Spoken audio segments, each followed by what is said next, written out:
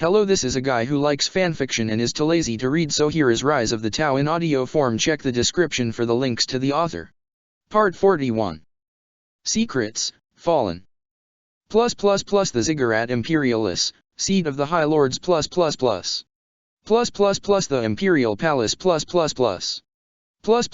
Terra Grand Master Regos pulled his gloves tighter, almost seeming to relish the prospect of outward perfection.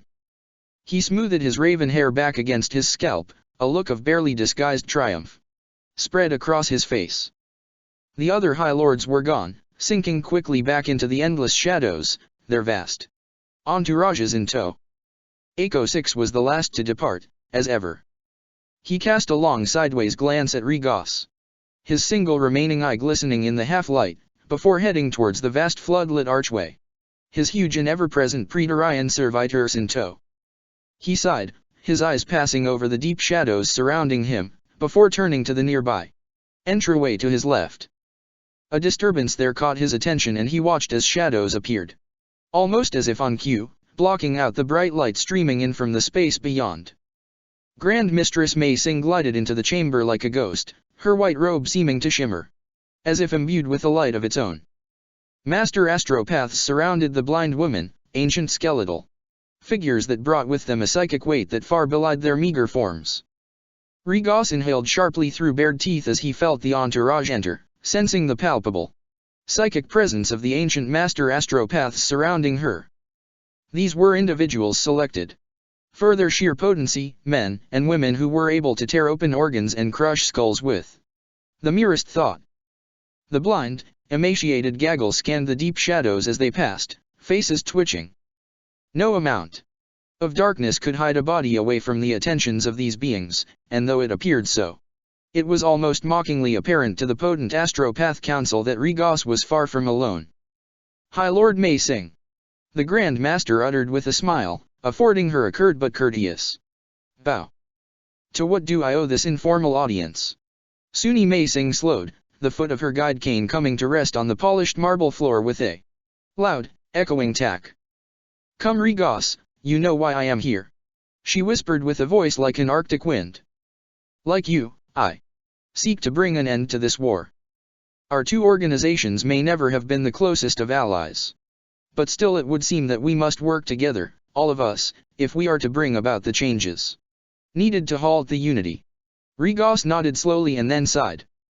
He had about him the air of a man almost permanently late for some unspecified appointment, driven and harried by a life of constant haste.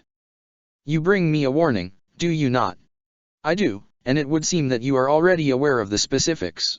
Indulge me nonetheless, mistress. Regos answered, stepping closer. He had the gleam of anticipation in his eyes. Imperatorius, he whispered. Mei Xing's thin lips moved in perfect timing with Regos' own as he spoke, a silent confirmation of his suspicions. Ah yes, ancient Imperatorius. His ideals are as dated and dust-choked as he himself is. To think that he would have us consorting to save the traitorous Primarch. Have a care, Regos. No matter the circumstances. The circumstances are clear to see, mistress. Regos hissed, his voice dripping malice. There can never be exception. The iron fist of vigilance must be maintained. If we allow its grip to slacken even a fraction, we risk losing everything. Guilliman has to be destroyed. Mei Xing took a step back, her porcelain face twisted with discomfort. It was clear to Regos that she agreed, no matter the bitter taste it left in her mouth. This meeting sours my soul.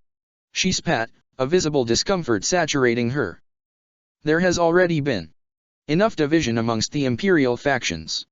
And yet, honored mistress, you arranged our clandestine tryst. Imperatorius is old, but he is powerful, one of the most powerful among us. His voice is strong and his influence great. No matter my candor, I fear him, mistress, yet I cannot allow some age-old, deep-rooted sense of extended brotherhood to rob him of reason. If this imperium of yours is to stand any chance of regeneration, any and all malignant cancers must be purged. Purity, irresolute purity, is all that can save us. Did Not the Emperor himself, father of us all, teach us that.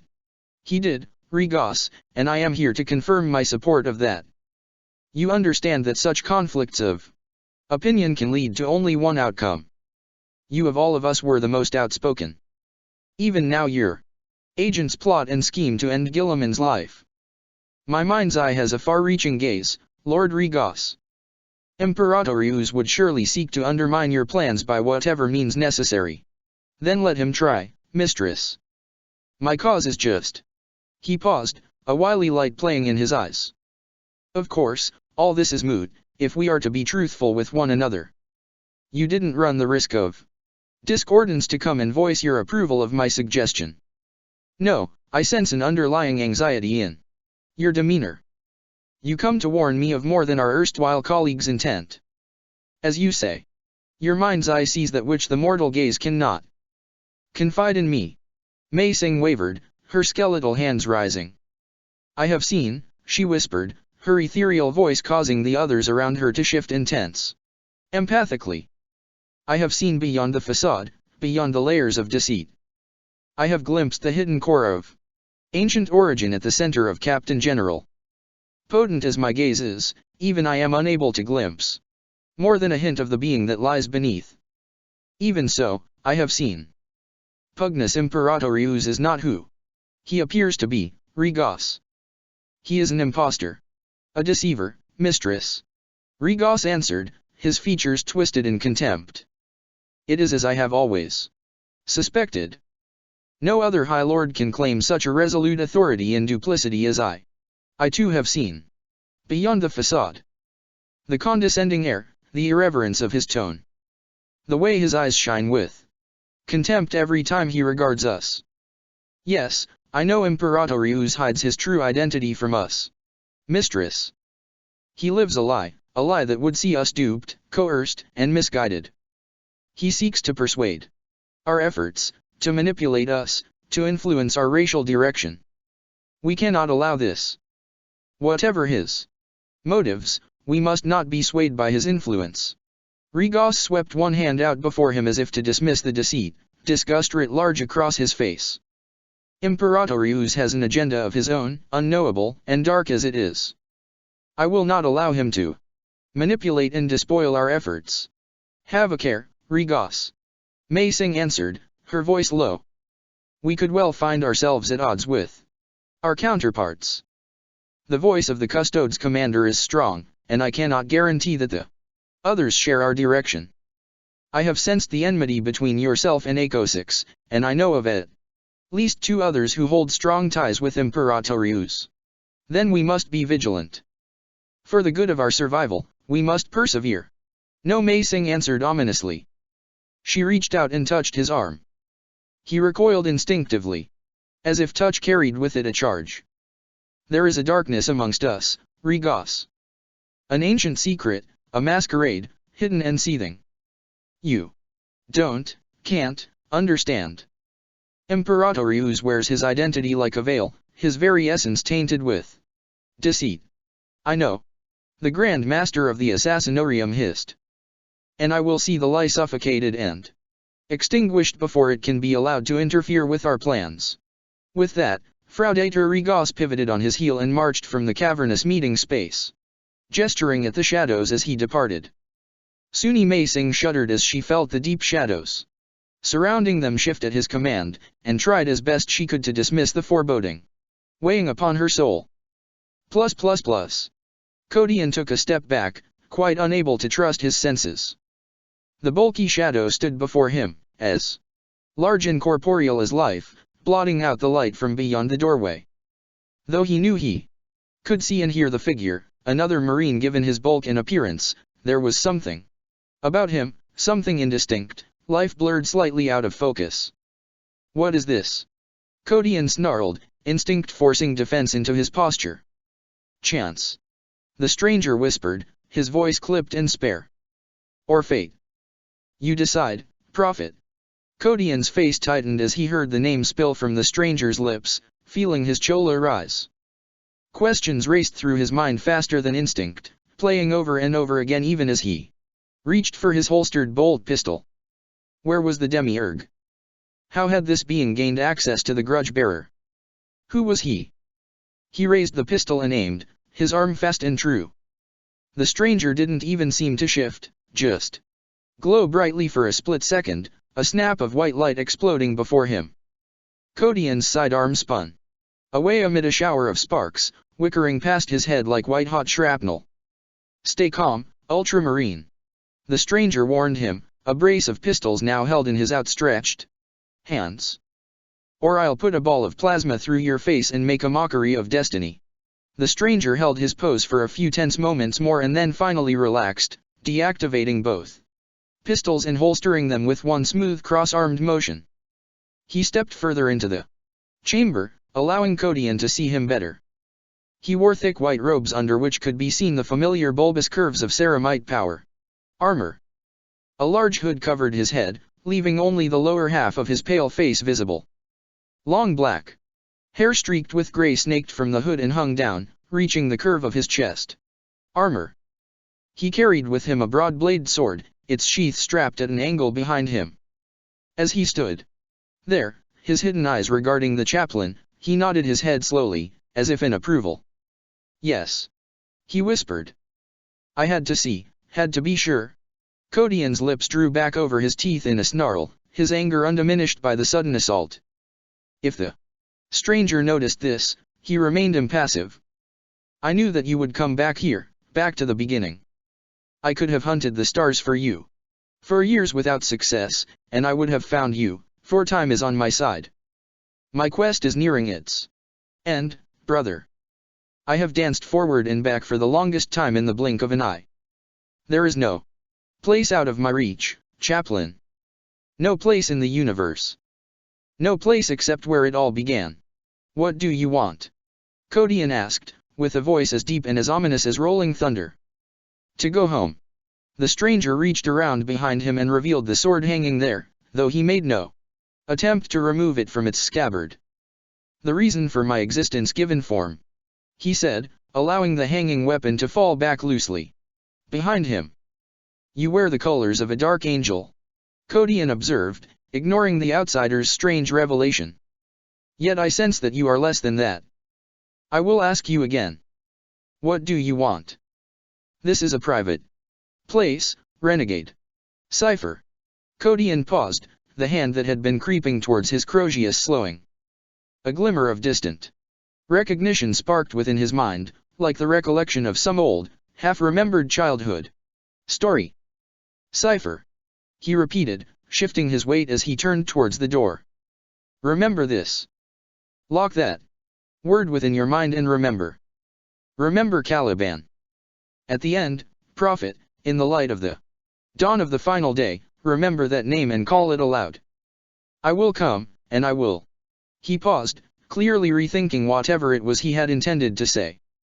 At the end, at the very end, when they are revealed, the first will answer the call to war. I know. More than I should. He looked over his shoulder at Kodian, revealing no more than a sculptured jaw and a row of perfect white teeth. Too long have I drifted, prophet, awaiting redemption. Only you may save me. Open the gate for me. And I will bring salvation, for you and for I remember. As he watched, a pall of ethereal darkness seemed to seep from the very air to surround the being. Indistinct and hazy. The mysterious warrior's voice grew distant and surreal, as if heard through water. Return, chaplain. Return now. The Reavers have come. He was gone. Kodian blinked, almost as if expecting his senses to have deceived him. He stayed there, immobile, his mind running through the bewildering event over and over again. The final words of the stranger continued to echo around his head, alive and heavy with potency. One word in particular stained his thoughts, refusing to be pushed aside. Return. Even as Grungy barreled his way through the hatch and into the lifepod's cramped interior, the mists of confusion were abruptly swept from his mind. Return. The Proscriptus. Part 42. Contact. Barolinus stepped into the bridge and shook his head. He appeared displeased. No sign. Wherever he is, I cannot find him. The rest of the gathered figures said nothing. Liguor exhaled deeply and turned back to face the glowing display before him, the light it exuded casting a sickly emerald glow across his face. No matter, he will return when he is ready. This ship, you are sure it is one of ours? Beside him, the small gaggle of deck officers slowly began to confirm their suspicions. The signature is unmistakable. One of the men answered, a short aging crewman named McNeil. He pushed his way forward carefully and began to manipulate the brass runes before him. Concentration screwing up his aging features. It's a cruiser, Gothic pattern by the looks of her. She's old Port Ma stock. The ident cogitator names her as the throne's vigil. He fell silent, the soft pulsing radiance of the readout screen bathing him. He frowned. She isn't responding to hails. She's locked onto us, but I'm not detecting any weapons signatures. Strange. You are sure? Liguor asked, edging forward. He lowered himself next to Sobel in order to get a better look at the screen. Side by side, the librarian positively dwarfed the smaller crewman. As I can be. The Proscriptus I.C is one of the most reliable I have known. Something doesn't sit right. I'll continue to try. Place the ship of alert, just as a precaution. Liguor answered, rising slowly. The others were silent, an air of ominous anticipation hanging heavy over the bridge.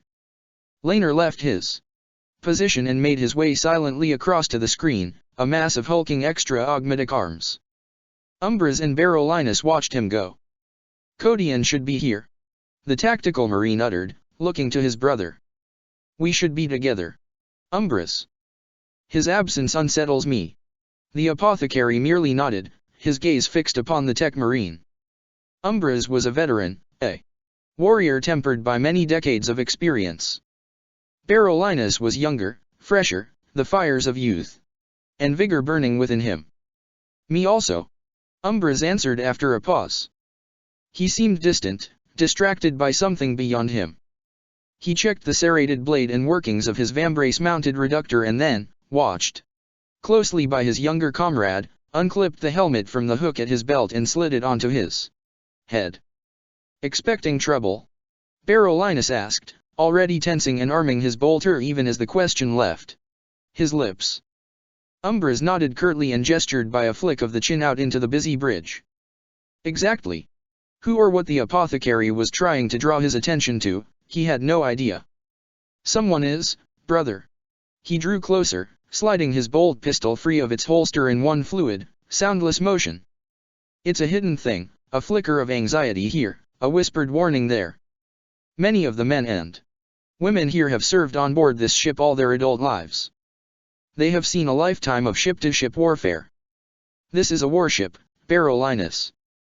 The Proscriptus exists but to hunt. Can't you feel it? She is a predator, and her hackles are up. Barolinus frowned and rose to his full height, bolter clutched tightly in his hands. Now that Umbras has pointed it out, he could feel it, the underlying tension in the air. Not one to rest on his laurels, the marine left his position and moved to stand with Laner. What is it, brother? He asked, empathizing with the tension. The tech marine simply turned his head and regarded him, his cold, pulsing eyes devoid of either familiarity or emotion. Precaution. Fear not, we just have to be sure. According to these readings, the throne's vigil is confirmed to be closing on our position. The engine signature and dimensions of the craft are unmistakable, though. He fell silent for a moment but continued to work the controls before him. Barolinus watched him, intrigued. What are you trying to do? Fix this. Something seems to be malfunctioning. He gestured at the bank of screens before him. We know she's there, we have all the information, all the readings. We just can't see her. He began to cycle through every visual array in turn, searching for any sign of the approaching craft. Nothing. He uttered, seemingly unmoved by impatience. She has to be there. Lurum Barolinus stepped back and looked to Umbras. The older ultramarine returned his gaze, silent and unwavering. Like Umbras, he couldn't shake the feeling that something was building. Something bad. Captain Andrassy was on the bridge too, surrounded by a small collective of his crew. He was shouting something to McNeil, his face flushed with anxiety. A warning. Check the segmentum logs. See if she's ever been registered as lost. Berolinis began to push his way through the flocks of crewmen circling the busy bridge, heading towards Umbra's position. As he passed by, he caught the quick flashes of conversation that drifted between them. Low, anxious bursts of opinion, kept whispered as if to contain a greater panic. Umbras stood beside Ligure at the head of the bridge. The librarian was busy growling at the ships. Master Astropath, a tall, skeletal ghost of a being called Scanlan, whose pearl-white robes seemed to shimmer as if woven out of glittering light. That is none of my concern. Establish choir-to-choir contact now, it is the only sure way to ascertain their identity. If we cannot reach them soon, then we will be forced to respond with hostile force. See it done. He looked back over his shoulder at the two Marines, hissing his frustration out through bared teeth. A communications problem, nothing more, he said. Despite the measured control in his voice, both men knew it was an oversimplification. Berolinis was about to answer when he heard a voice from somewhere amongst the underlying white noise of the bridge. A familiar voice, quiet and apprehensive. A fearful whisper. He peered over his shoulder to find the black-robed Chivok, standing in one darkened corner of the bridge. The Inquisitor's eyes were wide, not through outright fear but strong, pulse-quickening apprehension. He looked to be speaking into something, a handheld communications slate, connected to the control banks via a looped, copper alloy wire. Unnoticed by the Inquisitor, Berolinis tapped Umbras on the shoulder guard with the back of his hand and started forward. Yes. Yes, I am sure. Mimic engines, has to be. I would advise it, Inquisitor. For the good of the holy mission. He finally noticed the approach of the two Marines and cut the communication short, casting the slate aside. Berolinis' imposing advance brought him before Chivok in seconds. You. He uttered, thrusting an armored finger at the smaller man. You know something. Damn. You, share what you know with us. What is happening? I can't be sure. Chivok answered calmly, despite the trepidation the Marine had seen in his eyes. His breathing seemed rapid, labored. But we may be in great danger. I need to do something. Something very important. Berolinis was about to answer when the ambient buzz of the bridge increased. Voices were raised. Warnings shouted. From what he could gather, the ship was closing, still unseen, still silent save for the transmission of the obsolete code. He heard one of the frantic crew shout something, raising his voice to a screech so as to be better heard. The throne's vigil had been listed as lost, presumed destroyed, over 150 years ago. I will need help, Chivok said, drawing his attention once more. Emperor's light, pray that I am wrong. With what? Umbras asked him. What is it, Chivok? Berolinis snapped. Please, apothecary, I need a strong arm to assist me. We do not have much time. I will explain on the way. Umbras nodded and made to move. Answer me. Berolinis shouted, grabbing the Inquisitor by the shoulder and pulling him around. The wrench must have been painful, but Chivok showed no discomfort, only desperation. Let go, you fool. We are all in great danger. He hauled himself free and gestured for the apothecary to follow him. We need to reach my quarters with haste and retrieve something. If the enemy board us before I am able to complete my work, then all is lost. He looked to Berolinis. You stay here, Astarte. Prepare for a fight. They will board us, and when they do they will head for the bridge. Hold them, just stay alive and hold them, whatever it takes. Hold who? Who the hell are they? Pirates. Chivok answered, already on his way out of the bridge. Of the worst kind. It took 5 minutes from the departure of Chivok for the general alarm to sound, rousing the ship for war. 3 minutes after that, the first shots were fired by the enemy.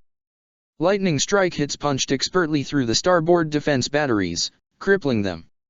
Another 2 minutes and the enemy craft was visible, a churning mass of star-suffocating void that spat out lance after lance of black energy, each strike precise and calculated. One strike speared through the starboard fighter bays, flashing Furies and Starhawks to atoms in the blink of an eye. Another lance carved through several generator compartments at the stern, not destroying but seriously compromising the effectiveness of the shield generators. Void shields were raised less than a minute after that, but their efforts were too little, too late. The Proscriptus Rex was on borrowed time. It's down. V-shield's gone. McNeil shouted, lost somewhere amongst the panic. This is it, we won't get another charge in time to stop an attack. Berolinis stood like a pillar of rock amongst the flow, his bolter slowly rising. He caught sight of Ligure and a number of the other Death Watch by the bridge doors and nodded, seeing their readiness for combat. He was halfway across the shifting body sea when the entire forecastle shuddered, a wrenching, blurring jolt. Sirens wailed and crewmen screamed, all bathed in the shifting, iridescent light of a score of warning beacons. Ligure, he called out, barging his way through the last few feet of bodies, his temper finally getting the better of him. Pirates, he said. What did he move? God Emperor, move. Andrasy flung himself past, surrounded by his crewmen. The men were all armed, pistols and rifles clutched to their chests. The free captain ground to a halt before Berolinis and found his gaze, his eyes wide with unashamed fear. Eldar pirates, Marine. They are Eldar. By the throne, you had better pray that they kill you. He snatched at the Marine's armored chest, clawing as if trying to gain purchase. Hit them hard. He warned. Hit them hard and fast and keep on hitting until they can't stand any more. Don't let up until they realize that you won't give up, until they can't take the losses, and they will run. If that happens, if you beat them, don't let them take anyone alive. If you see them snatch someone you put around through that poor BDS head, you don't ever let them take prisoners. Do you hear me? He banged the flat of his fist against the Marine's chest armor and nodded, as if this was farewell. With that he began to urge the rest of his men through the doorway, shoving bodies before him. We go to defend the Hellrunner, tighter spaces mean a tighter defense. I suggest you adopt the same tactic. Stay tight, don't leave any space behind you or any shadowed corner. They are like oil. Dark and liquid. They will flank you given any small chance. Stay sharp, burn the shadows and do not let them take you with them. That was it, Andrasy was gone. Berolinis watched him leave and then looked to Ligure. He is right, the librarian said, directing his warriors into a defense line surrounding the doorway. Berolinis fell in unbidden, quickly finding a space in between the Death Watch warriors. He lowered himself onto one knee, checked his bolt gun one last time, and prepared for combat. Blocking out the chaos about him, he fixed his gaze on the closing bridge doors. Codion, he whispered to himself. Where the hell are you, brother? Part 43. Soul Reaver. Crack thum. The noise thundered through the corridors, echoing and overlapping as it rolled over them. Bodies tensed, some twitched. A fine rust rain fluttered down from the overhead pipework, dancing as the lights flickered. Another one. Another strike, not as close this time, but close enough to cause a fresh surge of fear to course through the men. Stay focused. Ignore the noises and concentrate on the job ahead.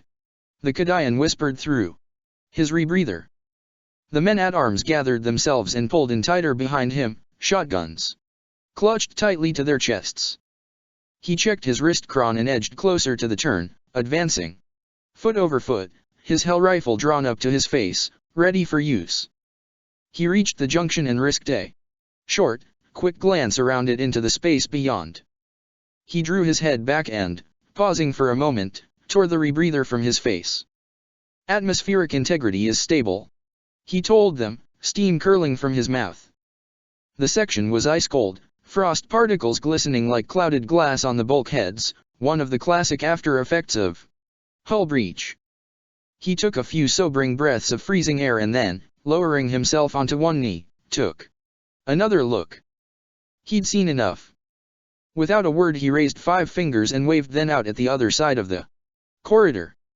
5 of the men-at-arms ducked low and sprinted across the space to come to rest at the other side of the opening, clustering around the adjacent corner. Slowly, sure that the others were ready, the Kadayan began to edge his way around the corner. The fierce, barbed spike jutted through the ruined viewport bay like a nail through wood, an invasive alien structure totally out of place and utterly malignant. Its fierce prow glistened with a liquid sheen, steaming with the heat generated by the harsh impact. Sickly amethyst lights blinked and played across its surface, writhing like iridescent snakes along organic veins worked into the segmented carapace. The craft itself pulsed as if alive. Impalers, ship intelligence had called them. Assault boats. That was about as far as the information extended. They are Xenos, Eldar. The Kadayan whispered, as if that fact would somehow make a difference to the men. We know all about this enemy other that they most probably want to kill us. HNN. I heard different. One of the men behind him answered gruffly. Guy called Swallow up in Ordnance, he's seen M before. Says they take you back into the shadows. Says they can tear the scream right out of a man's throat and leave it like a stain, a lingering shriek. What's your name? Thorpe, sir. Thorpe, shut your mouth. What they do, all they do, is step out of that thing and die. Sir. A deep, hissing rush of steam drowned out anything else any of them had intended to say. The Kadayan edged forward and peered out into the mist, his rifle solid against his shoulder. Despite the thickness of the vapor, he could see something pulsing at its center, rippling like a vertical pool of shimmering mauve water. The sharp nose of the craft had spread, opened into 4 points that jutted from the drifting mists. There was no sign of any enemy movement. There was nothing at all except the light, swirling softly inside the dark innards of the craft. Where were the enemy? Move up, he signed. The others crept up behind him, shotguns at the ready. They quickly spread around him to form a wall, guns pointing at the pulsing anomaly. Hold your fire and brace, he ordered. I am going to take a shot, see if I get a reaction. He loosed a single bright blast out into the gaping mouth, the las beam spearing right into the heart of the glow. The light rippled briefly, increasing in intensity for the merest of moments before reasserting its ambient glow. Nothing else occurred. What do we do now? Thorpe asked. Advance. Slowly, they began to close the gap, the Kadayan leading. He had almost reached the edges of the separated extremities when it happened. The anomaly pulsed briefly and something was vomited out onto the metal deck, ringing as it bounced to a standstill. The Kadayan responded immediately. He shouted something that the others didn't catch in their surprise and launched himself back, almost falling on his face as he sprinted for cover. The others finally began to come to their senses as the brace of skittering obsidian orbs came to a halt, spinning like cast stones before them. By the time they exploded, 3 of the men-at-arms were left to bear the brunt of the blast. The projectiles didn't explode as such, rather they seemed to reach the end of some sort of detonation cycle. The spheres whined and began to glow, no more than a curious and unbalancing occurrence, before they shuddered and liquidized into a bright, blinding light. The 3 men fell to their knees screaming like children, hands clutching at ears. Shotguns clattered to the floor, forgotten and useless. The sound emitted by the devices was like claws on glass, only 1,000 times worse, wicked, horrendously pained and utterly immobilizing. Pure, unadulterated terror spilled from their mouths as they fell to the floor, convulsing. Oiled chains sprang from the depths of the alien craft and dragged them screaming back into the abyss, limbs flailing. Attack! The Kadayan shouted, driving forward. He unleashed a flurry of shots out into the glowing, churning steam, the screams of those taken echoing in his ears. He continued to fire one-handed as the others quickly joined him, tearing a frag grenade from his belt. He pulled the pin with his teeth and lobbed it into the mass, shotgun fire roaring around him. Pull back. Fire in the hole. The survivors fell back with him, awaiting the inevitable backwash of the exploding grenade. Several long seconds passed. Nothing. The Kadayan frowned and folded himself around the corner once again, gun trained and ready. The rest of the men with him followed suit, nervous, cautious, fearful of the reappearance of the wicked chains. "Options, sir?" Thorpe asked, quickly filling the breech of his gun with fresh shells.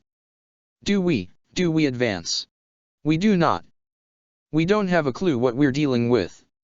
Get me ship security. We need to reinforce this breach while we still have the chance. We need charges up here, it's the only way to be sure. We'll blow this bloody thing and seal off this corridor if that is what it takes. Even as Thorpe began to speak into his wristcom, there was a whisper, several liquid hisses barely audible above the ubiquitous hum of the ship. The Kadayan snapped his head around and saw the small pockets of quicksilver mist twisting and expanding in the air, unraveling like barbed smoke. Move. Fall back. Clouds of monofilament webbing filled the space, hunting for flesh to ensnare and lacerate. Each burst slid from the mists to unfurl, drifting, spinning, glinting in the lights. One mass landed lightly against a vertical cable tube and constricted immediately, wrapping itself around the thick metal. With a squeal, the mesh sank as it bit into the pipe, sparks spilling like burning rain. There was a soft, ringing plink, the sound of crystal and glass smashing, then another and another. He glanced over his shoulder in time to see something dark and glossy shatter against the bulkhead. Again, there. Something wickered past his face, the smallest of spinning slivers, almost catching his skin. The enemy were firing. The sound of boots hammering into the floor echoed down the corridor, and he turned to see more security agents approaching, soldiers clad in thick black carapace. He waved them over and rose. Alien fire still playing its curious melody behind him. One of the soldiers was shouting something as he approached, though his words were lost amid the cacophony of fire and boot. Secure this position. Portals. Damned portals, all over the ship. He paused, the words dying in his throat. What? The security officer waved his men on past him, watching carefully until he was sure that they were in position.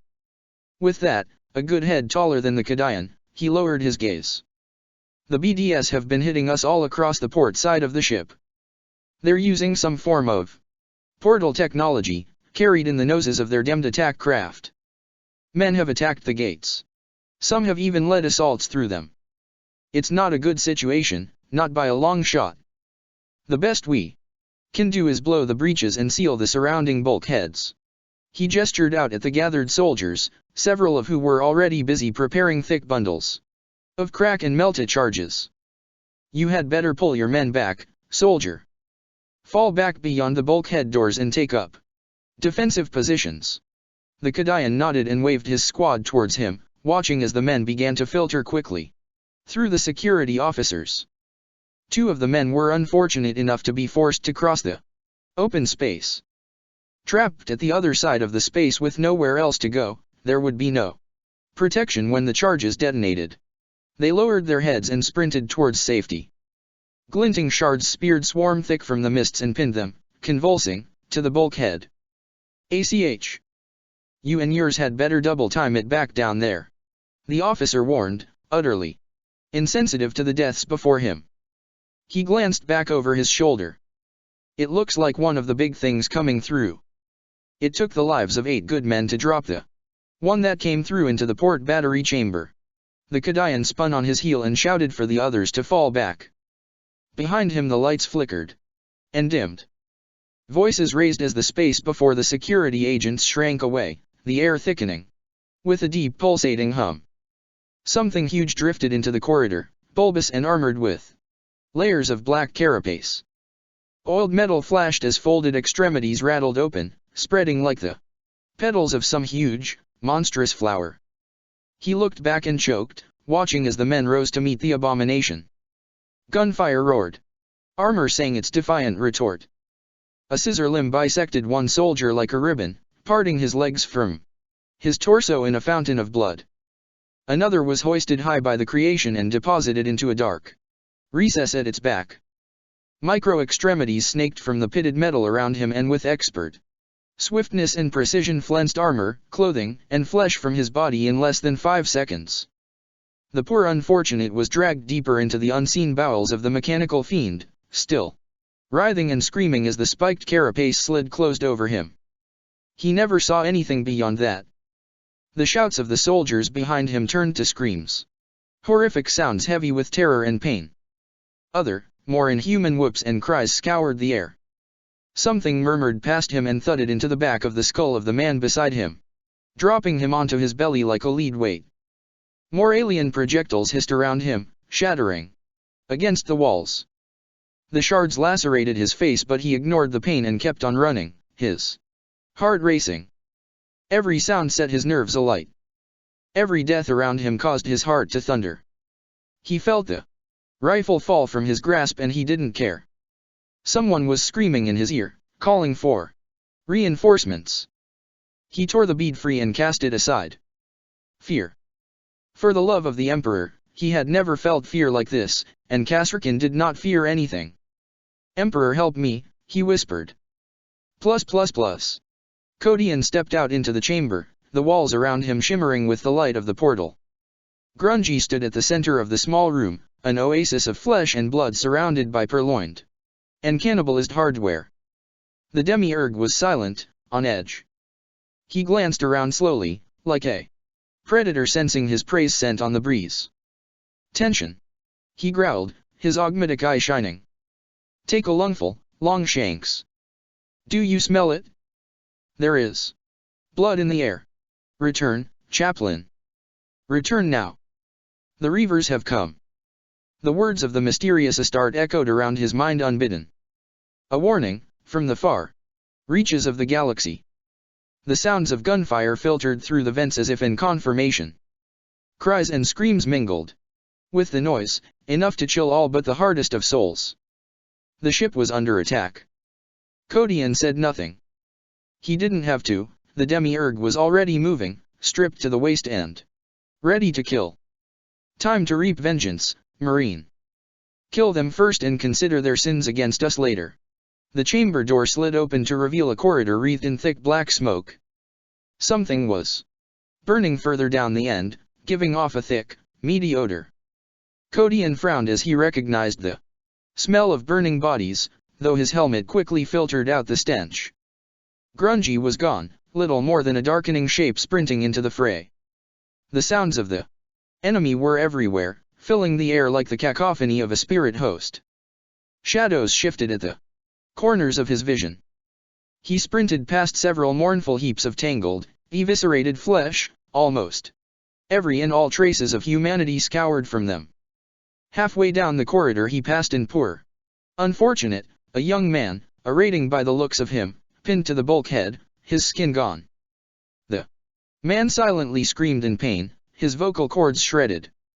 Kodian drew his pistol and blew the tortured figure's head from his shoulders without breaking stride. Up ahead Grungy was shouting, bellowing like a grox.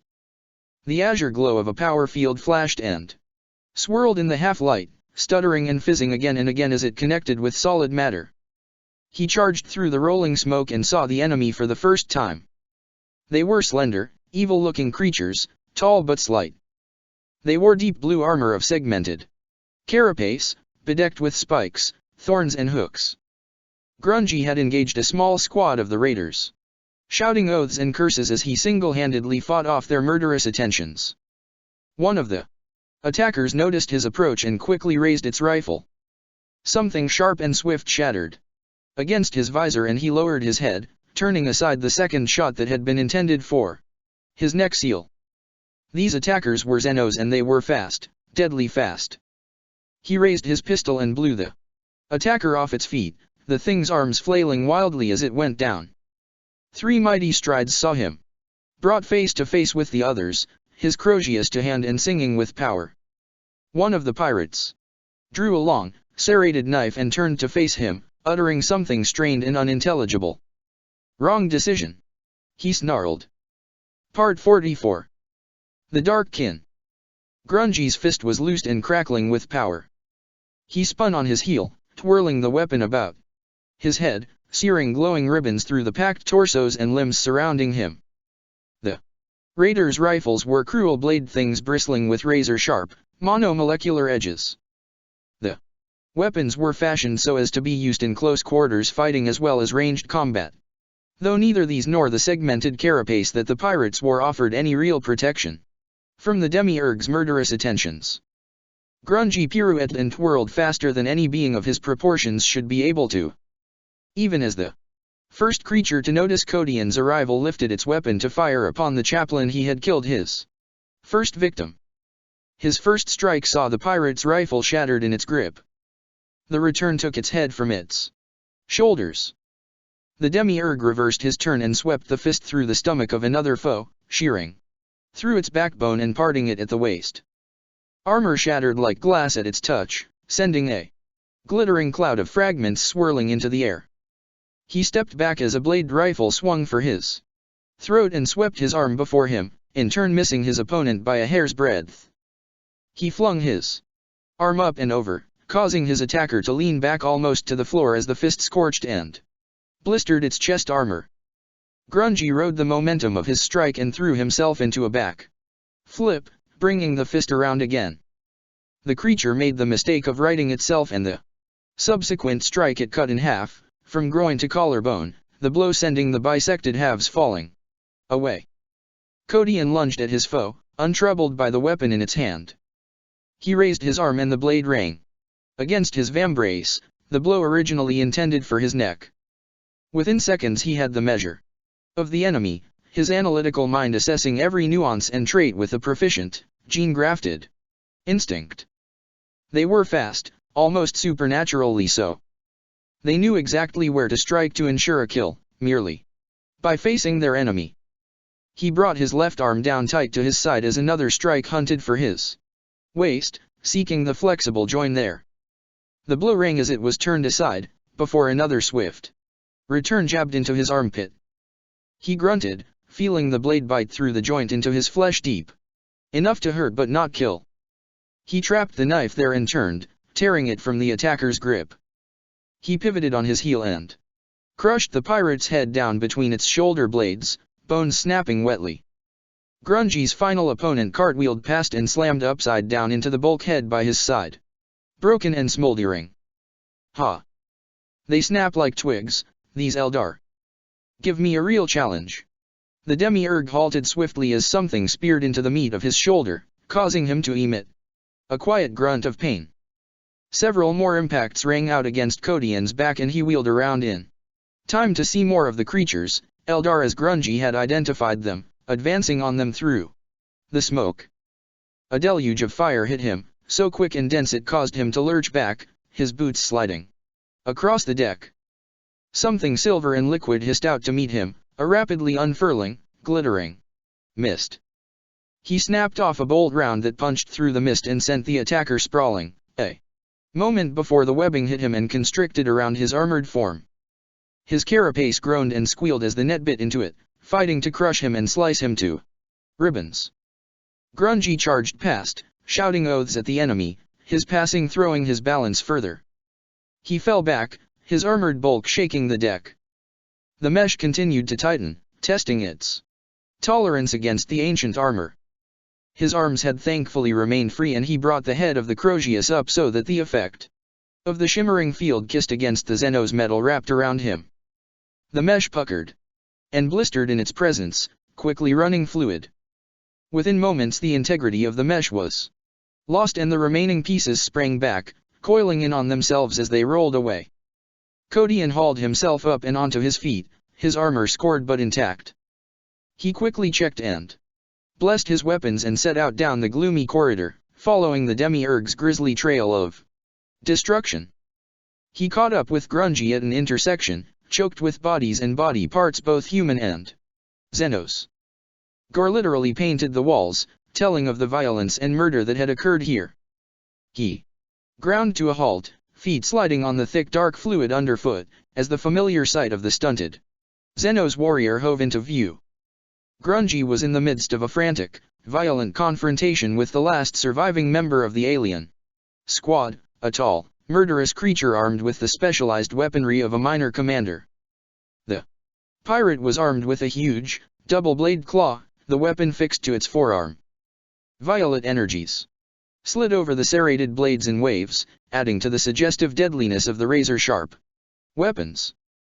The creature wore no helmet, and Kodian saw for the first time that Grungy's passing identification of the raiders had been an accurate one. The warrior was clearly Eldar, readily apparent by the shape of its pointed ears and dark, almond eyes. The thing's skin was pallid and gray, its black lips and mouth stained crimson as if through the continual act of drinking blood. An intricate thorn tattoo decorated most of the left-hand side of its face, while its opposing side was little more than a twisted riot of scar tissue. The thing threw a hateful glance at Kodian as he approached before turning its attention back to Grungy. It ducked low, faster than any normal human could do so, and swept a leg out to bowl the demiurge off his feet. Grungy slammed onto the deck and rolled sharply, his attacker's blades driving into the space he had occupied a second before. Grungy spun and rose, his chained fist drawing a blazing arc before him. The pirate flipped back and landed lightly on its feet, its free hand producing a cruel-looking blade pistol. It fired off a quick burst of splintered crystal shard fire that sliced through Grungy's exposed flesh with ease, the multiple impacts throwing the short warrior back. Kodian thundered into the personal space of the pirate like a lascannon strike. The Eldar was swift, inhumanly graceful and utterly deadly, and to its credit, did not falter in the chaplain's presence. Kodian literally barged his way through the Xenos like a hammer through glass, ignoring the creature's attempts to feign, counter and parry his attack. Blood, armor, and viscera scattered like the wake of a bomb blast as the pirate came apart, Kodian's battle rage a shuddering, vocal roar. "On your feet!" he growled, reaching down and hauling Grungy to his feet. The demiurge's teeth were bared as he assessed his wounds, swiftly deciding that they were superficial enough to disregard. He twisted his arm sharply and the fist retracted, clicking into place at his wrist. He flexed the metal fingers as if working the feeling back into them. HNN. Press on, Bone Priest. Press on to the bridge. Our best chance of a swift victory is to take the head of the commander. Raiders and pirates are all the same, they hate loss. Agreed. Kodian answered, attempting to gain his bearings in the death-filled passageway. A choked cry echoed down the hall and the two warriors sprinted out to meet the sound, weaving through the ruined bodies. Both of them entered the wide hallway in time to see the lone Death Watch Marine there die, fighting and struggling as the screeching shadows themselves swarmed over him, slashing and stabbing and tearing him to pieces. Kodian caught sight of the warrior's face a heartbeat before it sank into the roiling mass, the defiance and exertion he saw there etching itself upon his memory. "To the bridge, chaplain," Grungy insisted, taking hold of his forearm. "It is the only way to save this vessel. Morning follows the aftermath, Kodian. Vengeance is immediate." They continued on through the winding passageways of the Proscriptus, finding death wherever they turned. They quickly passed by a series of intersections that had seen a tremendous confrontation, legs churning through the charnel around them. Kodian rounded the corner after the demiurge and caught a glance of a lone raiding, bloodied and near death, cornered by a howling squad of armored nightmares. The pitiable man watched as the two figures hurtled past before pulling the pin of the frag grenade held tight in his bloodied fist. The blistering backwash of the following explosion chased Grungy and Kodian through several sections and turns, immolating all it passed. Kodian understood the importance of the demiurge's intent more as they plowed on, the realization of what Grungy had meant soon dawning on him. Although he hadn't explained outright, the squad alien was correct. The commander of the Xenos enemies would surely be heading straight for the bridge, with the exact same intent as they. To destroy the ship's command presence, the best and most sure way to bring the rest of them to their knees. Indescribable horrors awaited them at every turn, each one more loathsome than the last. Reaching a large, nigh cavernous junction, they slowed, almost stumbling, as they came into the presence of something utterly monstrous and incredibly alien. The gruesome mannequin was lashed to a spike thrust into the center of the space. It appeared at first glance to be some debased, scaled-up representation of a child's toy, albeit fashioned by some inhuman, perverted mind. The thing oozed a visible aura of pain, a churning black miasma that radiated agony, both mental and physical. Bodies lay strewn about the creation, twisted and sprawled as if punched from their feet by its very presence. They lay in pools of vomit, entrails and blood, almost as if the recently deceased had torn themselves open in absolute agony.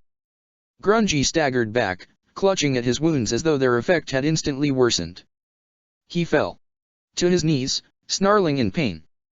Kodian fought the urge to tear his armor from his body, feeling for all the world as if he were encased in some horrific Iron Maiden. "A trap," he gasped, fighting to steady his gun hand, the pistol in his grip swinging languidly past its target again and again. He found himself losing the fight. He was in a start. He had never experienced such a sensation as extreme agony before. The sensory assault shocked and threw him. It was like awakening to find oneself acquiring a whole new plethora of senses, so indescribably alien was the phenomenon. He did the only thing he could. Summoning every last vestige of strength, he scooped Grungy up under his arm, cast his pistol out into the corridor beyond and tore a crack grenade from his belt. As he passed the despicable thing, he flicked the pin free and rammed the grenade into its midriff, fighting the waves of nauseating blackness washing over him. With one last, supreme effort, he threw himself and his companion headlong through the archway and into the next section.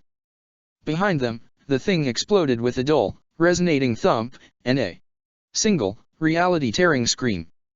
He knew then, with absolute, unquestionable certainty, that he would take the head of the creature responsible for this.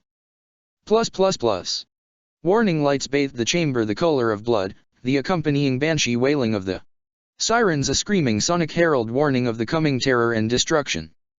Chivok's face seemed gaunt and pallid despite the hue.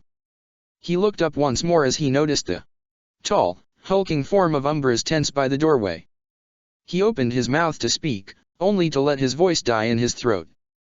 The apothecary's finger hovered near the grill of his helm's rebreather, a silent gesture in turn demanding silence. He simply nodded and turned his attention back to the task at hand, grimacing with effort as he hauled the smooth cylindrical object free of its hiding place. The thick disc rang as it clattered onto the deck, though the sound was curiously non-metallic. He could feel the Marine's eyes on him as he struggled with the release clamps, focusing his mind as best he could, as he had been taught, to will the object open. "Chivok." He heard the white-armored warrior whisper behind him, his voice almost lost in the discordant cacophony. "Hurry." They approach. Despite the anxiety and urgency churning within him, he shuddered, feeling the object's residual presence challenging him. Runes glowed hot beneath his fingers, ancient psychic wards awakening and unfurling to protest his alien will. He centered his mind and concentrated, nudging each one aside as carefully and forcefully as he dared. He found himself hoping that the wards would sense the reasons behind his urgency and sink back, and with that he searched his memory for the best mental representation he could, shivering slightly as he recalled the monstrous dark kin. The object physically shifted, empathically recoiling from his thoughts. For a moment he feared that he had pushed his will too hard and thus risked everything. Then, albeit begrudgingly, with a hiss of escaping unearthly steam, the mobile wraith gate began to unfold. There was a sound behind him and he jumped, falling away from the altering artifact and onto his rear. Umbras had caught something dark and slender, a creature clad in dark, burnished plate, writhing in his grasp. The thing wielded a large curved dagger and was stabbing wildly at the Marine's armor, hunting for any weak spot it could find. The apothecary's armored fingers sank into the alien's helmet and he twisted violently, bone snapping like dry kindling. The creature's tall helm sagged, its face slamming into its chest. He flung the body away from him, and it fell limp, as if suddenly boneless. Umbras threw a hurried glance his way, the crimson vision slits of his bone-white helm shining, before turning back towards the hatch and hauling the sliding bulkhead door shut with both hands. The Marine stepped back and then barged forward, hammering both fists into the frame of the hatch with such force that the metal there bent inwards. He repeated this until the area in question was warped and misshapen, the metal literally fused to that of the hatch itself. Just for good measure he snatched his bolt pistol from its holster and put a bolt through the hatch activation rune, shattering the small panel. That should hold them for now, he said, stepping back from the hatch. Within seconds the door began to shake, the first blows hammering against it. He walked calmly over to the prone Inquisitor and offered him a hand. Chivok took it and allowed himself to be hauled to his feet. He glanced at the broken body sprawled across his cot, dark blood staining the simple linen sheets he had slept beneath. I imagine such a foe, if determined enough, will breach this chamber soon enough, Inquisitor, he observed. His gaze found the activating relic at his side, the first pinprick flashes of shimmering light, bathing his bone armor in a hazy glow. This. He nodded his head in the Wraithgate's direction. Whatever it is intended to do, I hope it fulfills its function soon. So do I, brother. Chivok answered, his fingers tightening. For all our sakes. Part 45. Hunted. Demiurge. Damn it.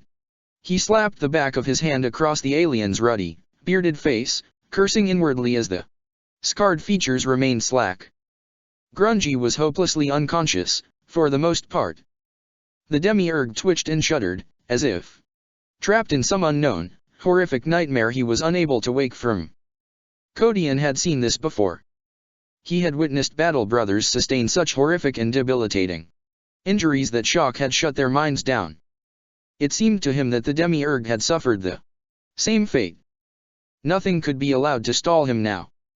His blood was up and his warrior's soul screamed for vengeance, a scream that had to be answered. His answer would shake the stars themselves. He knew he had little choice. Grabbing Grungy by the buckle of his belt, he hauled the short warrior up and across his shoulder, quickly retrieving his pistol afterwards. He checked the magazine.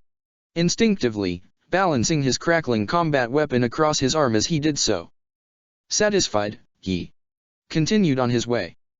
He rounded the next corner, feeling a welcome familiarity as he recognized his surroundings. Here. The passageway widened and grew in height, the vaulted ceiling ascending into the shadows high above. The craft's life pod bank dominated the left-hand side of the hall, a long line of puckered irises stretching out into the distance. He noted that some of them were sealed, meaning the escape boats they had once led to were now long gone. Fools, he thought to himself. Cowards and fools. What good would flight do them? Unlike the Guilliman's Wrath, this ship could yet be saved. He recognized his position within the vast vessel. Here he was in the lowest levels of the forecastle. The huge, blocky tower that housed most of the vessel's command systems, least of all the bridge itself. There was obvious physical evidence scattered about the place that told him, without a shadow of a doubt, that the raiders had penetrated this far. However, the volume of carnage he witnessed suggested that the enemy presence here was less substantial than he had encountered thus far, meaning that the bulk of the enemy force had yet to penetrate this deep into the ship. Despite his augmented strength, the Demiurge was a dead weight upon his shoulders, an impediment he could ill afford if he were to encounter further resistance, which he was sure he would do. He set off again, hearing distant gunfire drifting through the air. Further ahead he knew he would find the elevators that would lead to the bridge itself. If they were still active, then he was in with a chance. He accelerated into a sprint, cursing the sonorous ring of each footfall he made.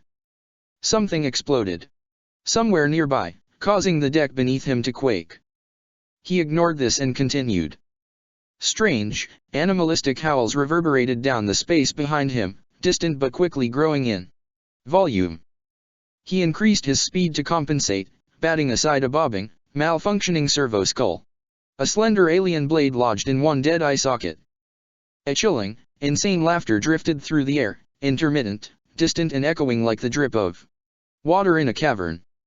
He felt the hairs at the base of his neck rise, his augmented senses reacting to the suggested threat. The nameless abomination that had brought Grungy low had taught him one essential lesson about these piratical Eldar. They sought to achieve victory primarily through terror and panic, the weapons they employed to attain this designed as much to terrify and confound as kill.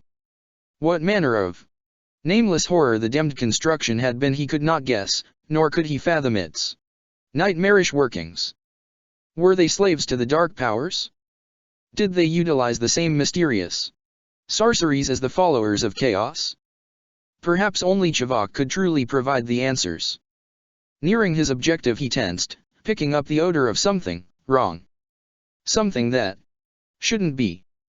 The unfamiliar trace soon vanished, and it took several seconds more for him to realize the impossibility of what he had experienced. His helm was fixed in place and tightly sealed, and as a consequence scent was not a sensation generally afforded to a marine in full armor. This struck him as particularly disconcerting. It was almost as if whatever he had sensed obeyed none of the rigid, compulsory laws of reality. He considered this an omen, and pushed himself further in compensation. As the gloom continued to peel back he recognized the familiar sight of the elevator bay growing closer, the first of the many doors flanking the hallway coming into view. He knew from experience that most of the elevators ascended to the bridge level, and that he wouldn't need to be fastidious in his selection. Every step brought him closer to his goal, and for an start, this was all that mattered. More inhuman howls and cries assailed his ears. Some were roughly recognizable in pitch, almost human, whereas others were animal and unknown, terrible, and otherworldly. He shuddered, a repulsive, familiar feeling washing over him. The odor of something foul, something wrong, slowed him in his tracks, and it was several moments before he realized the impossibility of this. His Astarte armor, sealed and airtight, did not allow for the detection of scent unless specifically modified to do so. He glanced over his shoulder to see for himself what manner of abomination could defy the resolute, compulsory laws of existence, and saw them for the first time. The creatures came loping out of the distant gloom, torpedoes of skinless cord muscle that glistened beneath the lights of the hallway. He uttered a prayer to the watchful soul of he enthroned. At the sight of such abominations, for there was no doubt in his mind that these beasts were born of the warp.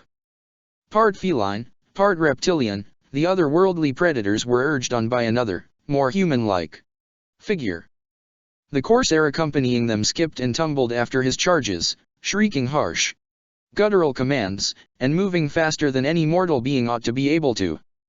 This individual wore little except a collection of scattered crimson armor plates, the majority of its exposed skin pallid and scar-laced. He was hunted. He picked up the pace, seeing the end of the corridor approaching fast. From experience he knew that he would have no time to access any of the elevators he passed by, for the enemy would be upon him before he could even coax the doors. No, his best course of action would be to try and put some distance between him and his pursuers in order to create an effective counter-attack. He reached the intersection and veered sharply to the left, his right shoulder guard striking the bulkhead with enough force to buckle it. There was a cry of alarm and he slowed, several jarring impacts striking his chest and legs. The hallway here opened up into a vast, vaulted chamber, its distant ceiling obscured by the lofty gloom.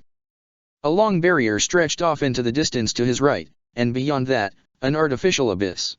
Kodian knew, that ran from the heights of the forecastle all the way down to the depths of the enginarium levels. Beyond this chasm was a vast wall filled with hundreds of glass-fronted elevator pods, each and every one set at differing heights. More than a few were shattered or ablaze, an ominous indication that the filthy corsairs had penetrated this far, though in far fewer numbers. His attention, however, was more firmly rooted on the small squad of men-at-arms currently staring back at him in horrified shock, the lasguns in their hands smoldering guiltily. "Emperor! Forgive us, chaplain," one of the soldiers begged, holding out a hand in supplication. All 5 men cried out as they watched the towering warrior lift his bolt pistol up and out at them, where it hovered ominously for a second before swinging it out towards the nearest pod and firing a single round. The bolt shattered the single sheet of curved glass, sending the separate pieces tumbling away into the darkness below. Without a word he let his weapons fall at his feet and lifted Grungy from his shoulders. He drew his arms back and hurled the demiurge into the pod, then quickly retrieved his armaments. Combat readiness. The chaplain commanded, pivoting sharply and firing out behind him. The dark, leaping shape came apart in midair, the explosive bolts tearing it to pieces. The remnants of the beast unraveled quickly, gobbets of flesh dissolving into a thick, greasy smoke. Sticky soot pattered against his armor, where seconds before the unnatural creature would have slammed into him. The soldiers visibly sagged, horrified by the spectacle. Then the second of the beasts leapt at Codian, and was sent flailing over his shoulders and skittering past the men, snarling and snapping as it skidded across the deck. "Kill it," he said simply, bringing his Crozius up ready. The two remaining creatures and their Eldar master bore down upon the waiting chaplain, howling malicious intent. He made to strike at the first, only to have its jaws clamp tight around his vambrace. He spun sharply, summoning every last ounce of strength he could muster, and flung the beast into the barrier. It crashed through the metal rail and fell into the dark abyss, its cries echoing as they faded away. Its packmate slammed into his chest, jaws snapping eagerly, claws raking deep gouges across the thick armor. He stumbled back beneath its weight, feeling the barrier behind him warp and buckle. The beast's maw thrust for his face again and again, acidic slaver coating his helm. He raised his pistol and fired, feeling the power of the shot as it tore through the creature's hip. The warp beast fell away, screeching and convulsing, freeing him. He brought his Crozius up and was about to strike the abomination in two when something sliver and incredibly fast flashed past, turning the blow aside. He kicked out, sending the beast spinning away, and watched as the pack master landed lightly before him, its long-hafted falchion swirling as it came to rest. The alien regarded him with a look of utter contempt, hatred twisting its disturbingly human features. It screeched some guttural, unintelligible command and the injured monster by its side turned its gaze towards the unconscious Grungy, its bright emerald eyes shining with a feral anticipation. "No," Codian growled, aiming at the beast. This opening allowed the Eldar to react and the Xenos did just that, drawing its own cruel sidearm. Splinter fire hissed out at him and Codian reeled, crystal slivers shattering against the skull face of his helm. Each shot was calculated and ominously accurate, questing for any weak point or joint that would help deliver a killing shot. He rode this storm of fire, confident in the protective qualities of his ancient and venerated armor. The warp beast dragged itself up onto its feet, shook its head and then coiled, ready to spring. Before he could respond, the unnatural animal pounced, quickly accelerating into a loping sprint. It bounded past him and leapt, easily clearing the handrail. Codian responded instinctively, the only way he could. He let his Crozius fall and reached out, snatching the beast's serpentine tail. Such was its momentum that it slammed him into the barrier, compromising its further, but his grip held. The creature's advance halted suddenly, suspended in space, before it plummeted rapidly, legs clawing at the air. Codian let out a roar of unfettered anger and twisted sharply, swinging the beast around and through the barrier like the arm of a centrifuge.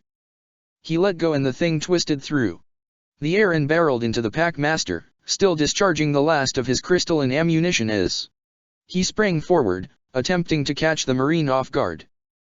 The two beings rolled away, a fused tangle of grasping limbs, and crashed into the opposite wall with sickening force.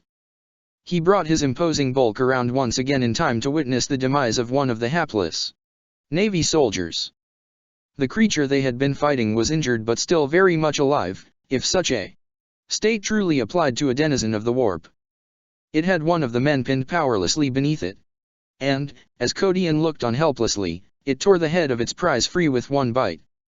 The man's comrades cried out in dismay and advanced, las blasts punching holes through the fleshless thing. The barking report of a bolt round thundered through the cavernous space and the beast's head exploded in a welter of filth, its body quivering seconds later as it began to come apart. "No mercy!"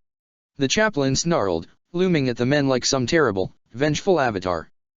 The Soldiers visibly quailed, one falling back onto his rear in Kodian's frightening presence. No mercy, he repeated, no quarter. No hesitation. Kill or be killed, life or death rendered down. Into the simplest of distinctions. To waver is to invite death. He deactivated and sheathed his Crozius before reaching down and hauling the prone soldier to his feet, lifting the man by his armpit as if with all the effort one would spend on retrieving a fallen lasgun. He planted the soldier firmly on his feet, the man clearly bewildered by his sudden ascent. To fight for the Emperor of mankind is to prove one's worth, to exist on a daily basis. To live is not a right, it is a privilege. The Emperor protects. The Emperor protects. The men answered as one, almost instinctively. At this, Kodian loomed ever closer. But only when a warrior deserves that protection. It is not given freely. It must be earned. Remember that. The soldiers nodded and mumbled in affirmation, and Kodian grunted in satisfaction. With that he swept past them and strode up to where the Xenos pack master lay, coated in the aberrant death residue of the beast he had fallen with. He placed a heavy boot upon the alien's bloodied, quivering chest and aimed his pistol for its head. Without a trace of emotion or hesitation he put a round through its face, effectively beheading the loathsome creature. This enemy made a fatal mistake, he announced, walking away from the smoldering corpse. They invaded this ship. They barged their way, uninvited, onto an Imperial vessel, and straight into me.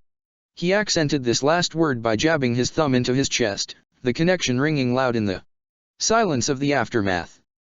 If it kills me, if it tears me apart body and soul to do so, I will see to it that these filthy Xenos excretions that call themselves pirates pay for every drop of Imperial blood they have thus far spilled. None of the soldiers answered him. Indeed, not one of the men even stirred. It was as if they were frozen, transfixed, and not by the chaplain's oath. What is it? He growled, taking a single step forward. The men at arms couldn't answer. All they could do was stare at the wall of pallid, grinning Xenos faces that had suddenly and ominously filled the space behind the chaplain. A heartbeat later, Kodian paused, raising his head slightly. Ah.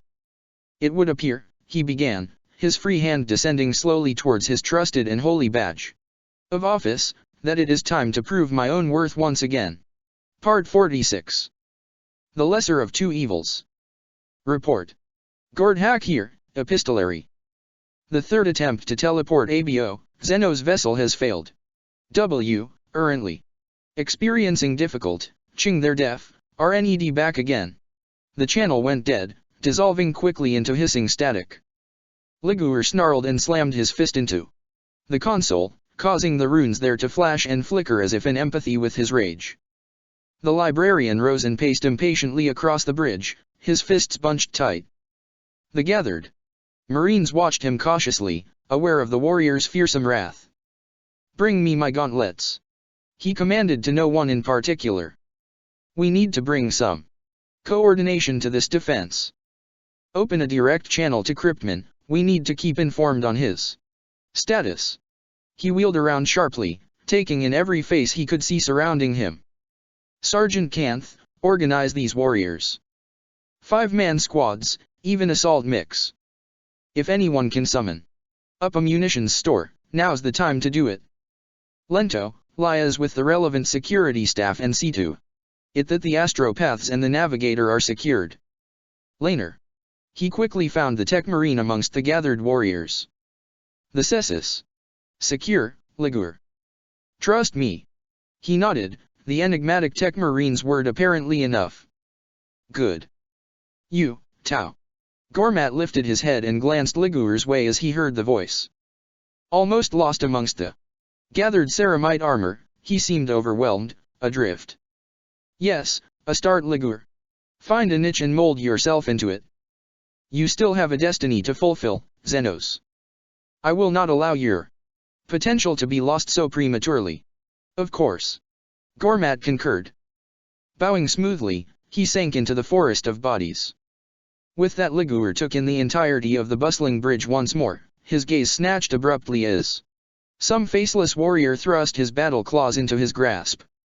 Epistolary, we have Cryptman.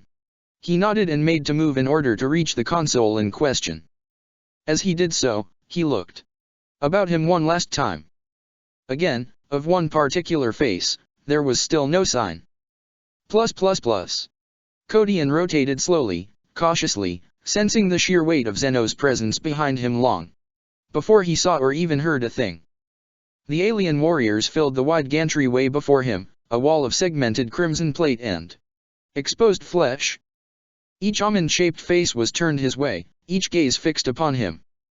The gathered warriors were a mixture of both male and female, though, clad as they were in their cruel gladiatorial armor, the group exuded an unsettling androgynous air.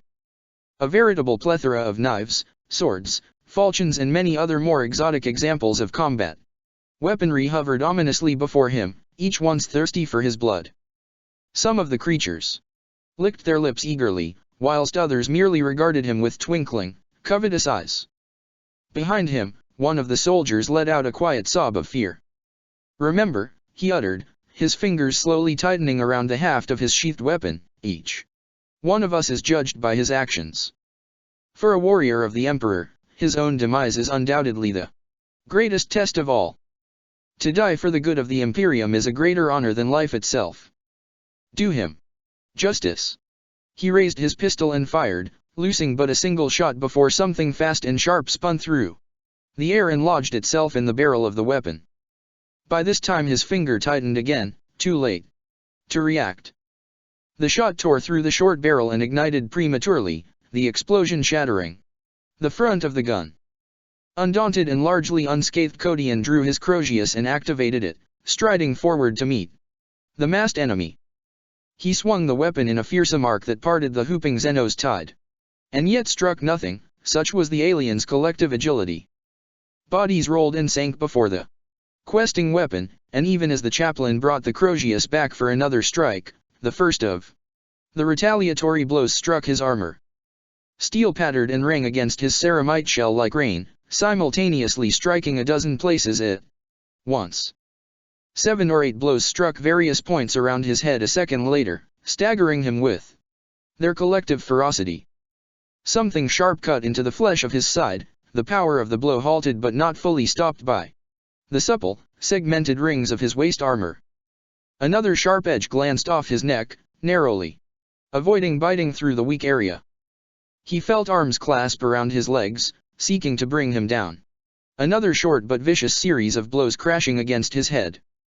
These damned aliens were incredibly fast and agile, and he realized swiftly that they intended to overwhelm him. He allowed himself to fall backwards, seeking to crush those behind him with his fearsome bulk, blanking out the agonized screams of the men at arms. Las fire seared past, the blasts hurried. Desperate. Whoever was in charge of the weapon cried out in agony and the fire stopped. He came crashing down, feeling a satisfying crunch as the soft flesh beneath him compacted. Something hammered against his faceplate again and again with incredible speed, ringing as it hunted for his vision slits. Lithe fingers struggled to tear his Crozius from his grasp. Through the swirling mass of flesh and armor he caught sight of a number of the creatures turn their attentions towards the stirring demiurge, guttural voices screeching in anticipation. One of the Zeno's warriors leapt up onto the handrail and landed lightly, crouching on its toes, its free hand clasped around the metal bar. A malevolent smile spilt its black lips. He rolled sharply to the side and rolled, hauling himself to his feet. Bodies fell away, some rolling out of harm's way, others broken and leaking by the huge warrior's sudden shift in weight. Codian rose and flung the broken bolt pistol at the creature balancing before him, the spinning gun catching it squarely on the back of the skull. It cried out and fell into the dark chasm as he wheeled around, his crackling power weapon out before him, fresh determination and revulsion coursing through him. "Gutter filth!" he shouted, lunging forward. "Zeno's whores and wretches all! I am a bastion of the Imperium. Break yourselves against my fastness if you will. You will find no passage." He brought the Crozius down and a dozen blades met its descent, halting its powerful progress. He struck again and again, only to have the same thing happen. He pivoted, kicking his leg out at the mass. Bodies shifted as one away from the blow, but his foot caught something and its owner fell away, shrieking in pain. Knives and swords raked across his back, one blow jabbing under his shoulder guard and into flesh. He spun and took the attacker's head.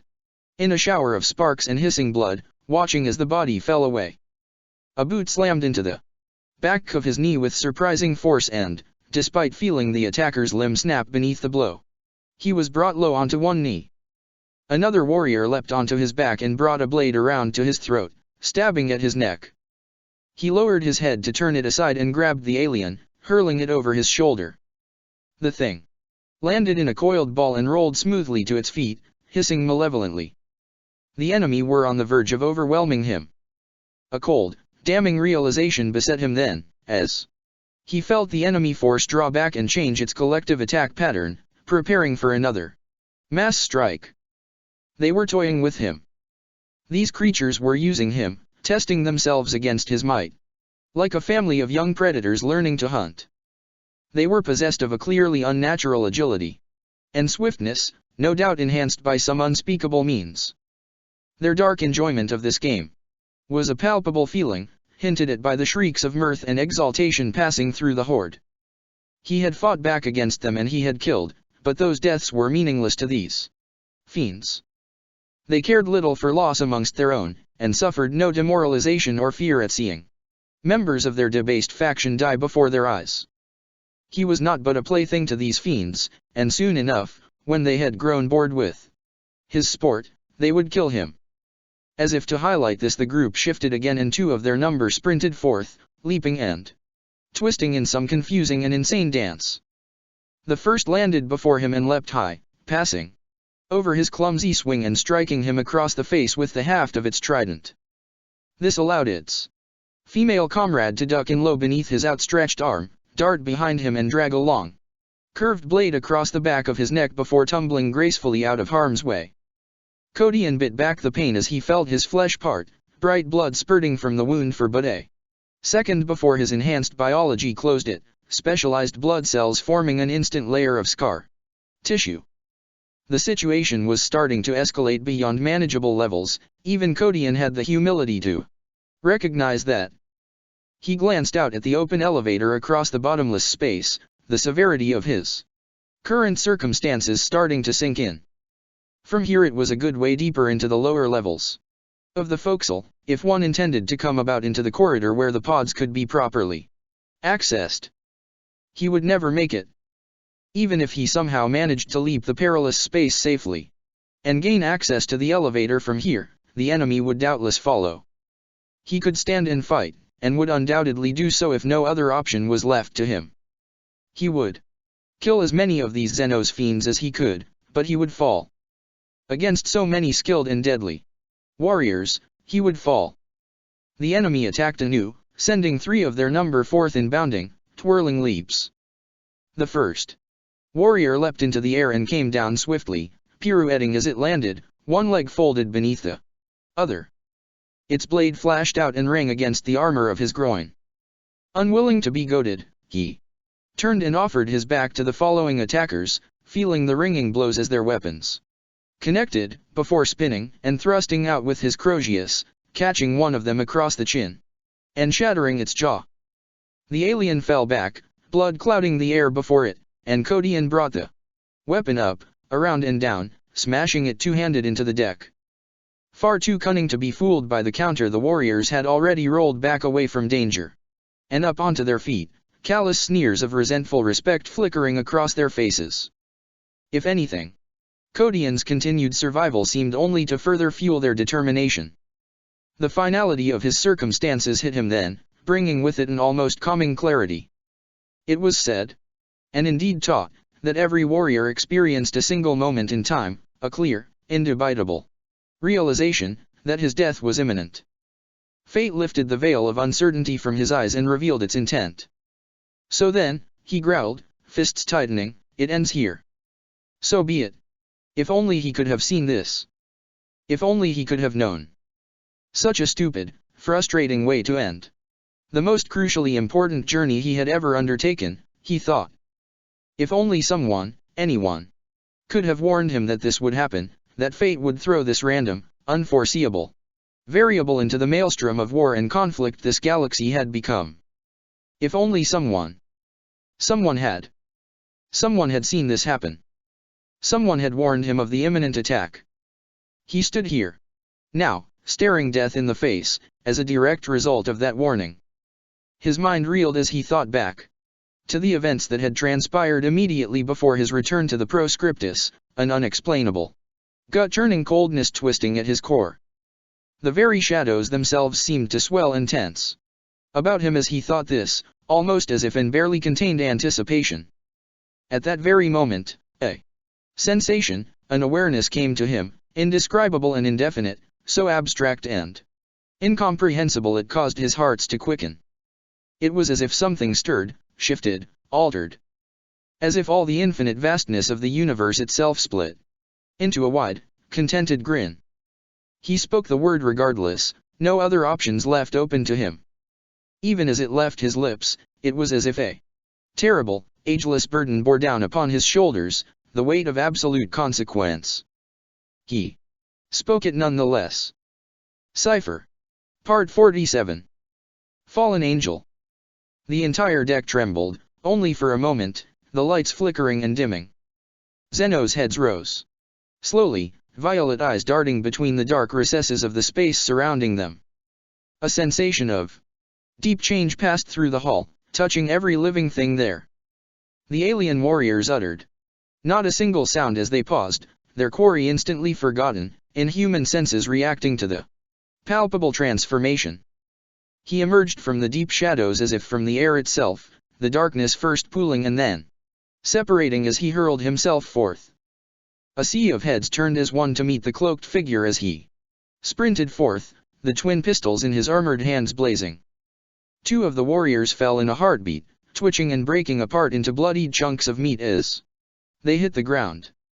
Another died a second later, its torso disintegrated, rendered down into burning, blackened limbs, and hissing fat, dismembered and annihilated by the searing ball of energy that tore it apart. These deaths proved to be the catalyst needed to spur the surviving Eldar into action. The shock of the sudden attack brought shard-spitting pistols to the hands of the aliens, filling the air with questing death. The figure ducked and weaved as he advanced, still firing, a supernatural ability, sensing the approach of every shot a heartbeat before it struck. By the time Cipher barged into the oncoming squad he had suffered not a single hit. The aliens broke themselves upon the mysterious Astarte, a storm of blades spinning and arcing through the air with deadly intent. Cipher threw himself into the swirling, stabbing mass, the guns he wielded so expertly still unleashing death. Codian looked on in silent astonishment as the warrior entered close combat. He hammered the guns across faces and torsos like twin bludgeons and turned blades aside as he continued to fire. Burning plasma cut blinding swathes through packed bodies, each hissing ball boring its way through the press, killing and killing until it broke free to slam into the bulkhead. Bolt rounds shattered limbs and punctured chests, each and every miniaturist explosion detonating with an uncanny and indomitable effectiveness. He thrust his arms up and crossed them in order to stop a hard downward strike aimed for his head, shattering the blade against his handguns. The pistols then descended rapidly and he spread his arms, blowing the midriffs of two alien assailants into red mist with precise, split-second timing. As the bodies fell he twisted and descended, falling to one knee, the outstretched positioning of his arms shifting again. His guns sang, two more Eldar fell. He thrust the bolt pistol out before him and the plasma weapon out behind him and fired again, both shots striking another brace of targets with deadly effect. He seemed unstoppable, imperturbable. The plasma pistol came up and crossed over his shoulder to burn the head from the shoulders of his next attacker, the killing shot taken and achieved without even the slightest hint of a backwards glance. The mysterious warrior's senses seemed preternatural, almost too much so. Zeno's bodies fell around the cloaked marine like saplings before a storm, yet the insane survivors of Cipher's attentions showed no signs of letting up. Worse still, yet more bloodthirsty howls resounded down the hallway, undoubtedly heralding the arrival of more of the alien pirate scum. Codian's tactical mind kick-started with a surge, recognizing the opportunity for what it was. "Cypher," he called, starting forward. He lunged and took the head of the nearest alien from its shoulders, sending it spinning away. The warrior did not hear him. One of the feral corsairs lunged and made a grab for the sword, fastened at his lower back. Cypher froze, his hooded face snapping around. Codian caught sight of his accomplice's bared teeth, and the half-glimpsed hint of incredulous revulsion frozen on his face. "Never," Cypher uttered, holstering his bolt pistol and snatching at the Eldar's forearm in one rapid, fluid motion. Black shadow descended from every possible angle and wrapped itself around both the robed Marine and his mortified opponent. There was a deep, immediate boom, like sharp clap of air filling vacuum, and both of them were gone. Codian blinked. Base animal instinct warred with the harsh conditioned logic of his Astarte mind. He trusted his own senses implicitly, and yet he knew, with utter certainty, that what he had just witnessed could not possibly be. The grove of alien bodies hung in frozen silence, staggered by the sudden incident. Despite the seemingly impossible length of time that passed as he stood, confounded, the entire event must have actually occurred within the blink of an eye. The same shadows wove and gathered once more. And, as they dissipated, they left a single, ivory-cloaked figure standing there. "Touch that. Ever." Cypher snarled, finishing the sentence. Of the offending Eldar there was no sign. A collective wail of despair rose from the raiders as, one by one, the creatures seemed to slowly realize the apparently terrible fate of their comrade. They reeled, clutching at their heads in disbelief, a reaction Codian neither understood nor empathized with. Death had never appeared to have concerned these wretches before this occurrence, and yet they shook and reeled as if torn by some dreadful revulsion. Cypher cared nothing for their agony. He drew his bolt pistol and started forward, his plasma weapon all ready to hand, and coolly annihilated the remaining aliens where they stood. "More approach," he uttered, flicking his head in the direction Codian had come. He looked out at the recumbent Grungy, his half-seated, slumped body barely visible on the floor of the elevator. Beyond. "You called my name, Codian. I have come." He paused then, the faintest flicker of a smile passing over his lips. "Sooner, perhaps, than I had expected. Still, I am here at your behest." Codian peered over the enigmatic warrior's shoulder as the sounds of the approaching pirate reinforcements grew louder. How did you know?" Cypher lowered his arms slowly, both handguns trailing thin, sour smoke. He did not answer. "You warned me to return, renegade. You knew that this vessel was under alien attack." He raised his arm, the powerful field of the weapon held in his gauntlet hand fizzing. Cypher remained steadfast, undaunted, his half-hidden face rigid as stone. "Trust your instincts, Chaplain. I am not your enemy, and I know you sense that. I sense nothing save for sorcery and the stench of chaos taint, fallen one. You command the shadows as your own. You appear at the call of your name, and seem to possess the ability to travel the length of the galaxy at will. Such abilities, such supernatural knowledge, could only be the product of obscene and heretical pact." A frown passed over Cypher's lips and he slowly holstered his weapons, seemingly ignorant to the proximity of the approaching enemy. "Knowledge? Knowledge is both blessing and curse to me, Chaplain. My mind holds a weight of knowledge that would crush any other man. You would truly wish to know what I am? I am lost. I am part of a legacy of shame, an example to those who would stray from the true path. Once, an age ago, I shunned the Emperor's light, and for that, I became shadow."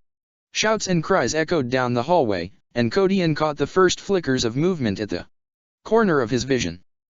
"Then you are one of the damned," he snarled, feeling his gorge rise. "I am lost," Cypher said again, his voice soft and low, "and you, Prophet, are the one who will light my way." That name again. Prophet. Another enigma, another damned question that lingers unanswered. "I will show you." Codian fell silent, inexplicably stunned by Cypher's answer. He looked on as the fallen warrior crossed his arms and turned, fast and fluid, and drew his pistols. Gunfire thundered across the cavernous space and sprinting bodies fell, shattered, burned, and bloodied. This, Codion, all this, it is destiny. He called over the deafening roar.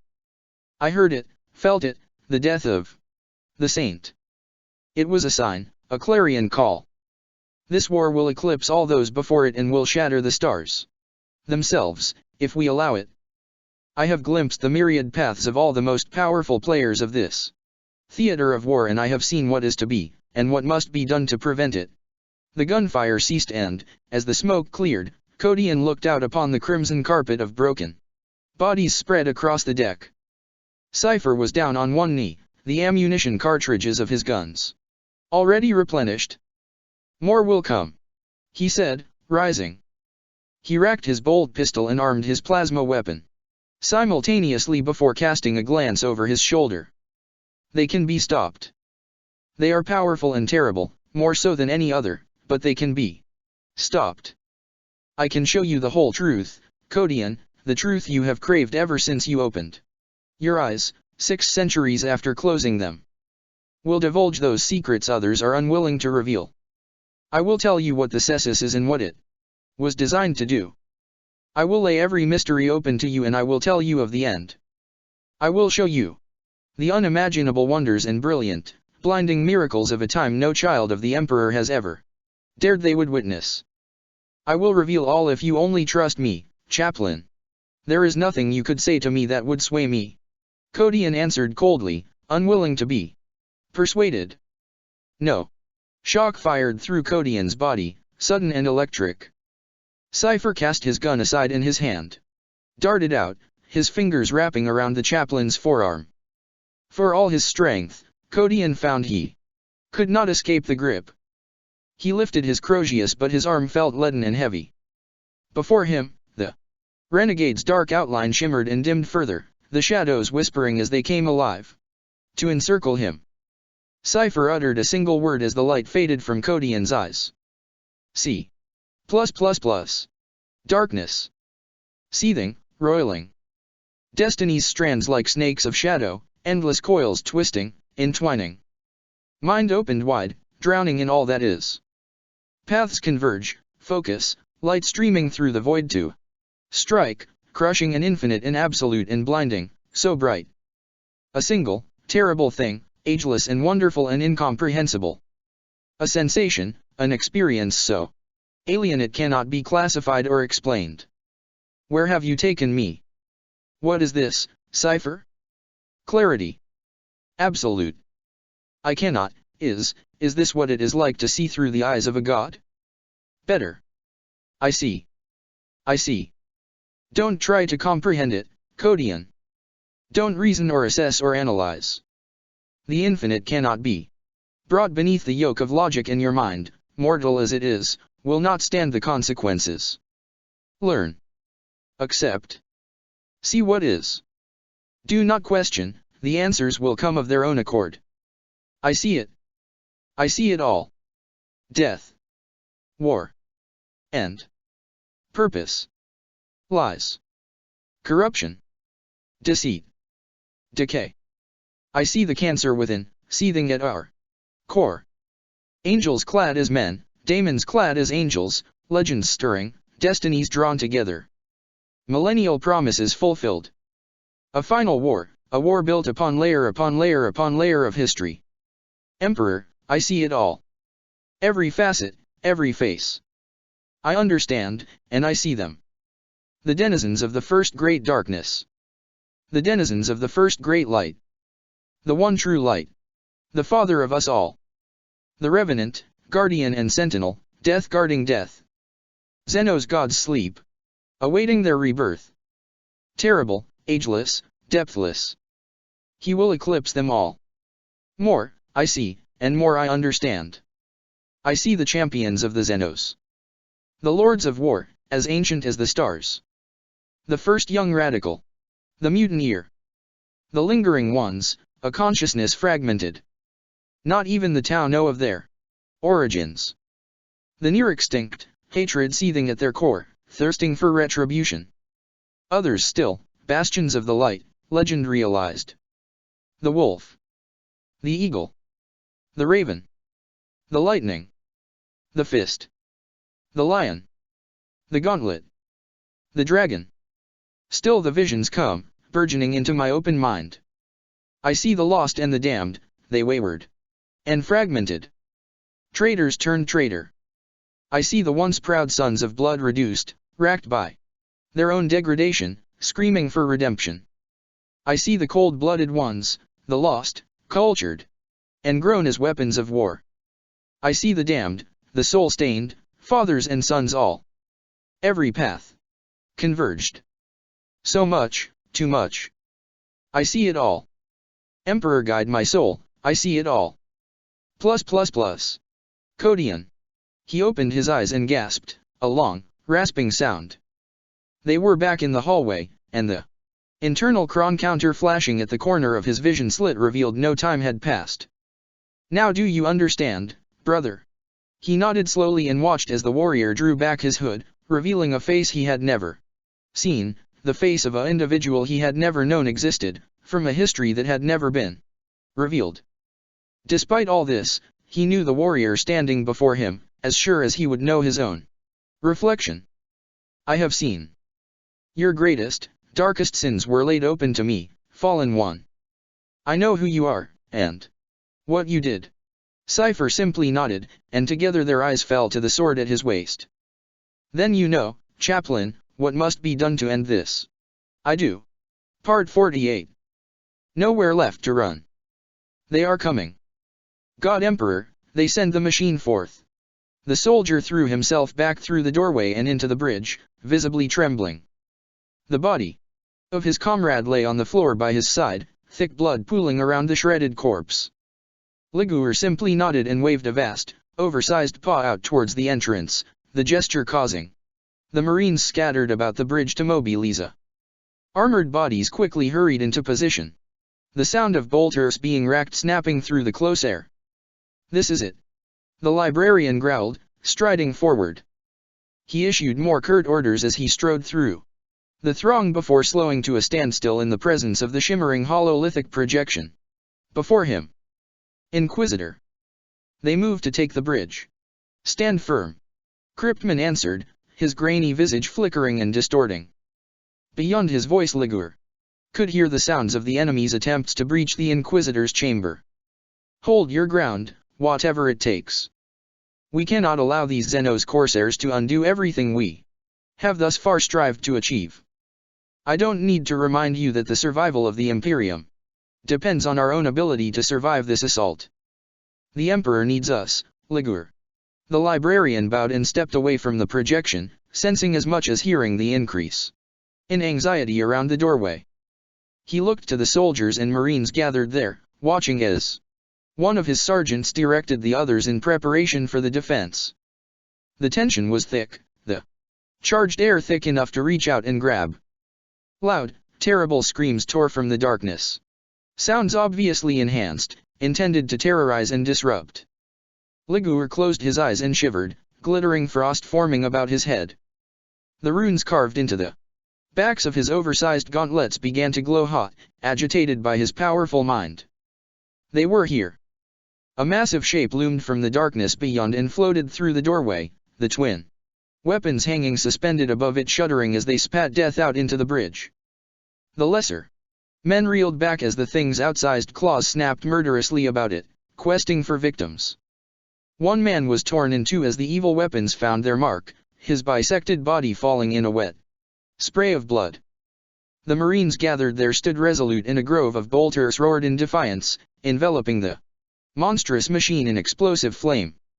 Liguor had opened his eyes and he threw a nod out at the waiting form of Brother Hargas, his armored body standing flat against the bulkhead. The Marine lunged forward and dropped onto one knee, lifting the meltagun up to his shoulder. There was a sharp whine and the low rumble of igniting air and a shimmering beam slammed into the Talos, causing the machine to lurch violently to one side, shunted by the powerful blast. Its thick armor trembled and liquefied, superheated steam flashing from its flanks, and within seconds the beam had tore its way through the belly of the contraption and out the other side, reducing its mechanized guts to steam. Its suspensors deprived of power, the Talos slammed into the deck, its limbs flailing and shuddering.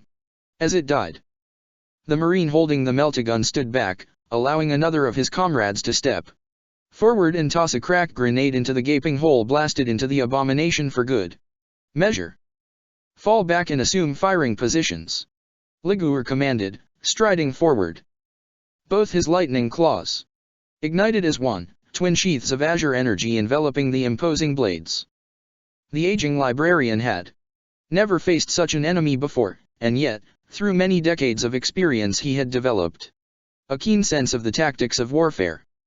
The myriad races of the galaxy may be as varied as the stars, but combat tactics were not. Just as he had assumed, the shadows around the door began to pool and darken, indistinct tendrils of nebulous darkness questing through the opening. Engage on sight, whatever comes through that door. Within seconds the darkness began to roil and shift, spilling into the bridge. Indistinct shapes writhed within the mass and a ghostly hissing filled the space. Shapes burst forth, squirming like snakes out into the bridge. Lithe bodies scurried like vermin across the floor, walls, and ceiling, scuttling bodies pressed flat to every surface.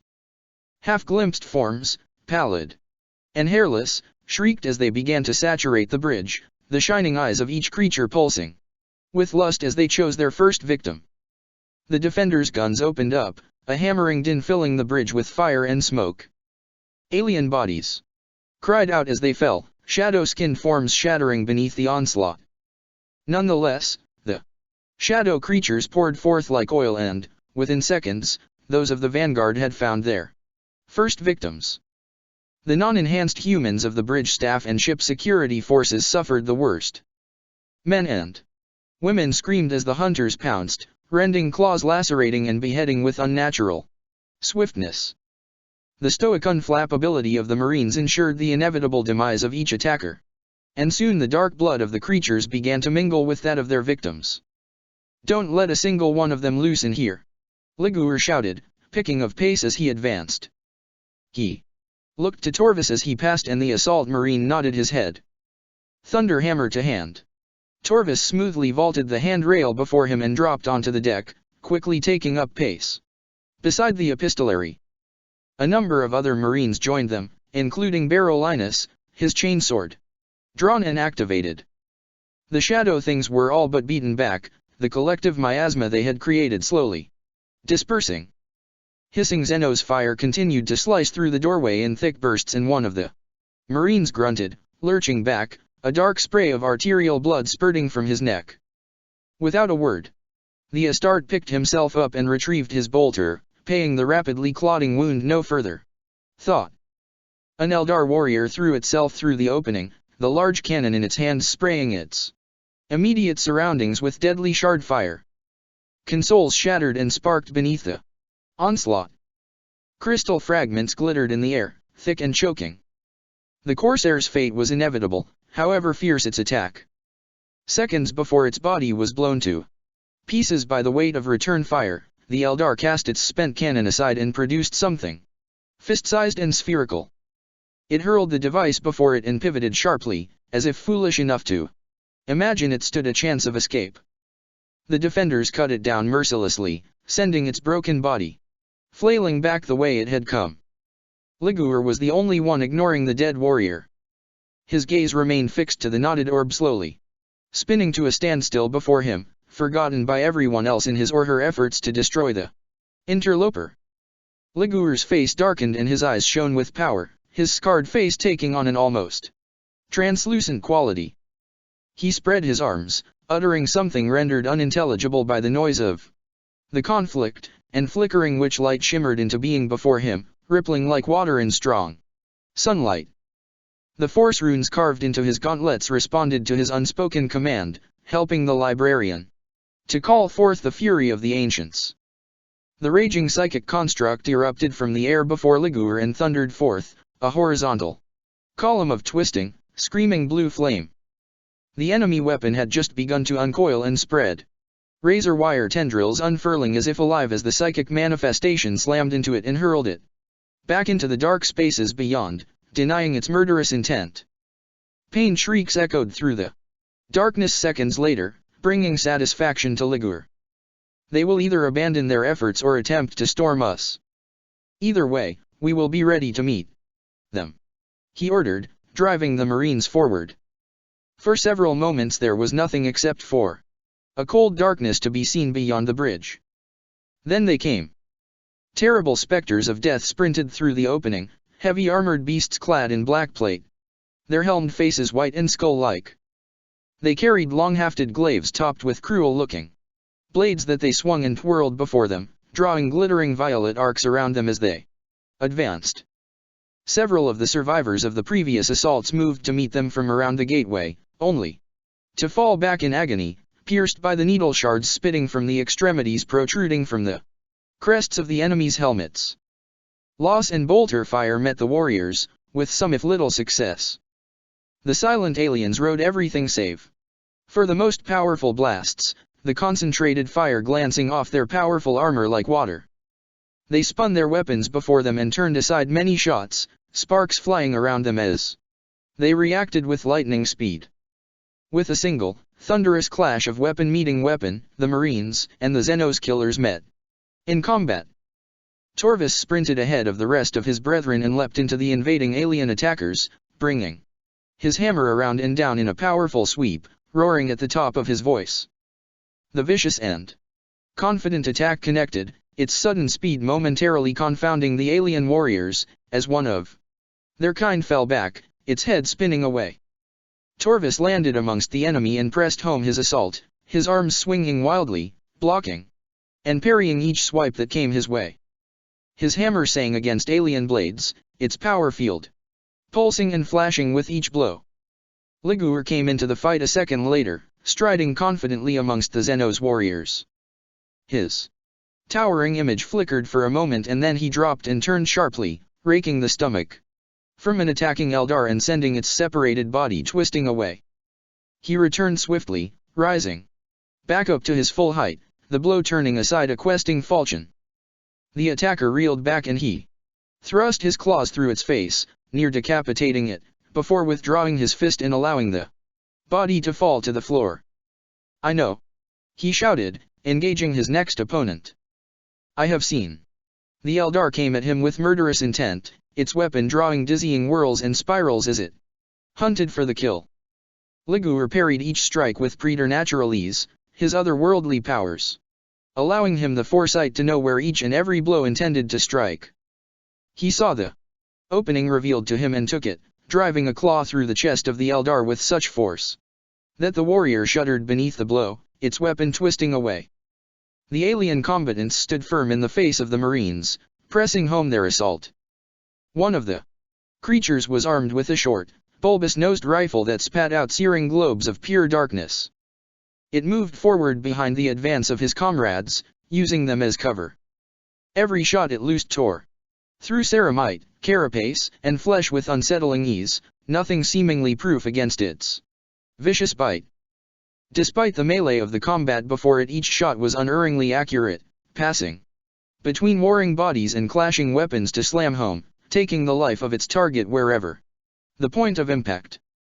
Barolinus spied the murderous marksman and sprinted forward, raising his chainsword. A Marine he had come to know as Gulgas, a former brother of the White Scars, fell cursing with his dying breath. His arm and a good part of his left shoulder disintegrated by the blast. Barolinus shouted oaths demanding deference to the temple of Hera as he ducked and weaved through combat-locked bodies, shouldering bodies aside, intent on his quarry. The warrior looked up as the Ultramarine charged, raising its weapon. Barolinus lowered his head and sprinted the last few paces, passing beneath the swing of an alien power weapon. He brought his chainsword up and thrust it down in a double-handed strike. The Xenos parried with its gun, an instinctive reaction that inevitably saw the weapon shattered in two. It cast the separated pieces aside and met him unarmed, assuming a combat stance. The warrior was fast and deadly even without a combat weapon, nowhere near as strong as a Marine but almost twice as fast. It used its arms to turn killing blows aside, ducking and rolling as it avoided death again and again. The curved extremity mounted on the crest of its helmet fired again and again, spitting stiletto shards that hammered against Berolinis's armor again and again, but the Marine's ceramite stood firm. The Ultramarine's rage grew with each failed attempt, until his opponent finally made a mistake. Berolinis swung the chain sword out and missed again, his foe pivoting on his heel as it rolled along the strike. As it did so, he reached out and caught it by the shoulder with his free hand. The warrior struggled beneath his grasp, but its efforts were to prove too little, too late. Berolinis hauled the Xenos towards him and thrust his sword through its belly, the screaming teeth of the blade causing its victim to shudder and vibrate as it died. His teeth bared and his helm covered in the blood of the enemy, Berolinis pulled the chain blade free and hunted for his next victim. More of the vicious black warriors poured into the bridge, dispersing as they entered. Liguor saw this and shouted orders to everyone he could see in a desperate attempt to bring order to the chaos. He tensed, a dark and oppressive sensation creeping across his mind. The psychoconductive crystals set into his hood sparkled, sensing the same as he. Psychic activity, latent and hardly noticeable, but present nonetheless. The warp rippled softly around him at the passing of some mind-whispered command. He began to search through the roiling mass until his gaze fell upon one particular figure. The warrior appeared identical to its counterparts in most respects, save for the long black, high-collared cloak it wore. Liguor sensed the figure's secretive psychic commands, whatever orders it projected to the others accented by quick thrusts of its blade out into the bridge. "You are mine," he growled, striding forward. He concentrated his will and the psychic hood responded, flickering power playing about his head. The cloaked figure looked to sense his disruptive efforts and it froze, shaking its head, its own telepathic abilities abruptly confounded. Its glowing eyes turned to regard the librarian as he thundered through the combat, swiping his claws left and right to clear a bloody path towards his prey. Silent, undaunted, the warrior raised its blade and prepared to meet the challenge. Gormat's eyes flickered with anxiety as he watched the bounding creature leap high into the air and descend, sweeping its gleaming blade through the terrified knot of soldiers. Blood blossomed in the weapon's wake, spraying across consoles and bulkheads in glittering arcs. The warrior landed on its toes and thrust its terrible weapon through the stomach of another soldier, the blow impaling him against the cogitator bank behind. His dark eyes fell upon a fallen lasgun before him and he unfurled his long fingers, desperate to add his own efforts to the fight. He had never used a Gula weapon before and found himself momentarily wary of its crude design. He snatched the gun up and felt its cumbersome weight in his hands, uncomfortable with the crude, wrongly angled grip and the harsh geometries of the stock. Still, the basic functions looked to bear some resemblance to the firearms of the Tau, and for this, at least, he was grateful. He lifted the lasgun and took aim, ignoring the discomfort of its alien design, and pressed the trigger. A long, searing beam of energy stabbed out and struck the creature a glancing blow across its chest. Armor, a decent effort by all accounts. Had he not compensated for the effects of the expected recoil that all pulse weaponry suffered, he would have caught the Eldar in the neck, though much to his surprise the gun had not shifted at all upon firing. The warrior reeled back, twisting beneath the blow, but its thick armor held. It rode the hit, coming around sharply to face him once again, the outstretched tip of its blade coming to rest in his direction. Gormat felt his heart flutter, fear rising within him. He backed away and fired twice more, both shots lancing wide of their mark. The Eldar advanced like a predator, its crimson eyes shining. It spun its glaive around its body, twisting it as it passed the weapon from hand to hand, almost as if to gain satisfaction from terrorizing the Tau before it made the kill. Gormat attempted another hurried shot, his final effort deflected by the Eldar, and then stumbled into a corner, turning the rifle with shaking hands in order to use it as a club. The warrior closed on Gormat with murderous intent, so engulfed by its own bloodlust that it never noticed the looming shadow fall over it. A huge metal claw closed around the Eldar's neck and hoisted it into the air. A plasma cutter, boomed as it flared to life, cutting the warrior's arm away at the elbow, limb, and weapon clattering to the floor. The Eldar turned in time to see Lanar's pulsing green vision slits regard it with a cold, brooding hatred before another augmetic claw limb reached around to grab it by the waist. The powerful limbs of Lanar's servo harness tore the alien in two and flung the separated carcass aside. "Stay with me," the towering Marine said, striding forward to offer his hand. Gormat took it and allowed himself to be hauled effortlessly to his feet. The Tau struggled to compose himself for a moment and then simply nodded. In truth, he would not have had it any other way. Ligur met the enigmatic commander of the Xenos hunters with an unmatchable ferocity, huge and imposing next to the tall but far more slender creature. The warrior swept its cloak back away from its legs and took a single step forward, bringing its glaive around. The librarian crashed into the warrior with the force of a charging dreadnought, easily enough to shatter the body of any opponent to pieces. The Eldar was swift though, too swift to be caught out by such lumbering force. It sidestepped the roving claws and countered, swinging a rapid strike out to meet the back of Ligur's neck. He pivoted sharply and blocked the attack with the back of his gauntlet, force runes glowing white-hot as they struggled to negate the bite of the weapon's power field. He threw his legs around, twisting his waist into position, and struck out with the other claw. The Eldar was no longer there. He lurched forward as the haft of his enemy's weapon slammed into the back of his hood, and hissed through bared teeth as the crackling blade was drawn across the ceramite at his back, just below his suit's power plant. The ancient armor squealed as it parted and he felt the bite of the blade as it sliced through his skin, deep enough to hurt but not enough to worry about.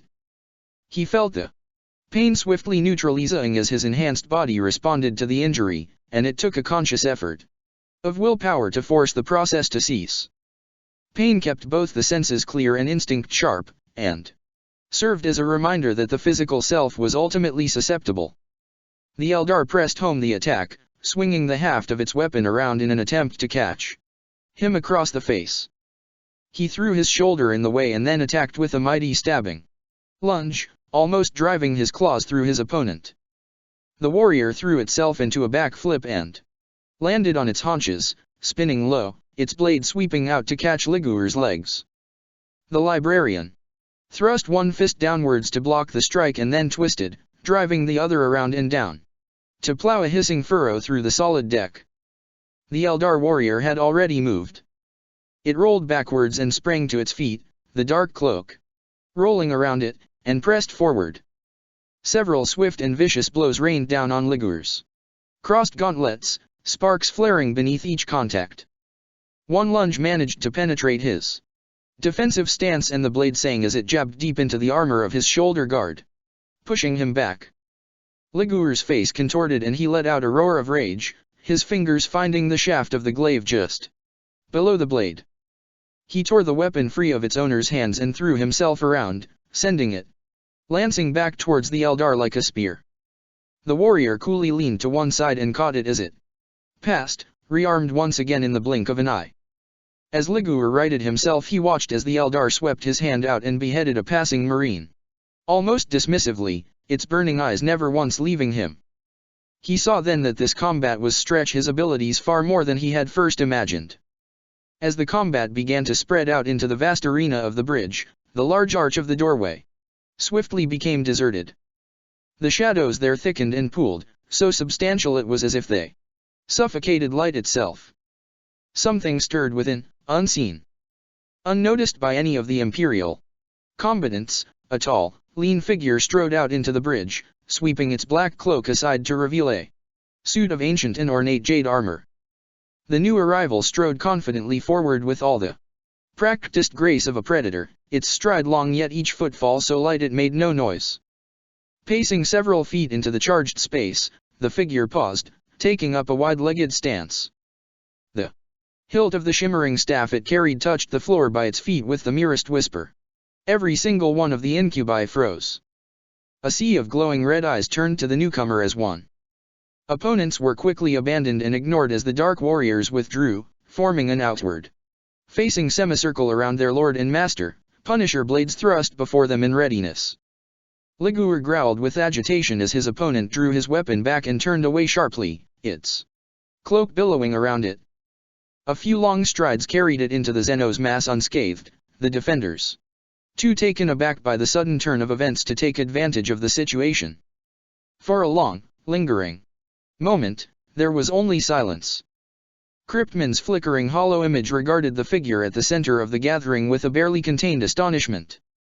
His representation loomed forward, as if the ancient man himself intended to get a better look. "Emperor, it is you," he breathed, recognition passing over his shadowed face. Vect. In response to this, the figure lifted its head and revealed a face more beautiful and terrible than any man present had ever seen, a visage as utterly stunning and flawless as it was evil. Ruby-red lips slowly spread into a cruel smile, and she spoke. "So, you know me then, Mon Ki? I am gratified. It would seem the reputation of our Kobold Vect is better traveled than even I suspected." At this, the weapon in her hand shuddered and rocked as if with a life of its own, a dark miasma leaking from its many-bladed, pulsing head. She saw this and smiled, her violet eyes shining with wicked glee. She passed a lean hand through the shadowed mist and the weapon recoiled further at her touch, sending oppressive waves of hot pain pulsing through the vast chamber.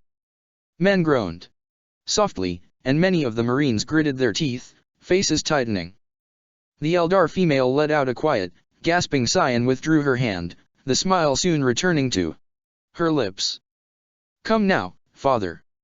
Try to maintain a little decorum. There are plenty enough souls here to slake your thirst." At that, she looked out upon the gathered defenders, a depthless hunger shining in her eyes. "Enough for us all?" Part 49. A Stay of Execution. The Dark Eldar Lord's eyes fell upon the image of Kryptman, narrowing as she regarded the static-filled image. You are the one sealed into the chamber we have yet to penetrate." "The commander of this rabble, I'll wager. Such cowardice, such a selfish sense of self-preservation I find so synonymous with your kind. We will prize you free of your bold hole, Mon Ki, I promise you that." Kryptman made to answer her, his mouth working slowly as he attempted to compose himself. "Enough to answer." Vect waved a dismissive hand and turned away. "You have nothing more to say to me. Rid me of his presence." More bodies threw themselves into the chamber at her command, the lesser foot soldiers of the piratical forces. Several of the warriors dropped to one knee and fired out at the hololithic projector, unleashing a storm of shard fire that tore the device to pieces and caused Kryptman's image to blur and fade away. This attack proved to be the catalyst the Imperials needed to kickstart their aggression. Bolters and lasguns roared in answer, sending a storm of withering fire out at the Eldar. "Incubi," Vect called, as if she needed to vocalize the curt command. Punishers spun and twirled in dizzying displays of skill, turning aside the firestorm. A scattering of the warriors inevitably fell beneath the assault, though most were simply too skilled and swift with their weapons to succumb to the attack. Vect stepped forward and pointed the head of her thirsting weapon out at Liguor, grinning as her eyes found the librarian. "Lurchar, bring me the head of that beast." Such raw, delectable rage. His spirit makes me salivate. The cloaked incubi bowed its head and leapt into the air, expertly flipping over the heads of its comrades. It landed lightly and sprinted out towards Liguor, weaving and dodging every projectile directed its way. The librarian saw this and tensed, anger rising within him at the warrior's blatant gall. Before he had a chance to meet the attacking incubi lord, the other marines around him started forward, raising their weapons in readiness. The creature named Lurchar slammed the hilt of its glaive into the floor and catapulted upwards, feet spearing high into the air. It curved effortlessly over the heads of the looming marines and landed smoothly before Liguor, bringing its punisher around. "You want my head, Xenos?" Liguor said. "Then take it. Plus. The deckhand's eyes were wide with terrified anticipation. He checked the load of his pistol with trembling hands and then shouldered his comrade forward, much to the man's consternation. Together, cautious and afraid, the two men crept closer to the unfolding conflict. The shadows in the quiet corner deepened and shifted in their wake, drawing together to form a deep pool of impenetrable darkness. The same shadows parted moments later to reveal a small group of figures, two of them huge, dark specters of death that looked out into the bridge, seeing the unfolding devastation there. The smaller pile of scarred flesh at their feet stirred, roused by the sudden and violent method of his transportation. HNNN, Eldar. Grungy's eye slowly opened and, as if to mirror this, his augmetic whined as it powered up, the crimson pinprick of light shimmering into being. Eldar, Grungy grumbled again, slowly unfurling. The fingers of his metal hand scraped against the deck as he curled his hand into a fist.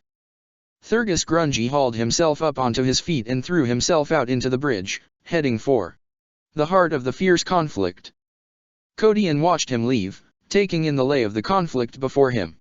As he did so, he turned to the figure by his side. "This is not my fight," Cypher answered, sensing the question before Kodian had the time to ask it. "I have done my part. Besides, you can imagine the reaction of your comrades. Do you really think that they would listen to you if you arrived in the company of a heretic?" The chaplain paused then as if to argue, though, after the passing of a few moments, he simply nodded. "Then this is farewell for now, fallen one. Until the Tower of Angels. Until then," Cypher answered, and was gone, the living darkness swallowing him whole. The sounds of Grungy's arrival amongst the enemy filtered through the background noise of the fight. And Kodian looked back towards the raging conflict, feeling the pull of his warrior soul. He held himself back for a moment, taking the time to allow the weight of all he had learned to seep into his mind. All he had seen shook him to his very core, elation and foreboding warring in his mind. Despite Cypher's renegade past, his terrible sins and his dark abilities, Kodian knew with a complete and utter certainty that the fallen Dark Angel had shown him the truth. He knew it with every fiber of his being. Despite this, he also understood that all paths were never set in stone, and that the knowledge he had gained had to be acted upon for ultimate victory to be realized. More so, he could never reveal to anyone even a hint of what he had learned, for to do so would invite only suspicion and hostility. No, his task would be to guide the others, to direct their efforts, to lead the way. The Cessus. His soul soared as he thought of the construct behind all of this, and what it had been created to do. He pushed the thought from his mind and steeled himself for the conflict ahead, activating his Crozius with a flick of his thumb. There was still much work to be done. Before he started forth, he reached down to the small clip pouch at his waist and unfastened the clasp. He removed the object inside and then lifted his hand up to his face, the smooth gemstone there glowing with a shimmering internal light. "I understand now," he whispered, gently placing the stone back into its pocket. "We are coming to rouse you, Ancient One, and make you whole again. Be ready." Liguor thrashed and lunged and raked the air before him as he fought to connect with the dancing incubi. La Urchar weaved like smoke around and past every attempt to kill him, returning the effort every few seconds with quick, rapid strikes and jabbing thrusts. Liguor's ancient rune armor sported several deep rends and slashes, more than one red with the librarian's blood. Arcanus Liguor was a powerful warrior and a potent psyker. He possessed a range of abilities largely unmatched by many of the adepts of the Librarium. Several of those abilities served to enhance his already redoubtable combat skills, but first and foremost, he was a warrior. This creature was a formidable opponent and, despite the burning hatred he felt for the Xenos, he respected its skill. He could have boiled the blood in its veins or tore its black heart from its chest with but a thought by now, but he had not. He would not. He would best this warrior in combat or he would die by its blade. He would not succumb to using his abilities against a single opponent, no matter the threat. The incubi lunged for him again and threw its legs into the air, sweeping one leg and then the other past Liguor's face with blinding speed. Liguor blocked both attempts but was unprepared for the third, as the incubi landed and then repeated the move, catching him by surprise. The librarian stepped back, neither injured nor greatly hurt by the kick to the face, despite the dull Sensation of a broken nose. The incubi was in his field of vision for a lingering, snapshot moment. Righting itself as it brought its blade forward ready to strike. Something fleshy and fast cannonballed into the incubi, both feet slamming into its chest and bowling it back.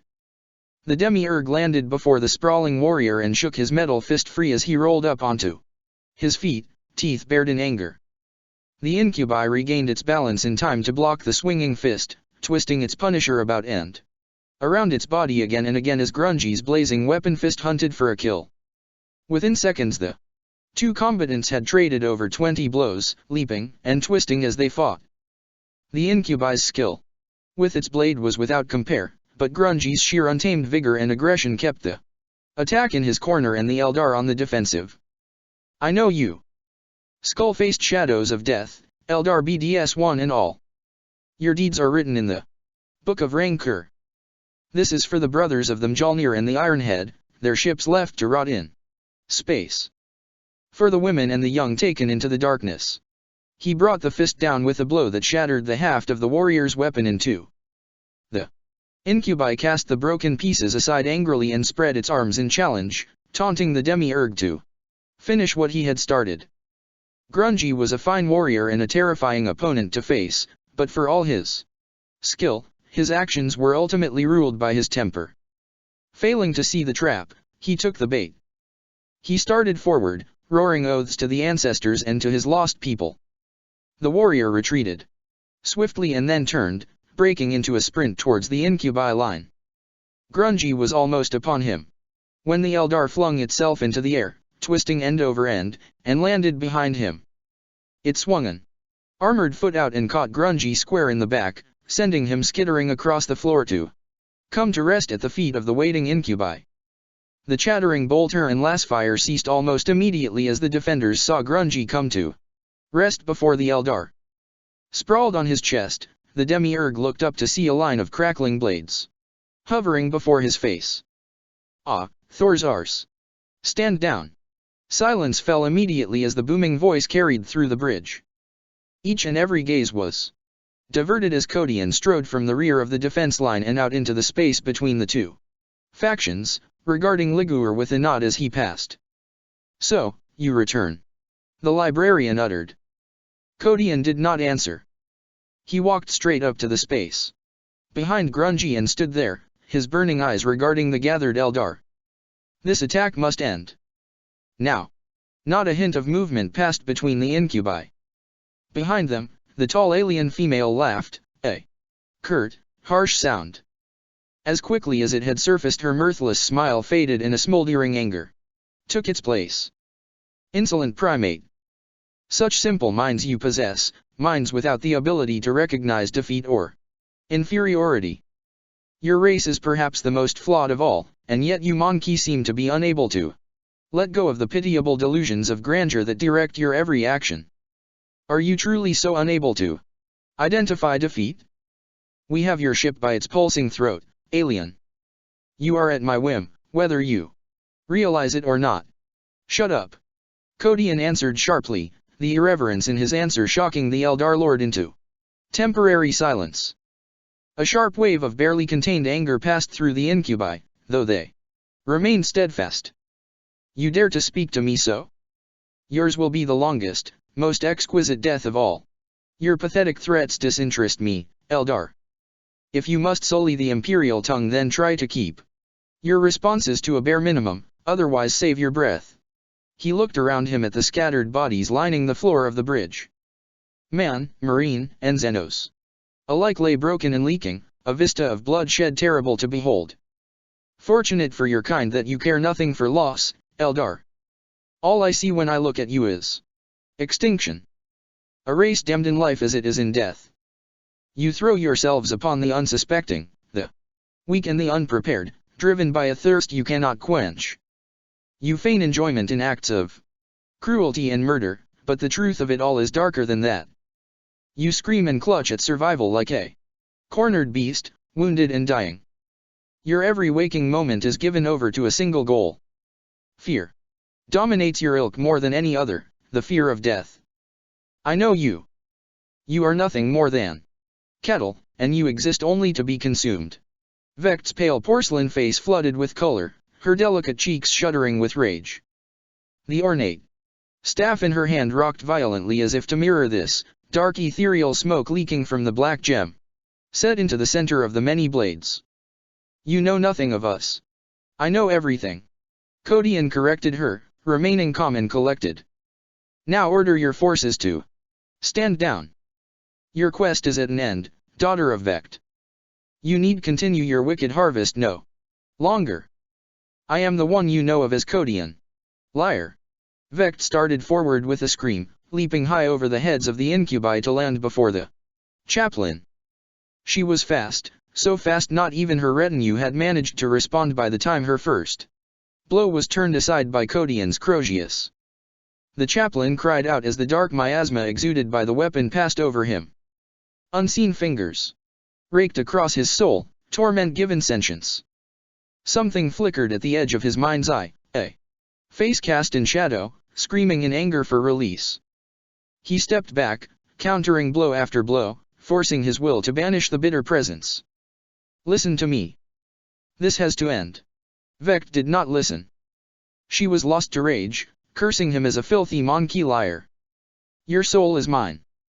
I will tear it from your brute body. She raged, raining attacks down on the chaplain. As each strike landed against the head of the Crozius, he could see the weapon's field flicker and dim, the living blade leeching energy every time it connected. The ghastly hunger bound within thirsted for him. This is your final warning, Eldar. Desist now or pay the consequences. Inevitably, she did not. Kodian rolled around the preceding strike and allowed his opponent to lurch past him. A quick glance told him that the incubi, as watchful and poised as they were, intended to allow their mistress to continue the conflict alone. He removed the gemstone quickly from its place and thrust it out before him, brandishing it like some powerful talisman. The stone exploded with brilliant white light, so intense and blinding it scoured the image of everything around it away, turning everything on the bridge flat and white. Something uttered a lingering, rasping scream, a horrifying sound that scraped against the minds of everyone present. The demonic howl soon faded to a mere echo, repeating over and over as if sinking into a depthless oblivion, and the light dimmed, the pure gleaming radiance withdrawing back into the stone swiftly until the object itself turned cold and lifeless once more. Arkobel Vekt picked herself up off the deck and staggered over to where her weapon lay, the once living blade now still and lifeless, thin black smoke drifting lazily from the cold stone at its center. There was no trace of elegance in her movements, no haughty finesse or careful poise.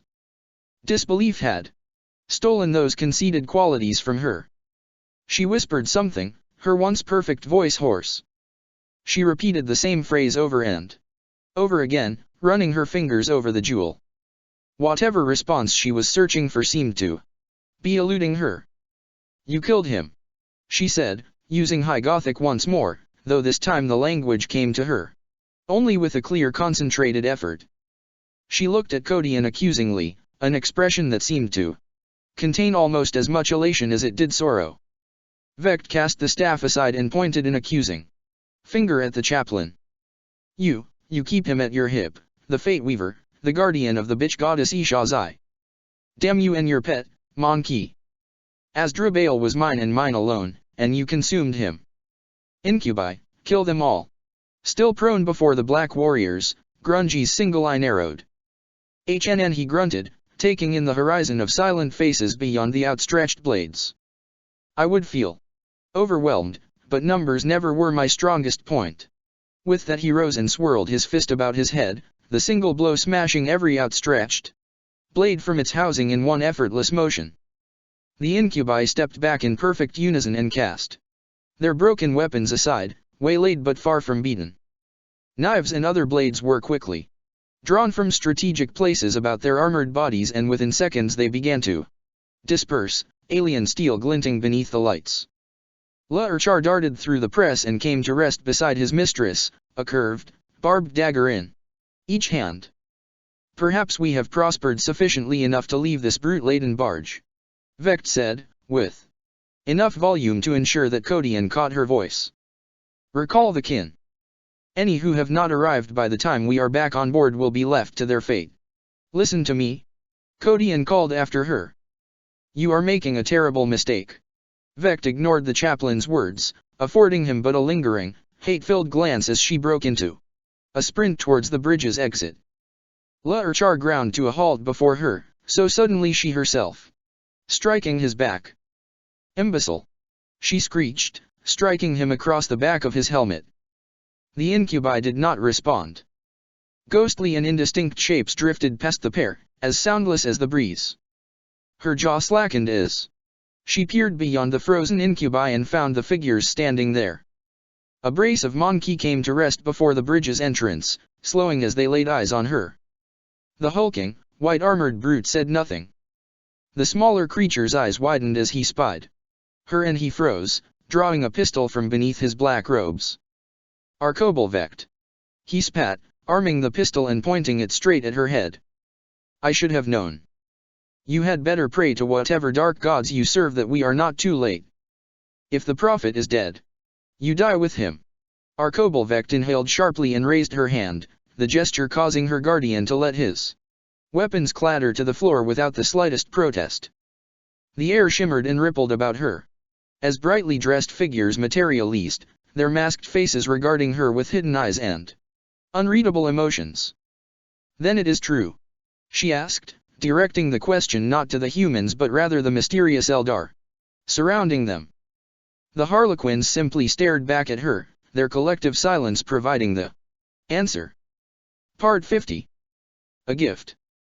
Kodian's reverie was unceremoniously broken by the rude thump-hiss lurch of a passing sentinel loader. The deck beneath his feet shook as the large bipedal machine stomped by, its oversized power claws laden with more of the strange obsidian caskets. He watched the walker's progress for a few moments more, hearing the slightly unsettling rumble of yet another alien warp gate opening somewhere at the far end of the vast cargo chamber, before turning his attentions back to his own thoughts. Hours had passed since Chivok had brought the Harlequins to quell the murderous attentions of the pirate Eldar, and he found himself harboring a tremendous gratitude for the man's actions. Despite Cypher's gift to him, he had little doubt that his own efforts to persuade the Eldar Cabal leader would have ultimately failed. He felt he was beginning to understand the Eldar a little better, and reasoned that they were largely not the kind of creatures given to trusting or listening to other races. A trait, he digressed, very much shared by the human race. He thought back to the first meeting between himself and the Inquisitor, and it troubled him to recall how inadequately he had considered the man.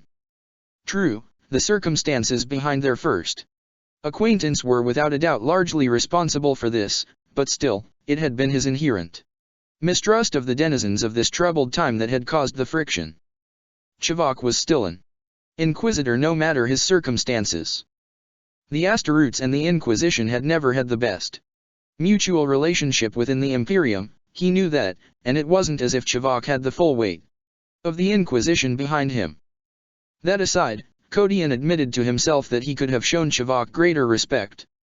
Other thoughts had warred within him since the events involving Cypher and the conflict on the bridge, and, much to his own surprise, not all of them involved the knowledge he had gained. It was a strange thing, he considered, his unexpected epiphany. It wasn't as if he had suddenly learned everything he needed to learn in order to bring this war to an end.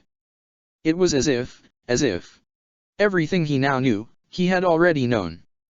As if his mind had somehow become the most complex and intelligent cogitator ever devised. It wasn't knowledge in the pure, uniform sense but something much more. It was as if his mind now held the key to answer any question he needed to ask, as if all the information was locked away within, waiting to be brought forward at his behest. More so, it was a pure thing, an almost divine phenomenon. Despite Cypher's obvious link with powers dark and insidious, the very thought of which caused him to physically shudder, the gift itself had held no connection with the powers of the warp. Had he even suspected that to be the case, he would have ended his own life without hesitation. He knew that with utter certainty. No, this was something else entirely. The experience had brought about a change within him. Though he was loath to admit as much out loud, his perspectives, his goals, were slowly changing. In his long life he himself had taken part in countless wars and crusades, great undertakings conceived with but one purpose in mind: to destroy the enemies of mankind, to conquer worlds and systems, to scour the stain of Zeno's filth from these places. How utterly redundant such a philosophy seemed to him now. It had taken months for the realization to hit him, but hit him it had, like a bolt round between the eyes. Through all of his experiences since awakening here in this time, despite the presence of 3 ultramarine battle brothers, his closest companion had been a Xenos. An alien, the very class of life form he had dedicated his existence to eradicating. Grungy was an enigma to him. His very presence warred with the countless years of imperial dogma hammered into Codion. He was a chaplain, a master of sanctity, a spiritual and inspirational leader of the Asteroutes beneath him. He was a living icon of those tenets and beliefs, and yet he could truly count the Demiurge a brother. The very notion caused his gut to twist, his body reacting to the thought. He realized then how deeply ingrained such ideals were within him, and that the greatest internal struggle within was not related to the secrets in his mind but to this one simple fact.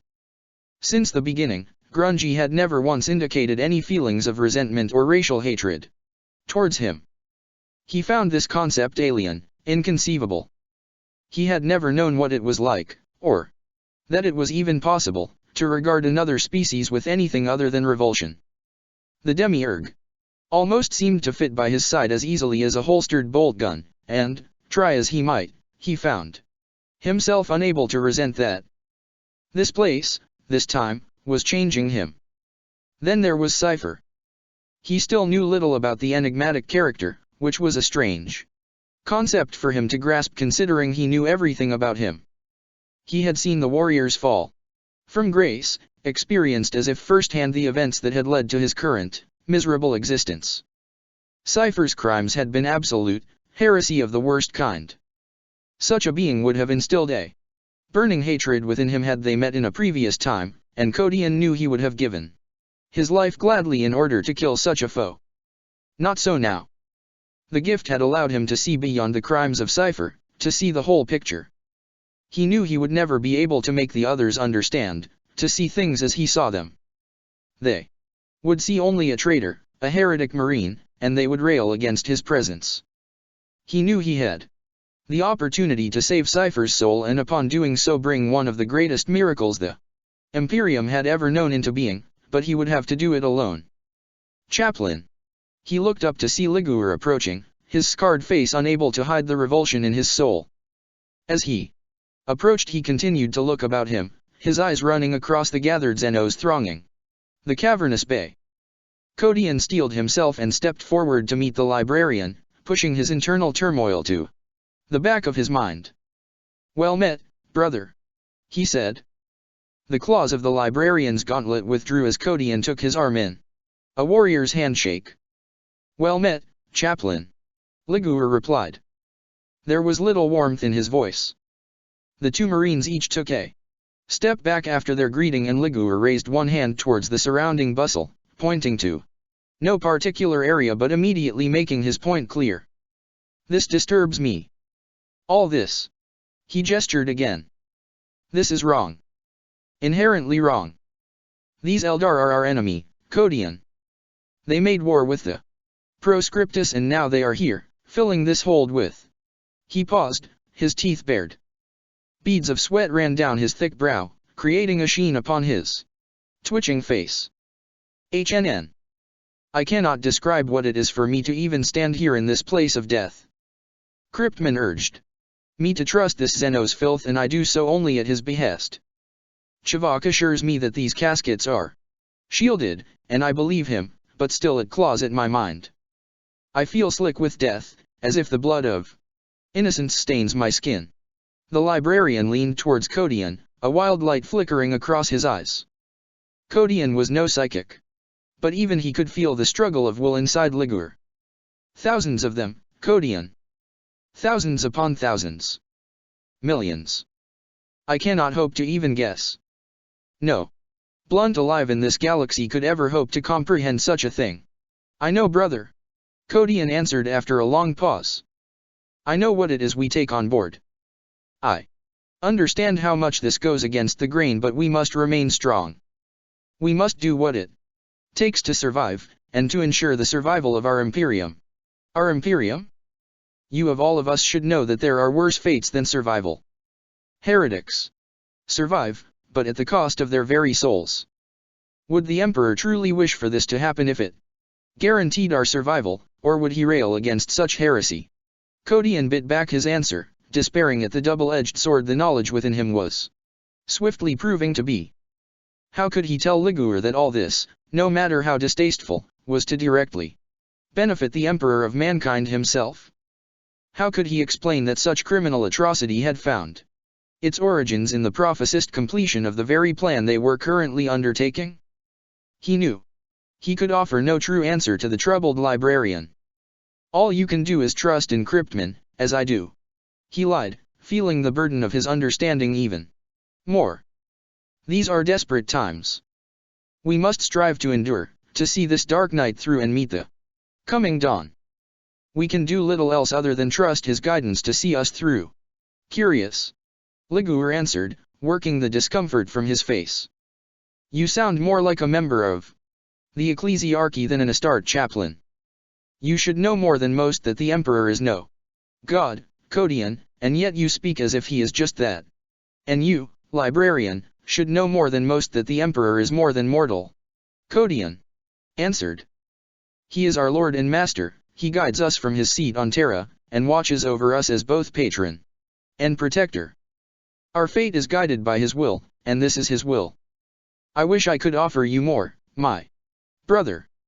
All I can do is ask you to keep faith in what we are doing. That is all I can do. Liguor answered, turning away. The Marine walked away from Kodian, the claws that had withdrawn upon their meeting sliding free once more. He paused, turning to look over his shoulder. Faith is a positive thing, chaplain. Blind faith is not. Be wary of such a distinction, and above all else, trust your instincts. Heresy takes root wherever it may find purchase. The blind are usually the first to provide such purchase. Kodian watched the librarian leave in silence. He knew that Liguor's words were wise, and he wished he could explain everything to the librarian. He opened his hand and looked at the polished alien gem. No one present on the bridge had asked him what had happened when the thing had come to life and taken the dark soul within the Eldar Lord's weapon. It was almost as if none of the others, not even Liguor, had witnessed the incident. He found himself grateful for this fact, whatever its explanations. He had enough to worry about at this present time, without having to try and explain how he did what he did. At the far end of the hold he could see several figures he recognized, including Chivok and Kryptman. He picked up the pace and moved to join them. This was the first time he had ever known Kryptman leave his private chamber, one fact alone that spoke volumes of the importance of what was happening here. The ancient Inquisitor sat, surrounded as ever by the shimmering blue life support field, atop a mobile form of his usual throne. The dais was a simple tracked construct, a cumbersome thing that he imagined saw little use. The two men finished their discussion and turned at his arrival. Chivok spoke a few quick words to the Harlequin at his side and the figure left them with no further word, largely ignoring Kodian as it passed. Do you know what this is? Kryptman gestured out at the massed piles of caskets before them. Kodian looked out upon the endless mounds, still being added to by the lumbering sentinel lifters. Each chest was identical in design, smooth and black, with a finish like polished glass. He nodded. Wraithbone. Chivok cut in. We can at least be thankful for that. The Eldar material serves to negate a good deal of the more unpleasant side effects of the contents. Just don't touch them with your bare skin. We have already lost 5 members of the crew to madness. I know why this is necessary. Both men looked at him in silence at this, their expressions hardening. I know what the Cessus is and what it does. How? Chivok began. Kodian raised a hand. It does not matter how I know, only that I do. Chaplain, if you speak the truth then you must understand the importance of our mission. Kryptman said. All this, distasteful as it is necessary to ensure the survival of both mankind and the galaxy at large. Kodian turned away from the Inquisitors and looked out across the Wraithbone Mountain once more, his thoughts unreadable. I have made my peace with what we must do to survive, and I understand. How soon before this delivery is complete? Quite soon. The Red Mask informed me that the last batch are arriving now. Good. Kodian answered. There is still much to do. We are to set a course for Terra as soon as we can. Inquisitor Chivok, I would speak with you on matters that have been troubling me. Private matters. Chivok frowned as he heard this and looked at Kryptman. Both men seemed troubled by the mention of such privacy, Kryptman more so. Forgive me, but I have questions that concern the Eldar. Questions I feel must be answered before we continue on to Terra. I confess, I am finding these events hard to deal with. He looked to Chivok. I thought perhaps that you, given the years you have spent amongst them, would be able to provide the insight I need to help center my humors on this endeavor. The hurt and suspicion left Kryptman's face at this and he waved a hand, his attention turning once more to the caskets before him. Ah, I understand completely, Chaplain. By all means, seek your counsel. There is still much to do before we are able to get underway. Kodian nodded and began to walk out towards the Wraith Gates at the far end of the chamber, followed by Chivok. I understand your inner turmoil, Chaplain. Chivok began as he caught up. I know how hard it must be for you to deal with all this. Kodian held up his hand to silence the Inquisitor, much to the man's surprise. Forgive me, but I needed to speak with you in private. Oh. Yes. You are the only one on this ship I can turn to, Inquisitor. The only one who will understand what I have to do. Now I'm intrigued. Chivok answered with a grin of anticipation. How can I be of service? You know the Eldar better than any of us here. There is something that I must do, but I cannot do it alone. Once we are bound for Terra I must embark on another journey, a private endeavor. No one else can know of it. I need your help. Chivok's eyes narrowed as he heard this. Kodian saw the first flicker of suspicion pass over his face, and knew he would have to tell the man the whole truth. I have learned great and terrible secrets, Inquisitor, secrets relating to this war. You know better than any that this conflict extends far beyond both humanity and the Tau. I know that you are in possession of an Eldar gateway, and that you know how to use it. He lifted his hand then and opened it, revealing the stone. Chivok let out a quiet gasp. There is a craft world adrift at the edges of the eye, cold and dead. It is an ancient place of shadows and death, the Eldar that once resided within long since gone. Ulthwi. Chivok whispered without the slightest hesitation. Chaplain, you know of Ulthwi? How can that be? It matters not. What does matter is that I go there. This stone must be returned. I need to know. Chivok, can you take me there? Yes, I think I can. But you must tell me why. Kodian nodded. Fair enough. Kryptman watched as the two figures made their way towards the exit, a hand resting thoughtfully upon his chin. As they grew smaller and smaller he noticed movement beyond them and his gaze quickly turned to the large group of Eldar heading his way, a mixture of both Harlequin and pirate. He could not help but allow a shiver of apprehension to pass through him as he spied the daughter of Vect at their head. The Eldar Lord strode confidently before the Inquisitor and came to a standstill, sweeping her cloak aside. The rest of the Eldar ground to a halt behind her and waited in silence. Beyond them, Kryptman could make out something large and heavy, ferried by some means of humming suspenser. Deus. The tall female looked around her at the mountains of crates and then at Kryptman. We are done here. The delivery is complete. She snapped her fingers and the Eldar in charge of the hovering Deus hurried forward, those before them parting. Kryptman looked on as the object came into view. It was a black wraithbone casket, identical to all the others except for its size. The thing was huge. It was covered in all manner of decoration, from skinned human faces to glowing crimson runes that hurt the eye to look upon. What is that? Vect smiled at the question. She stretched her arm out and let her open hand hover over the object. Her delicate face tightening. A gift, she said finally, withdrawing her hand. One of my father's most prized possessions.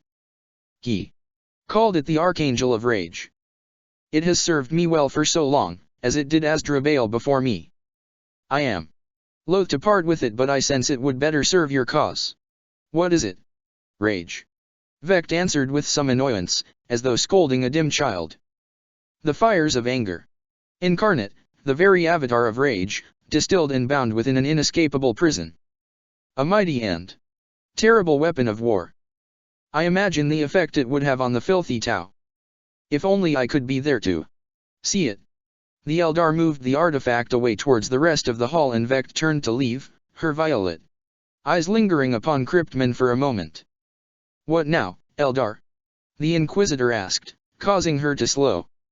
What part are you and your kind to play in this coming war? Monkey fool. She sneered. Our part is done. You think we would throw ourselves into a war such as this? You may have little idea what is to come, but we have known for an age. We will return to Kamarak, seal the webway behind us, and wait for the storm to pass. When the fires of war blow themselves out, we will return to haunt the stars, as it always has been. She smiled then, a dreadful, cruel smile. Watch the shadows, Monkey. Part 51. A gathering of might. The fortress of ages Caris Esteris segmentum solar Robert Gilliman thrust the upturned tip of his sword into the ashen earth and smiled, taking in the sight before him. He peered out at the vast and ancient citadel, its mile-high walls quaking beneath every thunderous bombardment. The fortress of ages filled his vision from horizon to horizon, its massive basalt walls presenting a veritable, man-made mountain range. Bright and vast columns of light speared down from the unseen heavens and into the prehistoric edifice, ancient void shields flaring at the touch of each omnipotent lance. He knew those shields could not hold out forever. Sections of the powerful network had already failed, reducing miles of the formidable stronghold to blackened rubble.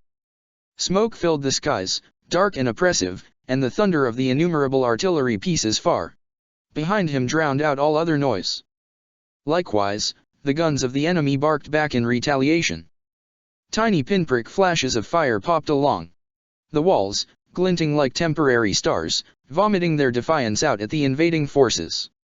A sea of bodies and armor poured across the plains towards the fastness, flowing and shifting as they negotiated the trenches. Aircraft filled the skies, creating a vast, colorful roof of armored might.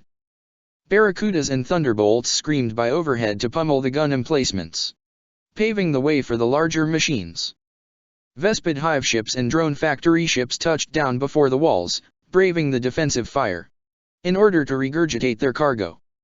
Crisis dominators roved ahead of the foot soldiers in flocks, shield generators flaring beneath the assault. Mantas and megalodons cast their shadow over the landscape, vast gun batteries shaking the craft as they opened up. Flickering bursts of witch fire raked the battlements, ethereal winds tearing ancient stone free of its moorings. The Nikosar would show no mercy. He thought back to an age lost amid the mists of history, when last he had stood before this primeval citadel, his brothers Dorn and Pichurabo by his side. The long-extinct inhabitants of Caris Esteris had fought to the last, defiant to the end, but they had fallen. They had raised the planet to ashes, unleashing dreaded viral bombs designed to scour life in all its forms from the face of a world. And they had succeeded. Both Dorn and Pichurabo had protested this course of events. Both his brothers had been consummate experts in the field of siege warfare, and had railed at the prospect of defeating the enemy in such an underhanded way. To overcome the enemy, they had argued, without breaking the fastness of the fortress had deprived them the honor of such a task. He had seen their actions differently, of course. He had argued the efficiency of their methods. To break the citadel would have taken months, perhaps longer. The Great Crusade could have ill afforded such a delay. No, the Emperor had decreed Caracesterius to be beyond saving, the Xenos populace too alien and corrupt to fall beneath the yoke of the Imperium. Standing here after so long, facing these ancient walls, he could see now why his brothers had argued their case. A part of him felt glad that they had never destroyed the Fortress of Ages. He took a deep breath, inhaling air that would have been unbreathable was it not for the eons it had spent circulating around this dead world. There were no plants here to regenerate the atmosphere. Dry and sterile it felt to him, like the air one would find trapped within a tomb. The command drone hovering by his side shifted, humming softly as it changed position. The shield drones accompanying him did not respond, and it was through this that he knew that whoever approached was not of the enemy. War Master. He straightened as he heard the voice, gathering his thoughts. Hadrian. He answered, turning to face the figure behind him. The blue and silver armored Astarte fell to one knee as the Primarch's gaze fell upon him. Tell me, how goes the siege? Well, my lord. The fleet's efforts should sound the death knell of the void shields within the day. The enemy, however, seem ignorant to this threat and thus continue their stubborn defense with utmost vigor. Their efforts matter not, lord. Even now I have squads moving to take advantage of the breaches made in the walls. The fleet's efforts have been structured so as to appear randomized. But I have engineered it thus that the lance strikes will not come into contact with those places I have chosen for our infiltration. The Tau move against the main defenses, diverting the enemy's attentions away from us. It should prove simple for my forces to gain access. We have managed to establish contact with a number of potential allies within the citadel. We are working at this time to verify how reliable these contacts are. Should they prove to be genuine, we may be able to accelerate our success by weeks, maybe more. Good. Guilliman answered, gesturing for the Marine to stand. Hadrian did so, taking the opportunity to stand beside the Primarch, his eyes finding the distant citadel beyond. Guilliman regarded the smaller warrior by his side for a moment before turning his gaze back to the distant bastion. Have we a solid confirmation of the forces we face within? Yes, War Master. It is as we had expected. Good. The Primarch replied with relish. The fools. We could have spent years hunting them down. And yet we discover a great number of them hiding in our path. Hadrian nodded and stood in silence, causing the Primarch to sense something was amiss. Speak. Lord. You asked me to inform you when the fleets converge. I am pleased to tell you that all the elements are now in orbit around Caracesteris. The commanders have responded to your summons and await your audience via uplink. Very well. Guilliman answered. It is time that we coordinated the death of this world and pushed for Terra. Join me, my son. He retrieved his sword and the two warriors started out towards the waiting Manta, Hadrian's warriors parting to allow them to pass. As they moved through the center of the waiting forces, the Marines abruptly tensed, bolters snapping around to face the distant fortress. A cold ethereal wind blew across his back and Guilliman paused, his face darkening. A sound like thunder rumbled through the air and a pale, flickering light played across the ash dunes before him, hot and radiant with each crackling pulse. Guilliman. The voice was deep and resonant, like the grating rumble of a rock slide, as ageless as the dust of eons and thick with power. The Primarch turned slowly, his black eyes falling upon the shimmering, hazy face that had formed in the air behind. The huge, smoldering visage regarded the Primarch with twin pits of burning crimson, a palpable malevolence blazing behind them. Ijtmer. He spat, recognizing the apparition. What is this, sorcerer? The announcement of the surrender of your forces. Of course not. This is a warning, slave of the Tau. A warning. Guilliman laughed, ignoring the insult. I would have mistaken such audacity for bravery had I not heard it from any other than a pawn of the ruinous powers. Spineless cowards, one and all. Once proud warriors reduced to cowering dogs whining fearfully at the heels of their demonic masters. I am surprised any of you found the backbone to venture forth from that hellish bold hole.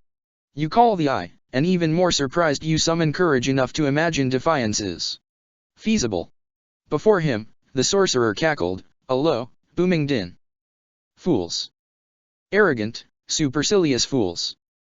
You see nothing beyond your own inflated sense of superiority. This conflict was no mistake, no auspicious accident on your behalf. This is a trap, servant of the Xenos. You were lured here. Enough. Guilliman commanded, pointing the tip of his sword out at the apparition. I care nothing for your claims of manipulation, nor if indeed they hold any truth. All that matters is that your very presence confirms one important fact, and indeed, affirms our presence here on this world. I know that you are the despoiler's lapdog, and that wherever you are, so must he be. At that the Primarch made his way over to the vision, followed closely by Hadrian. Both warriors came to stand before the smoldering face without fear. Hadrian. Ijtmer snarled as he regarded the Marine with clear disdain. It is no surprise to see you, Chapter Master. My lord has long suspected that the insidious Alpha Legion were beneath the yoke of the Tau. Hadrian bristled at this, though he retained the cold, calm manner of his voice. Alpharius once made the mistake of siding with the weaker force. His death at the hands of my lord was a fitting retribution for such a poor display of leadership. I will not allow my legion to suffer such foolish direction again. Guilliman's appreciation at the warrior's words was evident. He tipped his head, then turned to face the sorcerer once more. Tell Abaddon that we are coming for him. As the Emperor brought Horus low, so will he be brought screaming to his knees by the might of the Unity. His days are finally numbered, as are those of all the traitors still slaved to the service of the Chaos Gods. Fool! Ijtmer raged, his craven image flaring for a moment. A low, rumbling laughter followed. Seconds later, the despoiler sends a message, Primarch. An offering. Retreat while you can, for when our great works are complete the very heavens will quake with fear, and the dead soil beneath your feet shall sludge and weep blood. The summoning of the Unbound is almost complete, and when he comes, the rage of Khurn himself shall follow. None shall survive the onslaught. The image consumed itself then, dark energies folding inwards in a storm of shadow until the sorcerer was gone, the last vestiges of warp energy fading away to nothing. So, it is as we suspected, Lord. Hadrian spoke. Our sources were correct. They seek to unleash the Lord of Bloodthirsters upon us, even if the ritual brings about their own destruction. So it would seem, Hadrian. Then it is time to send the shadowed ones among them. Recall the Nicassar immediately, and send our allies forth. The Alpha Legionnaire nodded and spoke softly into his Vox Link as the two warriors turned and made their way to the waiting Manta. Beyond the far reaches of the deployed forces, previously unseen by all those taking part in the conflict, thousands upon thousands of dark, identical spheres began to drift slowly towards the distant citadel. Guilliman climbed the ramp that led into the Manta command chamber, ducking low in the rather inadequate confines of the alien craft. The command seat had at least been fashioned so as to support his robust frame, and, with Hadrian taking up place beside him, he climbed into the seat and threw the Marine a nod. Activate the links. A brace of projector drones descended from the ceiling, activating as they did so. Emitters unfurled beneath their domed bodies, and the air beneath them solidified and turned a pale blue, the outlines of two figures steadily taking form. Within seconds the links were complete and the two figures stood before him, almost as real as if they were actually there. Bigel Omog Drak. Shasovir la Kir la Mont Rikaon. He spoke, reciting both their names flawlessly. It is good to see both of you here present for this latest undertaking. I find it fitting, essential even, that two of the Unity's most mightiest warriors join me in eradicating this great threat. De Despolia, Omog Drak answered with barely contained anticipation, his massive grey maw twisting into a salivating smile. Yes. Abaddon is here. Omog Drak let out a shuddering roar of exhilaration and began to beat his fists against his chest, the guttural sound intensified by whatever unseen greyskins there were surrounding him on the bridge of his flagship, the Tauvama. Beside the Orko-Kirlaw's scarred face tightened and he emitted a cluck of disdain. He folded his massive arms before him and lifted his chin.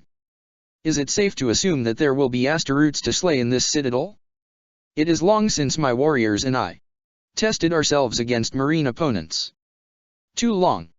Guilliman's eyes narrowed at the Tau's ignorant use of the word Astarte, for the traitorous scum who followed Abaddon had long since forsworn any right to bear such a title, but hid his displeasure well. Hundreds of them, he replied. Okerlaw's face tightened at his, a curious expression that the Primarch had come to learn of as delight dominating his face. Excellent. Both projections flickered then, the pale light blurring and distorting.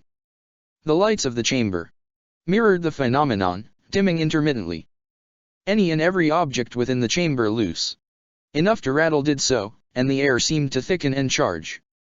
Guilliman rose to his feet and immediately knelt on one knee, his reaction mirrored by Hadrian. Both Omog-Drac and Okerlaw did the same, hollow representations proffering themselves without a word. Bright light formed in the space between them, bleeding from the air to bathe the chamber in its brilliance. At its center a conical column of golden flame rotated as it spread, and then formed into something else. Glowing eyes looked down upon the gathered warriors. Slowly, almost cautiously, Guilliman raised his head and looked out upon the glowing form. Ano Endras Shikeo Vash or Es Olnan. He uttered with quiet reverence, each syllable rolling off his tongue with practiced ease. You honor us, my lord, with your divine presence. Part 52. Vipers, to kill a Primarch. The Ziggurat Imperialis the Imperial Palace Terra Grand Master Fraudator Regos reclined in the vast, black chair, his gloved fingers steepled. The bank of ancient screens stretched before him, illuminating the pale skin of his face. Hundreds of screens of varying sizes created a wall of shifting activity before him. The information of thousands of clandestine investigations and furtive undercover research presented and laid out. Before him, a vast smorgasbord of secret data. All of it his and his alone to scrutinize. Of all the humans in the galaxy, few were allowed entry to the Grand Master's inner sanctum. The chamber itself was immensely psi-shielded, designed to keep out the insidious probing of psychic spies. Vast sentinel scrambler arrays ceaselessly worked to filter, decode, and encode the information passing both into and out of the chamber, poisoning each burst with deadly counter-algorithms that would wipe the minds or systems of any adept or snooper monitoring the transmissions with immediate and total effect. To state that such information as was on display here was of a sensitive nature would be so gross an understatement as to be absurd. Regos was not only the Grand Master of the Officio Assassinorum, but one of the High Lords of the Imperium, and as a consequence one of the most powerful and influential individuals in the galaxy. Still, such information, even in his hands, would surely see the Inquisition declare him hereticus and subsequently hunted with the utmost vigor. Regos cast another data slate onto the bank before him and sighed. He raised his hand and waved a brace of fingers and summoned to the figure waiting behind him. Coordinator Rees stepped from the shadows and into the soft light as if emerging from the air itself. Rees was Regos's second and his most trusted aide, his main profession that of ensuring the coordination of the Assassinorum's business. In truth he was involved more in the Officio's activities than even the Grand Master. Rees was the one who would usually sanction the use of the various operatives, and assumed overall command of each of the temples.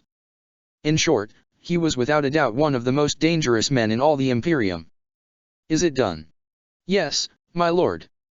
A selection of our most able operatives are underway as we speak. Rees answered, passing Regos a number of bio-encoded data slates. We have the usual mix. Collegius, Vindicare, Venenum. Each of the agents were selected by myself. For according to their success rates and individual talents, based on rigorous and meticulate studies. On the target. The target. Regos answered, looking at the man with unconcealed incredulity. Our target is Robert Guilliman. A Primarch. Damn it man, how does one study such a mark? My apologies, Lord. Rhys answered, quite without emotion. He handed Regos several slates and the Grand Master regarded them for a moment before casting them aside, adding to the building pile before him. What do we know of the current state of the war, Rhys? Well, sir, it would appear that events have taken a short turn for the better. The advancing Tau forces seem to have stalled in their progress and taken up orbit around a small, dead world at the outer reaches of our system, though our intelligence can't seem to pinpoint why. This is fortunate for us on two counts. The cessation has allowed the War Master to better coordinate his forces in preparation for Terra's defense, and it also gives us an affirmative target location. Caris Esteris is where the first of our agents intend to intercept the target. Good. This endeavor must meet with the utmost success. We are about to undergo what is undoubtedly the largest coup that has yet taken place since Van Dyer's reign. There are too many disparate elements involved here. We need to take this Imperium of ours by the reins and guide it towards a strong, positive future. He paused then, his gaze finding the silent coordinator. You understand that, don't you? Indecision is killing our glorious Imperium from within, as the Tau does so without. We must ensure our survival, even if the cost is high. This has to be done. I understand, Lord. Rhys answered simply, tilting his head. Though the man was always completely devoid of any outward display of emotion, his features seemed tighter and more set in stone as usual. Regos nodded slowly and then turned back towards the screens, resting his lips against his bunched hands. Our actions are sure to send a shockwave through the other High Lords. It is regrettable that the temples have had to be deceived, regrettable but necessary. I need you to be sure that what we are about to do is for the good of all mankind. He turned to the man, his penetrating gaze unwavering and somber. Are all the elements in place? They are, Lord. The exact whereabouts of each target verified. Rhys responded to this by lifting a hand and activating the one slate he still had in his possession. Pale emerald light bathed his craggy face as he silently read the information before him. To the second, Lord. Good. Regos answered. Issuing a long, wistful sigh, he raised his right hand and offered the thick signet ring he wore there, the jewel set into it shimmering as it was activated with an apparent thought. Then there can be no more delay. For the soul of the Emperor, we do now what we must. Rhys offered the slate to Regos and the Grand Master pressed the ring against the screen, causing the jewel to change color from blue to a deep crimson. It is done. It is done. Rhys echoed, adding his own authorization quickly. With that he pressed one more rune on the slate's screen and then cast it to the floor, destroying it beneath his boot. Now there can be no turning back. For the good of the Emperor. Rhys paused, and for a moment there was only silence. It seemed the coordinator had expected Regos to echo the sentiment, for when he did not, he looked to the Grand Master. Regos simply smiled. Gregator Consoladin, Adeptus Supremus, Master of the Administratum, waved his taster servitor away with an impatient hand, satisfied that the meal before him was safe. Had it been poisoned, the unit would have suffered the consequences of whatever toxins were secreted. The meal was fine. The flitting servo skulls buzzing around the dish affirmed this and then drifted away into the darkness. Consoladin waited for the servitor to pour him a good measure of Cardassy wine, the liquid already scrutinized, and then sat back, awaiting his dining implements. Both of which the emotionless servitor plunged into the back of his skull. Grand Mistress Suni Mei Singh screamed. The terrified voices of her brothers and sisters carried through the chamber, creating a cacophony of pain and panic that tore at the souls of all those present. Betrayal! She cried, the single word carrying over the vocal agony of those around her. Every astropath in the chamber writhed and convulsed on the floor as the dark shadow passed by, its single, malevolent eye glinting. The large iris set into the left-hand side of its face slowly opened, and an eternity of violent and soul-shredding pain swallowed her whole. Lord Inquisitor Covenant was old, older than most other human beings alive. Centuries of fighting for the Emperor's soul would have broken a lesser man, but all it had done to Covenant was instill in him a great desire to see his works complete, to fight the ravaging effects of time by whatever means he could find in order to direct the Imperium towards its manifest destiny. Even now, with the Unity so close to Terra, the Inquisition were striving to find some means of restoring mankind's power and ending the Tau threat. They would not fail the Emperor. They could not. He lifted the Aquila hanging at his neck and kissed it. "We will find a way, my Emperor. I vow it." Covenant's shuttle exploded spectacularly seconds later, midway between the port and the waiting black ship, scattering the atoms of his ancient body to the void. The Ecclesiarch smiled and withdrew his hand, the golden Aquila ring glinting beneath the rich lights of the basilica. A quick glance beyond the retreating body revealed to him a seemingly endless line of waiting bodies, nobility drawn from across the length of the surviving Imperium. Refugees, almost one and all. More than ever now did the devout peoples of the Imperium seek spiritual reassurance. "Kneel, child," he said almost mechanically, and offered his hand once again. He lowered his gaze as he felt the warm hands close around his and looked into the eyes of the young woman kneeling at his feet. "Imperator Dominatus. Imperator Consolatio." Look to the throne. There his gaze remained for a moment, and he stared, transfixed, by the woman's blazing eyes. Her response was quiet and unintelligible, only loud enough for the Ecclesiarch to hear. After a second, he blinked twice and looked at her again. "Thank you, my lord," the woman whispered and, kissing the ring offered to her, rose and stepped away to allow the next supplicant an audience. The aging noble before him looked on in bewilderment at the Ecclesiarch rose to his feet, his expression blank. Screams and cries of disbelief echoed through the ancient basilica as von Winterthur calmly drew the ceremonial power sword fastened at his waist, activated it and took his own head from his shoulders. The assassin twisted through the air and landed feet first against the wall, explosive fire stitching across the wall after it. The figure's red robes fell away to reveal a lithe, black-clad shadow as pushed itself out and landed on one shoulder, throwing itself over and up onto its feet. Mechanicus adepts and Skitarii alike scattered like insect vermin beneath the thunderous, amplified voice of Eco-6. The Fabricator General's rant was unintelligible, a scream of broken, guttural machine code understood only by those of the Mechanicus. The assassin tore its pistol free and quickly emptied its clip out at the massive shape bearing down upon it. The behemoth did not even break its stride.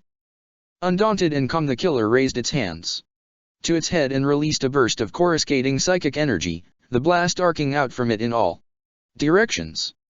Whatever machinery the energy touched exploded violently, power systems overloading. Skitarii fell to the floor screaming, augmatics sparking as they came apart. The sentinel bore down upon the murderous psychic assassin, largely ignoring the questing arcs of ethereal power. The bolter in its metal hand came apart with a thunderous boom, shattering into pieces as if every bolt and fixture came apart as one. The assassin was powerful and deadly, but the ancient sentinel was one of the Mechanicus's most prized possessions, unique and ancient, its origins lost to the mists of time. With a speed far belying its size, the massive creation lunged forward and snatched the assassin around the throat, hauling it up into the air. It held the killer there, struggling and immobile. Mechadendrites slithered from its powerful mechanical arm to tear the crystalline circuitry and plugs away from its head, ending its murderous psychic rampage. Plus Regos plus Eco-6 spat, his mechanical voice hissing the word as though it were venom. Plus traitorous. BD. So, at last the Viper reveals himself. Kill it plus. The sentinel tightened its grip and beheaded the assassin, letting the limp body fall to the floor. Eco-6 regarded the shuddering body for a moment, a cold, ancient malevolence burning in his augmatic eyes. Plus machine empathy. HNN, pathetic. I would have expected him to try harder plus. He looked up at the silent, brooding creation at his side, the eyes there emotionless and unreadable. Plus it would seem, my powerful guardian, that the end time is upon us. Praise the Omniscience. It is time. For the cult of the dragon to reveal its teeth plus. Pugnus Imperatorius withdrew the shimmering sword and stood over the shivering body, disbelief writ large across his face. The other custodes about him shouted and redeployed in all directions, a general incredulity charging the air. Nothing like this had happened in an age. How? Was all the Captain General could utter. Below him, Constantine Vailder, his most trusted warrior and brother, lay in a pool of his own congealing blood. Vailder's bloodied mouth worked soundlessly, his eyes stricken with emotional and physical pain. How did this happen, Vailder? How did he corrupt you? The ancient warrior shook his head, unable to answer. The psychic conditioning was too powerful, even for him to break. Imperatorius watched then as the life left Vailder's eyes and he died, killed by the very man he had intended to assassinate. Regos. Imperatorius whispered, his ageless eyes burning with hatred. I am coming for you. Traitor. Part 53. Loyalty. Chaplain. Codian heard the voice and paused, his body slowly relaxing. His was stripped to the waist, Crozius was drawn end to hand, its field inactive, as was proper in adherence to the tenets of combat training set out in the Codex Asterutes. So engrossed the chaplain had been in his exercise that he had failed to notice the figure's approach. Berolinus, he observed, carefully placing the weapon on the floor at his feet. The Marine approached, running a hand over his shaved scalp as he did so. Codian noticed almost immediately that he seemed on edge, anxious. Apologies for disturbing your meditations, chaplain, but I feel compelled to seek your counsel. Codian nodded and took up the cloth at his feet. He swept the cloth over his broad shoulders and around the back of his neck, soaking up the film of sweat that glistened on his skin. What troubles you? Something which I suspect troubles you also. Berolinus answered, fixing him with a look that clearly suggested he expected the chaplain to understand his point. After a few moments of expectant waiting, the Marine's face grew troubled and he took a step forward. The Gene Father, chaplain. Our Primarch. Codian felt his body tense as he heard this. The one thing he had not allowed himself to even contemplate of this terrible time was the current status of Robert Guilliman. Berolinus exhaled slowly and shook his head. I can't imagine it, I dare not. To consider the possibility that the Primarch himself is roused at last from his slumber is. The Marine's voice trailed off, his mouth working soundlessly in an effort to produce words he could not express. Perhaps it is best that you do not dwell on such possibilities. Codian answered, perhaps too quickly. Berolinus's face darkened.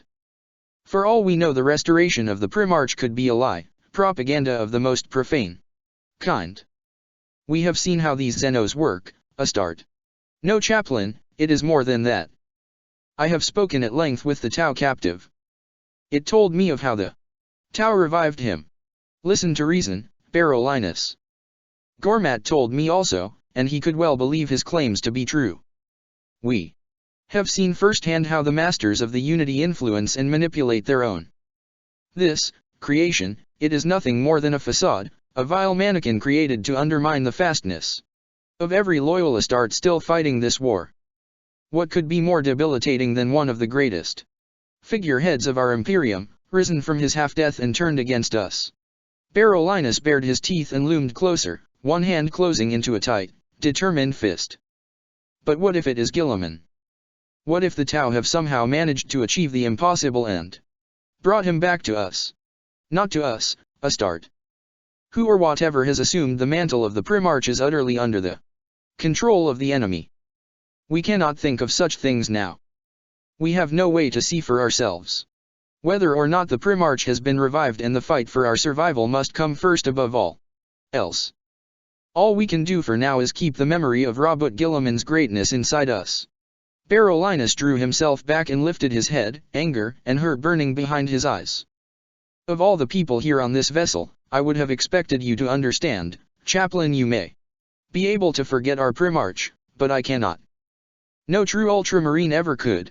With that, the Marine turned on his heel and strode from the chamber, leaving Codian behind and alone with his troubled thoughts. Plus plus plus. He walked the arched deck towards the cargo bay area, the words of Barolinus still reverberating around his head. He knew only too well that, despite the marine's temper being dominated by the fire of youth, he was right. He had not dared to even consider whether or not the Tau's claims were true, and perhaps, for the first time in his adult life, he felt genuine fear. He feared for his Primarchus' sanctity, for he knew that, should the rumors prove to be true, sooner or later Guilliman's apparent alliance with the Tau would have to be ended. How exactly they would go about this was another consideration he dare not think about. Bodies passed by him in small, staggered groups, most locked in quiet conversation. More than a few faces turned to regard him as he passed, heads nodding in acknowledgement. He would return the gesture now and again, but most of the time such respectful greetings would go unnoticed. As the next lone figure passed by he half-glanced the man and paused, turning. Kadayan. The soldier slowed and raised his head. He came about and walked up to the chaplain. Brother chaplain. It is good to see you alive, Kadayan. I had feared that you had fallen in the Eldar attack. He noticed immediately that the soldier seemed disheveled, the dark rings around his eyes an indication of the stresses he had endured. The man's expression was somber, devoid of any trace of contentment or happiness. It was almost as if he found it painful to continue to exist. You seem troubled. The attack tested me sorely. The Kadayan replied, and he noticed that as he spoke, the soldier's hands and shoulders quivered despite the ambient temperature of the recycled atmosphere. It tested us all. A man's true courage cannot be measured by such foul means, Kadayan. The pirates employed many vile weapons designed to invoke and heighten fear. Sars rouse things. I ran, chaplain. The Kadayan answered, and it was as if the effort of admitting this was a physical pain within him. His weathered face creased and he lowered his gaze. I ran, for the first time in my life. There are but two things a Kasrkin will never do. The first is surrender. The last is retreat. I have now done both, and I cannot. Kodian placed a hand upon the soldier, the thick gauntlet enveloping his shoulder. Listen to me. Asteroids are created to withstand fear. Such things are purged from us, Kasrkin. You are a soldier of Kadaya and of the Emperor, but first above all, you are a man. There are some weapons no amount of resolve and training can withstand, weapons that attack the mind as well as the body. Did you fight? What? Did you fight? Did you overcome your fear and fight? Yes. Then there can be no shame in your actions, not here. I saw men prostrate and soiled with terror. Kadayan, their minds lost forever to the horrors they witnessed. That you stand here now, before me, is testament enough of your worth. The fight for the bridge was won, and ultimate victory achieved. Do you see that? Do you understand? Yes. Kodian nodded in satisfaction and withdrew his hand. The soldier took a deep breath and turned away to face the direction the chaplain had come. We have entered the warp once more, he said over his shoulder. The journey to Terra is underway. Liguor seems to think that, according to the navigator, we will make excellent time. He says the tides of the Empyrean have never been so calm as they are now. It looks as if the Tau are finally starting to succeed. Then their efforts serve to assist us. Kodian answered, with some relief. In their fight to push back they are quelling the tempests that once raged through the Empyrean. In doing so, they are actually aiding us in our quest to join with Kalgar's forces. A pleasing irony. The Kadayan nodded his head and turned away. Who was he? Beneath his helm, Kodian frowned. Though he did not immediately understand the question, something inside him shifted, deep within his soul. Who was who? The man, the dark warrior. The specter of shadow. I don't. The one who brought you onto the bridge, chaplain. The Kadayan answered, his voice ominous and low. I saw you. I saw all three of you arrive. The demiurge seems to remember nothing, and I thought it wise not to push the question. Kodian did not answer. He could not. He shifted his weight and raised a hand towards the soldier, his mind fighting to offer a rational explanation. It doesn't matter, the Kadayan finally said, dismissing the subject with a fatigued wave of his hand. Until we meet again, Chaplain. Kodian stood in silence and watched as the soldier disappeared from sight into the gloom at the end of the hallway, his mighty hearts beating fit to burst. The Kadayan knew. He knows. The voice echoed through his thoughts, each word a pulse of icy chill he could feel. Kodian shuddered at the intrusive presence in his mind and pulled the Eldar jewel from its pouch after a quick check about him. I am aware of that, he hissed quietly. Use your mind to communicate. Speech is unnecessary, and could attract unwelcome attention. Then I will ensure to take particular care when I communicate with you. I will use my voice. Nonetheless. As you wish. I sensed his suspicions. He could be dangerous. Let me worry about that. All that matters for now is that we re-enter real space soon. The sooner we do, the sooner Chavok and myself can set the plan in motion. Indeed. Ironic, then, that I should choose this time to communicate. Ironic? What do you mean, Spectre? I mean that I can see that which you cannot, Dalokodian. Even from within the ether I see them, so many lights twinkling beyond the shifting walls of this environment. If you could see them also, if you were able to comprehend them as I do, you would know. I tire of your riddles. Indulge my crude considerations and explain to me what you mean. The souls, Monkey. The souls of the ones you call navigators. A sea of them. Kodian drew himself away from the shimmering stone and gasped. We have traveled further than even your own navigator suspects. I can help bring this ship out of the ether if you wish it, but to delay for long would mean that we would pass them by. Do you wish for me to persuade the navigator's mind to comply? What? Can you do that? Of course. I am dead, Dalokodian, but I am far from fated and done. Then yes. Bring us out. The stone in his hand responded immediately, its shifting colors intensifying to an almost blinding brilliance. The light spilled from between his fingers and Kodian opened his palm, as if to set the entity free. Almost immediately the lighting above him changed in hue from white to a deep crimson. He felt the ship shudder around him as the warning alarms began to scream. The proscriptus began to buck and thrash and reality swam before him, his stomach lurching. The floor and the walls became one, merging in a dizzying pattern of indistinct metal and spinning crimson light. They were about to translate. Revenant. Silence. Silence, so deep it was deafening. Blindness, radiant and white, as if everything that ever was had been scoured away and all that was left was the underlying blank face of creation. Dalokodian? The voice carried stronger than ever through his mind in the soundless void, more clear and distinct than physical speech could never be. Dalokodian, we are here. Open your eyes and see. Kodian responded to the voice and allowed reality to flood into him. The harsh light faded and the silence subsided, his burgeoning senses returning. Kodian. Brother Chaplain. The shadows above him slowly sharpened, outlines hardening into distinctive humanoid proportions. Several dark faces hung over him, and as his eyes began to focus at last, he recognized the figures to be indeed human. A trio of the ship's security officers stood over him, concern weighing upon their faces. I think he is stirring. What happened? The men rose and stepped back, startled by the chaplain's sudden recovery. Kodian rose in their midst like a mountain range, vast, dark and imposing. I must have blacked out. What happened to the ship?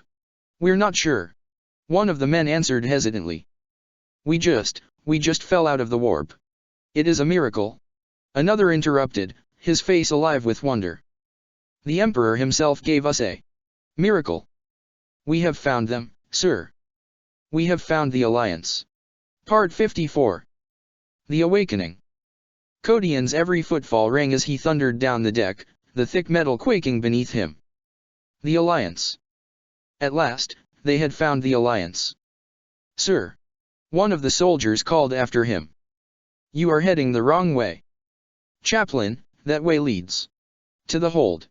Kodian did not listen. Alarms still wailed through the corridors around him, different from the translation klaxons but just as ominous. He knew he had little time. Even amongst the original crew of the Proscriptus, there were those who did not realize the inherent danger in what he had done. There was good reason behind the fact that both Calgar's Alliance and Cryptman's Death Watch were separated, a galaxy apart. Though fighting the same root cause, they were still enemies, distinct and independent factions torn by their beliefs. Such a reunion would not go easy, and could well result in conflict. He could not allow that, and he could see only one course of action open to him in order to prevent that. A very dangerous course of action. He sprinted past a small group of maintenance adepts and passed into the cavernous hold, his arrival causing the scattered individuals there to turn away from their efforts and witness his entrance. The walls and arched ceiling spread away from him, opening up into a vast, echoing space. Down at the far end of the dimly lit cavern he could see the Xenos caskets the Eldar had brought for them, piled high in their thousands. A number of sentinel lifters still worked there, continuing in their efforts to stack the items into some semblance of order. He made his way over to the storage end as quickly as he could, his advance strident and sonorous. "Clear this area," he commanded, sweeping a hand out before him. The gathered faces merely stared back in bewilderment. Kodian came to rest before the casket mountain and drew his Crozius, the low boom of its activating field resounding through the space. "Clear this hold if you wish to live. I will not command you again." This was enough for the majority of those present. There were few men in the galaxy foolish or brave enough to risk the wrath of an chaplain of the Adeptus Asteroutes. The small bands of Mechanicus and Administratum adepts left quickly amid the sound of rustling robes. Kodian's gaze found a brace of power lifters, powering down as their pilots prepared to exit the machines. "Stay," he urged the men. "I may have need of your services." There was something about the chaplain's request that set the nerves of both men on edge, an ominous tone that suggested danger. Still, they seemed unwilling to disobey the imposing chaplain. And so they promptly settled back into their seats and proceeded to refasten their safety harnesses. He nodded his thanks to the men, for he alone knew the true nature of the danger they were about to be placed in. "I will need you to follow my orders to the letter. Do exactly as I say, and keep your hearts and your wits as hard as steel." "What is happening?" one of the men cautiously asked, his expression clearly betraying the fact that he feared receiving the answer. "We are about to awaken something old," Kodian replied.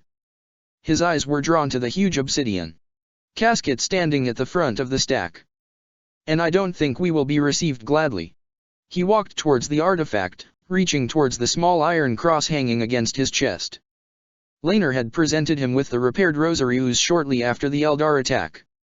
At this moment in time he felt even more gratitude at receiving the protective device, for he knew he would sorely need it now more than ever. He activated the Rosarius and the small crimson jewel at its center illuminated, a flash of shimmering light passing over his eyes as the field enveloped him.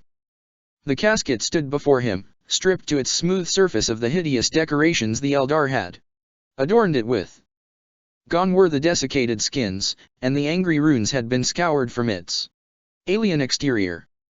Despite the absence of the inimical adornments he could feel the squirming entity within, raging against its imprisonment. A daemon, the Eldar witch had called it, an avatar of rage. The mere presence of it sent waves of pressurized anger coursing through him, igniting his own emotions. It was all he could do not to allow those emotions to erupt and smash his Crozius against the smooth substance. "I need to open it," he whispered, so quietly his voice was inaudible to the men behind him. "I sense a request rather than a statement. I assume that you have no concept of how to achieve that." "Of course I don't. I only know what is held inside." "Can you do it?" "You know I can, Dalo Kodian. The question is, are you prepared for the consequences of such an action? Do you even know what will happen when the Fury finds release?" "I have a good idea. It does not matter, this needs to be done.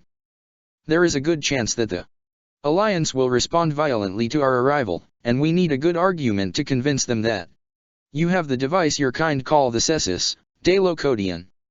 What better evidence than the possession of the soul engine would you need to present to them in order to validate your intentions? To simply present the Cessus is too much of a risk. They may not believe us, and even if they do, they may try to take it by force. Then you seek to use the Fury as a weapon against them? I must confess, I see no logic in such a course of action. Why would you seek to act with aggression if you wish to collaborate? That is not my intention. There is little time left to explain, and I have no idea what will happen. Here. Just open it. Very well. I would advise that you stand away from the Wraithbone prison. Its release may consume you. Do not allow yourself to fall, Monkey. There is still much work to be done. Codian did not answer. He stepped back away from the casket intensed, drawing the stone from his pouch as he did so. This was a reflex action, for he had no idea whether or not the entity needed to be revealed to perform its task. Probably not, he considered, though the truth of it was that it mattered little. He was ready. The cautious murmuring of the two sentinel operators rose in pitch as the stone began to glow, a warm light spilling from its smooth face. Tendrils of ghost energy snaked towards the casket, shuddering and hazing as they neared, almost as if in repulsion. He heard one of the men ask him with a fear-filled voice what to expect, but he knew he could not answer. There was nothing he could say that would serve to have any effect other than to worsen their fears. Just be ready, was all he had time to say. The snaking energies found the obsidian casket and touched it, flowing like liquid across its surface, like a glowing web. The energy continued to shift and form, coalescing into a large and clearly Eldar runic shape. The Wraithbone construct shuddered and began to melt, and before Codian even realized what was happening, the substance dissolved into thick, swirling shadow. At its center, something roared. The Xenos soul spirit retreated in the wake of the darkness, swirling like mist as it was drawn back into the stone in his hand. The sentinels behind him whined and hissed, their metal limbs moving as their pilots responded to their own fear. Codian centered his mind and prepared to meet the being within. The entity that thundered out of the mist stole his breath, and it was all he could do to raise his arms instinctively as the red mass slammed into him and hurled his armored body through the air like a stone. He landed hard on his back, pain flooding through him. The rosary ooze fizzed and crackled, its powerful field fighting to dissipate the kinetic forces unleashed upon its bearer. The sound it made was terrible, palpable, and disorientating, enough to blur his eyes with pain. He heard the terrified shouts of the sentinel pilots and fought to haul himself to his feet, knowing that to delay would mean certain death for the unprepared men. Hold! He shouted, rising as fast as he was able. In the Emperor's name, hold! The hulking creature's rage was total, an all-consuming, blinding, and deafening thing. It did not respond. Instead it bounded across the hold to where the sentinels waited, the machines roiling and pivoting as their pilots attempted to run. Now he could see it, it seemed as if the Eldar's description had been accurate. The entity was a huge and crimson monstrosity, much larger than himself, and so scarred and twisted his mind could scarcely make sense of what his eyes saw. It lunged at one of the sentinels and tore a servo arm free with ease, casting the sparking limbs aside. Seize him! Seize him now! He called to the other pilot. The man fought back his fear long enough to make a grab, and the thick metal of a loading claw clamped around one massive arm. The beast roared again and shrugged the sentinel away, sending it lurching across the deck so violently it struggled to remain upright. His mind is gone, de Locodian. He will not listen to you. He must. Codian snarled, starting forward. He will kill you. Then help me. Help me to bring him back. That may not be possible. The Darkkin have visited much pain upon him, and for so long. The presence of an Eldar mind would serve only to aggravate him further. The Archangel of Rage, Vecht had called her most prized possession, and at this moment Codian could see that the name was well founded. The feral hulk grabbed the stricken sentinel before it and raised the machine above its head. It smashed the sentinel into the deck with such force that the machine came apart, limbs spiraling away. The pilot's body slackened as every bone in his body was shattered, killing him instantly. As it began to tear the remains of the walker apart, Kodian continued to advance, fighting his instincts. Too much was at stake to falter now. Son of the Emperor, father of the White Scars, hear me. End this rampage. The creature lifted its head as it heard his voice, its long black hair streaked across what was left of its twisted features. Shredded metal hung from its oversized fingers, and Kodian saw for the first time that the beast before him was not clad in flesh, but in armor that was chipped, pitted, and twisted, covered in a film of viscera so thick that it took on the appearance of tortured, inhuman flesh. A huge metal claw lunged around from behind the thing and grabbed it by the throat, hydraulics hissing as it tightened. Jagatai Khan. Remember, Primarch. Remember. It took the armored Leviathan a second to break the Sentinel's grip. It prized the claw free and drove an elbow into the chassis behind it, sending the machine staggering back. Before Kodian could respond, he found himself hauled clear of his feet and into the air. The Crozius was sent spinning away by a swift backhand swipe, and the next thing he knew he was driven bodily into the deck, his armor squealing in protest. Remember, he managed to say before the hand around his throat tightened so harshly he felt his spine creak. Then it spoke, with a tortured voice as deep and feral as the growl of a felid. Each word was broken and pained, its accent so guttural and heavy that the High Gothic was rendered almost unintelligible. How could I forget? Part 55. The Alliance. The Phalanx, Fortress Monastery Alliance Imperialist Solar Mobile Headquarters The Edges of the Terran System Segmentum Solar 2 days after the translation of the Proscriptus The Phalanx was renowned as one of the true wonders of the Imperium, a magnificent spaceborne edifice constructed by processes long since lost to the Mechanics. If so, then the mighty Void Eye was by far the most spectacular of the Phalanx's wonders. The chamber itself defied description.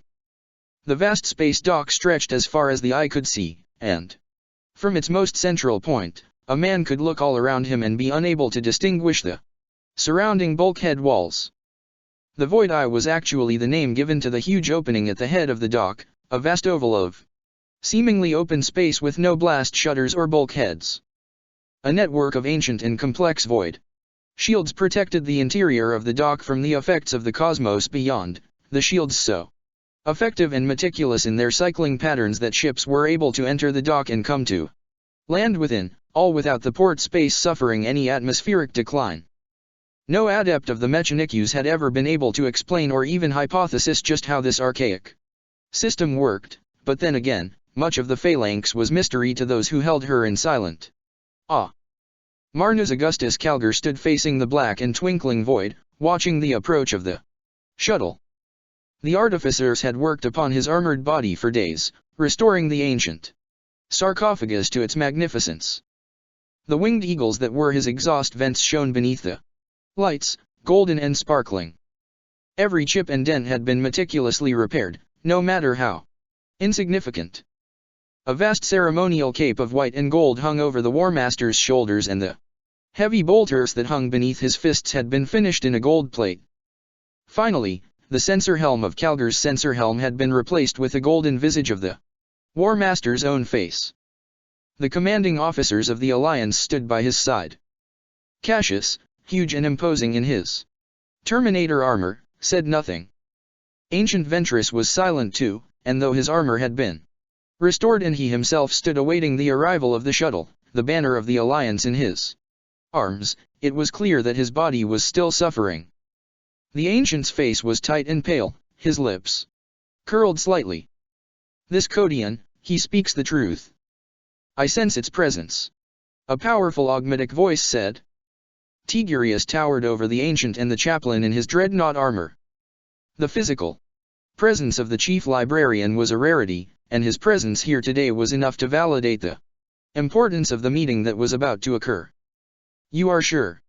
Calgar asked, his emotive state unreadable beneath the thick layers of his armored cocoon. To his side, Tigurius stirred. My brother, twice now I have been roused from my slumber ahead of the final day. The first was a rude and harsh awakening, the death call of the saint ringing in my mind. Awoken by a scream. This time, it was a roar. The Cessus is here. And what of these renegades? Calgar asked. They are Cryptman's people. Can we trust them? The chief librarian shifted his bulk, the force runes set into his vast arms shimmering. They are loyal to the Emperor. Indeed, it is fortunate that events placed them in the path of the Cessus. It was always a risk to leave the device so far from Terra, and we always knew Ryza would eventually fall. Still, we could not have predicted the Unity's attack to happen when it did. Omog Drax's vile legions would have probably had no idea that the Cessus even existed, and it would have undoubtedly been destroyed along with Ryza herself. Anchored Soth was left with little choice but to pass the device on, but even so he would not have done this unless he was sure of their intentions. The shuttle came into land, coasting through the cycling void shields, the powerful fields rising and falling in sequence one after another. A gentle breeze shifted the War Master's cape as the air of the dock was disturbed and displaced, shifting in response to the rising and falling of the energy barriers. What can we expect? Cassius asked the ancient psyker. Like the others, he subscribed to the belief that the Emperor guided Tigurius in his divinations, and trusted the word of the chief librarian implicitly. Intrigue. He answered, an obscure and unexpected response. There are many mysteries surrounding. I cannot understand much of what my mind sees. So much displacement. I see time. The expanse of millennia fractured like glass, certain pieces drawn together and melded. That which should not fit does. Impossible alliances have been formed, unions dictated, and written at the dawn of our history. Can you explain further? Calgar asked. Not sufficiently, brother.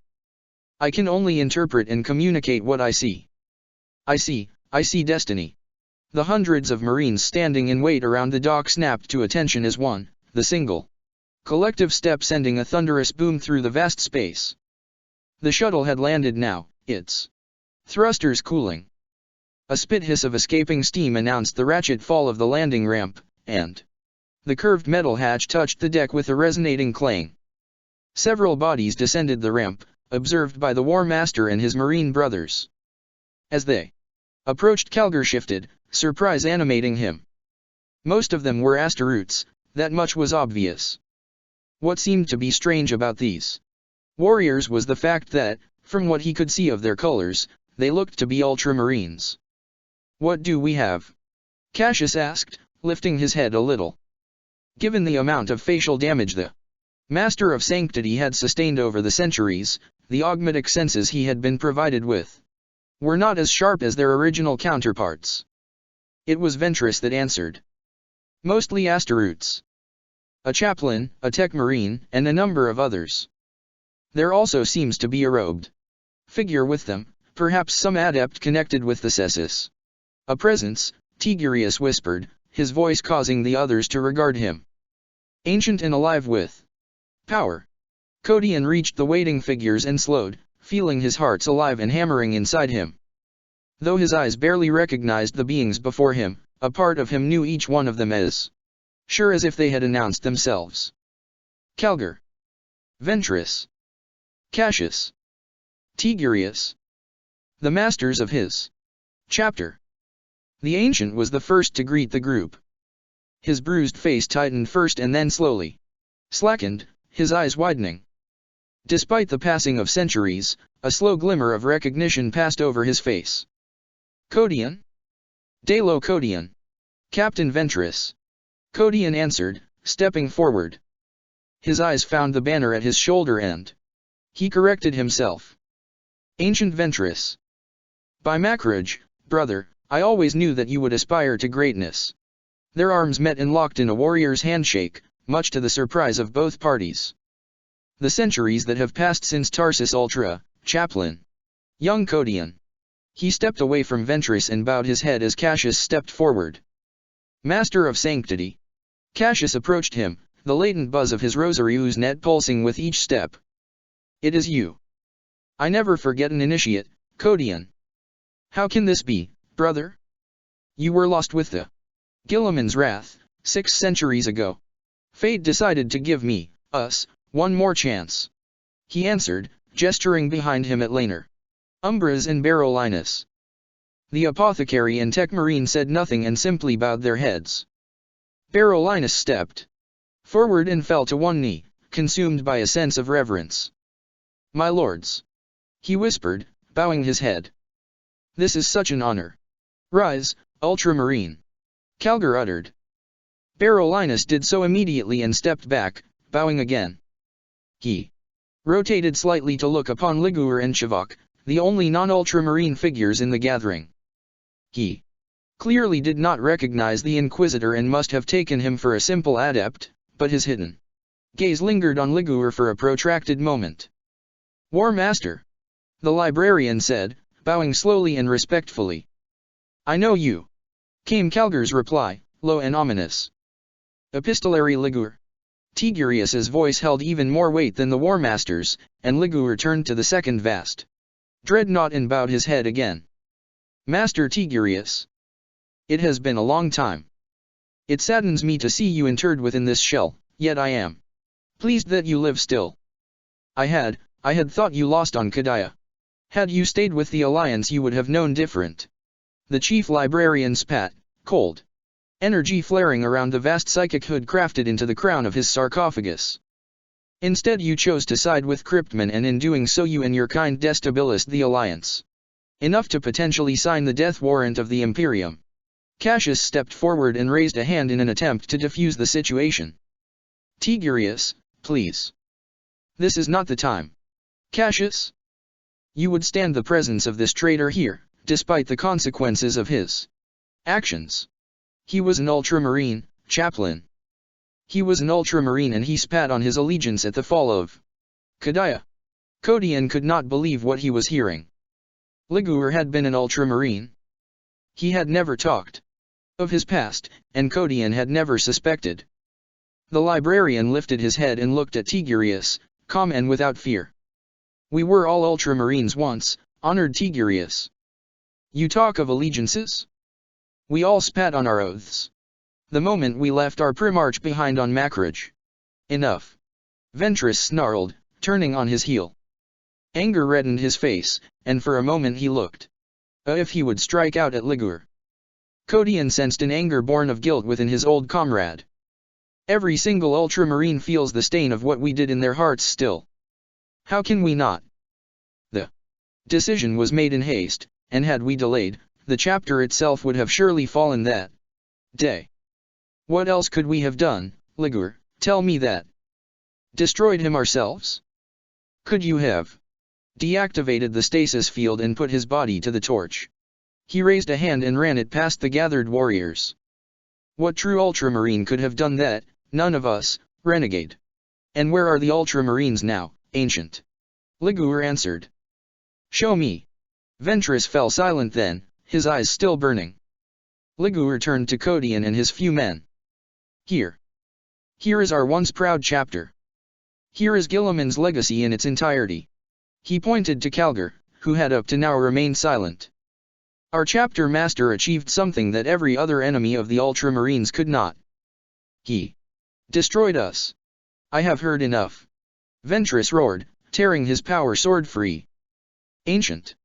This time it was Cassius's turn to speak, and he moved forward, his hand laying on the Ancient's own.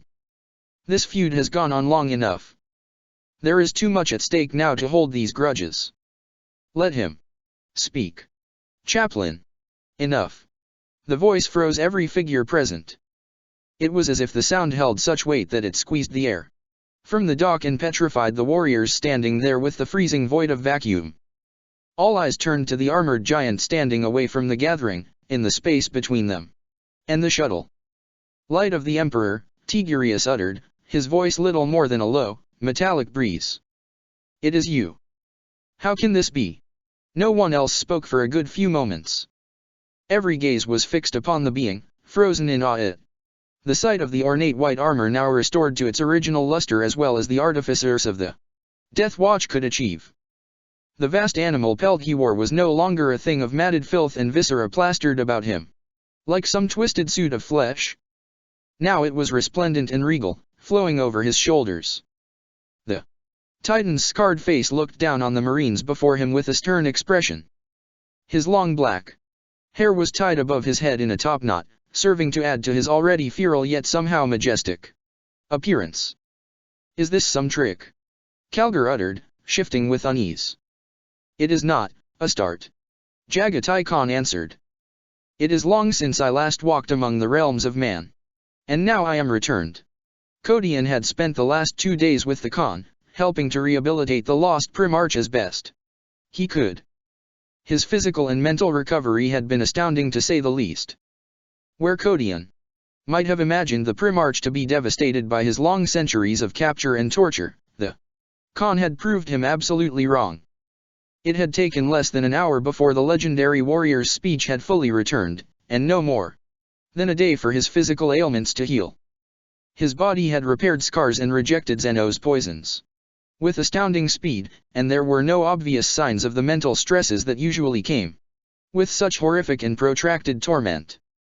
He had not spoken of his ordeal at the hands of the Eldar, and the chaplain had been sure not to try and prize the information from him. All that had truly mattered to Kodian was the sure knowledge that the being before him was Jagatai Khan, a living, breathing son of the Emperor. It surprised him, then, to witness the reaction of the War Master and his brethren. Both Ventress and Cassius said nothing as they slowly lowered themselves down onto one knee, heads bowed in veneration. Astonished by this unexpected display, Kodian looked to Kalgur Khan. The mighty warrior uttered. Jagatai Khan. Primarch of the White Scars. Kodian held his breath as a tense silence followed, the air charged and thick. After what seemed like an age, the War Master spoke again. If I could bend my knee before you, Father of Astaroths, then I would. As would I. Tigurius seconded. For there can be no doubt, no qualm of identity. Such perfection cannot be emulated, Primarch. Today has seen a miracle. The Khan of the White Scars is returned to us. The Khan nodded slowly, satisfied by the display of obeisance. He swept the pelt away from his feet and moved to join the gathering, crossing one arm over his chest in salute. As he reached the War Master and the others, he bade Cassius and Ventress to stand, before gesturing towards Kodian. Sons of Guilliman, I salute you. I have learned much since my arrival here, and all of what I have learned darkens my soul. Kodian has explained all he can, but there are still many mysteries that must be answered, mysteries that vex the chaplain also. I need to know. He paused and turned to Kalgur, his ancient eyes twinkling. What of Koguris and the White Scars? My lord. Kalgur answered, quietly and hesitantly. The Khan's features stiffened as he seemed to sense the hesitance in the War Master's voice. Koguris is lost. Part 56. Kadaya's fall. Lost. The Khan's voice took on a quiet disbelief, totally at odds with his powerful and fearsome appearance. Tell me how. By the blood of the Talskars, this cannot be. My lord, it is so. Kalgur answered. The planet was destroyed by the Tau, as were many Astarte home worlds. Like Makraj before her, Koguris was scoured from space by the extinction fleets of the Unity and the White Scars.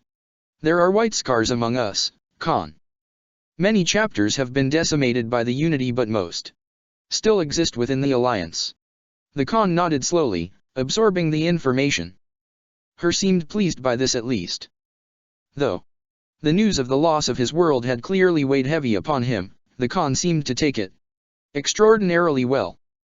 Kodian could sense the anger behind his eyes, though the Primarch remained outwardly calm. These Tau. How is it that they have sundered my Imperium so? Zeno's empires rose and fell during the Great Crusade, and none were able to match the might of the Imperium.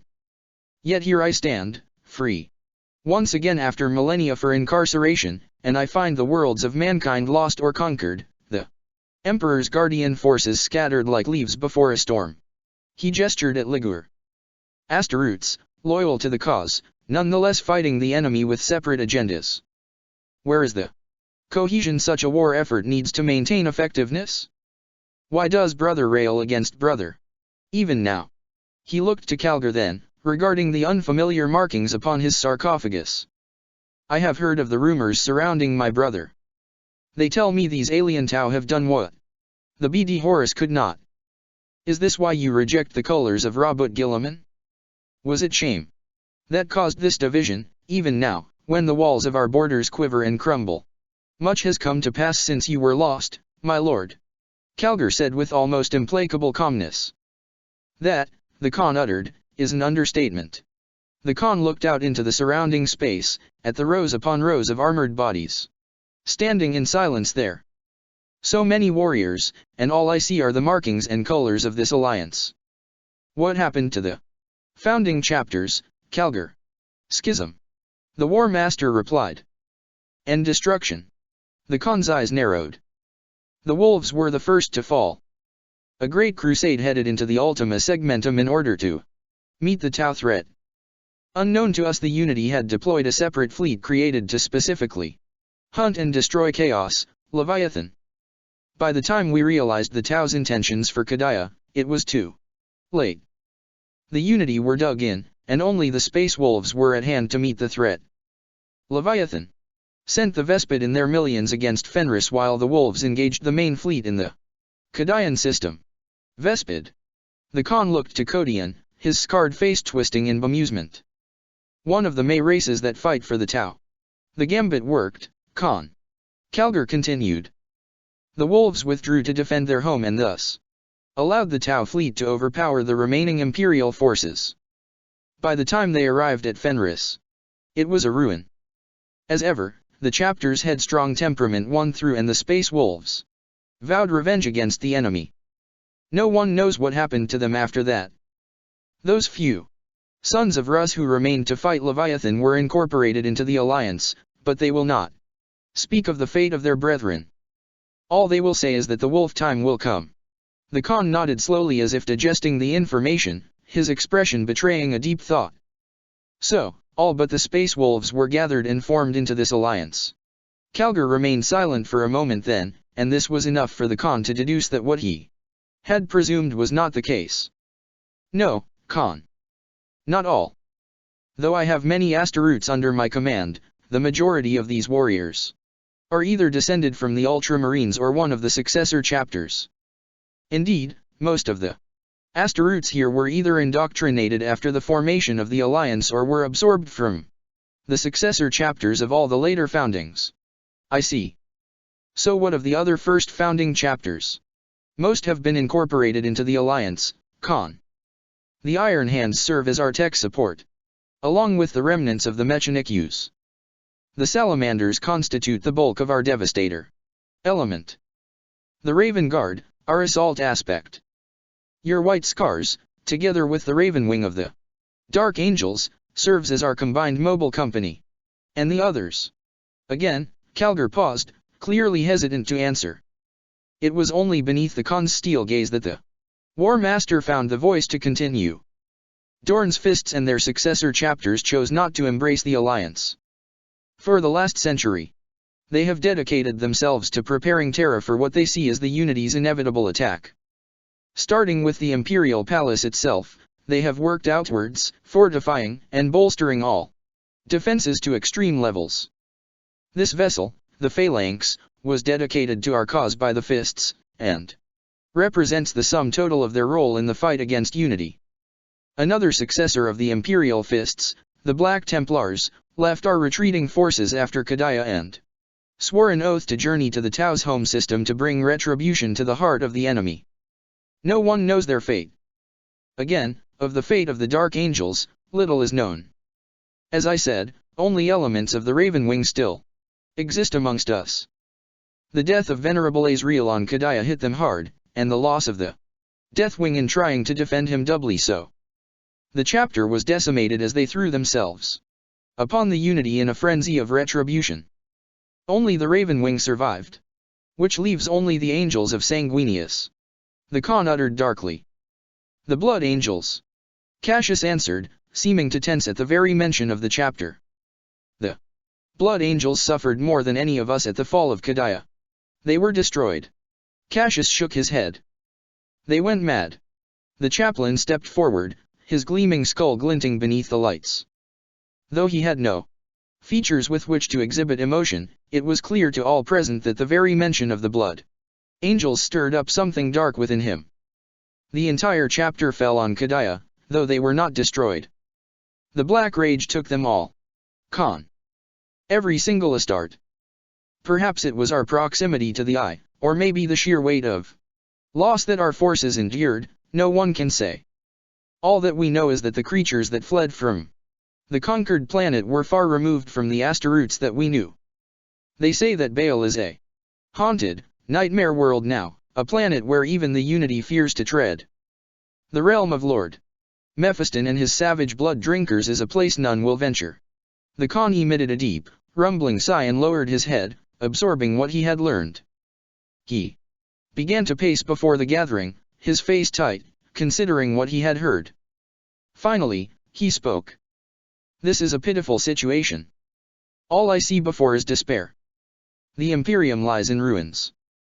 Perhaps I am partly to blame for the disorder and ruin I have returned to. So tell me, War Master, where do we go from here? Calgar was obviously thrown by this question, a fact betrayed by the time it took him to respond. Codian sensed the tension building between the warriors and decided to intervene. He looked to Laner and made to speak. Honored Primarch. His voice died in his throat as he heard Chivok speak. All eyes turned to the Inquisitor, who had up until now observed the meeting in absolute silence. The Khan looked to Chivok, and though he did not speak of it, a clear disdain dominated his face. I do not believe that we have been introduced, Jagatai said. This fact obviously troubled Calgar and his men, that much was apparent. Though they had mistaken the man for some form of menial, it was obvious by their reaction that they had not expected the Primarch to have been unacquainted with the man. Inquisitor Chivok. The mention of the man's title sent a whisper of disquiet through the Alliance members. Chivok turned and bowed to Calgar and his men, as if in an attempt to defuse the situation. Khan, as glorious and fortuitous as your return is, there are more pressing concerns behind this meeting today.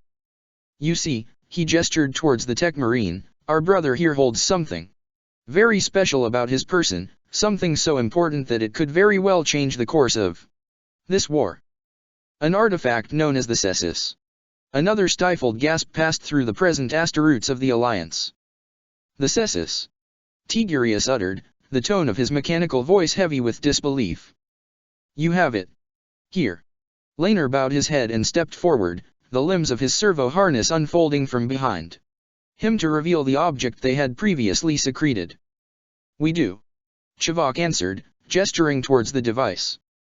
After all, our mission was and always has been to deliver this device unto you. He looked to Calgar.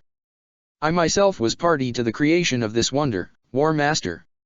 Like the Khan, I was held by the accursed Eldar for an age. He glanced then at the Khan, and Codian recognized the ploy immediately for what it was. Chivok intended to endear himself to Jagatai, through the similarity of their previous circumstances. Clever, he thought to himself. My incarceration, it seems, had a purpose. That I live yet to see the Cessus delivered to you is a blessing. Please. He gestured towards Laner and the Marine complied, offering the unassuming artifact to Calgar. The Khan watched this and seemed to reach a conclusion within his mind. He nodded slowly. Ah yes. I have heard of this thing, this Cessus. So this is it. Cassius stepped forward quickly and took the device, and as he did so a group of Tech Marines emerged from the gathered warriors around them to spirit it away. Laner looked first at Codian and then at the War Master. I will not leave it, he simply said. Codian nodded and turned his gaze to the War Master. As you wish. Calgar answered, and at his approval Laner left with the others, the group quickly making their way out of the dock with the important artifact. At last. Tigurius said quietly. At last we have it. Of all those gathered, only the Khan seemed generally unmoved by the transfer. So, my original question remains. He said. Where do we go from here? We head for Terra, to prepare for the final war. Calgar answered. The Unity have pursued us as far as Caris Esterius. Whenever they finish what it is they are doing there, they will move upon Saturn. First, then Terra. The defenses around Saturn and her moons are powerful, and they should hold the advance for a time, long enough for us to do what we must. The Conclave and the Grey Knights have vowed to hold them for as long as they can, and fight them to the last man if need be. Good. Then we are bound for Terra. The Khan said. At this, Cassius glanced at Calgar. Of those present, only Ventress was blessed of readable features, and it was clear to look at him that whatever was on his mind was shared by the rest of the gathering. The Khan looked to Codian and then turned his attention back to the former Ultramarines. I sense disconcertment. Allay your fears, War Master. I have no desire to challenge you for leadership. You would have every right. Cassius answered, and despite the tone of his mechanized voice there was a clear surprise in his answer. You are a Primarch, and as such there is none among us more qualified. The Khan held up a hand and shook his head. I have no interest in upsetting the balance of this organization. It would be enough for me that I take the reins of the mobile assault element. Of course, Khan. Calgar answered. Consider the command yours. Jagatai tipped his head at this, satisfied. Then I would be grateful if you could show me to my warriors. There is much to be done before we meet this Unity on Terra's shores. Cassius stepped forward and offered to guide the Primarch, and at this the Khan regarded Codian and the others with a nod of his head and made to follow the Master of Sanctity. After a few steps, he paused, turning to Codian. My gratitude, Chaplain, he said, for all you have done for me. He smiled then, a astute and predatory expression. Lucky for you, the Eldar were unable to break me. He tapped a finger against his brow. They tried. They tried everything they could to take my mind and my spirit. All they succeeded in doing was to refine and focus my hatred in all that they are, but I have learned from my incarceration. I have learned patience. Every single they inflicted upon me, my body has healed. He gestured then at the ritual, self-inflicted scars across his face. But these scars have not, and they never will. These are mine. He looked then to Calgar and his men. They serve to remind me of my origins, of Kogaris, and I will carve their likeness into the flesh of every Tau I encounter. The Khan of the White Scars will have his vengeance before this war is through. And make no mistake. He raised a finger and pointed it slowly across each Ultramarine in turn. When I meet my brother on the field of battle, he will be most sorely brought to task for the destruction of my world. A heavy silence descended at the Khan's departure from the dock, and hung there for a long time. After. Part 57. Assassins. The Fortress of Ages Caris Esteris Segmentum Solar Guilliman's eyes remained hard and unreadable. The head of the staff held in his hand crackled with power, pulsing softly in the half-lit gloom of the command bunker.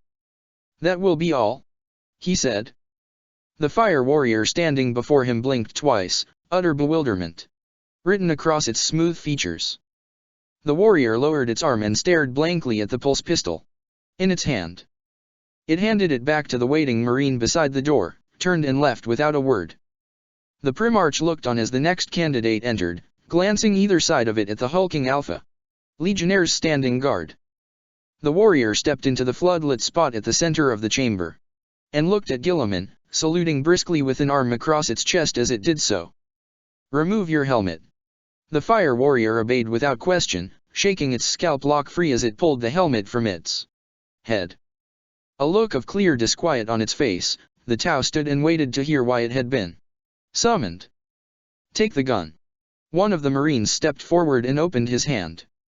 The Tau saw the pistol there and its eyes found the Primarch once again. Take the gun. Guilliman repeated, this time with a little more force behind his voice. The Tau swallowed hard and did so. Guilliman nodded slowly. The energy at the heart of the staff's head shimmered and shifted in hue to a rich orange glow.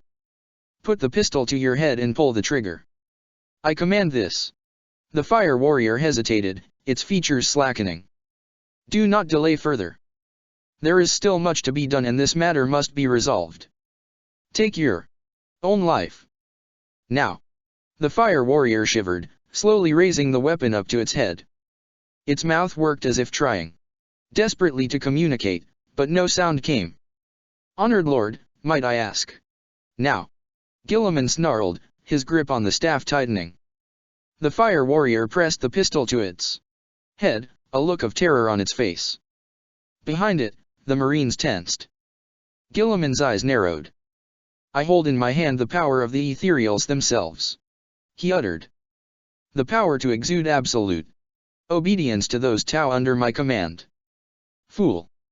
The fact that you have not pulled that trigger already is enough.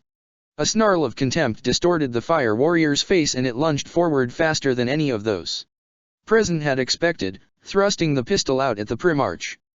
It pulled the trigger again and again. Nothing happened.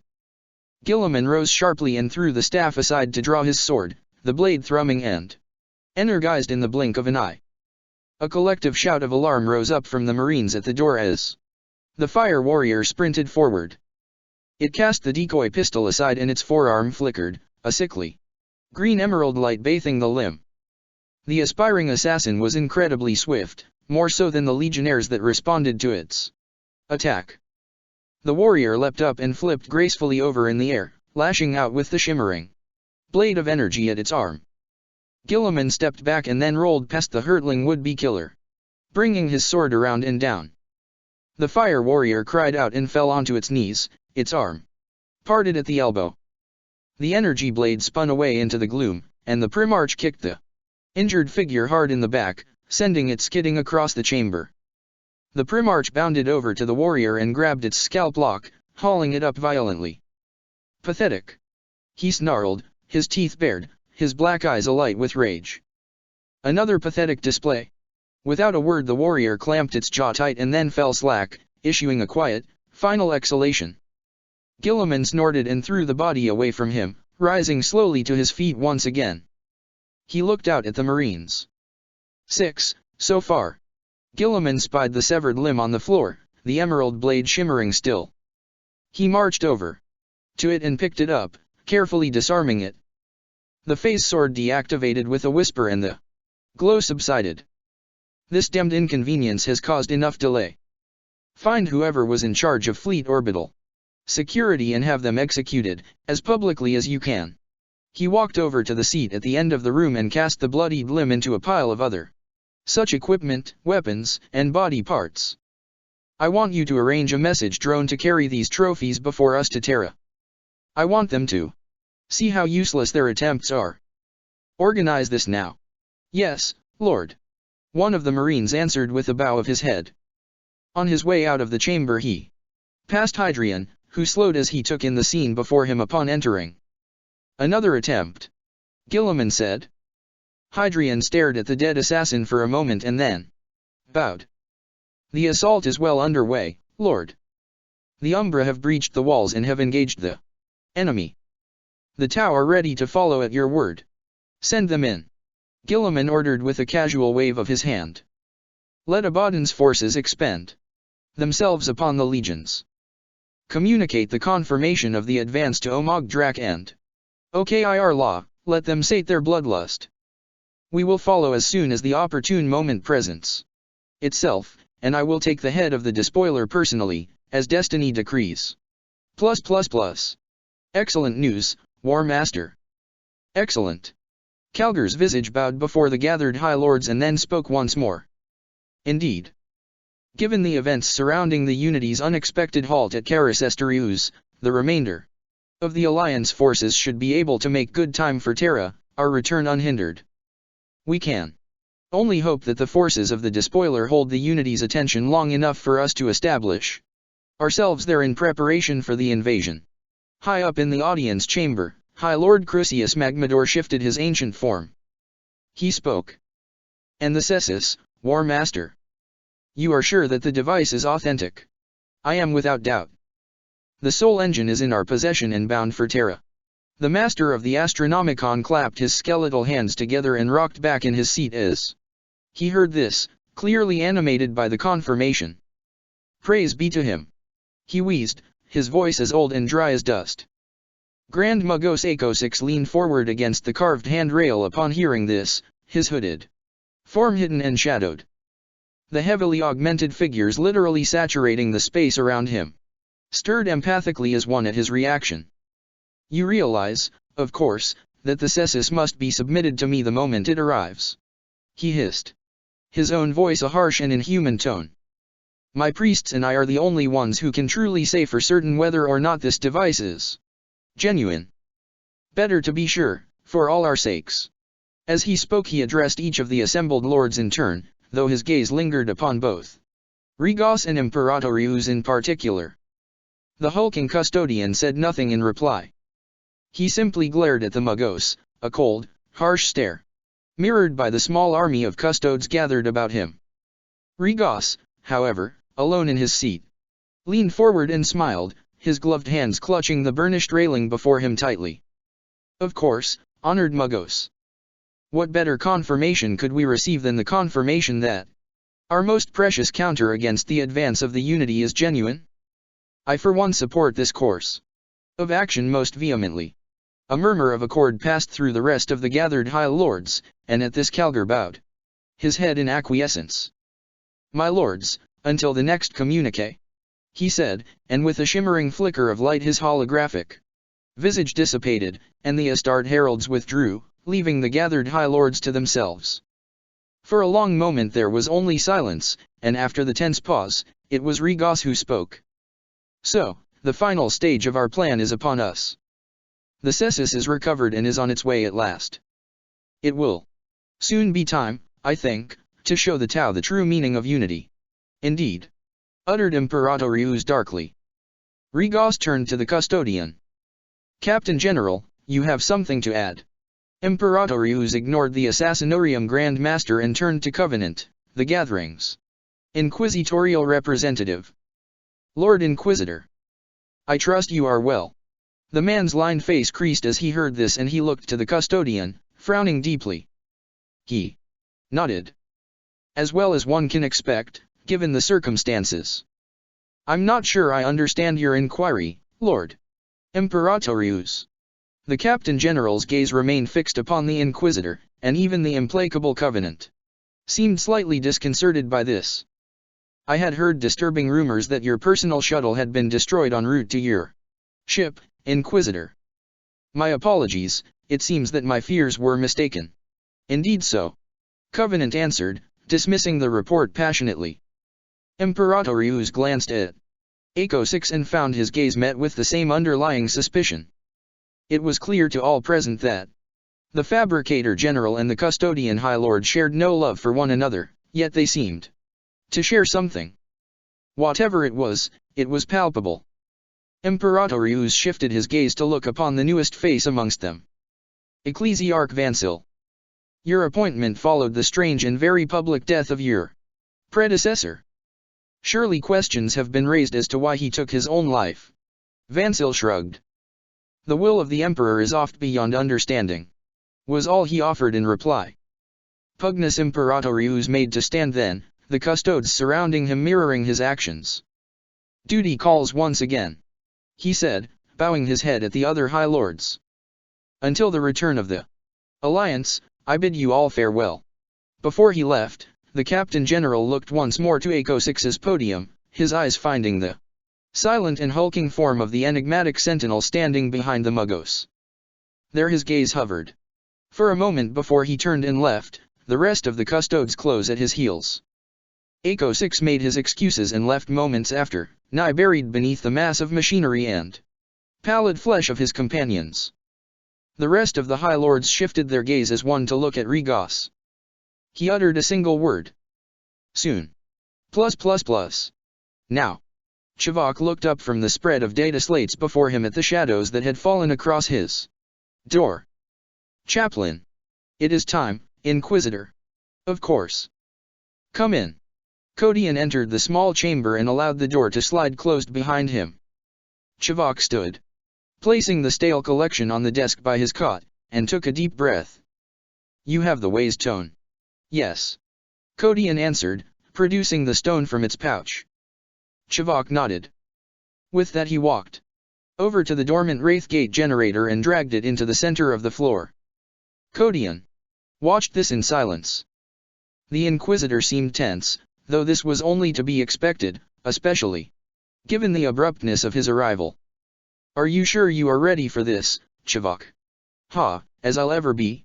He answered, a slight nervousness in his voice. He finished shifting the weighty object and sat down on his cot, his cheeks puffing with the exertion. I will confess, Chaplain, the prospect of this journey has me fairly animated. I have never visited an Eldar craft world before. I assume, of course, that you know what to expect. No, Kodian answered, quite to his surprise. All I have learned relates only to the course of this war. I know that we must journey to this Ulthwi in order to fulfill some part of our collective destiny. Beyond that, I have no idea what to expect, just as you. Chivok accepted this and turned his attention once more to the preparation of the portal generator. No one else knows of this escapade, I take it. That is how it must be, Inquisitor. There are some things our allies cannot know of, and our intentions with the Eldar craft world have to be kept from them. However much I dislike secrecy, it must be this way. I understand, of course. Perhaps now you can see why my own investigations into the Eldar generated such discern amongst the more puritanical elements of my organization. The pursuit of knowledge can be a precarious endeavor. Kodian simply nodded in reply and closed the door behind him, observing the freshly repaired frame, where Umbras had attempted to seal the door shut following the Eldar attack.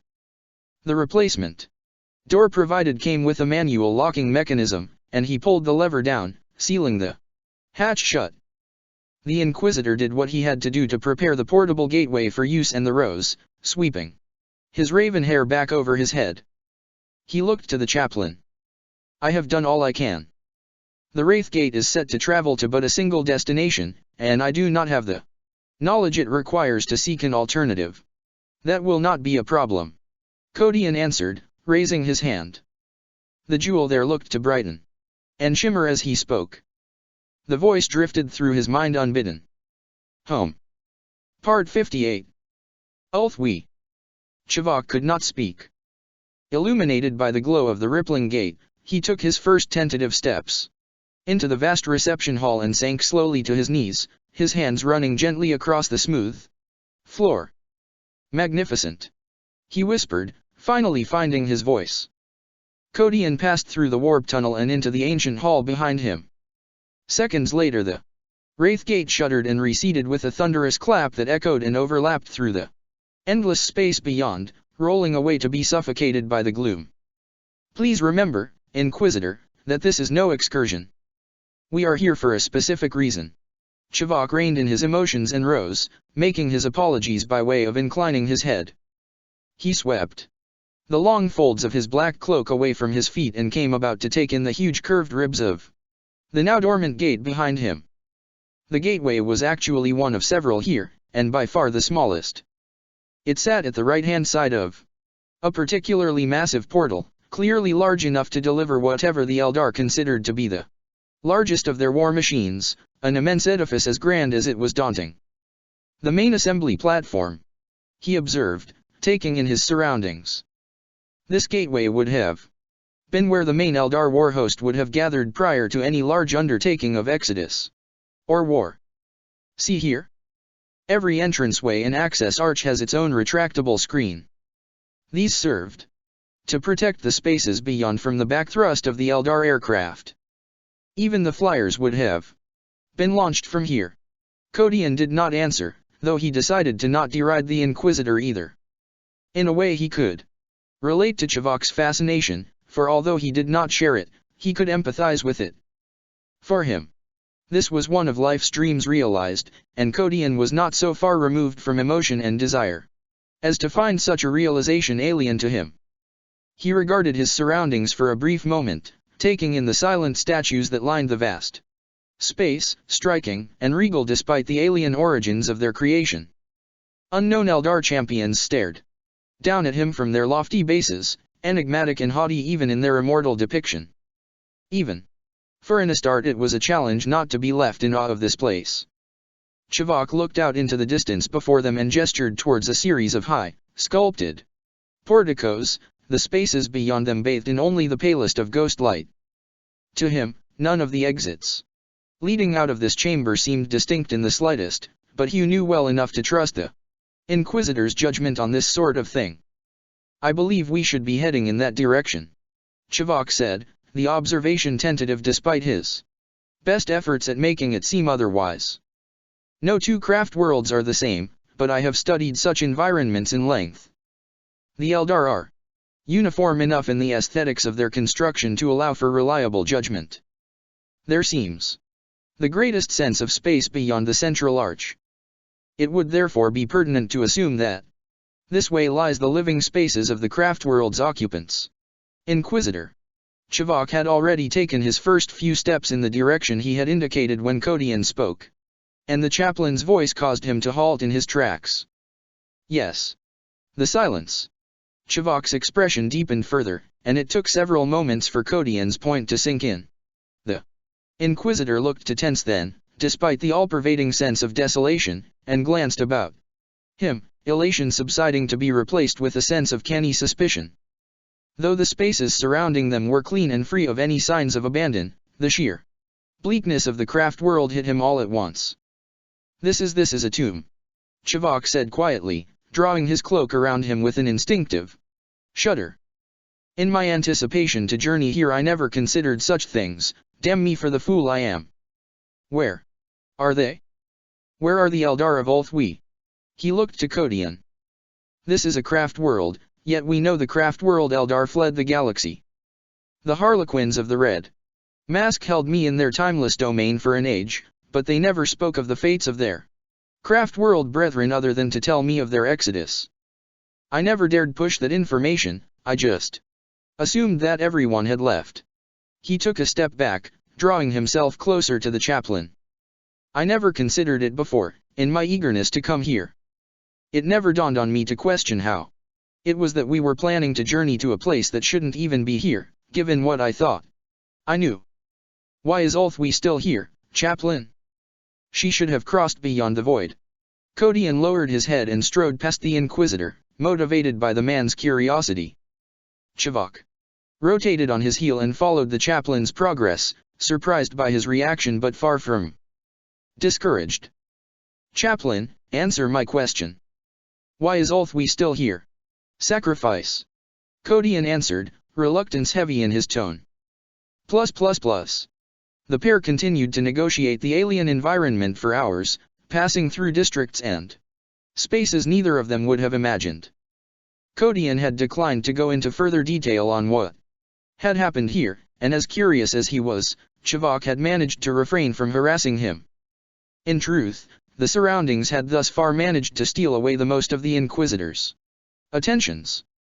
Kodian seemed to have an idea of where he was going, as if he was being guided towards his destination.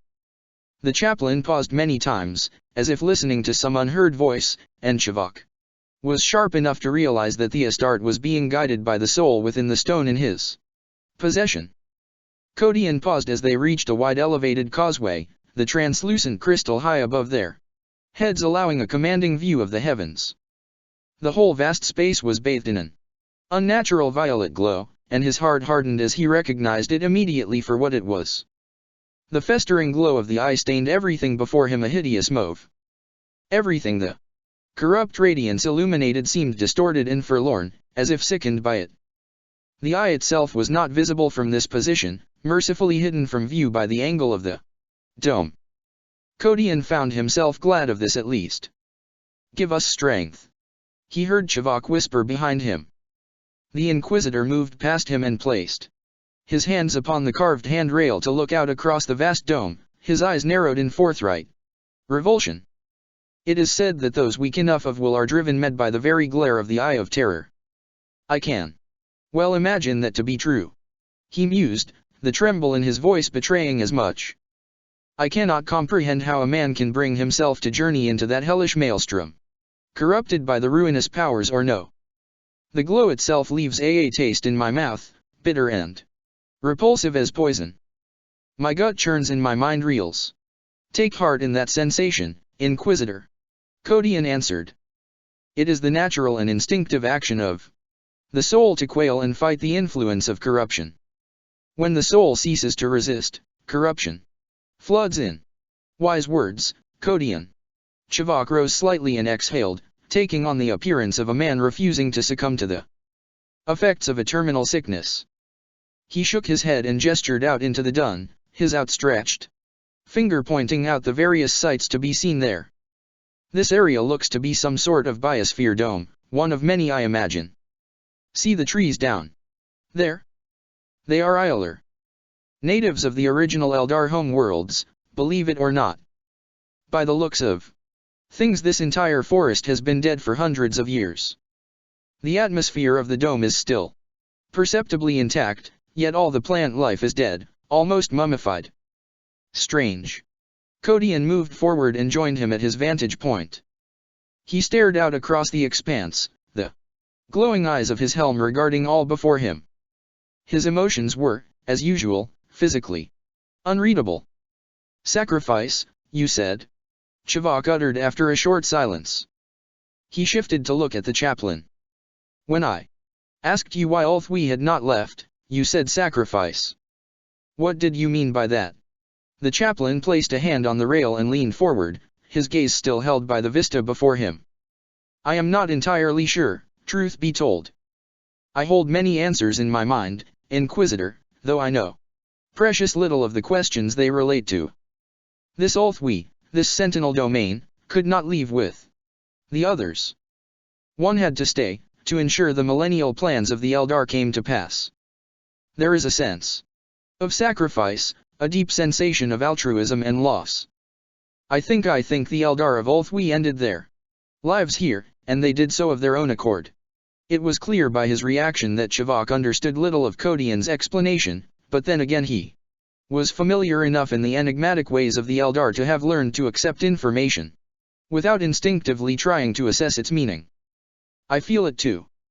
It is like a heaviness upon the soul, a saturating sadness, a hollow sense of loss. From what I know of the Eldar and their technology, this is a literal thing. The wraith-bone structure of Ulthwe must be steeped in the empathic passion of such a sacrifice.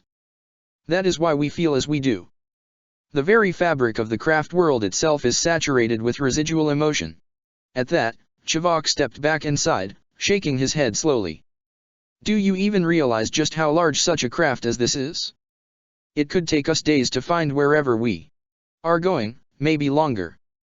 The longer we spend here, the more prominent our absence will become. I agree. Codian shifted his body to face him and patted the pouch at his waist. Chivok's eyes fell to the small leather pocket. He nodded. The waist tone. When I gave that to you, even I did not know why the Harlequins required you to have it. I had no idea the soul within was connected to this place, nor did I ever imagine that it would communicate with you. He turned to look out over the expanse once more, distant and thoughtful. Had the plans of the Eldar simply required that the stone be returned here, the Harlequins would have returned it. Why did this task specifically require your participation? It makes no sense. Sacrifice. Codian said again, almost instinctively. He twisted and peered out into the distance then. Movement catching the very extremes of his vision. Something was moving down one of the lanes. Between the dead trees, fast and silver as a darting fish. After a few moments, Chivok noticed it too. Chaplain, he began, caution heavy in his voice. Codian held up a hand. It is all right. Our request has been answered. A small hovering craft darted its way towards them, rising sharply as it neared. The two figures rotated as they followed its quick progress, and it rose up above the walkway to come about, its alien propulsion systems humming softly. It came to a stop before them, continuing to hover close to the floor, like some faithful canine companion. Mystified, Chivok looked to the chaplain. What is this? Our chariot. Kodian replied. +++. Series of large archways blurred past, the tone of the skimmer's engines lowering as they passed by each opening. Kodian watched the arches passing by, drawn to the space beyond. They looked to open out into a particularly massive chamber, a huge and dark space too large to accurately comprehend. At the distant center of this space he could see many pyramid shapes, translucent and frosted. Bright columns of power stabbed up and out from the shapes, ascending in soft, rhythmic pulsations into the hidden heights beyond. Hazy lightning played about these edifices, leaping from one structure to the next. He shifted to look at Chivok, expecting to see the Inquisitor's attention drawn to the same sight. Power core.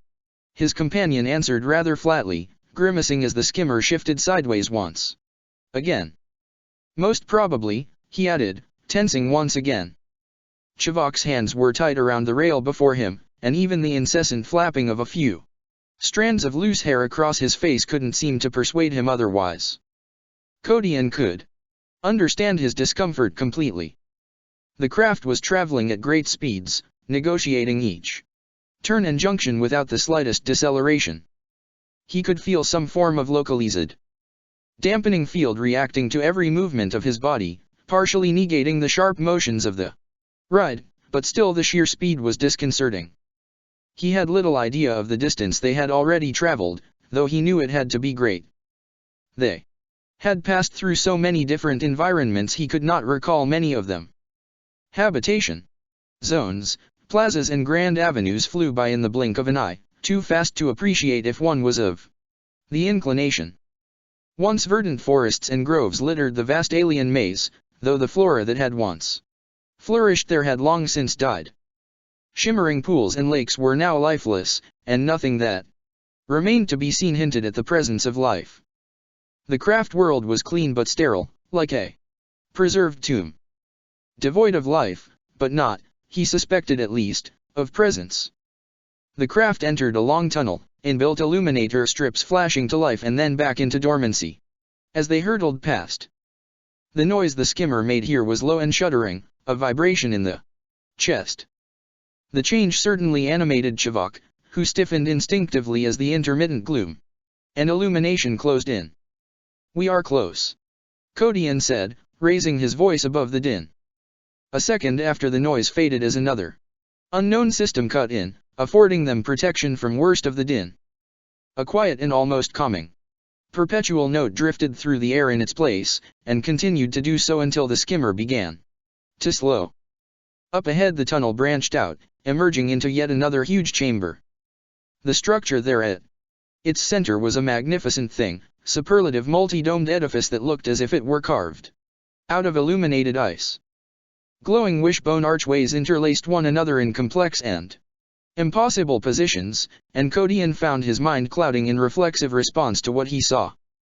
Chivok remained silent, struck dumb by awe. The craft whispered to a standstill and froze, hovering gently inches from the ground. The chaplain pushed himself free and dropped to the ground, followed closely by Chivok. Both of them allowed themselves a moment to take in the spectacle before them. This Chivok gestured loosely at the edifice, as if it were somehow possible for Kodian to miss the structure. This place, I never imagined I would. You know where we are? Chivok nodded, unable to keep his jaw from loosening. Yes, I think so. This is incredible. The Dome of Crystal Seers. It has to be. And do you know what we will find here? The questions Kodian asked seemed genuinely sincere, as if he truly did not know of the place. Chivok lowered his gaze to look at Kodian, wonder in his eyes. Perhaps. Each craft world is reputed to have a dome. It is here that the most ancient Farseers come to die. As a Farseer's powers increase with age, their bodies start to slowly crystallize. Eventually they come here to see the completion of this process and join with the Infinity Circuit, the soul collective of the craft world. Kodian looked to concentrate for a moment and then nodded. Let's get this over with. He removed the jewel from his pouch and stepped forward. Chaplain. He slowed and glanced over his shoulder. Chivok seemed hesitant. What is it? You sure about this? Such places are very old and steeped in power. The Dome of Crystal Seers is the hub of a craftworld's infinity circuit, a private and unknown place to our kind. There could be danger here, power beyond our understanding. If only you knew. Kodian answered quietly, and continued without a further word. Part 59. The Revenant. The Inquisitor's every step was tentative and cautious as he slowly traversed the crystalline grove. The internal light here was a soft and ghostly glow, with no obvious source, and it caught the twisted figures surrounding them and caused them to sparkle like diamond. Chivok paused as he passed another of the crystalline figures, and ran a hand gently across the translucent material. Such age. This place is steeped in it. Generations upon generations here, stretching back to the fall itself. Such a spectacle defies the imagination. Some of these figures are positively antediluvian. I suspect we may be the first non-Eldar ever to set foot here. Kodian slowed and then backtracked, in order to regard the object of Chivok's attention.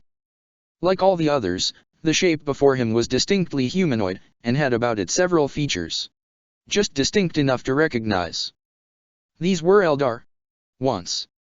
Once they were the greatest of the Eldar of Ulthwi, the Farseers of ages past. What happened to them? Chivok frowned as he regarded Kodian, as if unable to understand how the chaplain did not already know this. Death, chaplain. That which finds us all eventually.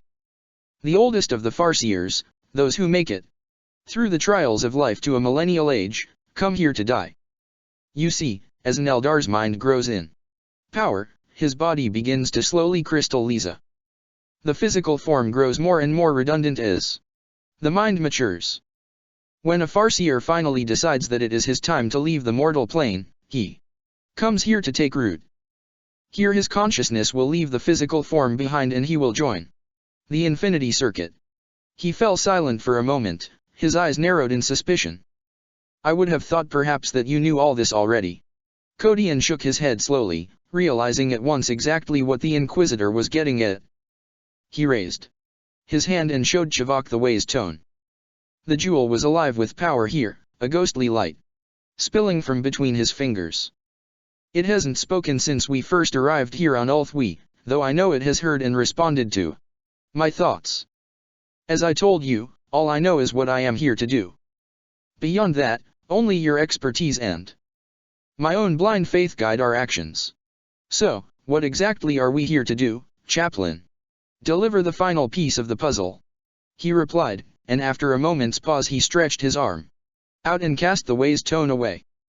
The stone spun through the air and landed amongst the crystal statues, still pulsing brightly. Both watched as the light streaming from the jewel rippled like water and then dimmed. The stone itself ran like melting ice, liquefying as it was absorbed by its surroundings. Within seconds it was gone, with no trace of it ever having existed. Chivok watched this happen and raised his eyebrows. So, we came here to deliver a lost son or daughter of Ulthwi to the Infinity Circuit. Did we achieve something by doing this, chaplain? I hope so. Kodian answered, stepping back. Either way, we have done all we can. Now we wait and see what happens. Moments passed and nothing changed. Then, both figures tensed, looking at one another. They became aware of a sound, a strange and unusual noise, more felt than truly heard. The sound reverberated and grew louder, like a reverse echo. As it did so it began to form, each wave sharpening and forming into recognizable speech. A single word rolled through both their minds. Home. Chivok seemed more shocked by this than his Astarte counterpart. He flinched and looked around him, as if it were somehow possible to locate the source of the voice. Home. He echoed softly. To Ulthwi. No. Not Ulthwi, Mon-Ki. Home. Chivok's brow creased further, though he knew enough of the enigmatic ways of the Eldar not to press the question further. Around them the Wraithbone Grove seemed to come alive with vigor. Kodian put a hand to his head. Unbidden, a sudden dull pressure building behind his eyes. It was clear that Chivok experienced the Same phenomenon, given his reaction. The air filled at once with an all-pervasive whispering, a living breeze of sound gentle enough to be almost missed but for the absence of all other noise. The gentle cacophony continued for several minutes and then died away as abruptly as it began, leaving the chamber once again silent. Then the voice spoke again. I am gratified that you have delivered me here, to where I truly belong. Now, at last, I am whole. Once again. Who are you, spirit? Chivok asked. Re-you him, king of the Farseers? Re-you Eldrad Ulthran? There followed a moment of ominous intense silence before the voice spoke again. I am not. The Inquisitor cursed beneath his breath and shook his head. If he had tried then to hide the disappointment in his manner, he failed. No, of course not, damn me for a fool. Eldrad died in the war against the Demd Baden. It would have been too much to hope. Ulthran did, and I am all that remains, but you may address me as such if it pleases you. I am less, and yet more than Eldrad Ulthran, Chivok of the Emperor, and I know you. There are few of your kind so blessed to have been allowed to glimpse inside the Black Library. Such individuals are well known to us. So you are him? But it was thought that you had perished, consumed by the corruption of the greatest weapons of your race.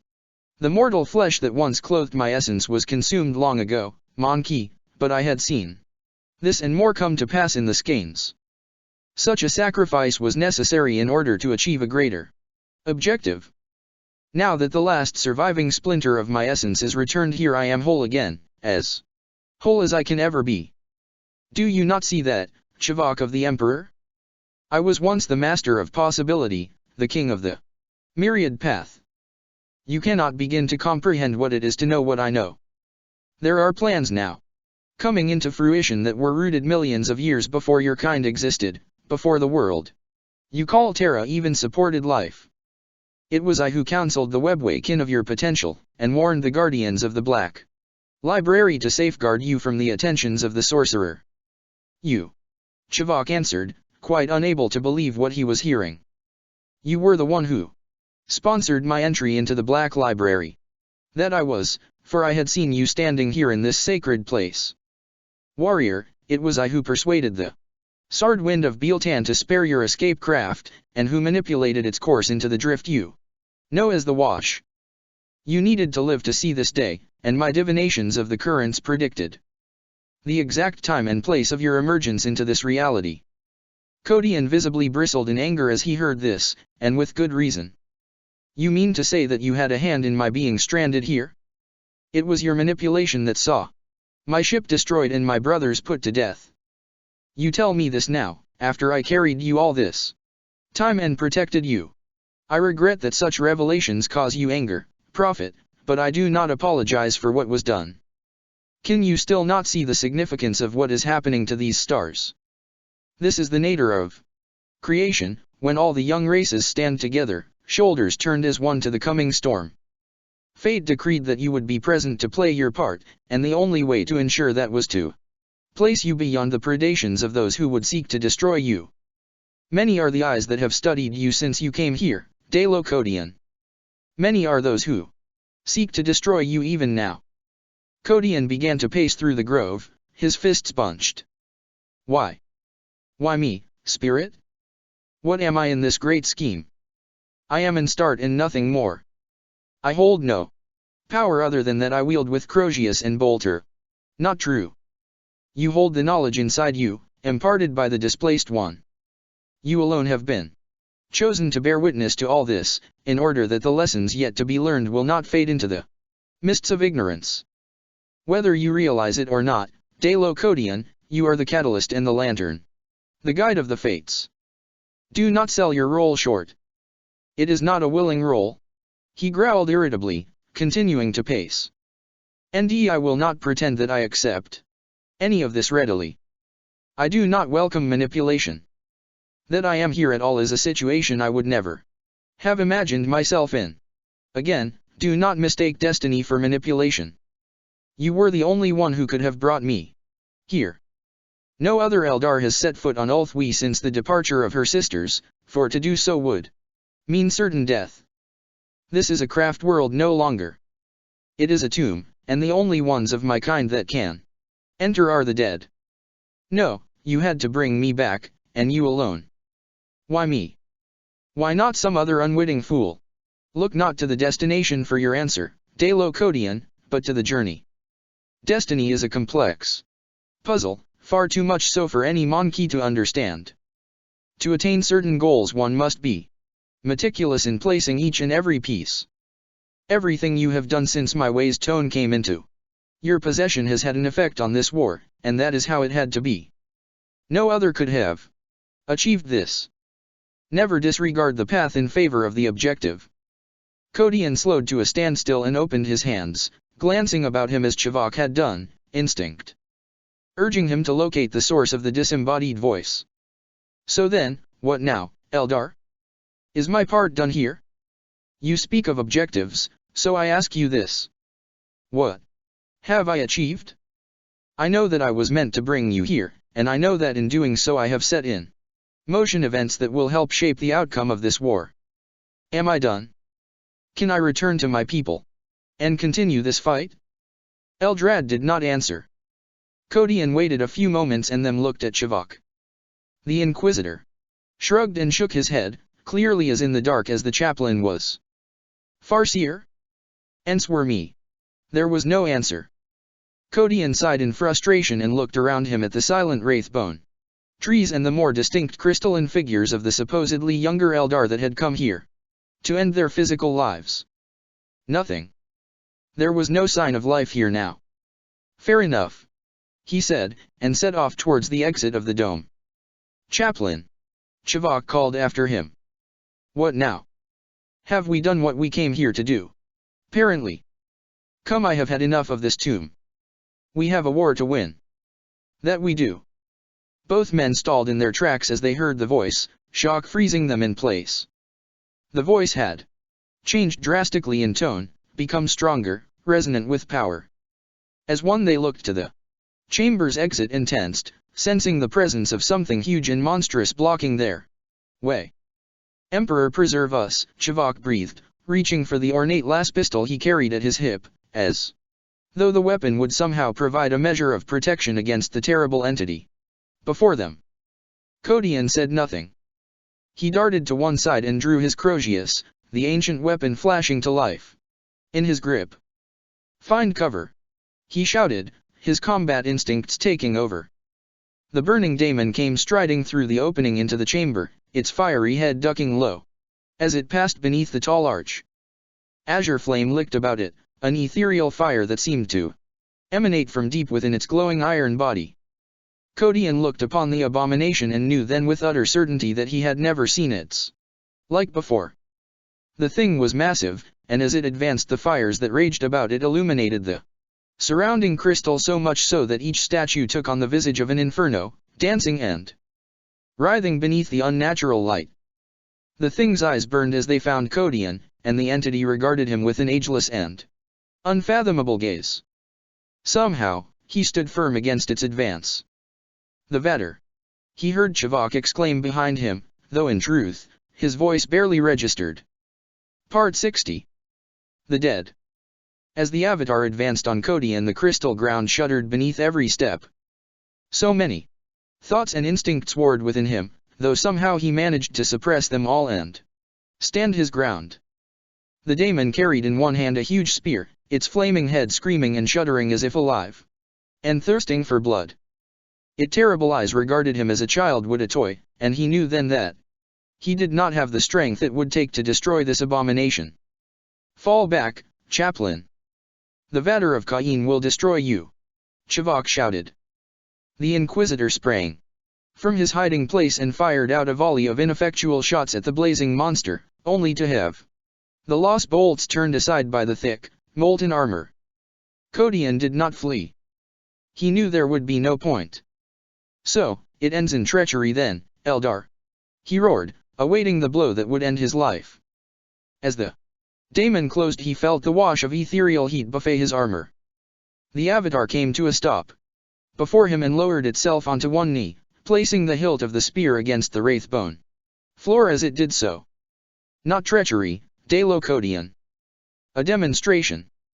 Kodian stood before the terrifying entity for several moments until he finally lowered his weapon. Reason seeping through the burning instinct to defend himself. No matter how warped and powerful the voice was, he recognized it. Farseer. Chivok cast his pistol aside without a thought and stepped forward, his face a mask of confusion. As his own initial fear began to cautiously subside, reason began to slowly take its place, and he looked upon the avatar with new eyes. Though he had never witnessed the awakening of such a creation in person, he knew a great deal about the living gods of the craft world Eldar, enough to know that the example here before him was somehow different, somehow wrong. The flames that wreathed its towering form were ghostly and pale, far removed from the raging fires and belching black smoke that such a daemon shell usually exuded. In place of the distinctive, blood-slicked hand was a fist of shimmering energy, literally dripping with crackling power. This avatar was something else. Something that had never been seen before. See what I have become now. See the power I hold. You asked me what difference your efforts have made. Kala Menshikain is gone from this realm now, but I am here to take his place. Both Kodian and Chivok stepped back in shock as the avatar suddenly grew cold, the fires at its core dimming. The ancient shell creaked and grew cold, locked in its current position. The all-pervasive whispering surrounded them once again and died away, as if an army of souls had passed them by. What have we done? The Inquisitor whispered. What have we unleashed? The sound of movement attracted their attention and they watched as something emerged from behind the avatar. Though much smaller than the godlike being, the figure was tall and organic, its artificial body smooth like glass. Wraithguard. Chivok said, recognizing the construct for what it was. Soul shell, a wraithbone. Automaton. Kodian did not recognize the alien form, but he knew at once that, whatever it wasn't a living thing. When I told you I was not Eldrad Ulthran, I spoke the truth. I am no longer an individual, but a part of a greater entity. I am the seed and the herald, like you, Kodian, the catalyst of works greater and more ancient than you can comprehend. I have demonstrated to you my ability to possess and control the various soul-bearing engines of my people. The powers of all the Eldar dead are now much greater than they ever were. This is the legacy of Ennead. The last and greatest god of the Eldar stirs now, the time for his birth fast approaching. I am his voice, and when he awakes, the god of the dead will bring destruction and ruin to the despoilers of life. Ennead's time has come. Let his enemies tremble. Neither Kodian nor Chivok recognized identity of the god the dead Farseer spoke of, and though this came as no surprise to the chaplain, the Inquisitor seemed vexed by this. Chivok seemed anxious, as if worried at the mention of something so potentially powerful and yet unknown to him, for he prided himself as being an authority on the Eldar. What happened here, Farseer? Why is Ulthwi dead? Why did the craft world not leave with the rest of the Eldar? One had to stay, Mon-Ki. One had to stay here to bear witness. The power that binds Ulthwi here is total, absolute, and you are honored that I have allowed you both to escape its effects. All that set foot on Ulthwi are doomed to die, for she is a tomb, a place of death. Ulthwi's people sacrificed themselves for a greater cause. The souls of the dead are to play a pivotal role in this war. Ulthwi herself is now the crux of the Infinity Matrix, and she will bear witness to the birth of Ennead.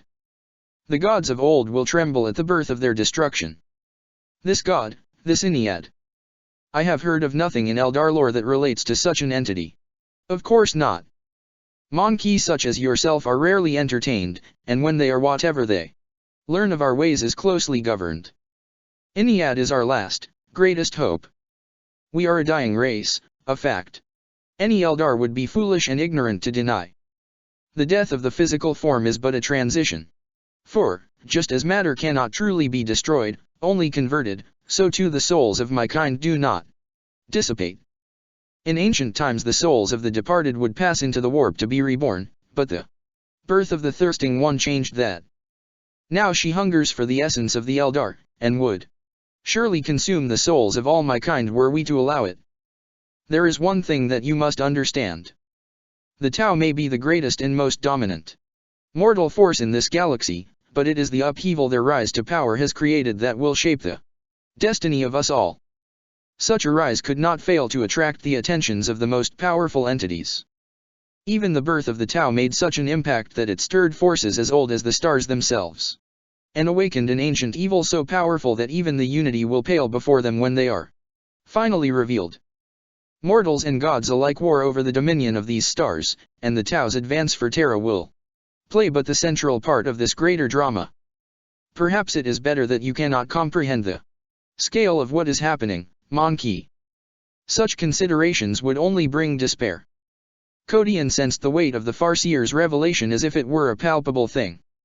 Though he could not begin to understand all that the entity had revealed, he nonetheless felt the significance of his efforts now more than ever. So, we are done here? That we are.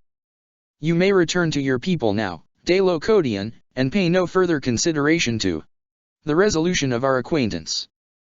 Take with you he knowledge that, when the time comes, the Eldar will play their part, both living and dead. Concern yourself with the mortal threat that the Tao pose. Play your part. I will play mine. Farewell then, Kodian said, and made to leave. He didn't relish having to spend a minute more aboard this space-borne tomb than he had to. Wait, Chivok said, stalling him in his tracks. With that he turned to the silent Wraith Guard. The talismans of Vol, Farseer. The mighty weapons my kind called the Blackstone Fortresses. You met your physical end on board one such edifice. What of them? Exactly my question. No one knows what happened to them following Baden's 13th incursion into the Imperium. Most were lost following their discovery, but the fates of a few have never been discovered. Does the despoiler still hold them? Such weapons could prove disruptive to our efforts, to say the least. Abaddon no longer holds the power of the talismans. Such ancient and perfect weapons can never truly be seized by those who were not intended to utilize them. Before they left, the Eldar made sure that all the talismans were secure, and moved away from the attentions of all who would seek to corrupt them. They are safe. Safe? How can that be? Most are gone, as I understand it. Those captured by the Imperium destroyed themselves after the conclusion of the Gothic War. Not true, it was simply made to appear so. The talismans are too powerful to be destroyed by mortal means. They were spirited away beyond the attentions of those whom they were created to destroy, back beyond the dark gates of Ridal to the place of their creation. The dark gates of Ridal? Yes, an area you know of as the gates of Varl. They are held far beyond this mortal realm, safe from the attentions of the enemy. When the time comes, they will be awakened once again, and the stars shall quail beneath their might. Before Chivok could answer, the kneeling form of the Avatar ignited once more, ethereal fire, wreathing its vast form. Both he and Kodian stepped back, the conflagration's intensity disturbing them. The powerful creation rose slowly and, regarding them both with one lingering final look, headed out of the chamber, followed by the Wraith Guard. The azure glow quickly subsided and then faded completely, and the rumbling rhythm of the footsteps followed a moment after. Chivok exhaled deeply and placed both hands on his head, slowly sweeping them through his hair. May he on Terra deliver us. Did all that really just happen? What exactly did we just learn? Kodian did not answer at first. He stood in silent contemplation, his face hidden from view. It seemed to be a long time to the Inquisitor until he spoke again. We learned that there are gods warring for supremacy amongst the stars. This war is bigger than the unity, far bigger. This knowledge is ours alone to bear, at least for now. We must ensure that we are as ready as we can possibly be. Chivok's answer lingered for a moment, as if he found it difficult to convey. Can we do that, Kodian? Can we keep this from the rest of the Lians? We must. The chaplain replied darkly. There are too many risks involved, too many questions to be raised were we to admit what we know. No, we must keep this to ourselves, for now. Plus plus plus. The reflection of the shimmering energies on Kodian's polished armor quickly dissipated as the warp portal degraded into a controlled collapse. He watched as Chivok began to the process of packing the Wraith Gate away as swiftly as he could.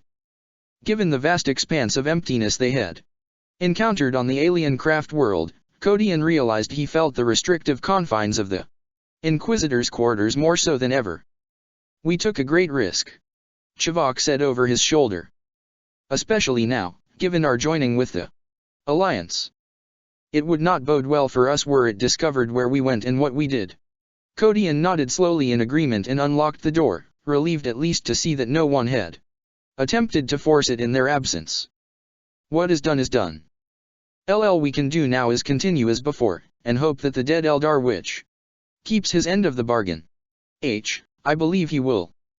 The Eldar are an aloof and selfish race, Chaplain, but in matters of such importance and against an enemy as powerful as the Unity, they will stand shoulder to shoulder with us. They will do this if only to serve themselves, but they will do it nonetheless. We have an ally in Eldrad Ulthran, or whoever the being now claims to be. Chivok finished secreting the alien device and then rose, turning his attention towards the small, wall-mounted data slate by his cot. Tyvit. Give me a full rundown of every call or entry attempt to this chamber, if you please. Listed data will suffice. Thank you. He added after a moment's pause, taking care to pay the machine's spirit the proper respect. The Inquisitor's brow furrowed slightly as he absorbed the information flowing before his eyes. It would seem that we have indeed been missed. There have been several attempts to contact both of us. Kodian activated the door and it slid open before him. Don't concern yourself. We will simply say that we have been holding private counsel in order to discuss. The chaplain's voice died away as he entered the corridor beyond. His eyes fell on the waiting figure, which rose from its slouched position against the far wall and stood as if to attention. What is it? Chivok called from inside. Company. Kodian whispered in reply. Chaplain. The Kodian bowed his head and stepped forward, emerging from the half-gloom into the light of the overhead illuminators.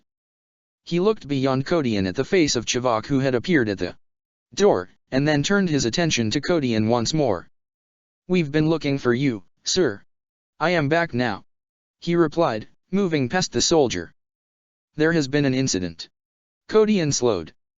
Something in the tone of the Kodian's voice warned him to expect the worst. Your brother, the Marine called Barolinus. He has gone. Gone where? He asked, his fists tightening. That the Kodian fixed him with a stare that did not waver. Ftergilliman. Part 61. Defector. A host of solemn faces met him as he entered the bridge, the sounds of activity surrounding them fading into quiet ambience. Chaplain. Liguor greeted him, stepping forward. We have been looking for you. What happened? Kodian answered sharply, striding up to the librarian. Beyond Liguor he saw Umbraz, who shook his head slowly and then lowered his gaze. He slowed, taking in the faces of those around him. He gestured to the soldier at his side. This man tells me that my brother has gone. What happened? It is true. Liguor answered. He opened his mouth to continue, but before he was able to do so, a small and familiar shape pushed itself forward and marched to up Kodian. Longshank. Grungy snarled, sweeping his long red braids back up over his face. Your boy has taken leave of his faculties. He's gone bloody mad. What happened? Kodian asked again, far more intently this time. Grungy raised his hands. He's gone off after your traitor ancestor lord, the hot-headed fool. Kodian lowered his head, feeling his pulse quicken. He knew Barolinus was young and brash, but he had never expected this. Not this. They were so close now, days away from Terra. How could he have let this happen? He looked up and took in the faces around him. Can someone tell me how this happened? Did anyone try to stop him, or did you let him take a ship and fly off on some ridiculous and futile suicide mission? His question was met with an uncomfortable silence. There was a clear collective reluctance to Answer that only served to strengthen how wrong he thought this situation was. It was Grungy who answered. You misunderstand, warrior priest. He didn't go to try and stop your wayward Guilliman.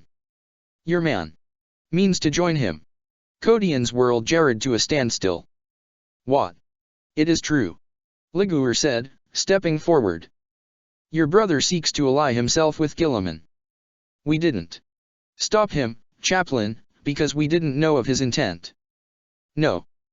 You must be mistaken, all of you. There has to be an explanation. There can be no mistake. Umbras uttered, moving past Liguor to place a hand on the chaplain's shoulder.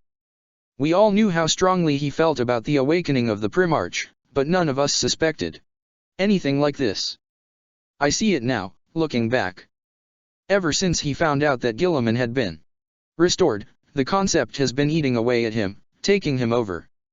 Over the last few weeks his mood had been steadily darkening, as he grew more and more frustrated with our refusal to take the matter further. What matter? The matter of the Primarch. Umbras answered. Don't you see? Guilliman is risen. We all felt what an idea like that did to us in here. He tapped a finger against his breastplate. Barolinus is the youngest among us, barely out of the scout companies, with years of doctrine still fresh in his mind. Little wonder such news hit him hard, brother. To be told that the object of ultimate ultramarine perfection is suddenly more real than he has ever known, real enough to reach out and touch, real enough to kneel before, how else could one so young and brash have reacted? With restraint, Umbras. Codian answered, unwilling to hide his anger at the start's bold actions. With temperance and decorum. Not every situation can be resolved with reckless determination. No ultramarine, no Astarte, throws himself into a situation he knows will see him dead unless any positive outcome can be achieved. What can Barolinus possibly achieve, save for his own fruitless death? What is his intent? Umbras shook his head sadly. We cannot guess. It seems that his meeting with Lord Calgar was the final straw. For one he held in such regard to dismiss him as all others had proved too much. He couldn't believe that the former chapter master of the Ultramarines would not be willing to seek to rescue the Primarch from the clutches of the enemy. We all know how futile such an attempt would be, but it would appear that the youngest among us could not see that. Perhaps he seeks to change the Primarch's mind, so somehow see him restored to us. And perhaps he simply wishes to serve him, whatever his allegiance.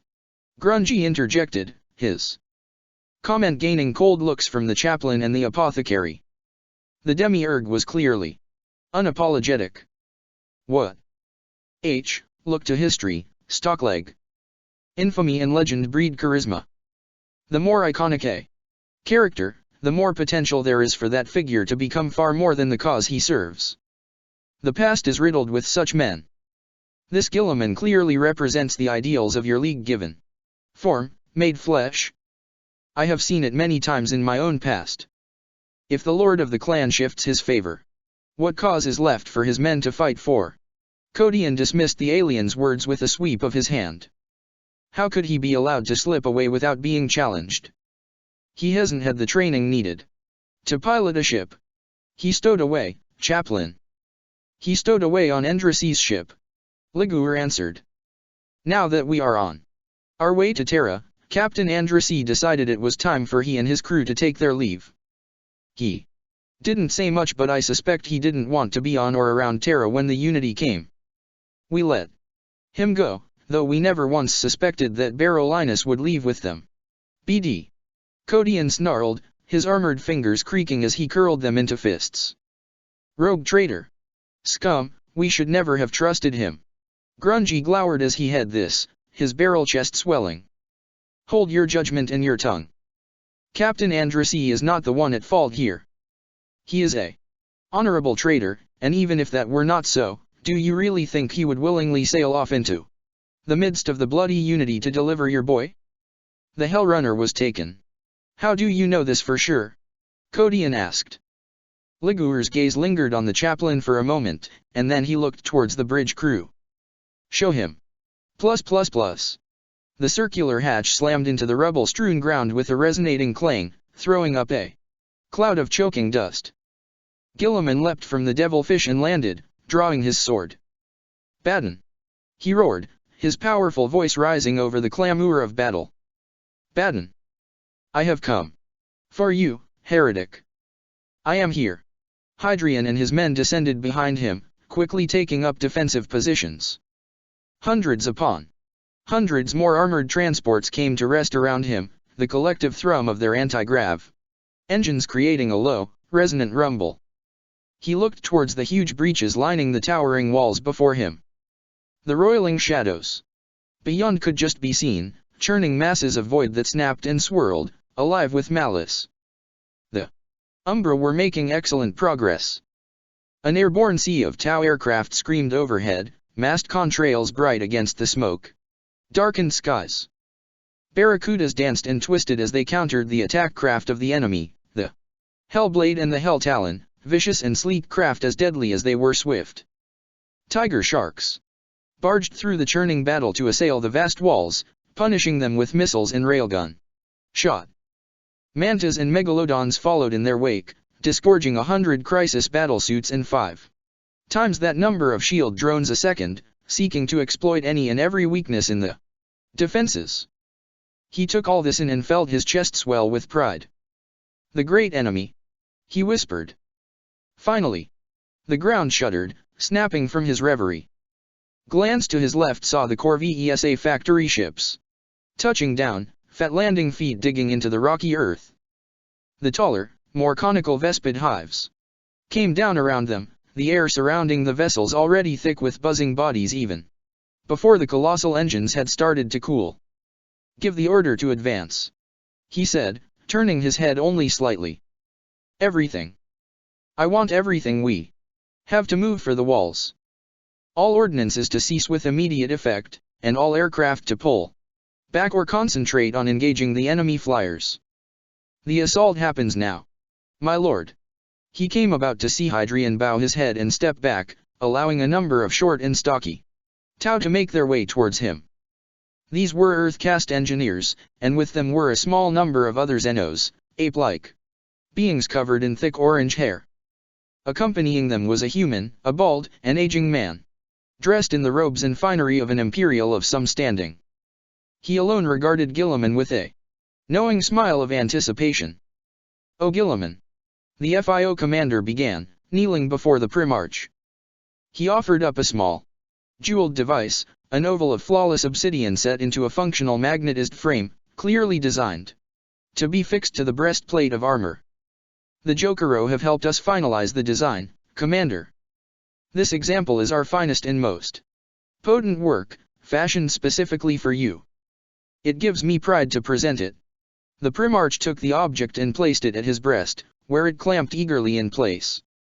"The vile energies of the warp won't be able to touch you now, my lord," the man said with a predatory grin. "Similar null devices are being passed out to the rest of the forces as we speak.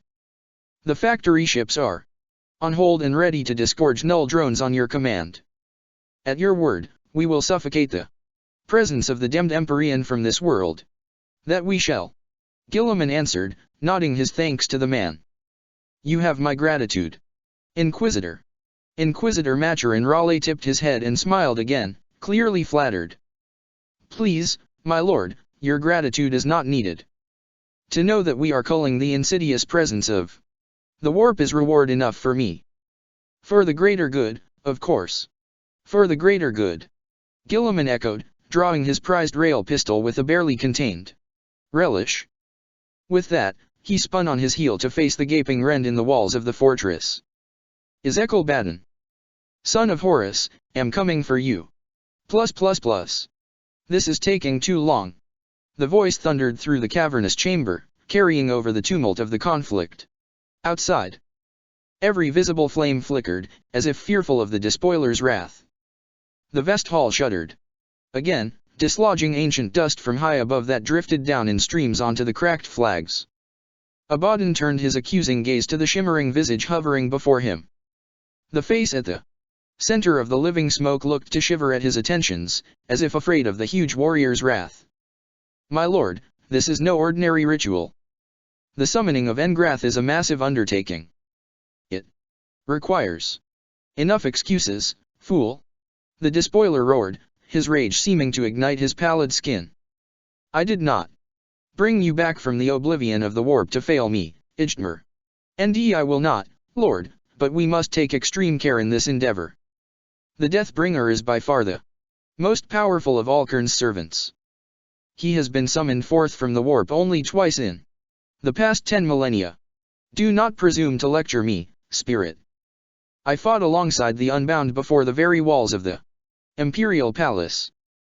The four winds have shown us both the power of the true enemy, and we know that we cannot win this war, not without the power of the Unbound at our disposal. Abaddon hissed through bared teeth and rotated slowly, taking in the activity around him. The 8 key ornate champions continued in their bloodletting with insane abandon, each warrior literally slick with blood. The screams of their bound and helpless victims carried through the vast space, each pained sound causing the smoke-filled air to shimmer and haze. Far above, the black smoke began to churn and billow, the first flickering of ethereal flame boiling at its center. It is working, Ijtmer uttered, the eyes of his demonic visage shining in anticipation. Abaddon nodded, satisfied. He lifted his gaze to look up at the building maelstrom above him, catching the first scent of sulfuric fumes as he did so. Then this is really it, he said. The final crusade begins here. Summon the others, sorcerer. It is time. Ijtmer's face flickered and blurred briefly before returning to its original state. Minutes later, the roiling mass of warriors thronging the chamber shifted and parted, allowing a quartet of figures to approach the dais. Brothers. Baden greeted them, regarding each towering figure in return. It is time for us to put aside any differences and strive to bring the glory of the domination of chaos to this galaxy. No longer will our forces cower deep within the eye. Our personal goals must be combined in order to realize a greater plan. No more do we fight for our patron alone, but for the Pantheon. Horus was weak, but his ideals were sound. Through unity he brought the hammer of chaos down on the walls of the Emperor's palace, to the very threshold of the seat of imperial power. That same concept now sees the Tau and their allies ready to do the same. We all know the true goal of the unity, for we have seen for ourselves what is happening to the eye. There can be no more internal strife amongst our numbers. Together, let us destroy Guilliman and his followers here on Caris Esteris and go on to bring this galaxy to its knees. With the power of the Unbound at our head, we can achieve this. What say you? I accept. The betrayer growled, the first to answer. Karn lifted his gaze to the smoldering mass above him and let out a long, hungering sigh. Almost lost amid the thick smoke, a pair of burning eyes met his own. I will take the power of Engrath as my own, and reap a glorious and bloody toll for my lord. The Unbound will consume you, World Eater. Baden warned. You must realize that. Karn lowered his gaze and thrust his mighty chain axe, Gorechild, out at the despoiler. Of course I do, Baden. It is my life to seek the blessing of Kern, and there can be no greater and surer way of doing that than accepting the Unbound with my flesh. My death matters not, for I will reap 100 skulls with each strike with the power of the Deathbringer as my own. I cannot imagine a more glorious death. Abaddon nodded and then turned his attention to the others before him. Guilliman. Lucius rasped, his scarred face tightening. Long serpentine tongue snaked from his mouth to moisten his filed teeth. I will finish what Fulgrim started. The Eternal One said, his voice thick with anticipation. I will take the head of Guilliman, for there can be few greater challenges in this galaxy than a Primarch. My Emperor's children are yours. I seek only to bring the glory of the Lord of Decay to the seat of the Emperor. Typhus said, his voice a choked, rattling whisper. The massive warrior took a single step forward and slammed the haft of his man-reaper into the floor. The flags beneath blackened and cracked, a cancerous filth spreading across them. My lord Nurgle has tasted the soil of Terra once before. He hungers for it once again. All eyes turned to the final figure, standing alone and in silence at the rear of the group. You have yet to speak, sorcerer. You part of this, or do you intend to run back to the eye and wait for the Tau to banish our gods forever from this realm? Ahriman stepped forward and gestured angrily at the growing morass of smoke and shadow above. You ask that I throw my lot in with you, and yet you intend to summon a creature absolutely opposed to sorcery in all its forms. You walk a dangerous path, Abaddon, one that will see you sever your worship of the Pantheon to favor Khurn alone. To join you in this would be to risk the wrath of Tzeentch. The despoiler held the sorcerer's gaze for a moment and then lifted the talon of Horus up, pointing out into the darkness. Do you hear that, Herman? That is the sound of our doom approaching. This is our chance to tear the Unity's heart out before they consume us all. Let the Primarchs tremble and hide in the warp. We have the means to take what power is rightfully ours, but to do so we must be unified. What then, Baden? What if we succeed, and the galaxy is ours for the taking? We are ultimately rivals, all of us, and that can never change. The despoiler raised the talon and slowly closed its massive fingers as if to crush some unseen thing. A murderous expression on his ancient face. To the victor, the spoils. He hissed, grinning malevolently. As it always has been. On that day, the strongest shall prevail. For now, we must fight side by side. Your patron god must not be denied his chance to feast on the souls of man and Xenos alike. Ahriman bowed his head, persuaded. This is a dangerous path, he said again. But one we all must walk. Abaddon grinned again. Part 62. Into legend. Guilliman vaulted the heaped rubble effortlessly and slid down the incline, his boots carving twin furrows through the loose rubble. Hadrian and his warriors followed closely behind, engines roaring. As they rose up over the lip of the mound to pour down after the Primarch, the thick wheels of their bikes churning the debris beneath them. Gone were the symbols and adornment of their former allegiances. Now they wore simpler and more functional marine armor, decorated with the symbols of the Unity. The Primarch came to rest at the bottom of the incline, swaying slightly as he arrested himself.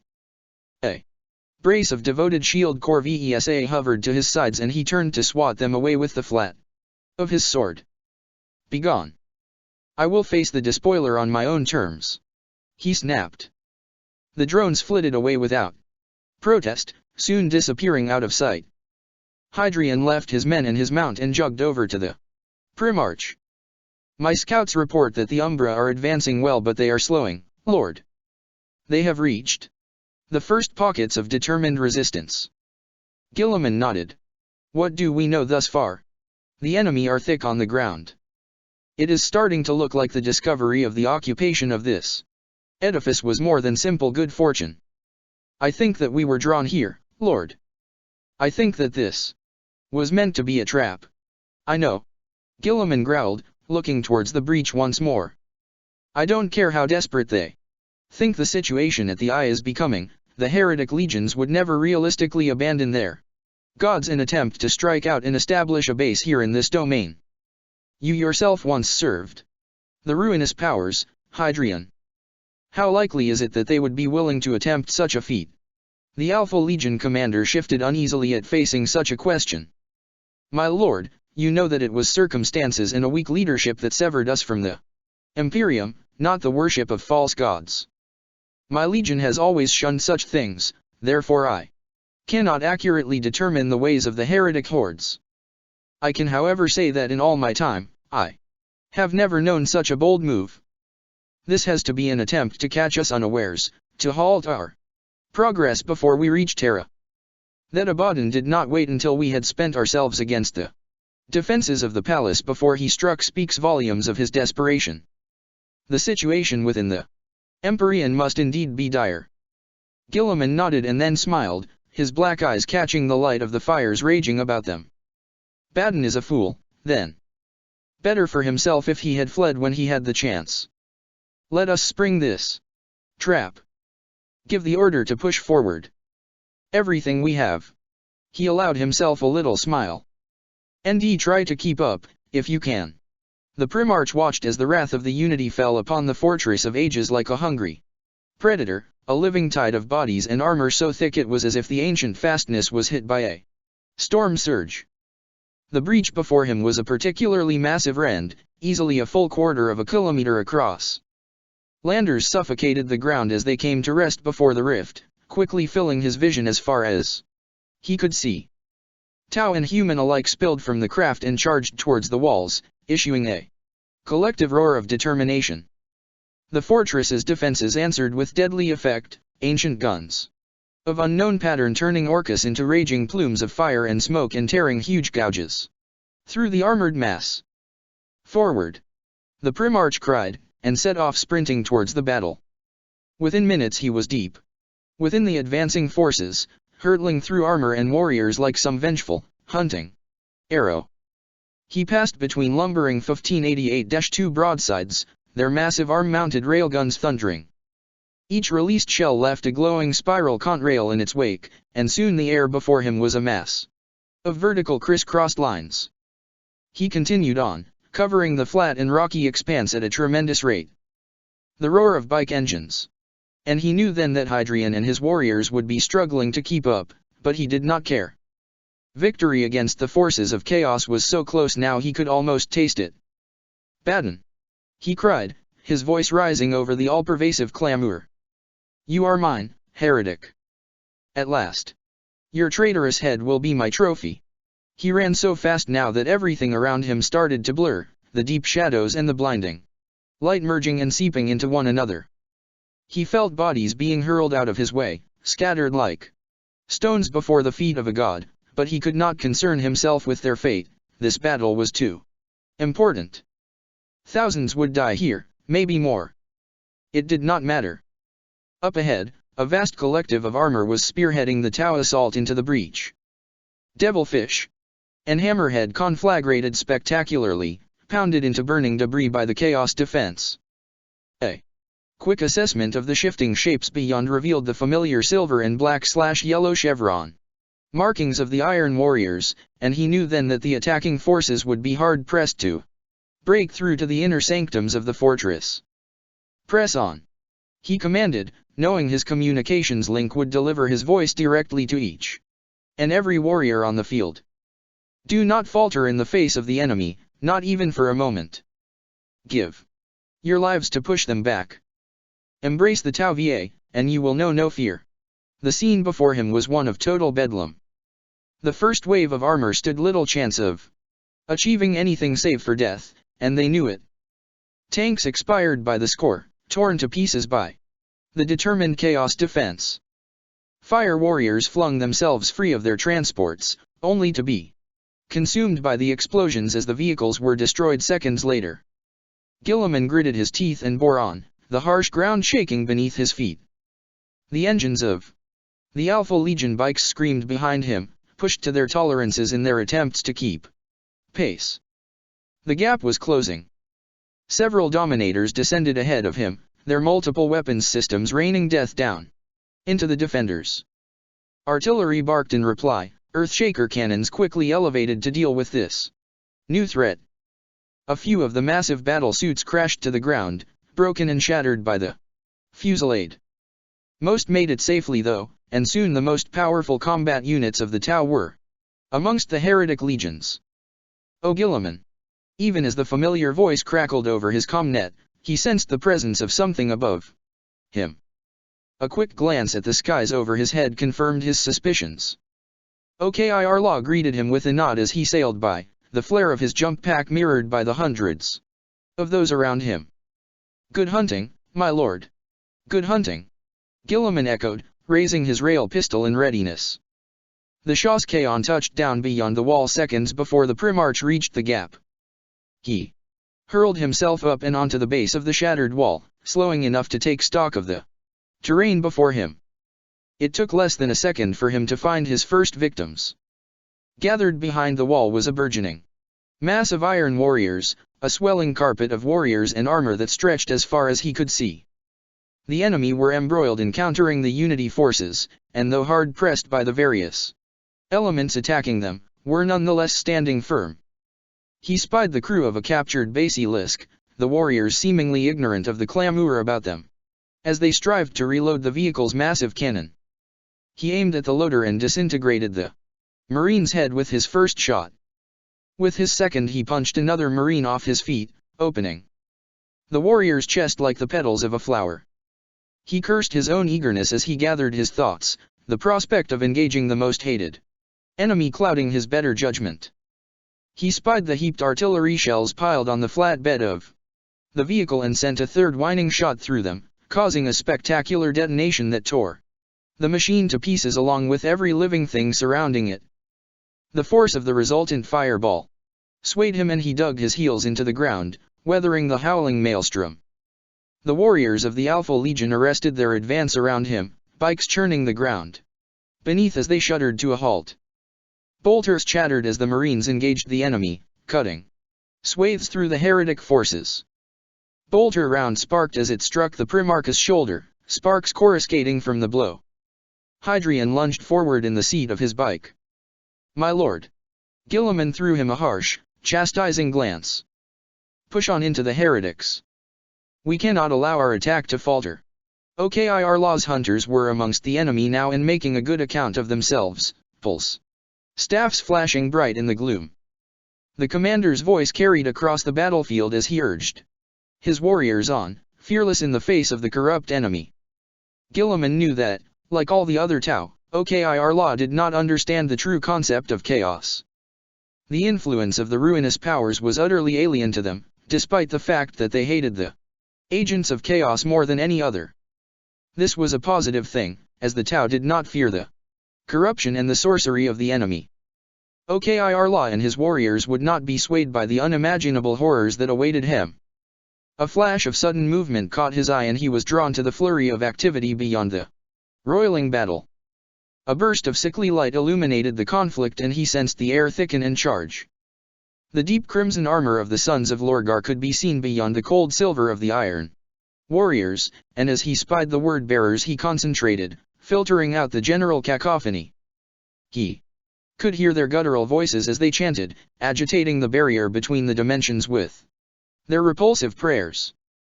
He knew only too well what these foul followers of the Empyrean gods were striving to achieve.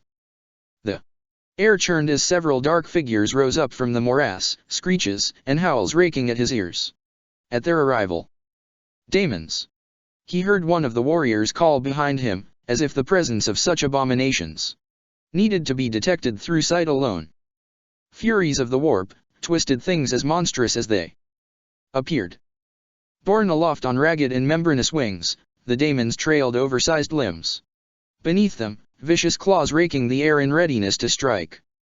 Guilliman's gun arm snapped up faster than thought and he literally turned the first of them inside out, the force of the rail shot dragging much of the Fury's fur-matted body back through the gaping wound. The ethereal creature shrieked as it spun apart, unraveling into a greasy smoke. Hadrian's men opened up behind him, the chattering roar of their mounted bolters hammering against the Primarchus temples as they countered the threat. "Warp filth!" Guilliman shouted, striding forward. Another shot sent its victim screaming back to the Immaterium. As he neared the approaching Furies the beasts slowed, their bodies quivering. The void of shadow at the center of the null field generator at his breast deepened, the edges of the obsidian jewel hazing as its influence began to work. He met the abominations without hesitation, barging into their midst, his sword flashing about his head. Two of the daemons came apart immediately, their separated bodies dissipating amid howling ethereal winds as they came apart. Foul ichors coated his armor briefly before smoldering and evaporating, the stuff no longer able to hold its place in the material universe. The pack swarmed around him, circling with vicious intent. Claws swept at him, drawing sparks across his armor, though none could penetrate. The closer the fiends came, the more they seemed to rail at his presence, their debased bodies smoldering, the fire in their many eyes guttering and losing its potency. Guilliman pivoted sharply and fired into the mass again and again, each whining shot punching through crowded daemon flesh. Soon the ammunition clip of his pistol emitted a flat whine and ejected itself, spent. He thrust his sword through the belly of another monstrosity and drove blade and Damon down into the ground and then let go as his victim came apart, falling to one knee. The Primarch worked almost as fast as the eye could follow as he used the second of distraction to produce another clip from his belt and slam it home. A dark shape loomed from the circling mass and descended towards him, issuing a rending scream. As it opened its maw wide, the Fury thrust its claws forward eagerly and prepared to strike. The terrible sound continued even after its twisted body disappeared, engulfed by something black and abominable. Every last pool of shadow within a 5-meter radius ascended, drawn towards a central point above the Primarch, gathered and molded, reformed into terrible and ravenous things of nightmare. A huge fang-laden maw closed around Guilliman's attacker and swallowed it whole. He started and turned, quickly retrieving his sword. More shadow limbs lashed out from the hovering orb above him, lancing through Damon bodies or shredding them like paper. He looked on as the entity took the remainder of the Damon pack apart. In seconds, its intangible extremities carving through the creatures with unsettling ease. Guilliman rose as the last traces of demonic substance dissipated into nothing and the blinding glow of the Umbra's spherical form faded into deep obsidian. A simple nod conveyed his gratitude. He did not speak, but merely raised his arm and pointed out towards the inner defenses. The mysterious orb hovered above him for a moment and then drifted ponderously away, leeching away the shadows as it went. "We push on," he said to the warriors behind him. Ahead, the first of the heretics awaited him. The combined Tau forces were embroiled in fighting back the traitors, and though OKIR Gen-enhanced warriors were holding their own, the fire warriors were suffering greatly. Guilliman leapt clear of the shattered base of the wall and broke into a sprint, the Alpha Legion bikers hot on his heels. A quick glance told him that the enemy defense consisted of many varying loyalties, the warriors of each legion distinct in their differences but united under one foul banner, that of Abaddon. "Strike them down," he cried, racing forward. "Every last one of them. Purge this bastion of filth." Up ahead, the first of the enemy noticed his advance. The defense line was suffering, punished by the Umbra and the Tau alike, but even now more and more faces turned his way. None could mistake the Primarch. The first bolter shots hammered against his armor, scoring deep grooves across the ancient ceramite. He ignored the questing fire and returned the murderous gesture, sending rail shot through the massed Marines before him. A deep bass roar drowned out the noise of the bike engines, loud enough to snatch his attention. One of the Iron Warrior tanks spun on its axis to face him, its tracks throwing up a cloud of dry rubble debris as it shifted its position. The vehicle revved its engines, emitting a noise like a ravening growl. Rattling chains shuddered against an armored bulk thick with rust and unidentifiable itchers. And Guilliman noticed quickly that every hatch and access panel had been welded shut and reinforced by those same chains. The thick metal hull flexed and shuddered as if trying to tear itself apart, and thick black smoke bellowed from its exhausts. The Predator's turret squealed as it twisted towards him and unleashed a blinding las cannon blast in his direction. Guilliman threw himself to one side fast enough for the burning lance of energy to bypass him and sear one of the Alpha Legion bikers from existence. No matter how fast his reactions, however, the possessed vehicle would have eventually ended his life there and then had it not found itself suddenly and viciously barged out of the way with such force that it was flipped up and over onto its side, crushing several of its smaller Iron Warrior brethren in the process. The Black Legion dreadnought barged past the tank and set off in a lurching run towards him, unleashing a guttural metallic roar that shook its surroundings. Guilliman saw this and lowered his head, bringing his sword up to his chest in readiness. Nothing would stop him from bringing death to the despoiler. Nothing. Part 63. Inexorable. The Berserker machine thundered towards him, the bass thrum of its roar shaking the air. Broken chains whipped about its powerful limbs, chains that were used to keep the insane creation bound, until it was time for it to be unleashed. The Alpha Legion bikes roared past the Primarch to engage the machine, weapons blazing. One of the Marines possessed a plasma gun and wasted no time in using it. The blast slammed into the dreadnought's thick armor, illuminating the black sarcophagus for a split second. The thing bore on, unperturbed, and smashed one of the bikers as it charged through the squad. Marine and bike cartwheeled away, both breaking apart as they went. The Bolters mounted beneath. Its arms came alive, muzzles wreathed in flashing fire. Guilliman waited until the dreadnought was almost upon him and then broke into a run, firing off a brace of shots as he went. The Primarch's preternatural aim proved true and the machine's sculpted death mask distorted, the metal caving inwards with the force of each shot until the leering face was an undistinguishable mess. Whether this proved enough to blind the machine was not immediately determinable, as it continued in its maddened charge towards the Primarch, bellowing and firing and swinging its massive fists. Another Alpha Legion Marine fell, his helm split open by a stray round. Guilliman gritted his teeth, thrust his shoulder forward, and met the abomination head-on. The two combatants slammed into each other with crushing force, the resultant noise like a thunderclap. Both stopped dead and then took a few stumbling paces back, staggered by the collision. Guilliman needed no time to recover. He ran forward and swung his sword down, the blow carving deep into the shoulder joint of a massive arm. He pulled the powerful sword free and lunged again. The dreadnought reacted instinctively to the attack by rotating sharply on its axis, spreading its arms wide to sweep everything around it away. The punished arm came loose and twisted away, hurled like a stone into the battle lines beyond. The Primarch ducked low and rolled away, coming to his feet in one smooth motion far enough away to escape harm. A huge shape barreled into the dreadnought, almost as large as the machine itself. Enveloped in thick armor so vast it gave him the appearance of a crisis warrior, Omog Drak bellowed a challenge at his opponent and lunged headfirst at the Berserk Walker, driving his skull into the thing's frontal armor. He smashed his massive axe again and again into the buckled sarcophagus, the blue-hued blade carving great rents into the thick shell. "Degrade a good," he screamed over and over again, the phrase echoed by the thousands of orcs pouring through the breach behind him. The air itself seemed to charge as the chant rose in crescendo, and in turn each and every orc visible became agitated with an almost fevered excitement, caught up in some irresistible furor of elation. A wave of brief but powerful residual emotion washed over Guilliman, heavy and irresistible, before his mind quashed the unbidden sensation. "Kill them," he ordered. "Kill them all." The huge orc worked his weapon free of the tangle of shredded armor at his feet and kicked the disabled machine, his black eyes alive with bloodlust.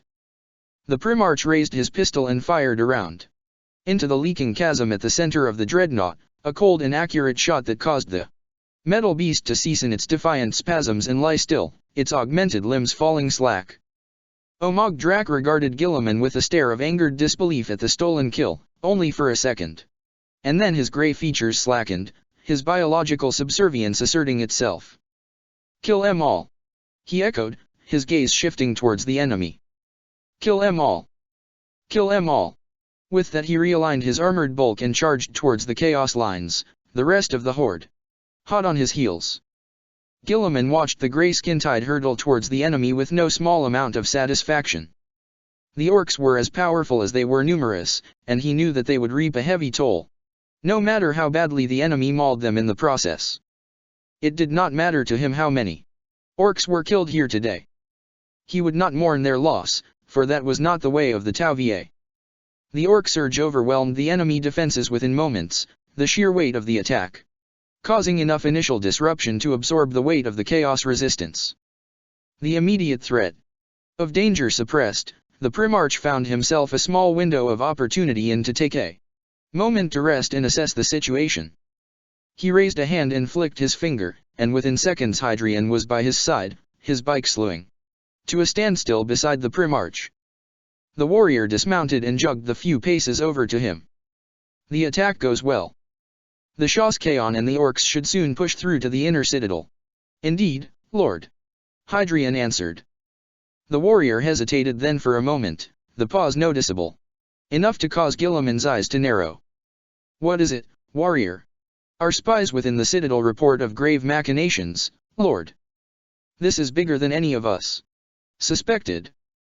The champions of the Four Winds have gathered, and between them they plan to unleash a terrible entity here, one that may prove too powerful even for us." "I see." Then we must strive to break into the heart of this cursed place as soon as we can, and put an end to whatever foul sorceries are occurring. It will take time to gain entry into the sanctum of the despoiler. Hermann's cabal guards the gates. And they are amongst the most powerful of the change god's servants. They have woven great and powerful hexes into the gates themselves, potent enough to tear the soul from the body. These enchantments will weaken over time as the influence of the null energies grows. Until that time, it is simply too dangerous to try and attempt to enter. Unacceptable, Guilliman answered, turning his gaze towards the distant edifice beyond the conflict. Raleigh will break this nest of filth wide open for us. Far behind the front lines, Inquisitor Maturin Raleigh started and rose slowly. The Earth-caste engineer collective fell silent and the Jokero accompanying them scuttled away, casting nervous glances behind them. The Primarch calls me. The Tau bowed their heads and backed away, the most senior among them waving their arms as they directed the others away.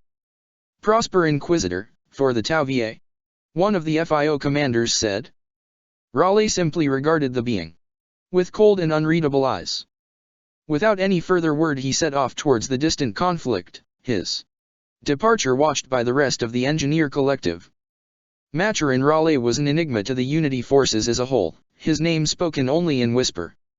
Little was known about his past, only that he had joined the Unity along with a large collective of the Imperium's forces following the Gathalamer suppression, and had quickly rose through the ranks to become one of the Primarch's most trusted advisors on Xenos tactics and biology.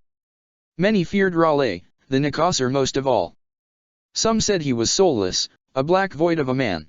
Something the Inquisitor had never readily disagreed. Raleigh began to pick up speed. He swept the long folds of his greatcoat back and broke into a jog, his unblinking eyes fixed upon the distant struggle before him. Within moments a black miasma began to form about him, the hazy void thickening fast, and within moments it had enveloped his running form. Almost as soon as it had appeared, the veil dissipated.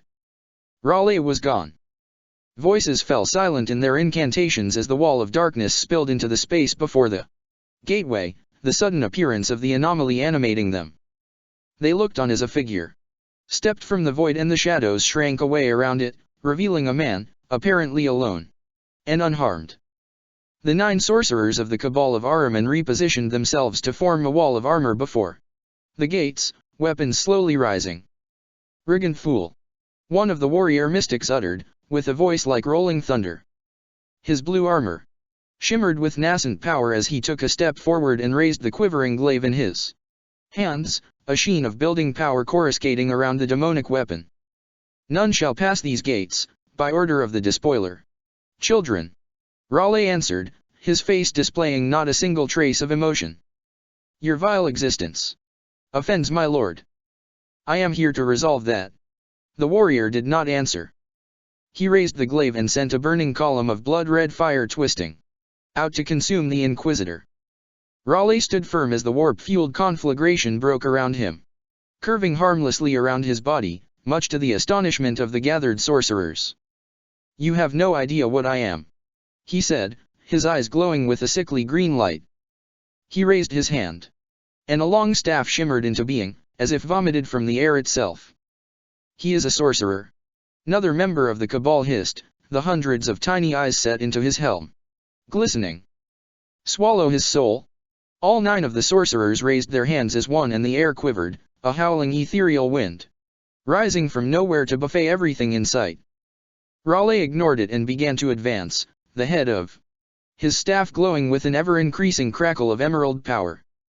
A storm of multi-hued energies hammered into him, but as they did so the man looked to grow incorporeal and hazy. The incoming fire passed through him as if he were but an illusion, unable to connect with anything solid. Raleigh brought the staff forward and unleashed a blast of bright at the nearest warrior. The sorcerer raised his weapon and turned the shot aside with a pained howl of effort, staggering back several paces. One of his brethren drew a bolt pistol and fired, apparently hoping that cold, inert steel would prevail where warp power had failed. The bolt hammered into Raleigh's chest and exploded, an occurrence that seemed to surprise everyone. The Inquisitor slowed, staggered a little, and then continued to advance. The wound shifted and squirmed as if alive with activity, and as each second passed grew smaller and smaller, as if the punished flesh was reknitting itself. "Kill it!" the blue-armored warrior shouted. Raleigh's eyes burned brighter than ever. The darkness came again and swallowed him, and in a second he reappeared less than a meter before the assembled sorcerers. He swung the blade staff and parted one of the warriors from shoulder to hip, bright, multi-hued energies spilling from the separated cadaver in place of blood. "Children!" he uttered again. Plus plus plus. Plus plus plus the Eternity Gate plus plus plus. Plus plus plus the Imperial Palace plus plus plus. Plus plus plus Terra plus plus plus. Pugnus Imperatorius pushed his way through the sea of golden armor, literally towering over the other custodes surrounding him. There was no panic here, but the sense of disquiet was palpable. Imperatorius reached the massive gates and drew his golden sword, the ancient blade ringing as it was pulled free. Its power field ignited unbidden, the ancient technologies interred within its hilt. Sensing its master's intent, he stepped through the gates and slowed. The two massive gatekeepers shifted their bulk to allow him to pass, literally groaning beneath the sheer weight of the weapons systems they held trained on the figures before the gate. Captain General Echo 6 and his ever-silent guardian stood alone before the vast gates. The huge metal creation towered over the smaller Fabricator General, its ancient metal body marred by the patina of age.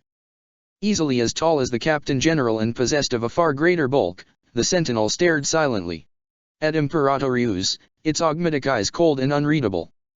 It bore no visible weapons, but he had heard whispers of the machine's potent abilities. It could call up many forms of weaponry from within its ever-changing form. Its huge arms were able to reconfigure and transform to become guns or even blades, brought forth by the unfathomable will of the sentient creation. He knew better than to underestimate the enigmatic machine. "What business is it that brings you here, Chosix?" he asked, shifting his gaze. The Grand Magos lifted his head, and Imperatorius caught but a fleeting glimpse of two twinkling red eyes, lost amid the void of shadow beneath the folds of his hood. "Magnificent machines," he said, nodding at the towering golden behemoths standing either side of the custode. "Wondrous creations of an age long since past." He raised a hand and gestured at his own metal giant. "Such examples surround us wherever we go, Imperatorius. Reminders of a glory lost to the mists of time. Our Imperium is but a shadow, an afterimage of what it once was. We have lost so much, and now we are gasping our final breaths. What business is it that brings you here?" Imperatorius repeated, dismissing the Grand Magos's rant. Echo 6 looked past the golden giant as if trying to catch a glimpse of the secret spaces beyond. "The last bastion of our Emperor. You shut the doors and lock yourselves away, as though in doing so it will prevent the inevitable. Regos holds sway here now. You and I are all that is left of the old Imperium.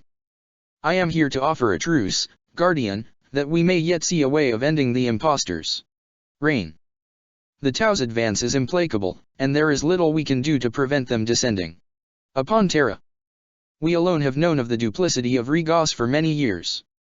We have been forced to sit back and watch as the insidious usurper has grown powerful enough to take the reins of our empire for himself. He will make his move when the Unity come, and we both know that his actions will sign the death warrant of our race, no matter the outcome of this war. We have to stop him." Imperatorius sneered, a look of utter hatred twisting his face. "You offer a truce? How foolish do you think I am, Chosix? You scheme and plot just as he does. We both know why you hate Regos with such intensity, and it has nothing to do with the Emperor. You would see the Tau destroyed only to bring a far greater evil into power, an evil that would utterly consume us all. I know of your true allegiances, traitor. Go and fight your master's secret wars. I exist only to protect the father of us all, and I will do that unto death." Echo 6 nodded slowly, as if he truly expected no other response. "Very well, Custode. sit here and die when the Unity comes to claim this world as their own. Perhaps it would be better that his existence was ended before the coming of my lord. The Omniscia is. Hunger is a vast thing. You are a blind fool, Chosix, who doesn't realize what darkness he meddles with. It is you who is blind to the truth, Ancient One. I understand exactly what power my God holds. There were those among my order who feared the true face of the Omniscia, who kept his magnificence locked away like some dirty, secret shame. When the puppets of the Unity came for Mars, the fools tried to destroy him, rather than see his full glory released. The Omniscia cannot be destroyed, Imperatorius. The death of Mars merely stirred and nourished him in equal measure. He waits now, beyond the realms of mortal comprehension. He waits for the ships of the Unity to come. Then he will feast. Imperatorius did not answer. He pivoted on his heel and strode back through the gates, leaving the brace of silent gatekeepers to close the gap behind him. That's it, run and hide. Chosix called after him, his augmetic voice resounding through the vast space of the Eternity Gate. It won't do you any good. You failed him once when the servants of the ruinous powers came to shatter the defenses of the Imperial Palace and he fell, never more to rise. You will fail him again. The Emperor is dead and done, and there is nothing you can do to prevent that. Behind him, he heard the potent weapons systems of the gatekeepers powering up and he paused, his eyes widening. Stand down, he commanded, striding back towards the opening. The ancient dreadnoughts obeyed without question.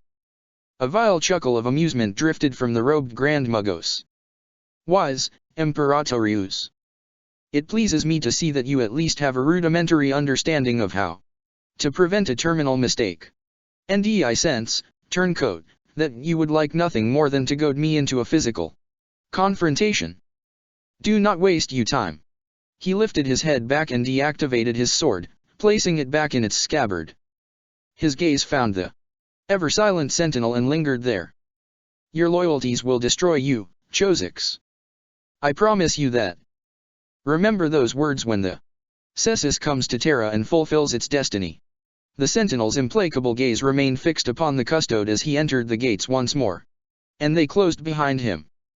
Part 64. Visions. None of you understand. None of you have the courage to face him. Damn you all, then. Damn your alliance. Damn your cowardice, I will not abandon him. I go to him as a true and loyal ultramarine. And he will love me for it. Berolinis's face lingered there in his mind, his last words echoing over and over again. The young warrior's eyes were wide, his teeth bared. His expression was one of utter desperation and almost insane determination. As a chaplain, Codian could read the hearts of those under him well. He knew then that Lurum Berolinus would surely use the bolter in his hand should he need to, and the terror writ large across Endrasi's face told him that the captain believed this too. He sighed and paused the VID, the sudden cessation of audio throwing the deserted bridge into silence. He stood and bathed in the peace for long moments, unable to tear his gaze away from the frozen face before him. Berolinus's eyes bored into his own and he found he could not shake them. His brother was lost, and perhaps, if he had but realized what was going on inside the Marine's head, he could have prevented that. He ran the recording back and played it once again, as he had done for over an hour now, as if reliving the scene could somehow alter the situation for the better. The Marine's spiteful words drifted from the Vox speakers once more, each word a cold knife to the heart. None of you understand. None of you have the courage to face him. Damn you all, then. Damn your alliance. Heed this message, no matter the hatred that burns within. Damn your cowardice, I will not abandon him. I go to him as a true and loyal ultramarine, and he will love me for it. He paused the recording once more and made to rise, placing his hands within the deep folds of his robe. This was the first time he had removed his armor in a long time, but he had always found that it helped him think. Did you hear that? What he said, it was different. Codian lifted his head and glanced over his shoulder to see Chavok standing in a small pool of light at the center of the empty bridge, his hands down by his sides. The Inquisitor's gaze was fixed upon the frozen image, and like Kodian, he wore the simple robes of night-hour dress. "Inquisitor," the chaplain said, rising slowly to greet the man. "I did not hear you enter." Chivok shifted his gaze from the screen and looked at Kodian, an expression of confusion changing his face. He started forward and pointed to the screen. "Heed his message." "That's what he said. We have watched this transmission over and over again, and that was the first time I heard him say that." "We have? I was alone here for hours, Chivok." "You must be mistaken." The Inquisitor shook his head as if in an attempt to clear his thoughts, still outwardly confused. I don't remember. I don't remember coming here." "Fatigue. These last few weeks have been testing for us all. I suggest you return to your quarters and rest." Chivok shook his head, his long black hair hanging loose. No, don't you see? The message, it was different. Listen to it again." Kodian withdrew a hand and made to place it upon the man's shoulder, but this only served to make Chivok pull away. "This is wrong, chaplain. What am I doing here? I don't remember coming here." His eyes were wild now, his tone anxious. Kodian began to grow concerned, worried that the Inquisitor was starting to succumb to the stresses they had all been placed under. "Please, chaplain, hear me. Look around you. The bridge is empty, deserted." "This bridge is never deserted." Kodian stepped forward and opened his mouth to answer, and then he paused. Chivok was right. They were the only two on the bridge. The thought had never occurred to him until this point, but the Inquisitor's observation was correct. "Play it again," Chivok said, walking towards the picked screen. "Play it again and you will see." Kodian nodded and moved towards the rune bank, his own intrigue fueled by the mystery. The more he thought about it, the more he saw that Chivok was right, his words ringing true for both of them.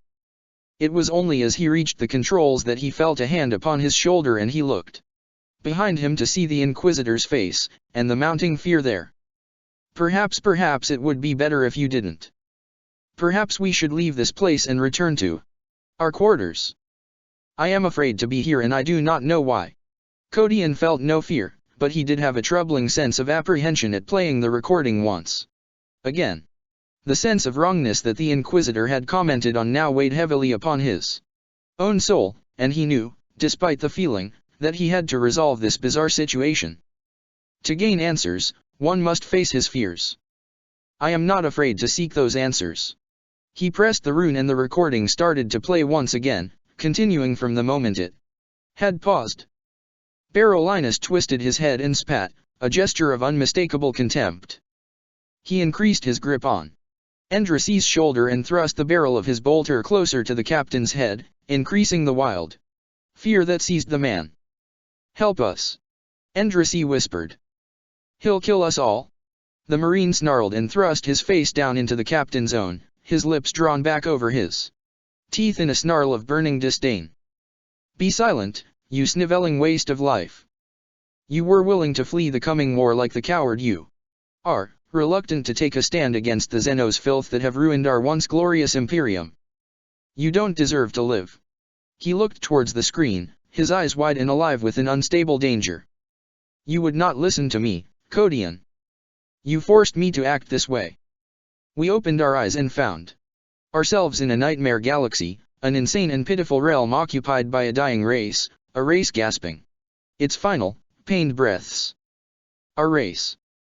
The Tau have killed us, chaplain, they have hounded us to extinction.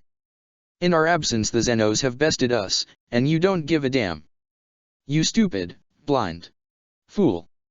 Of all of us, I had expected you to understand. No, it was your damned duty to understand. You have forgotten yourself and all you stand for, just as that BD Calgar has. The day the Ultramarines left our Primarch to the mercy of the Tau was the day our chapter died. And not even you had the courage to face that fact. I hate you for that, and I spit on your name. I am the only one left who has the courage to try and reach him, and I will do it, even if it means my life." The Marine's voice trailed away then, and his burning expression calmed. We need to leave this place, Chivok said, backing away from the screen. His hands were shaking. And his face was pale and drawn. Please. The truth hurts, does it not? Barolinus said to the screen, leaning forward.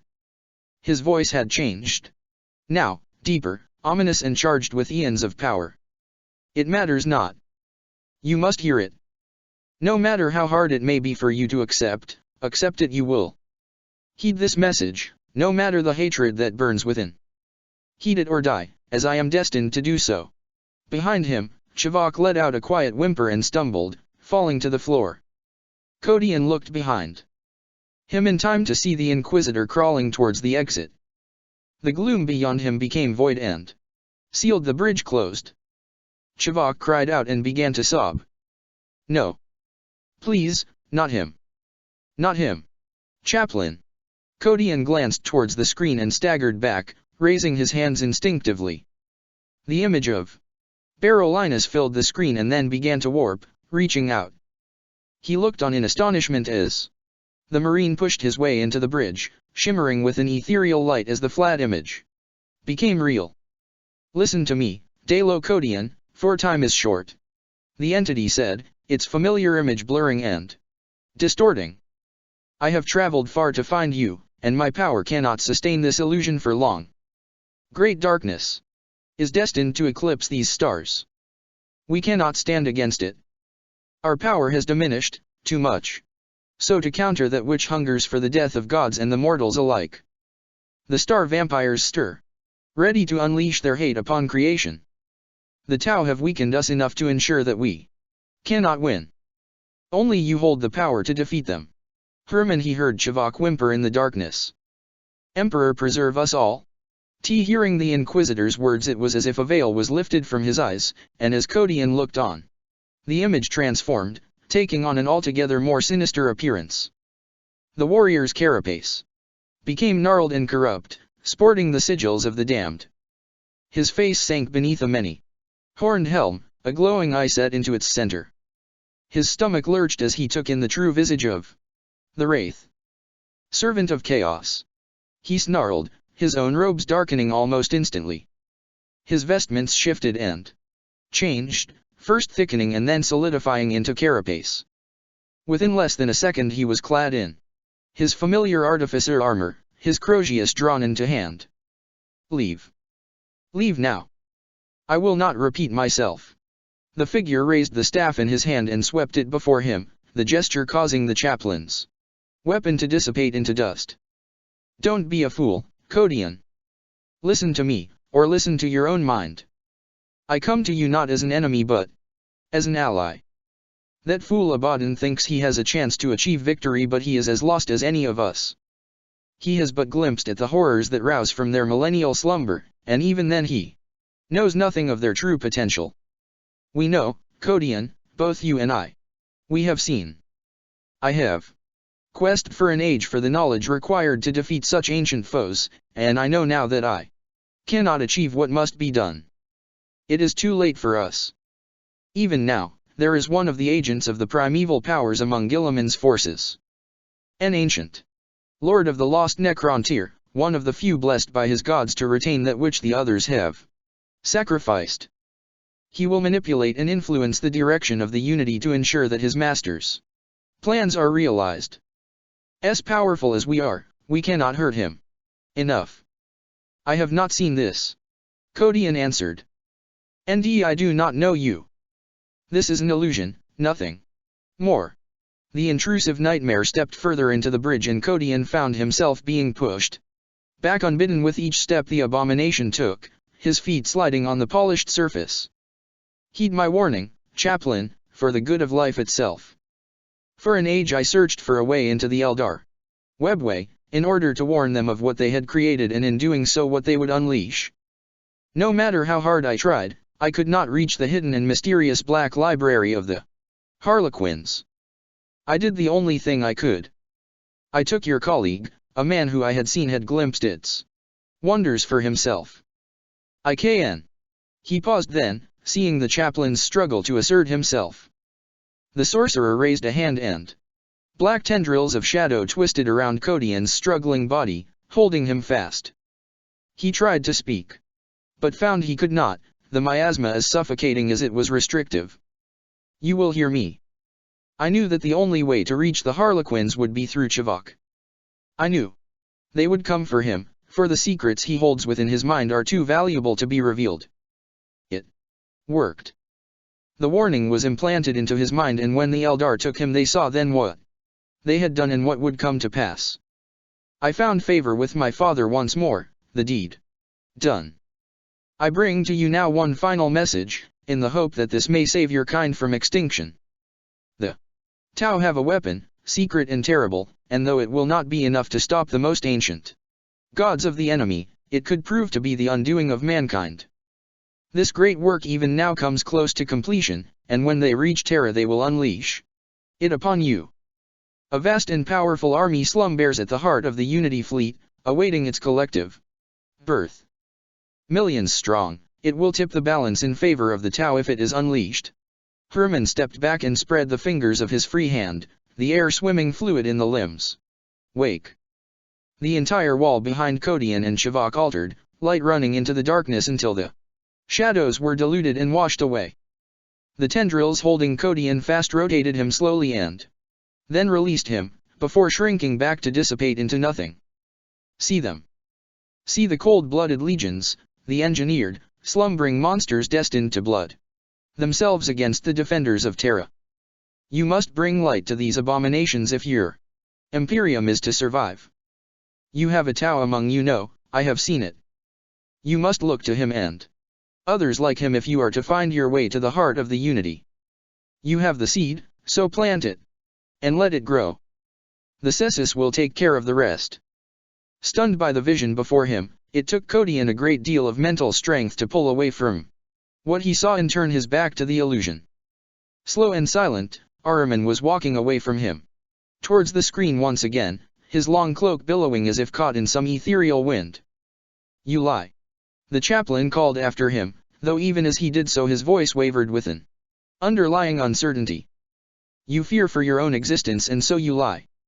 You seek to manipulate us, as is the lot of your traitorous kind. There is no greater objective for the servants of chaos than to see the Imperium finally fall. This is a trap, nothing more. The sorcerer paused as he heard this. He turned his head slowly, the eyes of his helm pulsing with vibrant and insidious power. Manipulate? Of course I seek to manipulate you, Imperial. But I do not lie. I told you before, the forces of chaos cannot win this war. The power the Unity uses to close the eye is an unsubtle thing. The passing of every day sees the barriers between the realities strengthened and the burgeoning powers of the Immaterium calmed. If the Tau succeed, and they will, then the warp will become a prison for my god. Tsianch needs you and your kind. Without his cattle, he cannot feed. I would not see my lord starved. It does not matter what happens after this war, chaplain, only that we survive it. None of us can vie for the domination of this realm if all are but dust and memory. Remember. The glowing image came alive then and enveloped the sorcerer, spilling forth to consume his shimmering body. As the fluid light retreated it took Ahriman with it, and by the time the image flattened and stabilized he was gone, the recognizable face of Barolinus in his place. The numbing shock that had held Kodian immobile subsided and the chaplain stepped forward, his armor quickly unraveling into insubstantial shadows that twisted away to join with the gloom of the half-lit bridge. With that, the gloom intensified and the darkness closed around him, every last trace of light quickly fading. Hermann. He awoke with the name on his lips, trembling and drenched in sweat. His chamber was lit only by the merest glow of flickering light, and a glance at the cron beside his simple cot told him that the ship was still deep within the quiet hours of the night cycle. He sat up and swept his hands over his head, feeling the limbs still shaking. He had never known them do that before. He had never known such apprehension before. The vision had been so vivid it was as if the after-image was still burned into his mind. He closed his eyes and found he could still see the endless slumbering legions of the enemy, as clear as if he were there. Kodian rose from his bed and smoothed his robe down, taking a deep breath. His mouth was dry and his head heavy, as if he were suffering the side effects of illness or inebriation, or at least that's how he imagined it. He had to get out of the confines of his chamber, he knew then, in order to push himself and clear his thoughts. With that in mind, his thoughts turned instinctively to the sparring cages, and the mental clarity a night of practice and exercise would bring. His fist hammered against the door release and he shifted forward. The face at the other side rose. Slowly, the eyes that regarded him dark and bloodshot, the skin surrounding them pale and half hidden beneath long strands of loose raven hair. The figure rose and fell, each breath heavy. Exaggerated. Damn him! Chivok whispered, struggling for breath. Now the BD haunts my dreams. Part 65. Power Struggle. Dear Sasham, it has taken me a century to insinuate my way into your inquisition. There are few of my kind capable. Most are mindless, pure, undistracted by personality. But there are those of us who remember. Lords and ladies of another age, converted and purified but not cleansed of memory. Accepted from Zenology, by S.I. Spurrier. No soul, no soul. The wind itself seemed to speak the words over and over again, rising and falling in pitch as it swirled around the combatants. The emerald-eyed man stood defiant before them, not a trace of emotion upon his face. Weakness, he uttered. That is all I see. The foolish and the weak, filled with delusions of grandeur and ideas above their station. Tainted as you are, your kind has no use to my master. Better that you are scoured from this existence. He is no sorcerer. One of the warrior mystics snarled. He is nothing but void, a black hole where life should be. The warrior stepped forward and shuddered, his ornate armor groaning as it began to flex. He snarled with pained effort as his arms and torso expanded, the ancient carapace warping to accommodate the rapid increase in size. Within seconds he was a giant, at least 4 times the size of his brethren, his altered physique simian and exaggerated. The Titan lumbered forward and slammed his fists into the ground, shattering the ancient flags into dust. Raleigh was already gone, moving faster than his opponent could compensate for. He took a step back and twisted as the sorcerer nearest him erupted in a flash of azure flame, his body combusting. The Inquisitor pivoted brusquely and fixed the burning heretic with a gaze of depthless horror, the very air about his head thickening and blistering like paper beneath a flame. The burning thousand sun hesitated, the fires that raged about him guttering briefly, and Raleigh thrust his staff into the inferno, teasing a howl of pain from the entity. He shuddered violently and tensed, the flesh of his face cracking and beginning to bleed. One of the heretics spoke a single word to cause this, the phrase as much a feeling as it was sound. It echoed and reverberated around the location, each overlap shaking dust from the surrounding walls. Bright power arced from the Inquisitor's twisted form and he lurched back. Huge fist swung into his field of vision and sent him twisting away, his limbs flailing at awkward angles. The Inquisitor came to rest a good many meters from the Cabal, twisted and broken but still holding his weapon. Not enough. Another of Herman's chosen hissed, his arms twisting before him in complex and serpent-like motions. His fingers glowed as they traced searing runes into the air before him, each forbidden symbol a screaming rend in the very fabric of reality itself.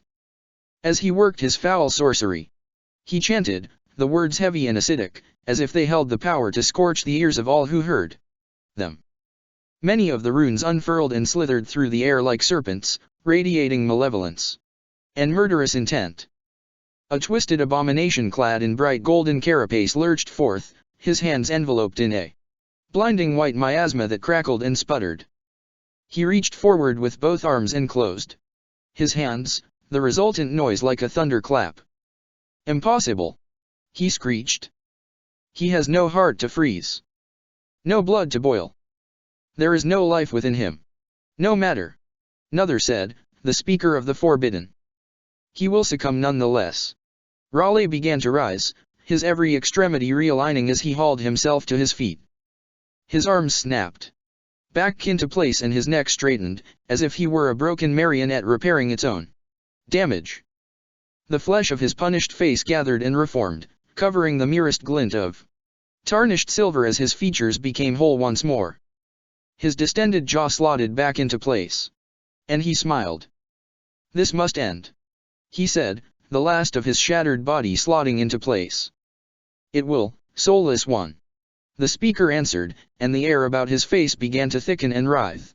Once again, something huge and swift slammed into the golden warrior and took his head from his shoulders, with a flash of blinding sliver, sending the horned helm rolling away.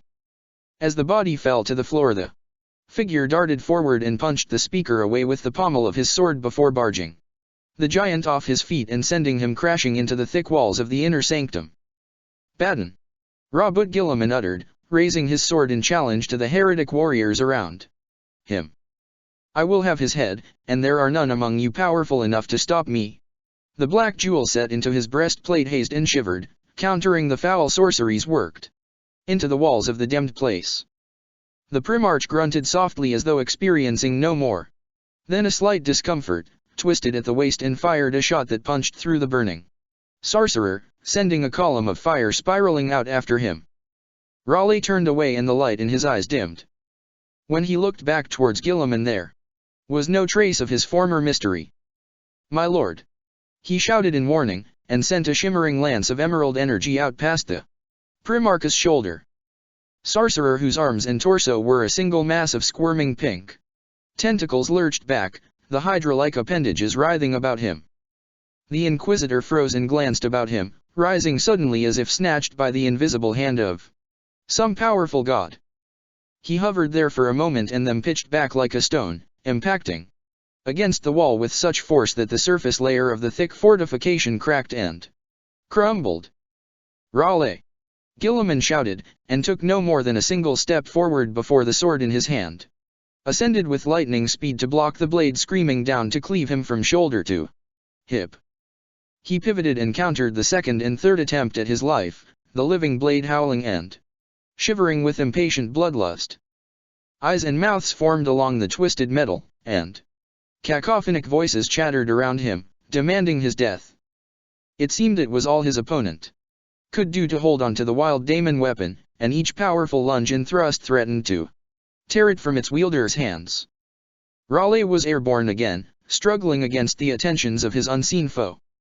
Gilliman spied one of the sorcerers uttering words of forbidden power at the edges of the conflict and twisting his hands, as if to control the Inquisitor's mysterious plight. He pushed forward and countered another series of murderous attacks by the swordsman.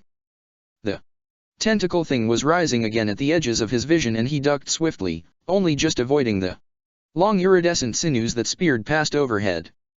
He swept his sword out as he descended and struck the swordsman's legs away from him, sending the warrior crashing to the floor. A short but thick burst of overlaid chatter in his ear turned his gaze to the skies above as the first huge dark shadow passed by. The aircraft of the Unity were still thick in the air, unleashing their deadly payloads against the fastness of the fortress. The first falling shapes were just visible above, as he lowered his eyes once more and put a rail round through the puppeteer's face. The heretic flailed wildly and fell back, his telekinetic grip on Raleigh failing with his death. He didn't have time to warn the Inquisitor to brace himself as the first Tau sentry drone came down. Amid a storm of heat and noise, its built-in thrusters bringing it to a heavy but controlled stop in the space between them. The domed lid of the automated unit rose and brought with it a pair of multi-barreled guns.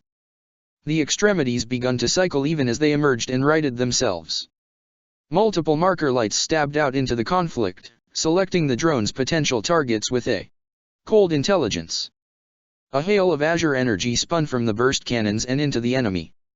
The hail of shot lanced through the cabal, scattering bodies, and felling at least 2 of their number. The ward-weaving Marine took a single step back as the fire exploded prematurely against the writhing shapes before him, his voice rising in volume and his gesticulations intensifying. More of the turrets touched down, cracking the flags and raising plumes of dust at their arrival.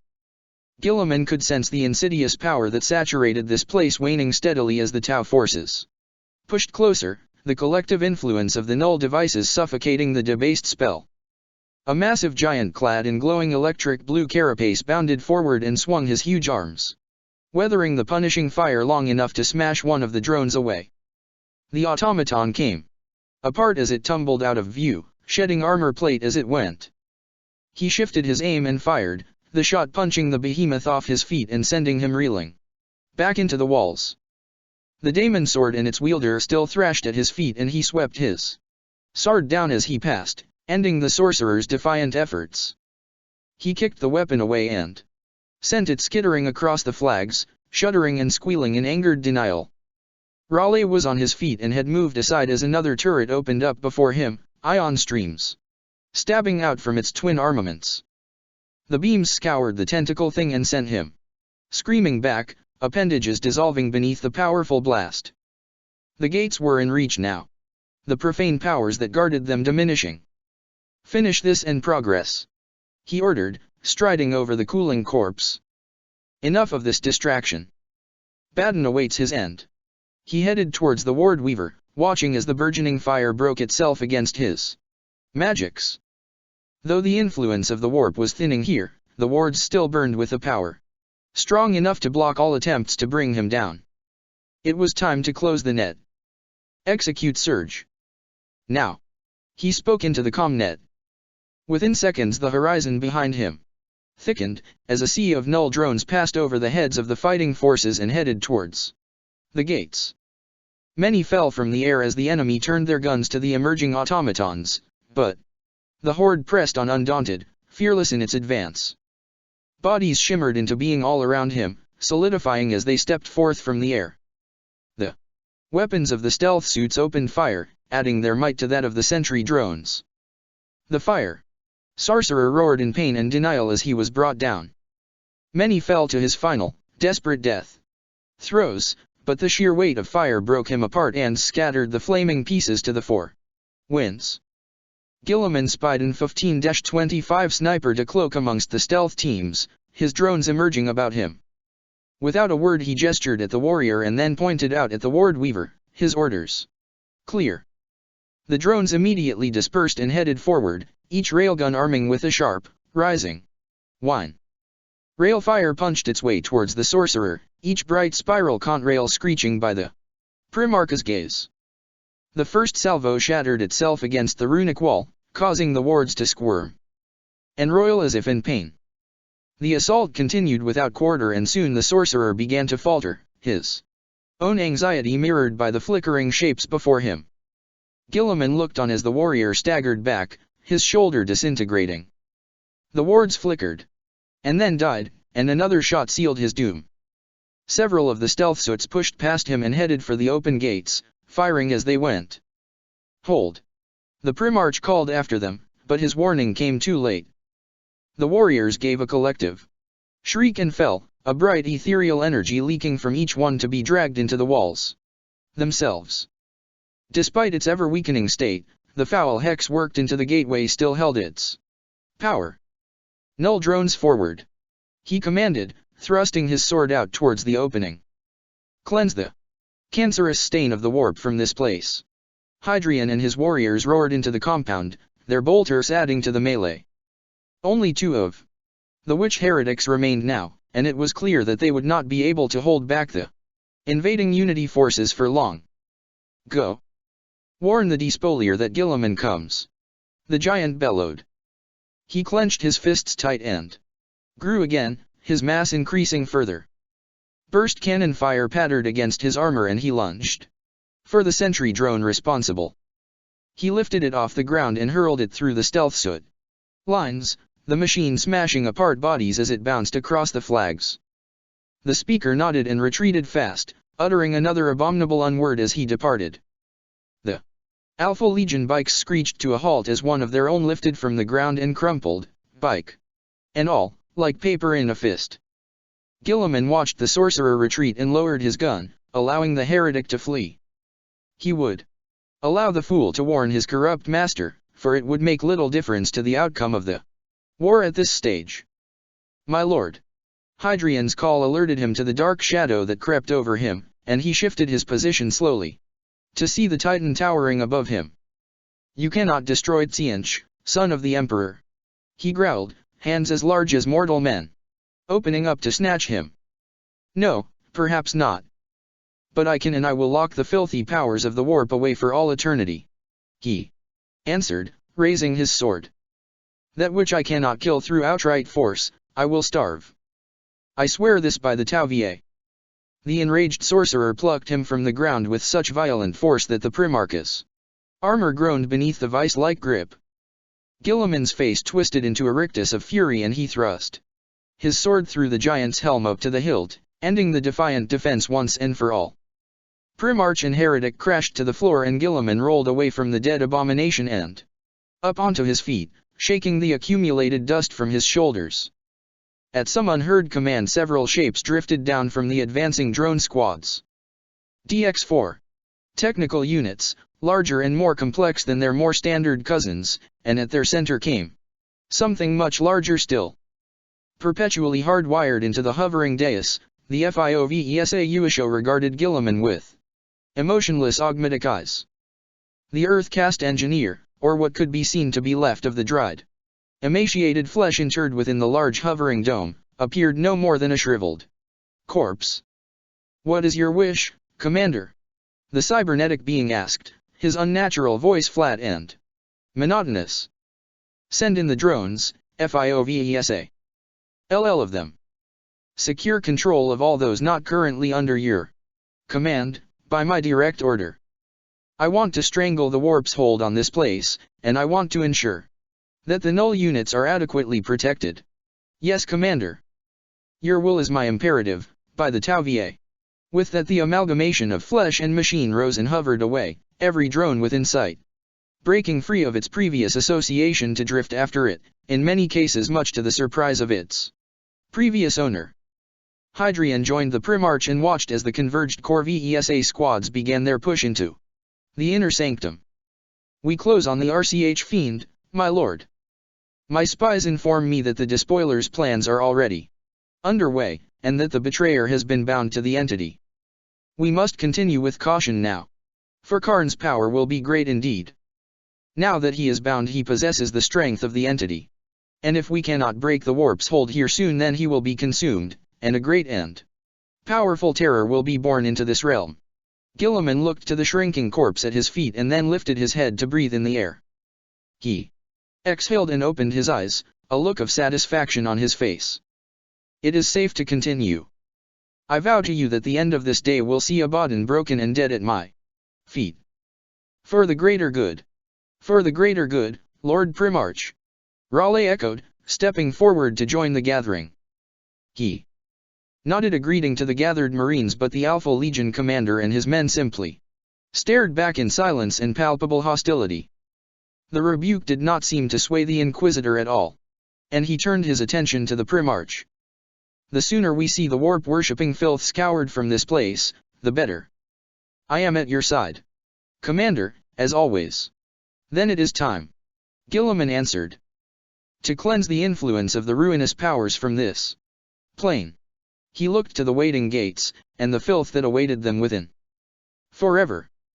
Part 66. Titan. The sound of laughter broke the thick, dust-laden silence. It was youthful and wild, the laughter of the young and the innocent. As he walked towards the glow, he bathed in the sound, taken aback by the unfamiliarity of it. He knew it, he recognized it for what it was, but he had never heard its like. Not as far as he could recall. It stirred within him some deep, hidden recognition, a reminder of a time long lost, a time he could never hope to remember. Innocence was a concept alien to him, for he had never known it, never experienced it. Conflict was his life, as it had always been, and he could imagine little else. The perpetual gloom began to subside as he neared the doorway, and he caught sight of the flickering illumination beyond. He realized then that perhaps discretion would be best, as the realization of what he was about to witness pushed its way to the front of his mind. He entered the chamber as quietly as he could and laid eyes on the hololith quite unexpectedly. Despite his suspicions, he caught but a fleeting glimpse of the figures it portrayed, a female surrounded by a small brood of what he took to be her offspring. There was something immediately peaceful about the scene, a contentment that quite threw him with its unfamiliar manner. A heartbeat later the image flickered and then died, the light illuminating the chamber decreasing substantially at its deactivation. A face wheeled around to confront him in the shade, wild and angered, the augmetic eye set into it, glowing with zealous rage. Longshank! Grungy roared, springing to his feet. The demiurge sprang towards him and was upon him faster than even he had anticipated. It was all he could do to grab the wrist of the arm that lunged for him, the black paint of his armor bubbling beneath the heat as the augmetic fist he held back activated. Grungy! He shouted. Stand down. It is I, Codion. Why are you here, Stockleg? What did you see? By Thor's beard, answer me. What did you see? Codion flung the demiurge away from him and stepped back, raising his arms in readiness for combat, but at the same time taking care not to allow his instincts to urge him to reach for his weapons. I saw nothing, he answered, the lie burgeoning its way to the surface even before he could think about it. I saw a flicker of light and then it died, nothing more. Grungy rose and took a step forward, his scarred face a mask of rage and uncertainty. Why are you here, Imperial? Why did you follow me? Codion approached him with caution, revealing his hands as an indication that he was unarmed. I came looking for you. I searched the ship and could not find you. I guessed you would have come here. He gestured around him. You gave me the impression when you brought me here and showed me how to gain access to this ship that the invitation was unconstrained. If I had been aware that this was not the case I would never have come here. Grungy cursed beneath his breath and shook his head, snorting through his nose like an angered Grox. He began to pace around the chamber, and it was clear from his body language that he was struggling to hold back his legendary rage. Damn it! Is there no place sacred? Can there be no respite from this bloody war? I am the last of my kind and still I can find no haven of peace. Codion chanced his luck and carefully moved forward, mindful of inciting the demiurge into further anger. My apologies, Grungy, but I came to find you in order to let you know that we are passing by Saturn. The demiurge slowed and looked to Codion, clearly still struggling to control his breathing. When he spoke, he did so through bared teeth. So? What consequence would that have for me? Codion exhaled deeply and lowered his hands, his crimson cloak falling to envelop the limbs. Saturn's moon, Titan, is the outermost bastion of the Terran system. I am told that it is now the home of the Inquisition as a whole. Do you know of the Inquisition? Should I? In short, yes. It is the Inquisition's role to police the Imperium as a whole. No one save the Emperor himself is powerful or important enough to escape their attention. You are an alien, Grungy. He paused, as if almost discomfited enough to continue. I count you amongst my closest allies, and yet I cannot guarantee that the agents of the Inquisition would accept you as I do. This war has opened my eyes enough to see beyond race or creed, but I know the Inquisition of old. Both Cryptman and Shavak are valued comrades, but even they have been declared excommunicate by the very organization that they serve. There are those amongst the Inquisition that would see you executed without quarter, simply for the fact that you are not human. Grungy heard this and smiled, the expression both ironic and utterly devoid of humor. HNN. How little you know me, Bone Priest. How little you truly understand of my origins. Perhaps it is fortunate that my kind are all but extinct. Codion frowned beneath his helm. He knew he had caught the short warrior in a private moment, but he little understood his reply. He shifted back towards the doorway. I would not lose an ally to misplaced bigotry, Demiurge. I am told that we will be making a stop at Saturn to meet with representatives of the Inquisition. Perhaps it would be best if you stayed here for a few days, amongst the memories of your people. I will come for you when it is time to return. Grungy did not reply, and he had not expected him to. As Codion disappeared through the doorway, the short alien watched him go and then turned his attention back to the dormant screen before him. He activated it once more, though this time the picture that came up was far different from the one the chaplain had glimpsed. A scale representation of the galaxy unfurled before him, and he regarded the many blinking red icons spread about the scene, a patchwork of scattered lights that spread from one end of the vista to another. His eye drifted towards one in particular, sat right at the furthest reaches of the eastern quadrant. Grombril's Wrath, he said, and the image localized upon the area in question. Somewhere within the bowels of the huge vessel, there could be heard a distant and low rumble of power. With that, Grungy spun on his heel and left the chamber, and the screen deactivated unbidden behind him. 2 days later. Saturn. She filled the viewing port from end to end, immense and angry like, her vast circumference raging with unfettered power. Codian regarded the orb with silent wonder, unable to tear his gaze from the bloated gas giant. Now he could look upon her with his own eyes. He felt as if their progress was finally real enough to reach out and touch. Just visible at the lower right corner of the viewport he could see the swollen orange orb of Titan, her largest moon. Dotted across her emerging surface like an infection were vast areas of gunmetal.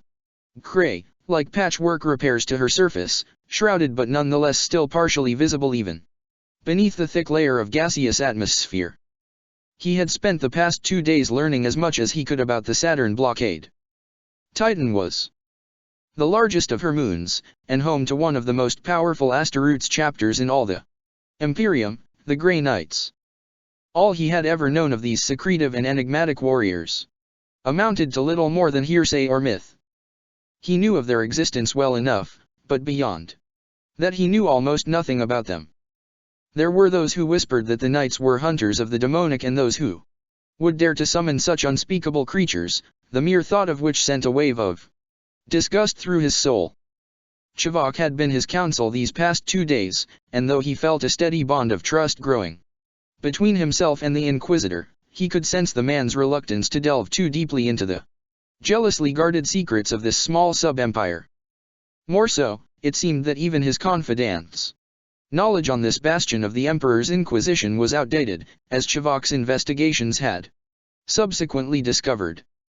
Following the onset of the Unity's rise to power, the various ordos of the Inquisition had converged, relocating to the moons of Saturn in order to consolidate their power and better protect their secrets, a move triggered in no small part by the loss of Mars. The quiet hiss of an opening door snatched his attention, and he looked behind him to see Chivok enter.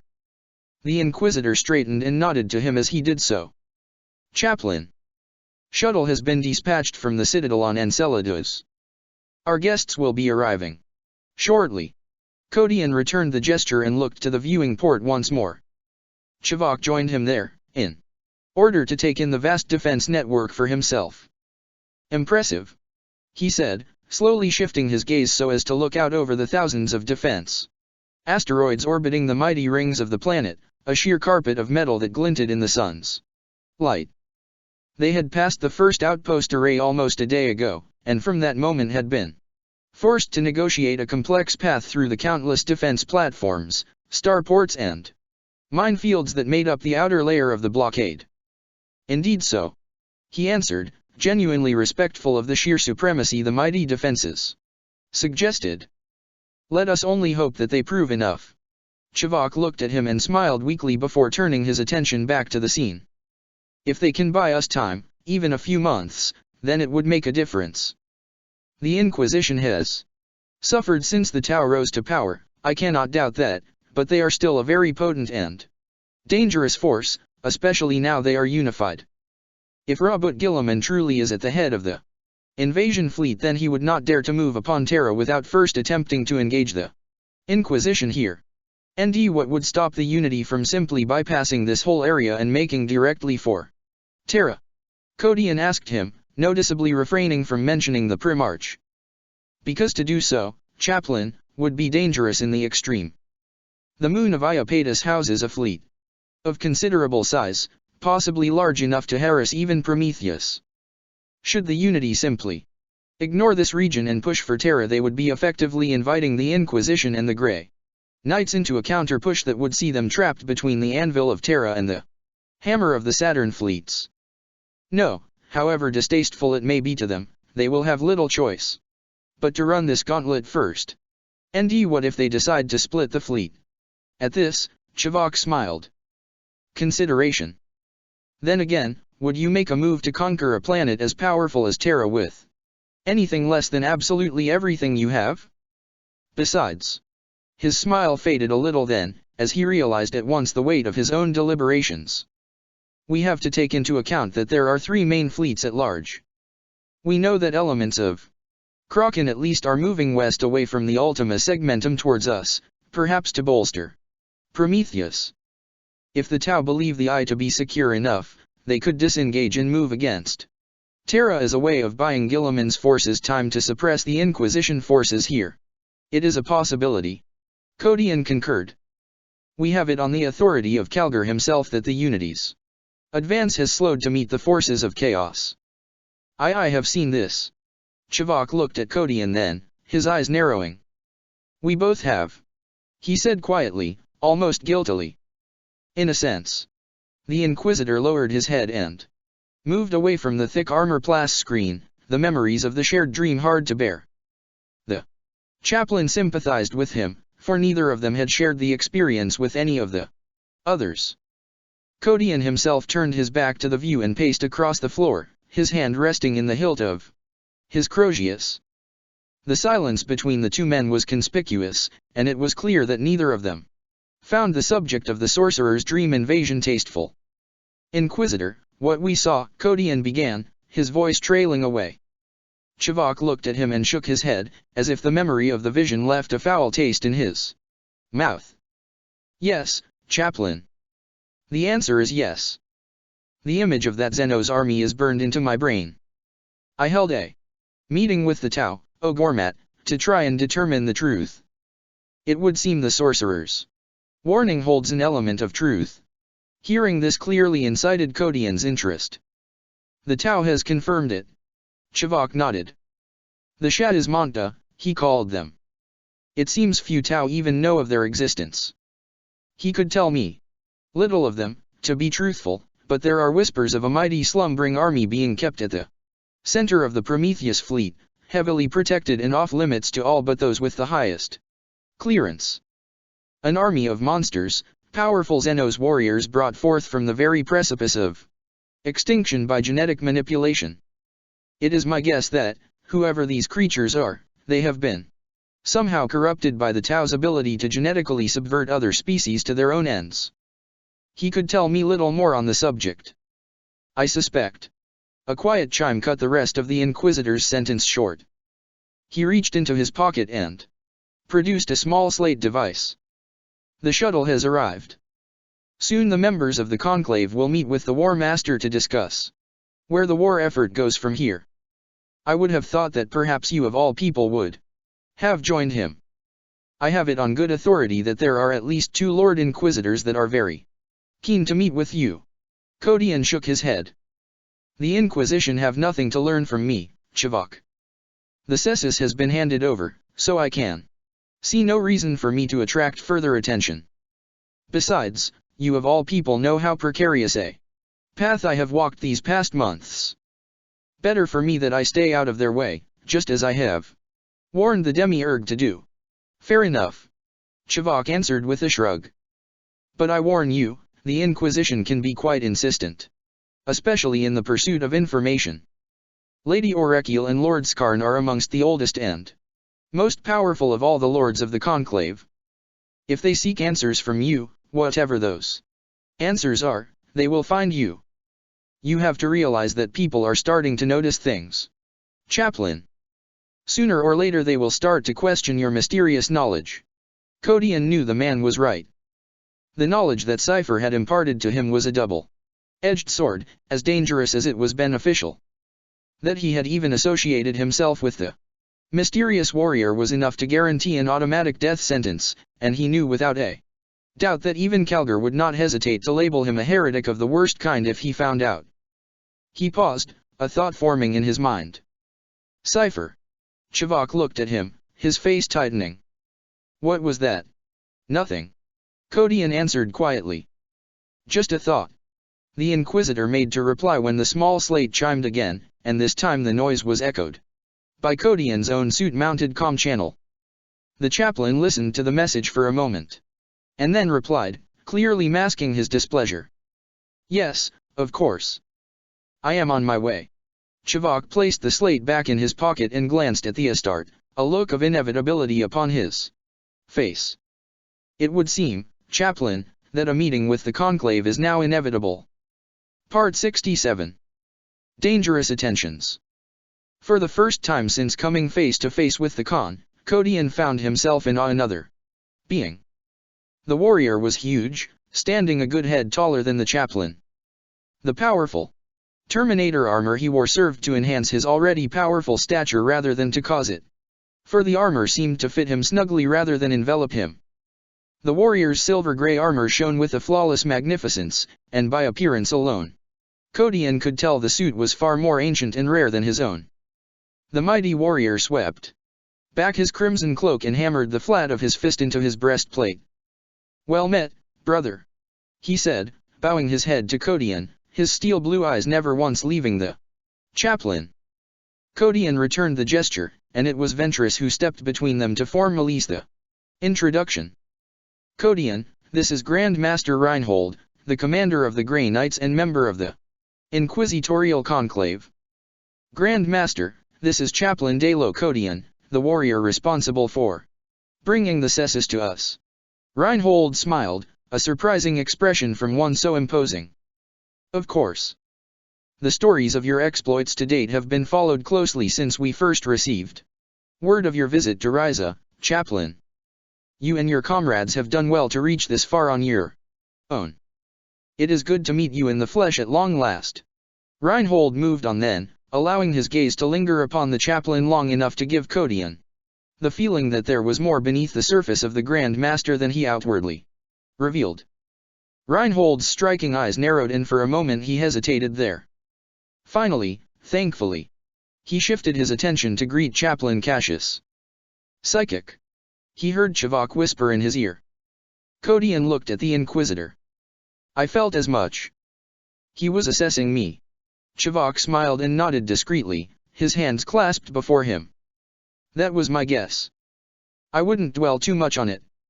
If he had found anything disagreeable, you would surely have experienced his reaction to that in the most brutally direct way imaginable. Hearing this made Kodian immediately uneasy. If anyone present here had anything at all to hide, it was him. Kodian noticed Chivok's gaze divert away from him and he followed it, watching as a brace of figures made their way through the gathered Inquisitorial and Alliance members towards them, issuing only distracted and cursory greetings as they advanced. I would say, in my humble opinion, that someone has set their sights on you, Chaplain. The Inquisitor observed. Kodian watched the two figures closely as they approached. One was a female and quite striking, her white hair plaited into two braids so long they almost touched the floor. Beside her was a smaller, hunched individual, so ensconced in its voluminous brown robes as to be totally indistinguishable in sex. The second figure walked with the aid of a cane, and Kodian noticed the incredible artifice of the augmetic hand that clutched the silvered skull head of the stick. The woman is Lady Jenna Orekiel. Chivok whispered to him. Ordo Zenos. You wouldn't guess to look at her, but she is hundreds of years old. I knew of her only briefly before the Eldar took me into the webway and she was a young and impetuous thing. Back then she had quite an obsession with the origins of the Necrontyr. I do admit to being surprised at seeing her elevated to the position of Lady Inquisitor. She did display some quite radical leanings. And her companion, Skarn, it has to be. Now he is an enigma. No one seems to know his true identity or which Ordo he works for. His voice fell further then, as if he was fearful of the decrepit-looking figure catching his gossip.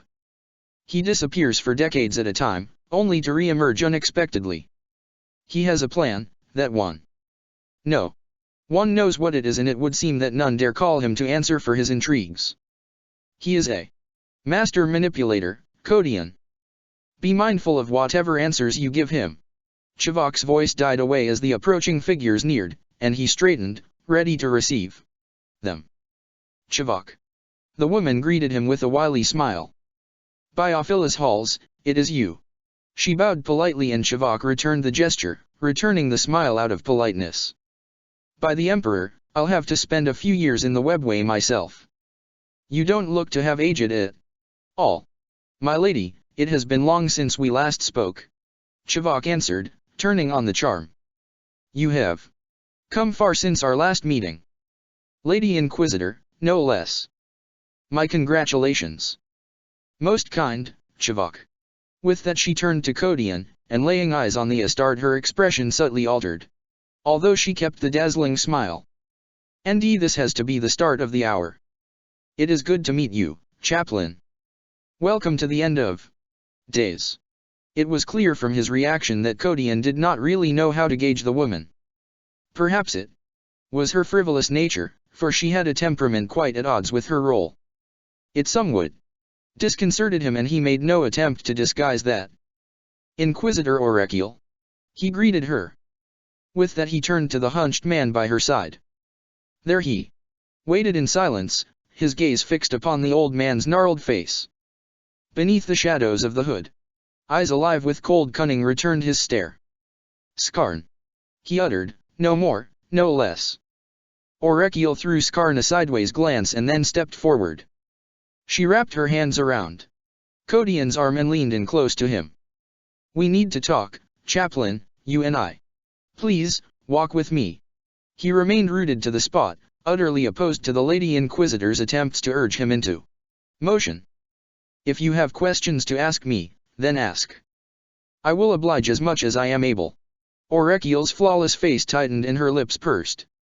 It was clear that she was a woman who generally expected to get her own way. Fair enough, Chaplain. She let go of his arm and stepped away from him, placing her hands on her hips. What do you know of the Citan, Kodian? Nothing. He replied sincerely. Orecule was clearly dissatisfied with this answer. She bunched her fists and stepped forward. Come on, Kodian, we both know better than that. I am well over 6 centuries old, Chaplain. You wouldn't begin to believe what it takes to keep oneself alive and healthy for that long. It is my life's work to uncover the secrets of the Citan and their nefarious schemes, and I will do so no matter the cost. You are a man with secrets, Chaplain. We have been following your progress with great interest and we know that there is more to you than meets the eye. Believe me, I have walked among the Eldar many times and as a consequence I have known of you for a long time. She looked at Chivok. Inquisitor, you of all people cannot deny me this. One cannot spend so long in the company of the great enemy of the Necrontyr gods without learning the greatest of their secrets. I know that they are somehow behind the Tau's rise to power. Who, lady? The Eldar or the Citan? Don't play games with me, Chivok. Orecule sneered, all traces of her former blithe personality fading. What do you know? Tell. The enigmatic Skarn raised his cane and Orecule fell silent. Please, compose yourself. He whispered, sweeping the stick out before him as if to draw her attention to the interest their meeting was beginning to attract. With that, the Inquisitor stepped forward and moved to join Kodian, his gaze lingering upon Chivok as he passed. His progress was almost painful to watch, and it seemed an age before he finally stood before the Chaplain. When he finally did so he paused and raised his eyes to meet him face to face. Chaplain. He began, his voice quiet and insidious. Forgive my colleague's eagerness. He glanced at Orecule. Her zealousness does her credit, of course. One's conviction in one's work is both holy and commendable, no matter who we are, for how can any of us hope to be true servants of the Emperor unless we are stalwart in the pursuit of the answers we crave? She does, however, have good reason to ask you these questions. Kodian straightened as he heard this. Elaborate. Skarn smiled, the expression so slight as to be almost imperceptible. You are an incredible individual, Dalo Kodian. Quite unique. Plucked from the mists of time to sow discord throughout the forces of the enemy. Entrusted with the Cessus, the greatest hope the Imperium has rescued from certain death by the Eldar, creatures thought to have long abandoned these harried stars. Spared from certain death by the Eldar's dark kin. How does one escape such a sealed fate, Codian? How did you know that the Primarch of the White Scars lay within your possession? Indeed, how did you release him? There are so many questions surrounding your activities, Astarte. Too many to simply dismiss. What are you hiding? Skarn moved closer then, so close his shrouded face almost touched the chaplain's breastplate. Start or no, you walk a dangerous path. Not even your War Master would dare to deny us should we express an interest in detaining you with a view to seek the answers to these questions. So, please, if you are able to answer my colleague's questions, then do so. What do you know of the C'tan? At this, Codian deliberately rested his hand upon the hilt of his Crozius and slowly lowered himself so that he was at eye level with the wizened man. As he spoke, he did so with a slow and ominous tone. Inquisitors, let me make something perfectly clear to you. I cannot answer your question. I urge you to accept that. An uneasy silence fell over the small gathering then. Skarn regarded Chivok and Codian with his unflinching gaze. Finally, after what seemed like an age, he nodded slowly. Very well. He raised the cane to point at the two figures accusingly and with deliberate slowness. The Inquisition is watching you. With no more to say he turned away and left the gathering, the slow and rhythmic tap of his cane upon the floor announcing his exit. Orekiel watched his go and then shrugged her shoulders, dismissing the enigmatic man with a shrug of her shoulder. Pay him no heed. I believe you, Codian. I had to be sure. The chaplain accepted this with a curt bow, though he made a show of keeping his hand on the hilt of his holstered weapon. If we are done here, Lady Inquisitor, then I must take my leave. Whatever plans have to be discussed between the War Master and your Inquisition forces are no concern of mine, and I have plenty to prepare for myself. Good day. He swept his cloak back and pivoted sharply, making a clear show of the fact that he intended not to stay for a moment longer than he needed to. Chivok, clearly taken aback by the chaplain's abruptness, smiled and tipped his head in a gesture of farewell and then made to follow Codian. Orekiel raised her eyebrows at this, swayed by the abrupt departure. Her expression of surprise soon faded and her eyes narrowed. She glanced about her and then set off after the two men. Chaplain. Codian let out a long sigh of frustration and slowed, his fingers tightening. I thought I made my position clear, he said, fighting to keep his voice steady. Orekiel smiled and took his arm once again, much to the chaplain's chagrin. You did. I merely wish to walk with you as you leave, so we may discuss one or two things before we part ways. I would be flattered if you could do me that courtesy. Codian did not answer, but neither did he protest. Together, the chaplain clearly uncomfortable, the two headed towards the exit. The Eldar do seem to have taken an interest in you, Orekiel observed after a short silence. Indeed, it would seem that both the Webway dwellers and their dark kin share a common how can I put it recognition of you? You must forgive my interest in such a curious fact. She looked at Codian then and smiled, clearly taking a measure of delight in his noticeable lack of response. It is an Inquisitor's job to uncover the truth, Codian. The first thing I did when your fleet arrived was to investigate your activities to date. I know about Vanphilos and your miraculous rescue. I have reviewed your ship's internal VID logs, Codian. I have seen everything that has happened on board the Proscriptus Rex since you first set foot on her. Your colleague Cryptman may be rogue in the eyes of the Inquisition, but he is a brilliant man, and I am a firm believer that his dismissal was unjustified. I vow to you that I will do all I can to fight his case, but I am only one voice, Chaplain. My influence is sadly limited. Codian slowed and turned to the Inquisitor. Am I missing something? That almost sounded like blackmail. Orekiel smiled and patted her hand against Codian's upper arm. Good gracious, please. I don't do blackmail, Chaplain. I leave that sort of distasteful thing to Skarn and his ilk. No, I simply wish to help. You see, we are a rare breed, Codian, we who are possessed of knowledge beyond those who surround us. You see, I know a great deal more about this whole war than most. I know that the C'tan are behind it. The Eldar know it too, and they are ashamed of it. Because they helped to bring to fruition the plans of the very enemy they are sworn to fight. The very enemy they were created to fight. Codian had heard enough. He shook her arm free and turned to face her, the glowing eyes of his helm radiating his anger. I have heard enough. Our meeting ends here, Inquisitor. It does not. She spat, rising to bring her face as near to his as her height would allow. The C'tan are stirring as we speak, and they will bring death and ruination to this galaxy when they rise. The Tau are not our true enemy, they are merely pawns in a greater plan, pieces to be manipulated and directed to realize the plans of a far greater power.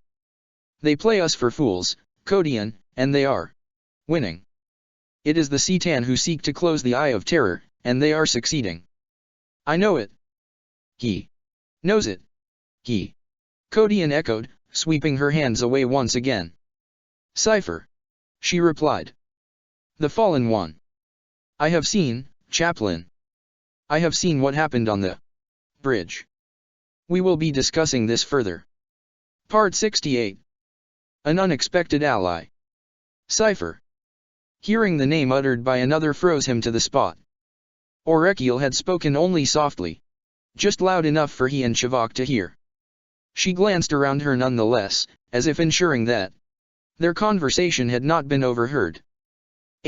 Just the kind of response I had anticipated. She said, the merest trace of a grin twisting the corners of her mouth. Now, I'm the last one to accuse you of harboring any notions of heresy, Chaplain, but I have to say. The despoiler himself barely keeps more questionable company. Demiurge, Eldar, Renegade. Inquisitors and even prime enemies of the Imperium. Perhaps you can see now why a meeting with you would greatly interest one in my profession? Should we take that walk I suggested? Codian's hand tightened upon the hilt of his Crozius, and one finger gently flicked the holding clasp. Open. Orekiel saw this and shook her head. It isn't like that, Codian, not yet. Please, just come with me and I will explain. Chivok, you too. The chaplain grudgingly complied, and together the three of them made their way out of the chamber as discreetly as they were able. They passed through the arch and into a cool corridor, the illuminator set into the high-arched ceiling providing only a paltry glow. As the double doors hissed to a close behind them, the woman raised her hand and displayed a large jeweled ring. Urizian shroud technology. Beautiful piece. While ever it is activated, our conversation is private. Gentlemen. What we have to discuss cannot go beyond this gathering. Cypher. Codian said. I will not insult you by trying to deny a connection with this individual. Orekiel's expression widened then, as if she were genuinely surprised at hearing Codian's admission. She glanced at Chivok and his face betrayed her suspicions instantly. At that she smiled. An expression of clear vindication. So the venerable Chivok is involved in the intrigue also. Indeed, there are those amongst my peers who would be happy to see me labeled a heretic. Codian did not respond to this. He simply issued a deep and quiet sigh and turned his face away. Chivok's face tightened and he stepped forward, raising a finger at the woman. You do not understand, Jenna. You haven't the slightest idea how deep this goes, believe me. Yes, I know about the Fallen One, but I have seen the bigger picture in all this. I have seen the necessity, no matter how bitter a taste its consequences would leave in the mouth. If you see heresy or sedition here, then so be it, report your findings and be done. Orekiel stepped back and raised her hands. Be calm, old comrade. If I had intended to do so, it would already have been done. I have purged the logs, gentlemen. I did so the moment I stumbled upon the surveillance data. Believe me, we share far more in common than you realize. Please, we can't risk talking further here. Come with me to my shuttle and I will show you. Please. The Lady Inquisitor stepped into the ship, causing the armored warriors standing guard there to stiffen. "Leave us," she commanded, standing aside to allow Kodian and Shavak to enter behind her. "We would not be disturbed until I give the word." The black armored stormtroopers did immediately as they were commanded and quickly filed out of the vessel, the deck ringing beneath the sound of their boots. As the last figure left the small chamber, she closed the ship's hatch behind her and turned to her guests. "I anticipated that you would agree to come here," she admitted, raising a hand towards the nearest access hatch. "I have prepared something for you to see. Hopefully I will be able to get you to understand exactly why I needed to bring you here, and why I could not risk turning you over to the rest of the Inquisition. Through here." Orekiel entered a series of numbers onto the mounted security slate and then pressed her signet ring against the pad, causing the hatch to slide open amid a series of deep rumbling clicks. She stepped into the chamber and the others followed as the gloom beyond faded away at their arrival.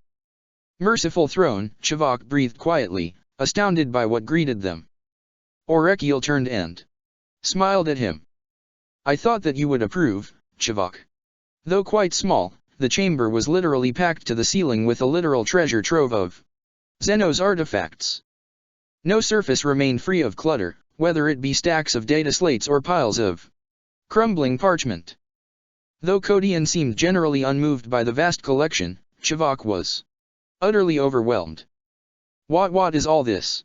he asked, stepping almost furtively into the chamber. He moved over to the nearest pile of artifacts and began to rummage carefully through them. He picked up a small tablet of clearly ancient origin, finished in a pitted silver and blank save for a single, unrecognizable rune at its center. The Lady Inquisitor sealed the hatch shut behind them once more and then activated a series of runes set into the wall beside the door. A low and resonating hum preceded this action, and it became apparent enough that the woman had activated some manner of augur protection. "Necrontyr," she finally answered, her voice low as if laden with caution. "That piece itself is thought to be millions of years old. There are literally hundreds of examples of Xenos archaeotech here, and most of it is Necrontyr in origin." Shavak's brow furrowed and he replaced the piece. "I admit, I know the Necrontyr, but I never did study them in much detail. The notion of such ancient and mysterious beings did stimulate my interest, but the Eldar that I came into contact with were always unwilling to discuss them." Orekiel nodded in understanding and stepped back into the center of the chamber.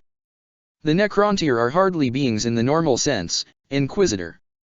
They are constructs, soulless and without will. At least, most of them are. It is their insidious masters that pose the most serious threat to our collective survival." She spread her hands as if to present the collection in its entirety to her two companions. Within moments her demeanor had altered. She seemed on edge, almost fearful. It was as if she hardly dare speak of the terrible things she knew. "The C'tan. The pursuit of these mysterious beings has been my life's work for centuries now, and it has taken me that long to merely begin to piece together an idea of what they are and what they plan to do to this galaxy. Tell me, Shavak, what do you know of the C'tan?" Shavak regarded the surrounding collection and sighed, mulling over the question. "Little, as I say. To the Eldar, the C'tan are the creators of the Necrontyr, their gods, as it were. The Black Library of the Harlequins does hold many references to these mysterious beings, but much of what I learned was fragmented and vague. The Eldar were mostly reluctant to assist me in the interpretation of the data available. One obscure reference I was able to glean was that the Eldar believe that the most ancient of the Chaos Gods were somehow created by the terrible wars between the C'tan and the First or Old Ones. Close. Orekiel answered, a mirthless smile passing over her lips. She began to move around the room, gathering up seemingly random parchments and objects. As she did so she whispered softly to herself, causing Shavak and the chaplain to exchange cautious looks. "Emperor, for so long I have endured the painful weight of the knowledge I possess, unable to dare risk its general exposure to the Inquisition as a whole. These are dire times, gentlemen, dire times. There are few we can trust, even amongst those we would count as allies. They will erode us from within like a cancer before they consume what is left, mark my words. They are already doing so. Little by little, piece by piece. Jenna Chivok began, moving forward and raising a hand. Ha! She exclaimed, pivoting sharply to meet the Inquisitor's advance. Here we are. Now I will show you. I will show you the true horrors that wait to devour us. She stepped forward and thrust a handful of scrolls and documents into Chivok's hands, much to his disconcertment. He opened his mouth to speak, only to have her cut him off.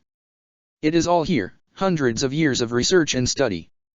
I have everything I could find on the Necrontyr and the C'tan. Here, recognize this. She handed a piece of parchment to Chivok, roughly unfurling it for him before he had time to protest. Recognize this? Look here, you should do. An inquisitorial alpha-level document so secret it should have been destroyed as soon as it had been read by the recipient. As you can see, fortunately it was not. It is a transcript taken from a Vox record of a particular mission undertaken by an Ordo Xenos Death Watch kill team. These Marines actually undertook a successful raid on a Necron tomb world named Bireen, authorized by one Inquisitor Chivok. Your orders, Inquisitor. Chivok's face first fell slack and then tightened once again. He screwed the parchment up in his fist and cast it aside. I remember, Oracle. What consequence does this transcript have? It is proof, Inquisitor, that what I hold in this chamber is far more than simple myth and speculation. It is solid and concrete proof that I am skilled enough to have obtained information that, by rights, should not exist. These C'tan, Inquisitor. Codian answered. If they are truly so powerful, then how is it that they are so unknown? Oracle shook her head slowly, more through pity than frustration. Chaplain, the C'tan are little more than legend because that is exactly what they want us to believe. They are ageless, so old they descended into their monolithic tombs and entered into the slumber of ages long before Terra's evolutional cycle even hinted at the human race. Only the oldest of the sentient races recall the abominations that once brought these stars to their knees. She stepped forward and began to sift through the information in Chivok's hands. Here. My research leads me to believe that there are 4 C'tan currently known, or at least recorded, in our galaxy's history. This is a translation of an incredibly ancient Eldar text, thought to be at least 5 million years old. Here it mentions 4 of these supposed Necrontyr gods. The Volmoon shall bring forth the dragon. The Master of Death will drink deep from Isha's eye. That which lies outside will be drawn to the harvest. And the Jackal god shall turn brother against brother.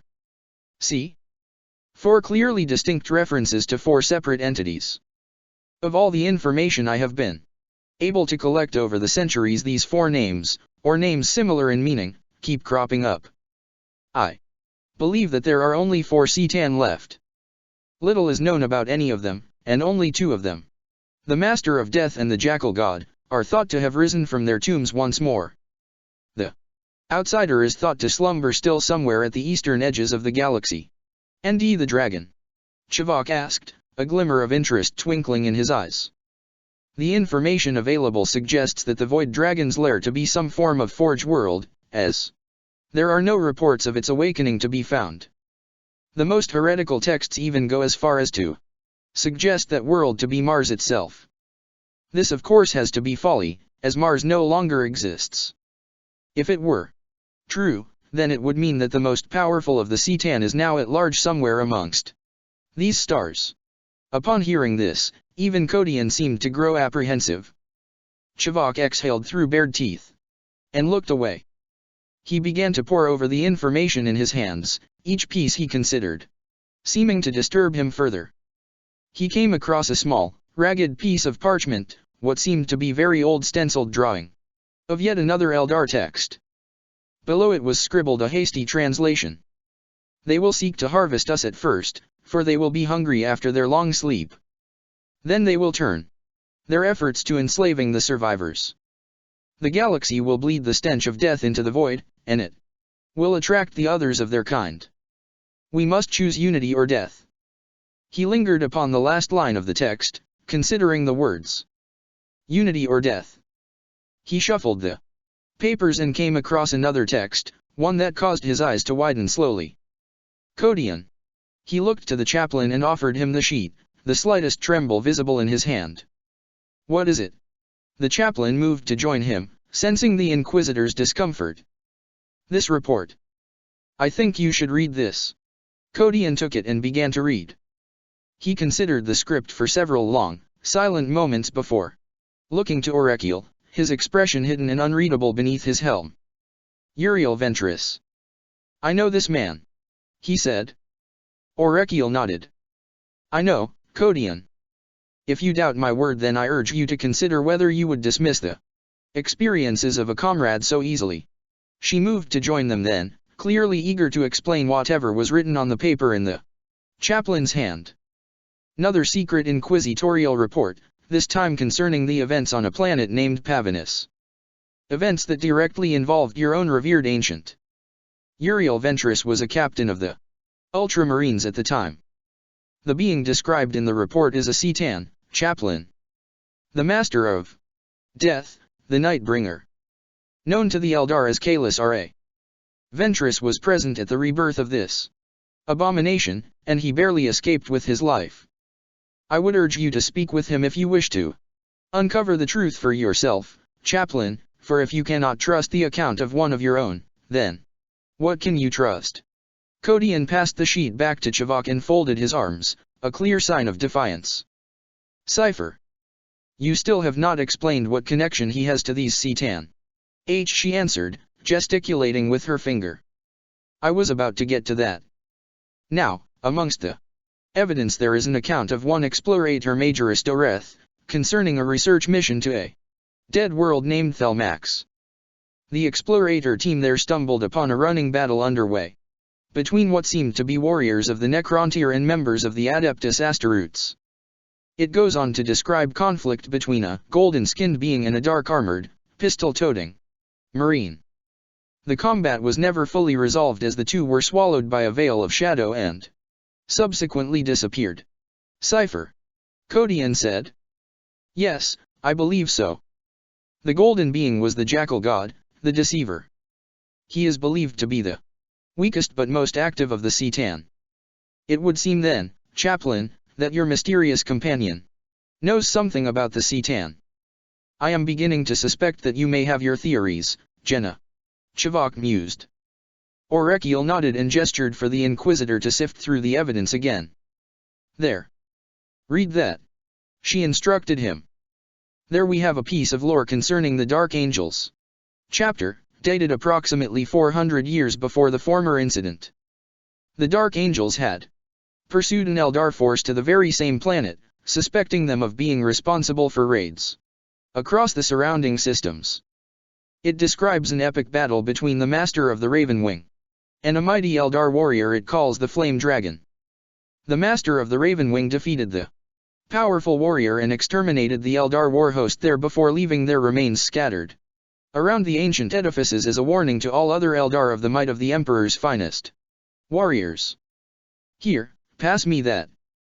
This is a particular passage that you may find quite intriguing, Chivok. The champion of the thrice-damned Eldar strode forth to meet the charge of the Raven Wing alone, debased in his defiance and pride.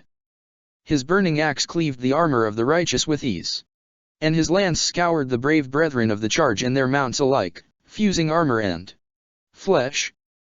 Many righteous bolt rounds found the implacable Xenos fiend, and though they did stagger him, he would not fall. Proud Baphael rose to meet the challenge of the Eldar champion, his black blade unsheathed and ready to strike the killing blow. The two warriors met then and the ancient structures around them trembled beneath each blow traded. For hours they fought, each.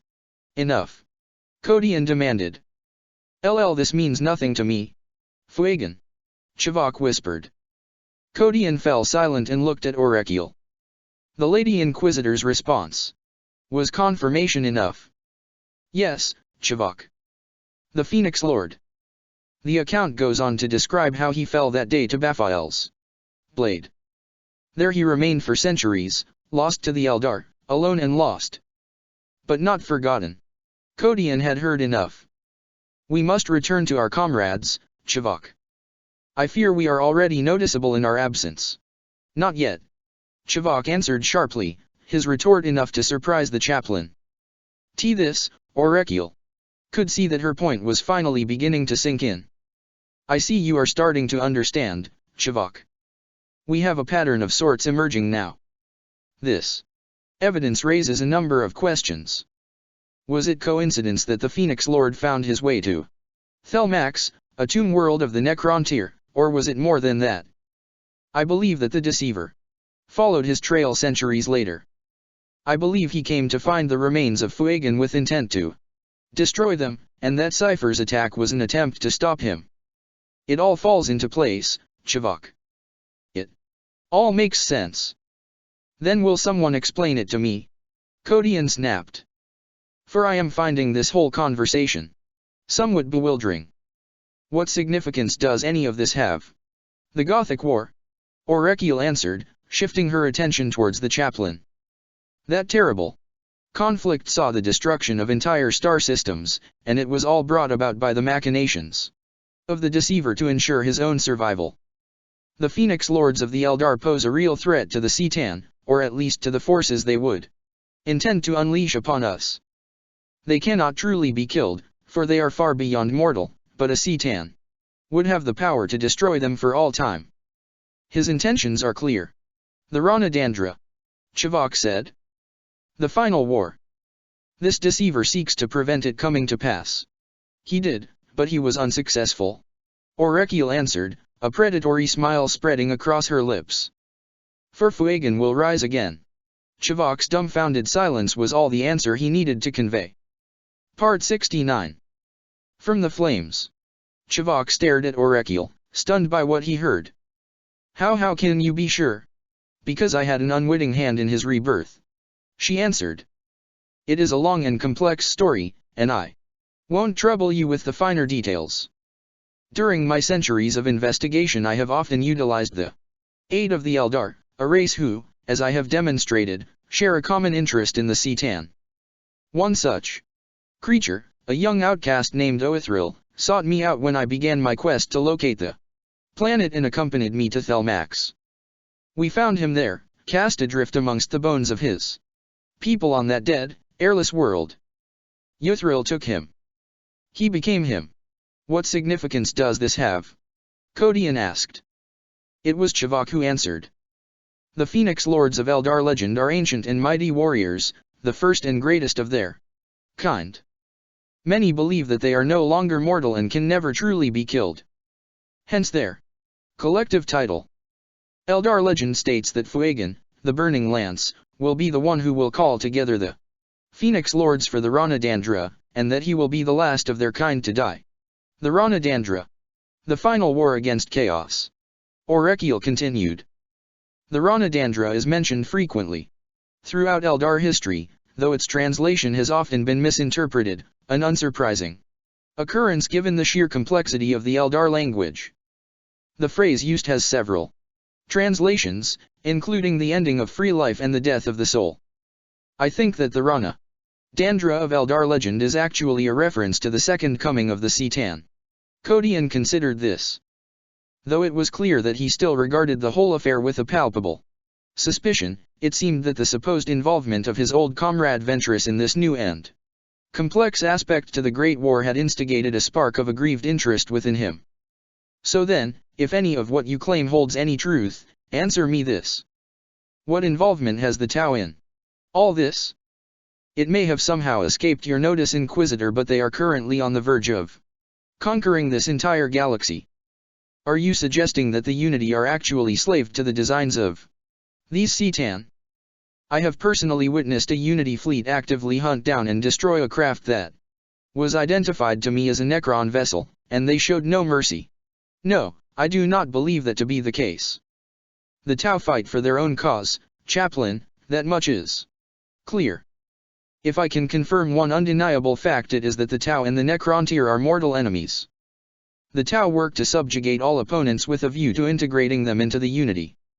The soulless Necrontyr simply cannot be conquered, and the Tau soon realized that.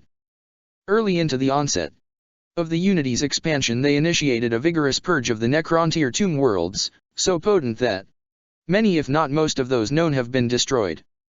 You see, the Tau have somehow been able to do what no other race could, not even the Eldar. I can't even begin to imagine how, but they devised ways of eradicating the Necrons utterly, and so effectively as to ensure that they could not return. Chivok blanched at hearing this, an expression of disbelief draining the color from his face. That cannot be. Surely. Orekiel confirmed this with a nod.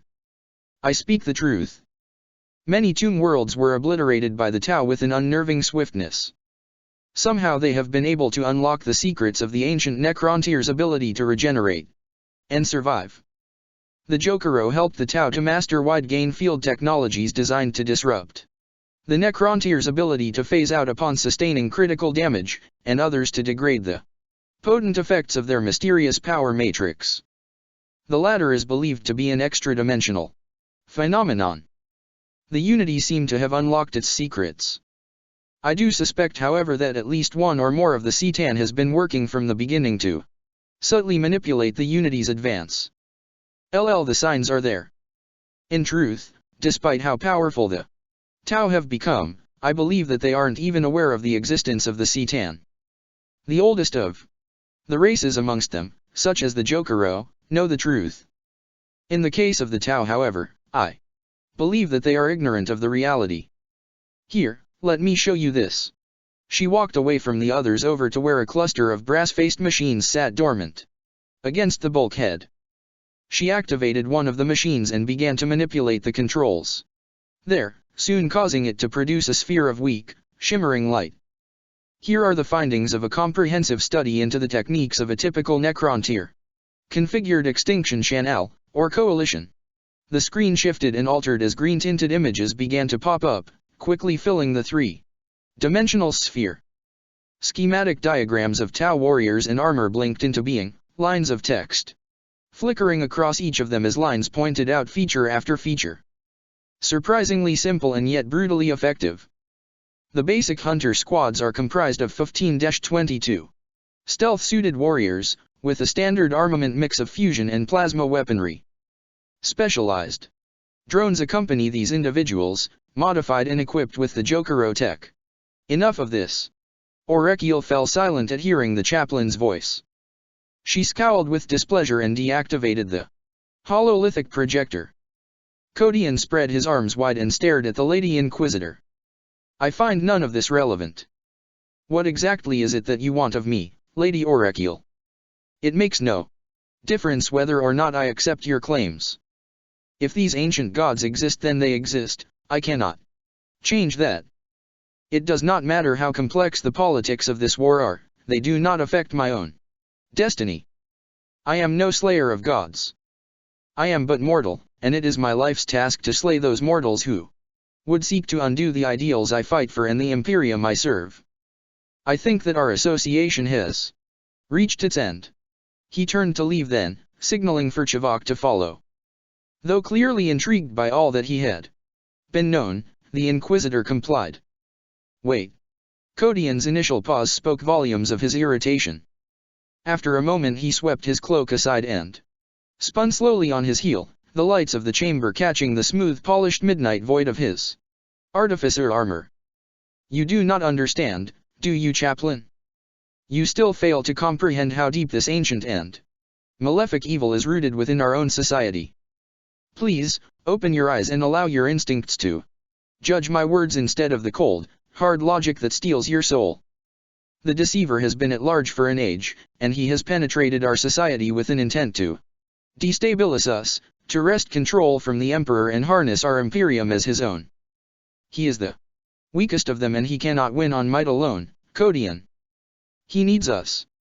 He needs us and he will enslave us to his will to ensure that he has power enough to dominate these stars, mark my words. We cannot ignore that. You cannot ignore that. Save your breath, Orekiel. I must and I will focus on those enemies that I can see with my own eyes. And kill by my own hand. Damn you, Codian. Orekiel hissed. Listen to me. Don't you see it, even now? He knows you. He is The master of manipulation and deceit, and he would destroy entire star systems to achieve his aims. You cannot trust anyone, Chaplain, not even those who would fight by your side. Both Skarn and Reinhold do not trust you. There is little I do not see or hear, and I know this without doubt. They do not intend to allow you to leave this place. Kodian, they plan to seize you. At hearing this, the chaplain froze. Chivok looked first to him and then to Orekiel, his eyes blinking rapidly with mounting distress. What do you mean? Orekiel started forward and raised her hands, as if she believed that she was stating the most obvious point possible. God Emperor, Kodian, think about it. Reinhold is a psyker. He sees the secrets of the soul. One look inside you and he saw everything you had to hide, Chaplain. This craft is Aegis shielded and is possibly the only place on this vessel that the specialized augurs of the Grey Knights are unable to detect you. He is most likely already minutes away from storming this vessel and taking you. Skarn is a manipulate BD, even for an Inquisitor. Not even I know of his true motives, but I promise you this, he will have made sure that Reinhold is convinced of your guilt. I am sorry, Chaplain. Kodian tore his Crozius free and strode up to the woman, animated by anger. You knew all this and you brought me here. Damn you. Why? What did you hope to achieve? Orekiel retreated until she found the solid bulkhead behind her, the thick plasteel arresting her withdrawal. I needed you to see. Whatever unknown force has driven you this far, I cannot guess, but its influence is clearly evident. I have no one else to turn to, even here. This is my life's work, Kodian. And I had to ensure that my efforts were not in vain. You have a destiny here, a purpose.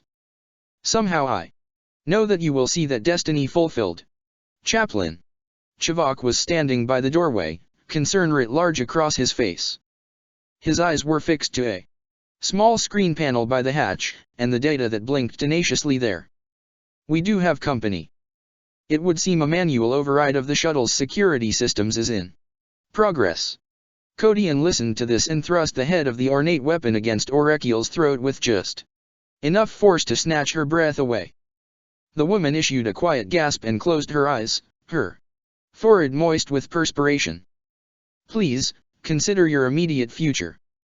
Don't allow the enemy to goad you into signing your own fate. While ever you still live, there is hope, Kodian. A good warrior knows when to fight and when to concede.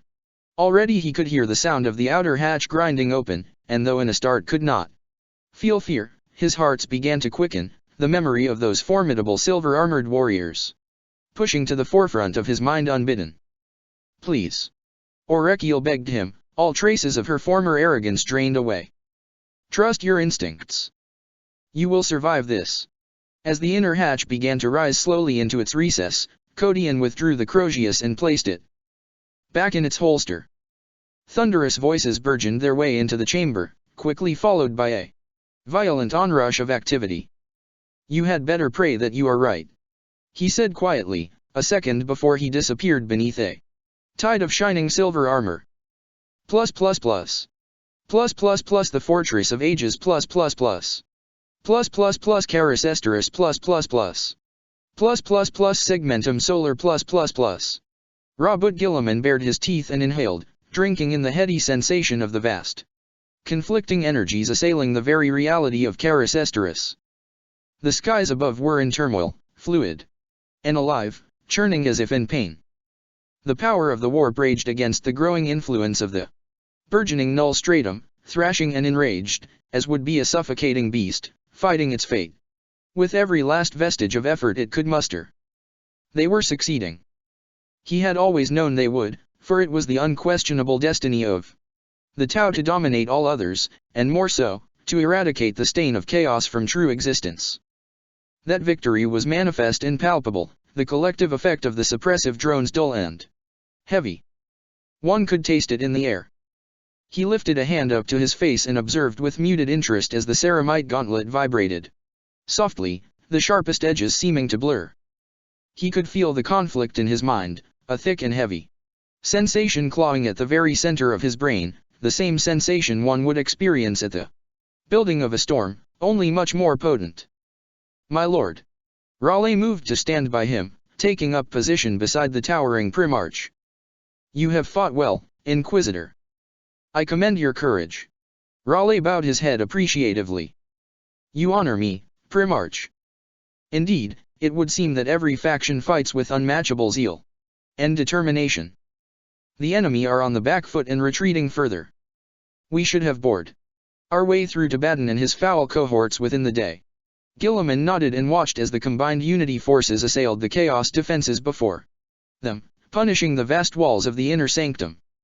Already the gates that the sorcerer cabal had held were broken and crumbling, punished beyond tolerance by the sheer brute power of their advance.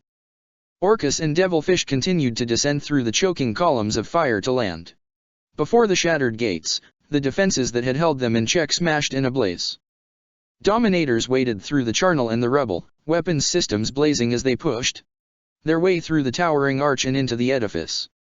Huge clouds of Vespid twisted around the smoke and the flames of the conflict and swarmed after them, the sickly light cast by their neutron blasters bathing the forces below them in a pale luminescence. The Primarch allowed himself a slight nod of satisfaction and then touched a hand against his armored collar. Commander Shadowblade. Report. Within moments his keen senses caught the approach of whatever he had been waiting for, and he watched as the hollow drone descended through the twisting smoke like a meteor, its thrusters burning brightly. As it neared the ground, the drone slowed and came to a perfect halt. The thick plate shielding protecting its outer dome fell away and it rolled over smoothly, several extremities unfolding along its artificial form. Both Guilliman and Raleigh looked on in silence as the Corvessa hovered over to them and slowed.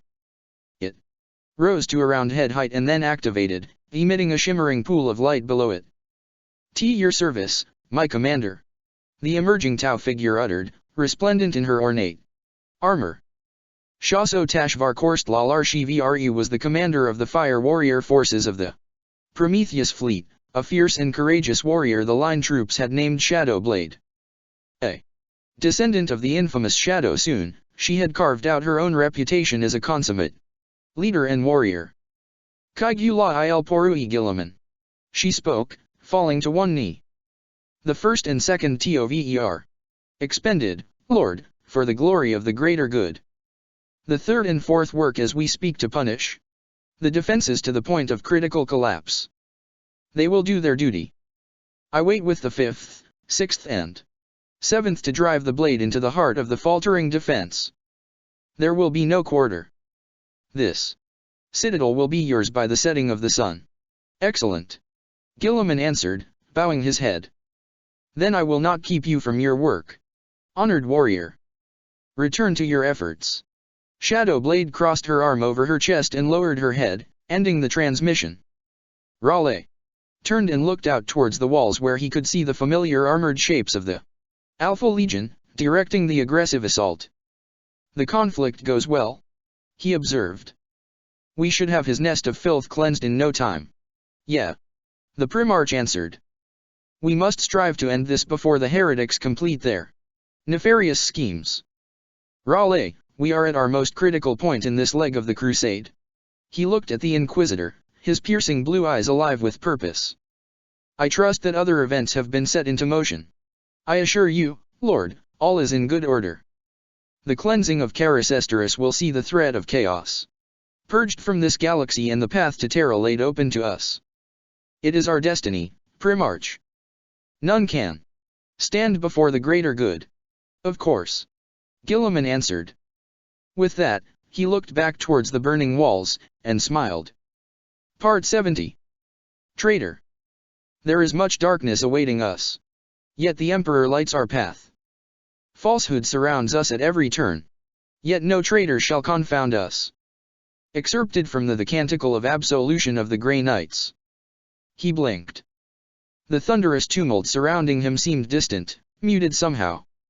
Vision was little more than a nauseating daub of light and color smeared across his eyes, shifting and spreading as if manipulated by the fingers of an invisible god. He heard a voice call his name somewhere in the distance, and it was as though the mouth that issued the sound was gagged, gasping its final, suffocated breath. The colors began to sharpen then, his senses firing to life as if awaiting his command. There it was again, the voice, calling his name. Screaming his name. He inhaled then, as one would after awakening from a temporary death. He lowered his gaze to see his Crozius down by his side, the leering skull head fizzing and crackling as it cooked the thick viscera that coated it. The fist that held the weapon was crimson and slick, literally coated on blood. The shock of this unexpected situation hit him like a wall then, seizing him in its vice-like grip. He took a step back, his mind reeling even as it awoke to the situation, and he began to realize that he had no idea where he was or how he got here. Something large and burning screamed past overhead, so close he felt the temperature within his armor rise in response to the unexpected phenomenon. He pivoted sharply on his heel and watched as the land speeder spiraled into the immense walls of the fastness behind him and exploded, transforming into a phoenix of searing, burning light and noise. "Emperor, deliver me," he uttered, staggering beneath the force of the vehicle's explosive demise. What hell is this? Vast edifices towered all around him, punished and ablaze. Everywhere he looked he could see conflict, desperate and violent. Bodies lay everywhere, a sheer carpet of death. Codion. Chaplain.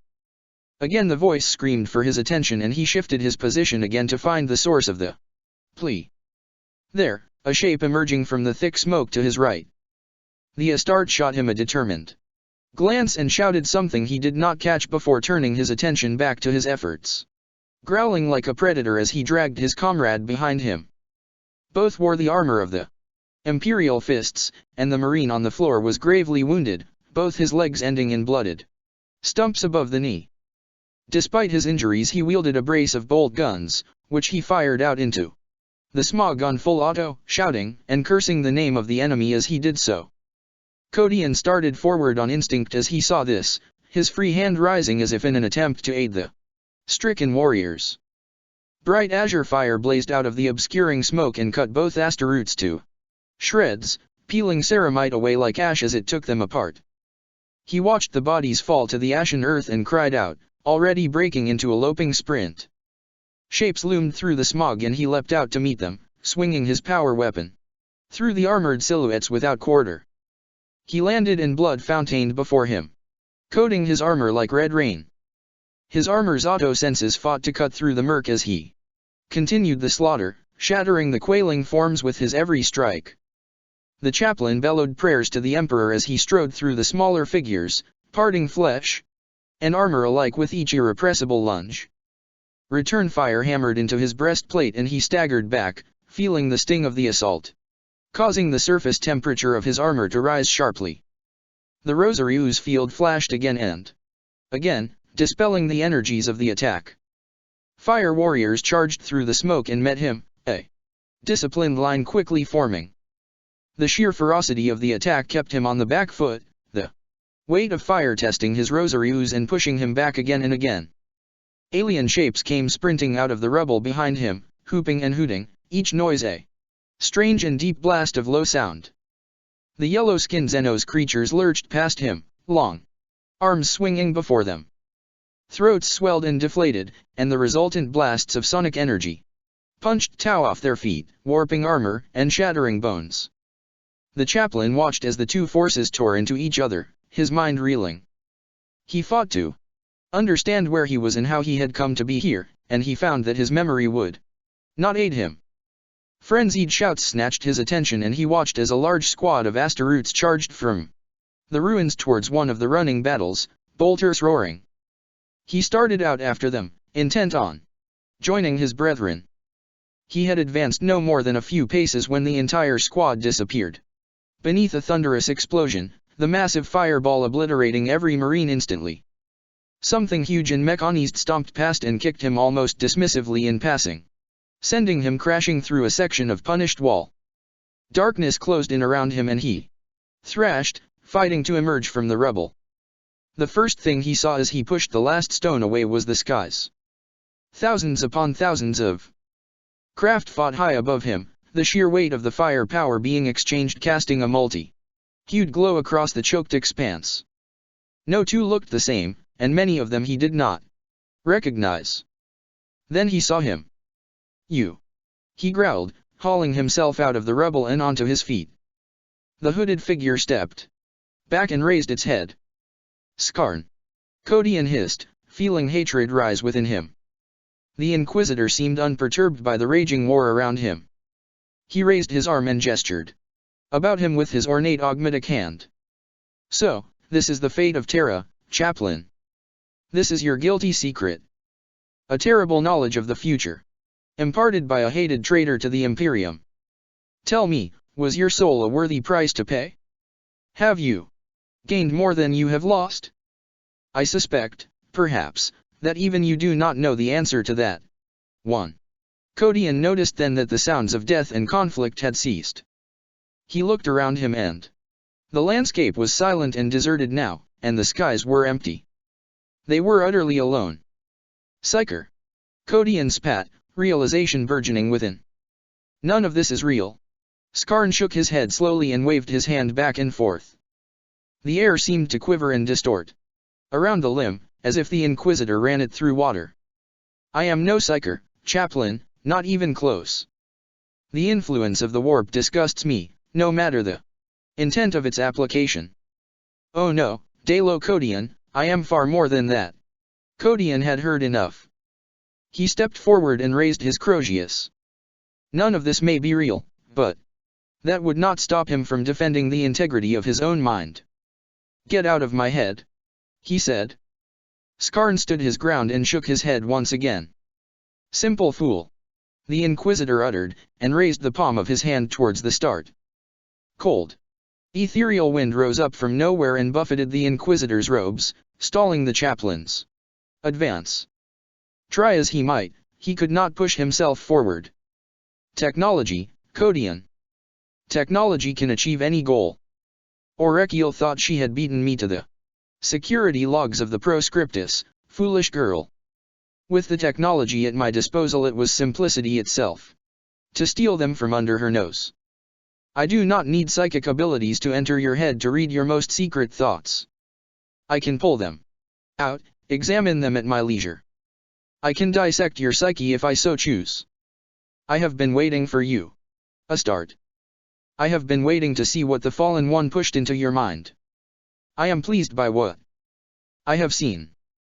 You see, mankind's destiny is manifest, and I will ensure that it is driven in the correct direction in order to fulfill my agenda.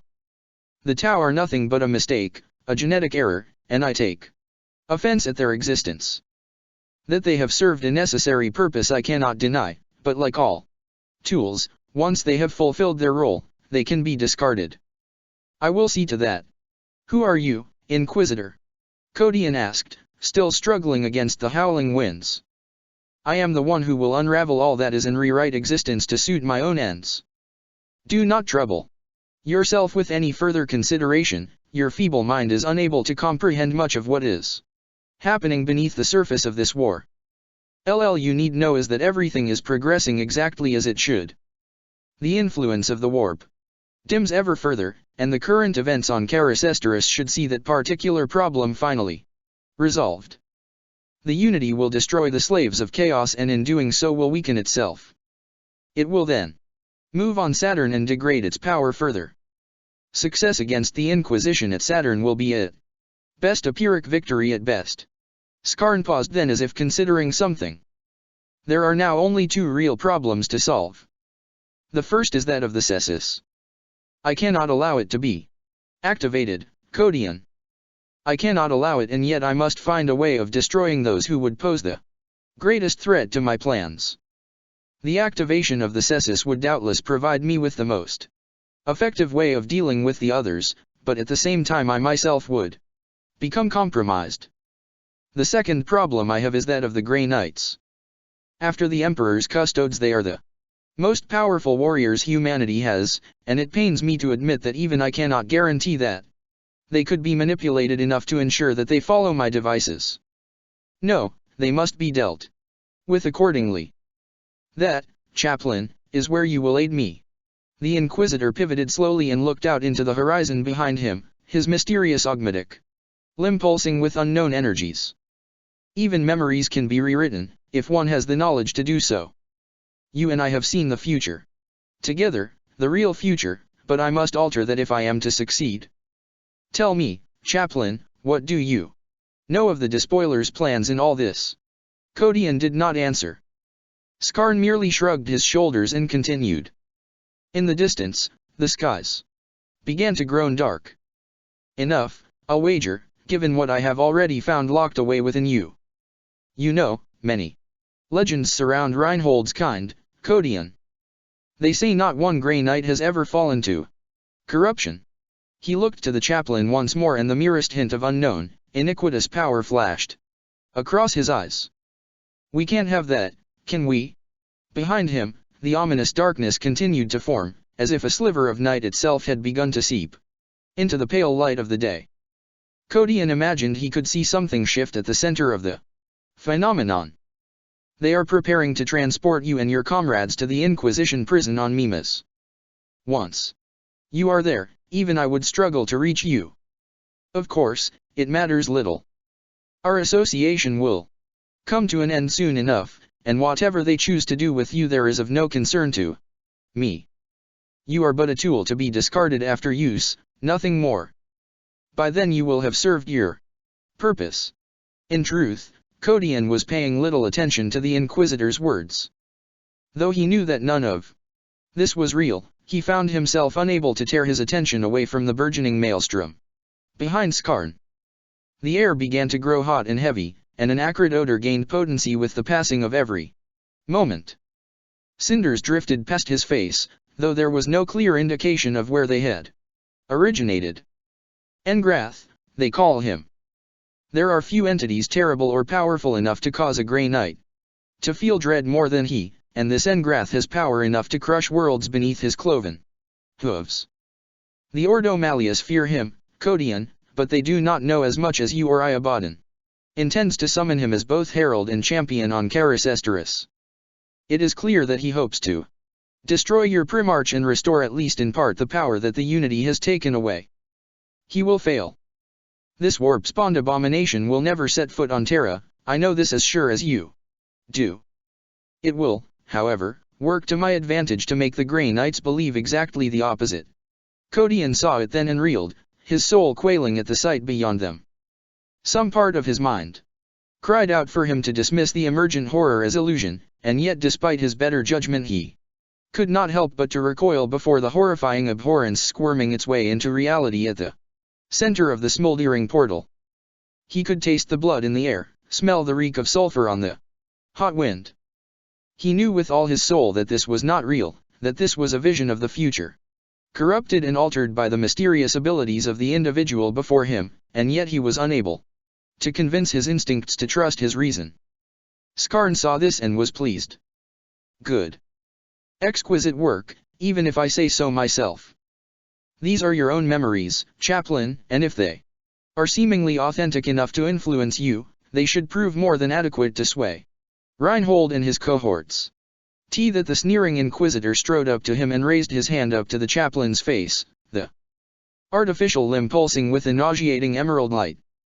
Thank you, Dalo Kodian. You have served me well. Let the play begin. With that Skarn withdrew and waved his hand before him, the gesture causing everything around him to quiver and run fluid. Kodian cried out with rage and struggled against his invisible bonds, his anger welling to the surface. Time and again he had been used, assailed mentally as well as physically. This last affront proved too much. The illusion of reality swam around him, colors and definition losing all cohesion. He opened his mouth and unleashed a cry of rage. Treachery! Skarn's voice echoed in his ears. The disorientating sound of reality unraveling itself ceased almost immediately. He fought to control his breathing and opened his eyes. What he saw before him pushed the air from his lungs once more. Skarn stumbled into the center of the chamber. A shimmering projection flickered before the Inquisitor, depicting a vision of utter horror no emperor-fearing man should ever have to witness. The thing was little more than a projection and yet he could not help but recoil before it. The surrounding Grey Knights reacted to the projection with even more disdain. Every warrior Present visibly flinched at the emergence of the projection. Kodian attempted to rise from his sitting position but found himself unable to do so. Thick restraints held his arms fast to the chair, restraints clearly designed to hold down an Astarte. He looked on as Skarn withdrew, sinking into the shadows behind the appalled Grey Knights. "This is what I found, Grand Master. This filth my mind reels." Reinhold strode forward and tore his nemesis sword free of its scabbard, whispering catechisms of detestation instinctively. "This must be a mistake, Skarn, an error of reconstruction." He thrust the sword out at Kodian, his blue eyes burning. The chaplain felt his skin grow cold beneath his armor. "You have not seen this abomination blight our future. I will not accept it. It is as I have seen it, Reinhold. I can pull the deepest, most secret memories from the minds of men. This is more than mere memory, Grey Knight. This is a vision, a portent. A dark, cancerous sliver of heresy pulsing at the center of this fallen one's mind. See for yourself if you doubt the validity of my cerebral divinations." "Brother Lorcas," Reinhold called, stepping back. Another Grey Knight stepped from the gathering behind him and made his way over to Kodian, bowing his head to Reinhold as he did so. The chaplain watched his approach and felt the hairs on the back of his neck stand on end. He had quickly guessed that all these Grey Knights held certain mysterious abilities, and it soon became clear that this particular individual was a mindseer. "It is a lie, brother," he said, feeling a strange pressure begin to build behind his eyes. "Do not believe him. He is the traitor here." He arched back, a shard of utter icy cold stabbing deep into his mind. The restraints creaked beneath his convulsions, and as he groaned with the effort of trying to fight the effects of the Psyker's presence, his voice echoed and distorted, changed by the Grey Knight's powerful mental intrusion. A pale brilliance filled his vision and at once he felt naked, as if a cold wind blew about his body. Within seconds the phenomenon faded and as his vision cleared once more he saw the warrior backing away, clearly fearful of what he had seen within. "No. Do not believe it," Kodian urged him. The Grey Knight would not listen. "Engrath, the Deathbringer, favored of the Blood God." Lorcas spat, almost choking on his own words. "Faith preserve us all. He will walk the soil of Terra. The air will burn with the stench of sulfur and blood, and the skulls of the faithful shall make mountains as tribute to him." The Grey Knight tore his helmet free and a hushed collective gasp rose at what the rest of them saw. Lorca's eyes were bleeding, a physical manifestation of the traumatic vision he had witnessed. The knight's hands were shaking. "I have seen it, and there can be no mistake. The portents were true, Grand Master. The third coming of Engrath is upon us." Reinhold's eyes were ablaze with disbelief. His anger was a palpable thing, causing the air of the chamber to thicken and charge. "This changes everything. With such a powerful entity unleashed, Baden may yet succeed in defeating the unity on Caris Esteris. Engrath is the most powerful daemon the Imperium has ever encountered. Powerful enough to destroy us all." Skarn moved forward then, pushing his way through the Grey Knights like a shadow. "Then we must redouble our efforts to bolster these defenses, Grand Master. The only foreseeable course of action available to us is to allow the two forces to destroy one another. Whoever emerges victorious will be weakened, perhaps critically so. Perhaps this will provide us with the best chance of destroying whoever survives the conflict." "No," Reinhold answered. "We cannot risk allowing this abomination to leave Caris Esteris. Only the Grey Knights have a chance of ending the rampage of such an abomination." "Do not listen to him," Kodian called out, his outburst gaining him the angered attention of all those present. "It is a lie, Grey Knight. Skarn is a traitor to the Imperium."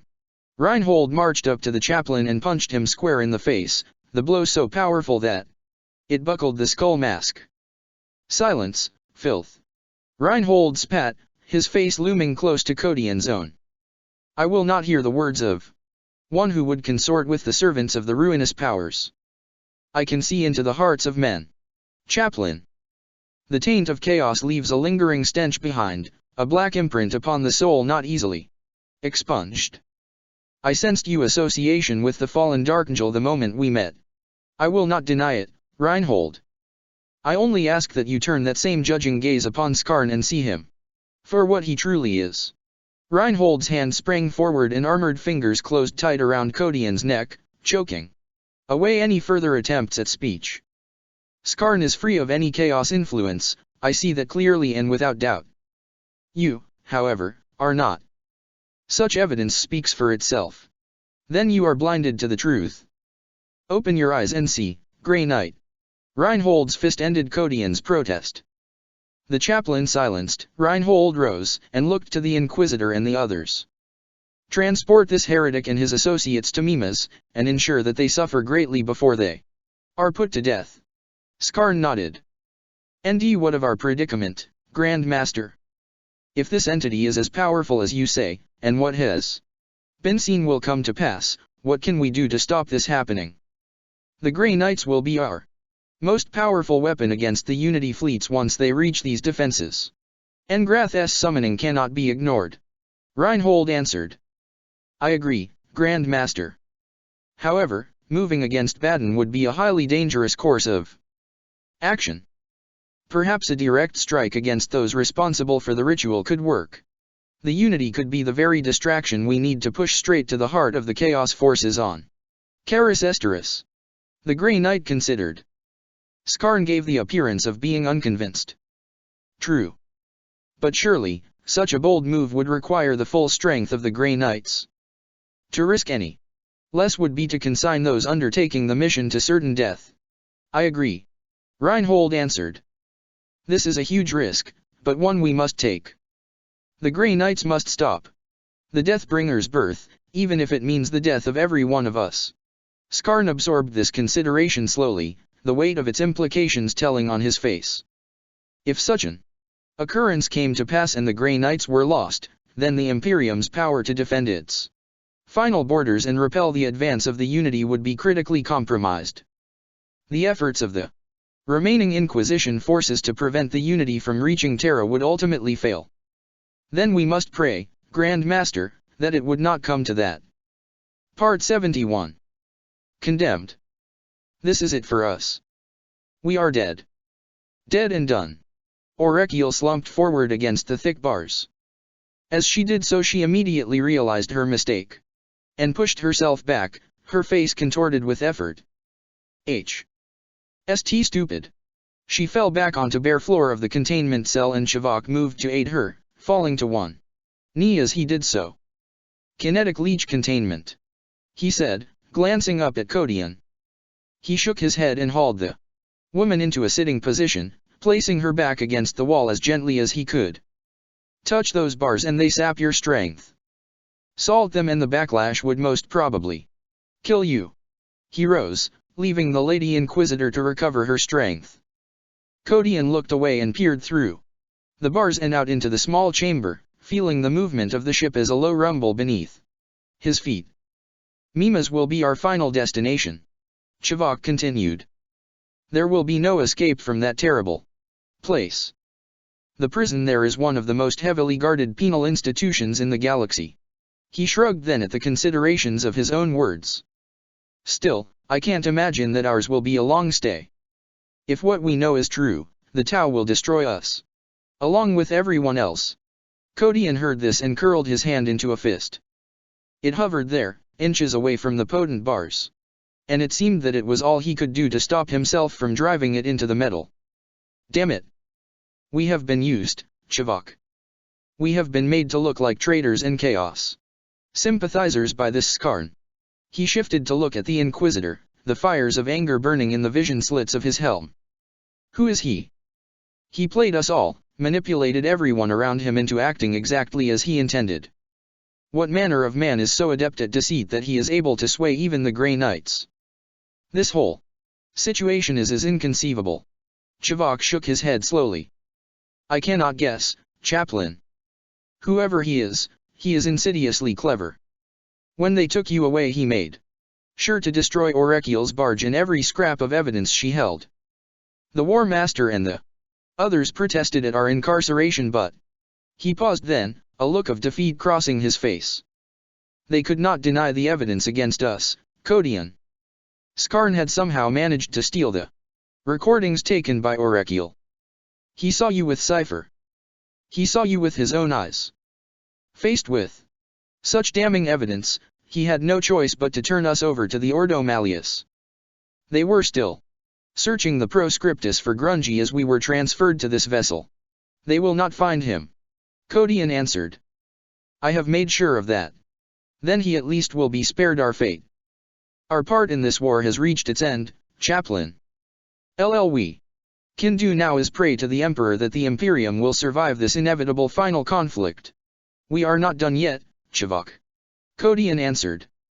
I refuse to give up, even now. The Imperium is in the process of being betrayed on a grand scale, and I will not let that happen. I am not ready to lie down and die, not while ever there is hope. And what hope do we have? We are on our way to Mimas, Chaplain. We have already left the proscriptus and our former comrades behind. We cannot escape this cell. Even if we could, and we somehow managed to overwhelm the crew of this vessel, we would be obliterated within minutes. If, through some irrefutable miracle, we somehow escaped the millions of gun emplacements that saturate this region, we would never be able to make it to the nearest habitable port of Sanctuary. This is a shuttle, designed only for satellite-to-satellite transportation. The Inquisitor raised his hands and exhaled deeply. This is it, Kodian. The end of the road. There are simply no more paths open to us. Wrong. Kodian passed by the Inquisitor and wrapped his fingers around one of the reactive bars. Almost immediately his armor began to give of a decreasing whine as its power was leached away by the vampiric influence. He retracted his hand and let out a hiss of frustration before looking back to Chivok. They have my Crozius. No one takes a chaplain's Crozius from him. We do have more pressing concerns to worry about. Chivok answered morosely. Kodian nodded. I know. Defeat is never accepted, not by an start. The beating of the hearts is the ward of defeat. Gilliman wrote that. While ever I still live, I am not beaten, Chivok. Hope lives on. Forgive me, Chaplain, but I fail to see how. Just answer me this. Where have they taken my Crozius? Chivok raised his hands to his face and groaned. We have been declared heretics. Such venerable weapons are usually transported back to their relevant place of origin. In this case, I would guess that the weapon has been handed over to your Master of Sanctity, in order to have it reconsecrated and returned to service. That's what I thought. Here, help me. He walked over to where Orekiel lay propped up against the bulkhead and hauled her ungraciously to her feet. Take her weight. We still have plenty to do, and now it would seem that we will have to do it alone. The unsteady woman opened her eyes and peered at the towering chaplain. HNNW, what's going on? I am about to take you seriously. Kodian answered. With that he urged the two Inquisitors to push themselves back against the cold metal. Chivok's brow furrowed. What good is this? Kodian turned to face the space before him and spoke a single word. Cypher. Darkness descended upon the chamber. The shadows thickened and intensified, pooling at the center of the open area. There followed a sound like that of escaping air, and the three captives looked on as a hazy ball of blackness quickly formed, pulsing and swirling like an impenetrable mist. The phenomenon dissipated as swiftly as it had formed, and as the last vestiges of void sank away to nothing, a figure stood in its place, dark and hooded. Twice you have spoken my name, Dalo Kodian. Twice I have come to deliver your salvation. The fallen one. Chivok whispered, pressing himself closer to the cool plate of the bulkhead. Cypher's hooded face turned to face him, and the Inquisitor caught a fleeting glance of the pale skin beneath the shroud. Targeted by that unknowable, ageless gaze, he shivered. Quite the situation, Chaplain. Cypher observed, glancing about him as he started slowly forward. You seem to have a knack of finding trouble. I am in this very situation because of you. Kodian replied harshly, advancing to meet the mysterious fallen Astarte. By our association I am now labeled a heretic by those I would call allies. Given the evidence against me, I can hardly blame them. Cypher heard this and slowly shook his head. Such is the way of our Imperium, Codion. Sometimes our flaws and mistakes can condemn us. Other times, a simple and base desire to fight for what is right and just, even when to do so would see us damned in the eyes of those we strive to save. The concept of sin is one of very delicate interpretation. This is no time for philosophy, Darkangel. We need to escape this place. Cypher slowed then, and lifted his arms in question. So I see. Where do we go from here? Back to the proscriptus. At hearing this, Cypher smiled and drew the pistols at his belt. Codion raised a hand. There will be no killing this time, Cypher. We are not among enemies. The Dark Angel lowered his guns and leaned forward, the smile on his hidden face fading. No? Perhaps you need to rethink that statement, Chaplain. Look around you and remind yourself where you are. I do not need to. I do not intend to stay here one moment longer than is necessary. Get us out of here. As you wish. Cypher answered. The shadows came back once more and swallowed the four figures. Up. Plus. Lights blinked and dimmed the length of the long corridor, and as the shadows retreated they left behind four silent figures. Codion stepped out into the cool space and took in his surroundings. Where are we? Exactly where you requested to be. Cypher answered. He spread his arms and began to sweep his guns slowly about him, covering every possible angle. What now? Nothing has changed, Cypher. War is coming to Terra, with or without us. I intend to do all I can to ensure that the Imperium is ready to meet it head-on. Orekiel's strength had begun to return to her, and with it came reason. She pushed her way free of Chivok's supporting arms and staggered over to the wall, her eyes fixed upon the green-armored giant who had saved them. Emperor's Light, it is you. The fallen angel. Cypher regarded her almost dismissively before turning his attention back to his surroundings. Orekiel raised a shaky hand and pointed at the warrior, her eyes wide and accusing. You fought him. You fought him on Thelmax. You know his plans, don't you? What now, Chaplain? Cypher asked again, ignoring the woman. We cannot stay here forever. We must leave this ship before you are discovered missing. Codion nodded. I know.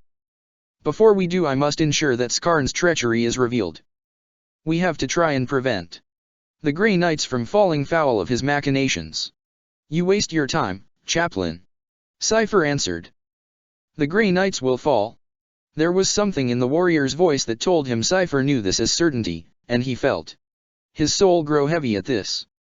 We have to do something, Cypher. We cannot know all we know and not attempt to prevent such a waste of life. The warrior lowered his guns slowly and leaned closer to the chaplain. Fate is a game, Chaplain. Imagine the multitude stands of destiny as the pieces. Many forces seek to manipulate these pieces, indeed, they do so as we speak. There are things that have already happened and things that have yet to come to pass that we cannot prevent. We must accept that. You are renegade now. You must forget everyone you know here and let go, move on. The Grey Knights will go to Caris Esteris and they will fall. Try to warn them and they will kill you on sight. Calgar and his warriors cannot help you, no one can. You are lost to them. Better to move on. And fight your own battles, there is still much for you to do. Codion lowered his head and curled his fists tight. Cypher was right. No matter how badly he wished that there was something, anything, he could do, he knew that there was not. Everyone he knew and counted as a comrade was now lost to him. To even try and meet with them now would surely condemn them as he had been condemned, and he would not allow that. Help me, Darkangel. He whispered quietly. I am lost. I don't know where to go from here. Cypher's gaze met his and the two warriors looked into each other's eyes for a long moment. Deep beneath the pervasive shadows of the renegade's hood, Codion caught sight of eyes that were both ageless and cold as the void. I will help you, Codion. I will guide your path one last time, but my help will come at a price. Remember our first meeting? I told you then that you and only you, have the power to save me. I call upon you now to answer that debt. If you agree, without pause or question, I will guide you this one last time. You have my word. Kodian answered. Cypher nodded and then rose to his full height, satisfied. Good. He looked towards Chivok and Orekiel. Wait here for me, chaplain. I shall deliver your comrades to safety and then return. Kodian watched as the mysterious warrior's influence began to leach the light from the corridor, and he felt the familiar sensation of ominous discomfort that came with it. Where do we go from here, Darkangel? He called, watching as the darkness began to envelop the three figures. The Darkangel's answer echoed through the air for several lingering moments after the shadows cleared once again. To see. The huge chamber was silent except for the unremitting bass whisper of the ship's mighty engines. The soft illumination of the glow globes above shimmered and pooled upon the smooth surfaces of the Casket Mountain. The air was thick and heavy here, charged with a perceptible energy. The silence was absolute and yet somehow false, a thin veil of calm that held beneath it a suggestion of saturation, of whispers and sighs not audible but felt. Displaced. Skarn inhaled softly and stepped forward, the fingers of his glistening golden hand spread out before him. A fine mist seemed to rise from the flawless obsidian caskets as he neared the base of the towering stack, a twinkling evaporation that swirled and eddied around his outstretched hand. He bared his teeth and lifted his head, the exposed skin of his face shimmering with a barely perceptible inner illumination. Deep within the folds of his hood, his eyes pulsed with a depthless hunger. He leaned forward and placed his hand flat on the smooth surface of the nearest casket. The black wraithbone reacted to his touch immediately, frosting over around the golden fingers. Skarn opened his mouth and let out a long, lingering breath, a sound as deep and cold as the creaking of glacial ice. The slightest breeze disturbed the silence as it caught his robes, shifting the heavy material only faintly. He withdrew immediately and stepped back, his face tightening into a sneer. Recognition glistened in his eyes, though no sound or presence made itself immediately known. He turned slowly to look out into the gloom at the two figures that stood regarding him. Figures he knew and recognized. Dalo Kodian. So, you escaped the attentions of the Ordo Malleus, chaplain. Now you keep the company of ghosts, I see. Kodian took a step forward and glanced around him, dearly wishing he had a weapon. He recognized the chamber almost immediately. The mysterious gift of the Eldar lay all around him. This was the place he had released the Primarch of the White Scars. What is this, Cypher? Why have you brought me here? Revenge? To see. The warrior said again, regarding the Inquisitor with a look of utter hate. To see those things that are beyond even my power to show you. Only then can you begin to understand what lies beneath all this, Kodian. Only then will you have the strength of mind and the conviction to do what must be done to save our Imperium. To see what, Cypher? Before them, Skarn shifted. He raised his hand up before him and the golden metal shimmered and ran fluid, elongating, and reforming. Kodian looked on in quiet astonishment as some manner of glowing blade formed within the man's artificial hand, as if grown from the very metal of its construction. Recognize this, ghost? I took this from you once. Cypher did not answer. He tore both his pistols free and fired. Part 72. Deceiver. Time seemed to slow for Kodian as he watched the murderous brace of shots hammer into the unprepared Inquisitor. The bolt round opened up a gaping wound in the man's chest that the plasma ball bored into a wide hole, the assault punching Skarn back. The Inquisitor's robes fluttered about him as he lurched backwards, cinders and ash billowing around him. There was no blood, not even the heady scent of it, as the mysterious Skarn fell against the floor of the chamber, with a sound like that of dead meat being flung to the abattoir floor. The knife he had produced from nothing skittered away across the smooth deck, spinning and clattering to a standstill against the caskets beyond. The strange emerald blade quivered as if insubstantial, as though it consisted entirely of energy rather than solid matter. Cypher, what is going on? Why have you brought me here? He asked, watching as the warrior remained frozen, his guns held out in readiness before him. I told you, Kodian. To see. To understand what it is we fight. Foolish phantom. You should never disturb a predator when it is about to feed. The voice rose as if from nowhere, assailing him from every angle at once. It was a voice he did not recognize, deep and resonant, saturated with power. Kodian watched aghast as the body of Skarn rose sharply, as if lifted by invisible hands, to right itself. His robes billowed and flapped as if caught by some ethereal wind, the same force that now held him upright and aloft, his feet a good few inches above the floor. Your companion's essence is thick and diseased, heavy and stinking with the filth of the warp. I would not pollute myself with it. But yours, little warrior, will be mine. Kodian was alert and invigorated, adrenaline coursing through him. Still, he was in no way prepared for the sheer ferocity and speed of the Inquisitor's advance. Skarn looked to literally ignite, his skin blazing with a golden sheen as he lunged forward, his arms spread wide. He felt Cypher slam into his side and bowl him out of the way as the shining being reached for him, the mere presence of his outstretched hand tearing at his soul. Cypher pivoted sharply and unleashed a hail of fire out at the wraith, each shot perfect and true.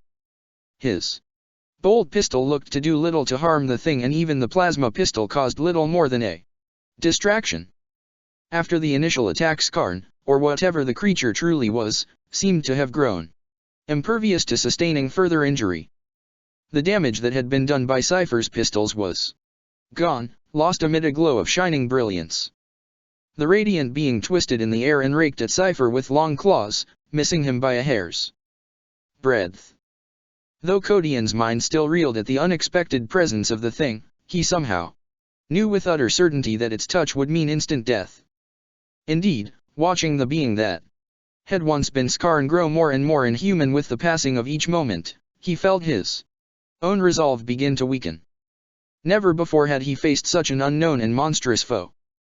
The fallen angel dropped low and thrust his arms up as the glowing Skarn thing swept overhead, unleashing another salvo of shots that hammered into the passing creature.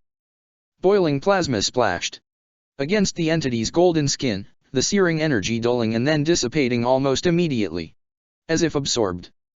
Cypher realized this almost at the same time as the chaplain and rolled away to come back up onto his feet. Pathetic. The creature sneered, a blazing light shining from its eyes. Why do you persist, dark soul? You know you cannot harm me. I know, Life Eater. I satisfy myself with defiance, and the knowledge that even you misunderstand this encounter. The Dark Angel stood over Kodian as he began to rise, and as the chaplain hauled himself to his feet, he felt the familiar presence of the dark powers of his companion. A distant and familiar scream echoed in his ears, and for a second, all was void. Then they were back, standing this time at the very edge of the vast chamber. Look upon the truth, Kodian, Cypher said, deactivating his guns. He placed them back in their holsters and pointed out at the abomination turning their way. See what it is that we must defeat to save our Imperium. The C'tan. Gods that walk amongst men. They cannot be killed, chaplain, not by mortal means. This war is far beyond the Tau and their efforts to enslave our kind. This is what we must fight to ensure our survival. This is why we must sacrifice all to achieve victory. He looked to Kodian then, his ancient eyes blazing. Now you will see what it is we must do with utter certainty. Only now will you understand what I ask of you. Beyond them, the thing that had been Skarn let out a cry of burning anger and began to advance, an avatar of fury intent on their destruction. I lied. Kodian turned to look at Cypher as he heard this. The warrior reached around his back and drew the sword fastened there. The obsidian blade rang as it emerged, a protracted keening sound as sharp on the senses as the blade's own edge. He felt a pressure push against his temples as the sword was released, a deep and insidious sensation. A sensation of unknown power. I can hurt him. Cypher brought the sword around and started forward, his outline quickly blurring and becoming hazy. One moment he was there and the next he was not, swallowed by the darkness. He reappeared a second later before the glowing being and swung the sword. The black blade passed through its glowing body, creating a blinding rend across its golden skin. Raw energy spilled from the wound, blinding and hot. The thing let out a cry of pain and launched itself back and up, rising almost to the ceiling of the vast chamber. Cypher had done something to it, Codian could tell.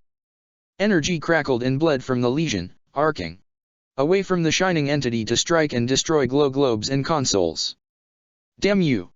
The thing screamed, its voice terrible and omnipotent. Its outline looked to shudder and blur, and Codian could sense the abomination's anger and surprise. The fallen Jill turned away from the scene and grabbed Codian's shoulder. We leave now. With a roar like that of some world-consuming maelstrom, the shining thing spread its arms wide and pulled itself back together, absorbing the escaping light and energy with one almighty effort. The surviving lights within the chamber dimmed and went out for a moment, and when they came back on, the thing that looked back at Cypher and Codian with utter and complete hatred no longer resembled the former Inquisitor Skarn. Every fiber of Codian's being railed at the sight before him. The creature had almost doubled in size, and though it resembled some parody of humanity, it was utterly alien.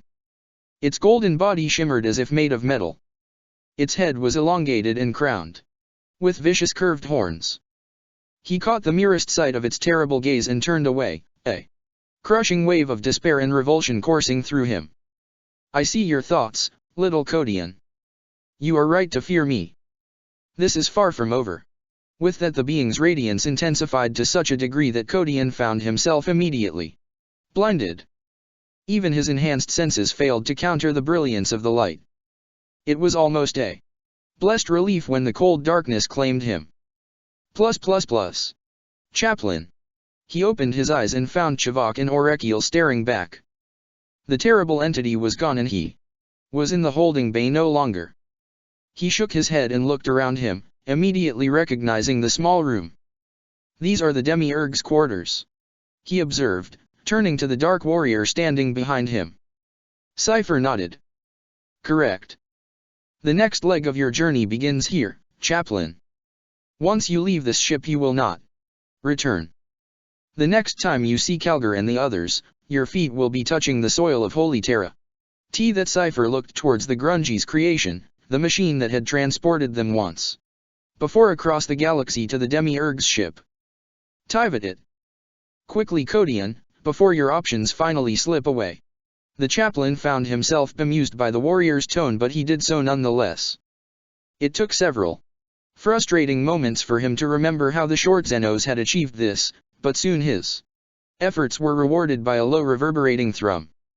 The space at the center of the curious contraption flashed with burgeoning energy and then ignited, a wall of pure light filling the gap.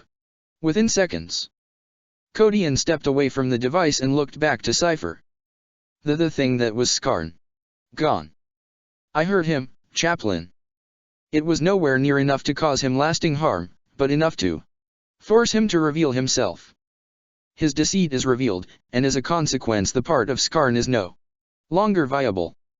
He has retreated to continue his insidious plans elsewhere. I see. So, what now, Darkangel? You know where that leads. It is the only place you will be safe, and you must stay there until it is time for me to come for you. Remember our pact, Dalo Codian. Watched by the two Inquisitors, Cypher reached around and behind him to produce a small box. He unhooked the golden chains that had kept it fastened to his belt and passed it to Codian. The chaplain gasped, recognizing the object immediately for what it was. The Cessus. I took it. Cypher answered. I stole it after I had brought your companions to this chamber. It was a necessary action, one that will ensure both your escape and your survival beyond this day. The chaplain stepped back and raised his hands to look upon the casket. Though it was quite small and far from heavy, the weight of its importance was a conspicuous thing. The future of the Imperium's survival literally rested in his hands. You mad? He whispered. His mind was still reeling from the encounter with the Golden Phantom, and now this. There is no time, Codian. Remember. Cypher tapped a finger against his head. Use what you know. Until our final meeting. With that the dark warrior vanished in a haze of blackness, and as the void dissipated, he found himself standing before Chivok and Orekiel. The expressions on their faces told him immediately that there was something badly wrong. What? What is it? They did not answer. Instead, he followed their gaze to the door of the chamber, and watched as it slid open. The expression on the familiar face that entered made his heart grow cold. Uriel. Ventress entered the chamber and paused, his eyes falling upon the container in the chaplain's hands. The Marine tensed, his hand reaching slowly for his bolt pistol. Damn you, Codian! It is true. I would not have believed it had I not seen it with my own eyes. The ancient warrior uttered, each word spat from his mouth as if poison. It took Codian several moments to realize exactly what it was that the ancient suspected. When he did, he slowly shook his head. No, brother, you assume. I do not need to assume. Ventress answered, anger growing steadily within him. I see your treachery. With my own eyes. I vouched for you, brother, when even the War Master and the Master of Sanctity had conceded that you could not be saved. I refused to believe that one of our own, one of the old chapter, could be compromised.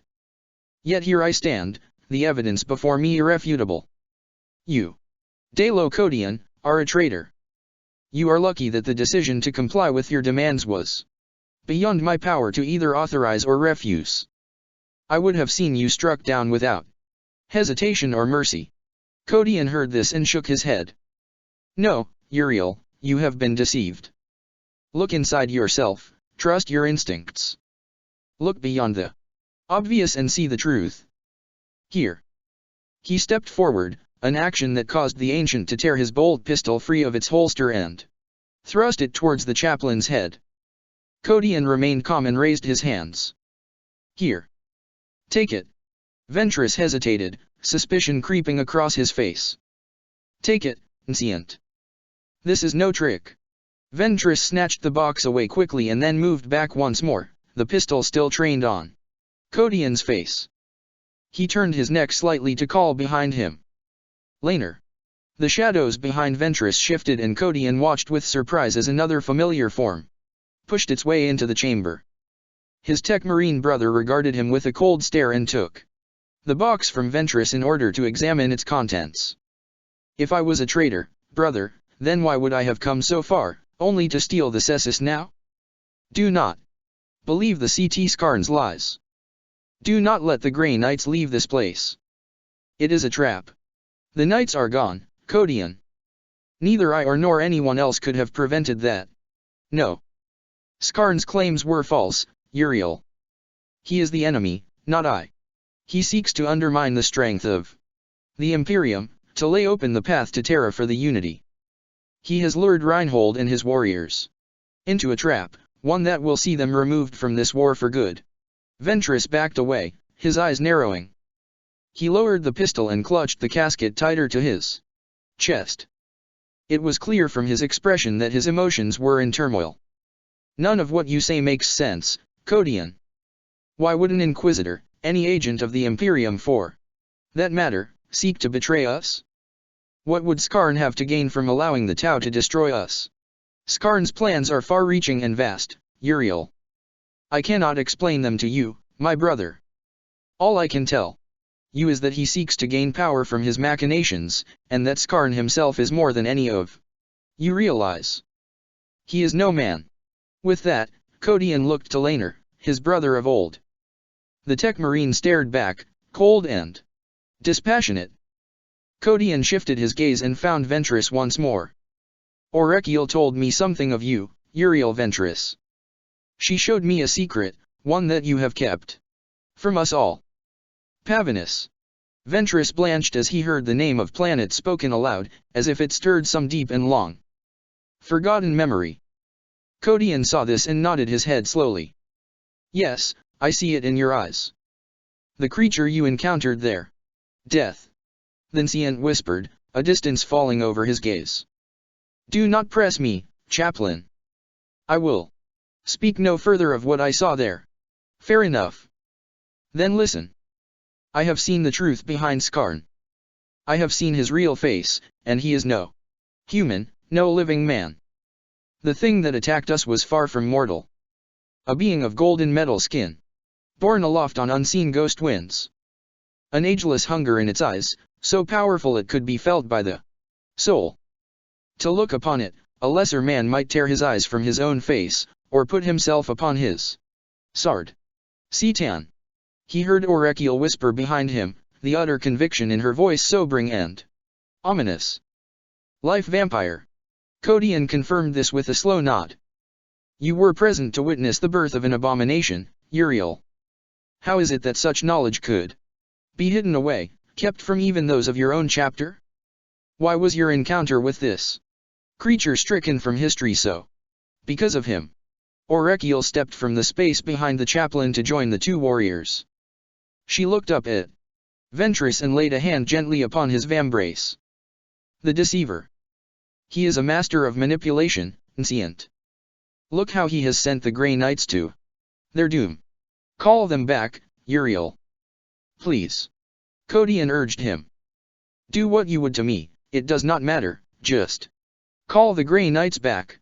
Ventress paused for a moment and then looked over his shoulder at Laner.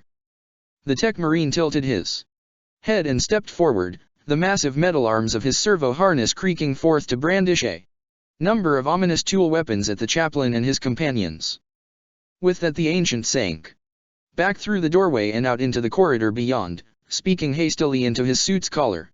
Mounted communicator. There will be no resistance. Codian said to the towering marine.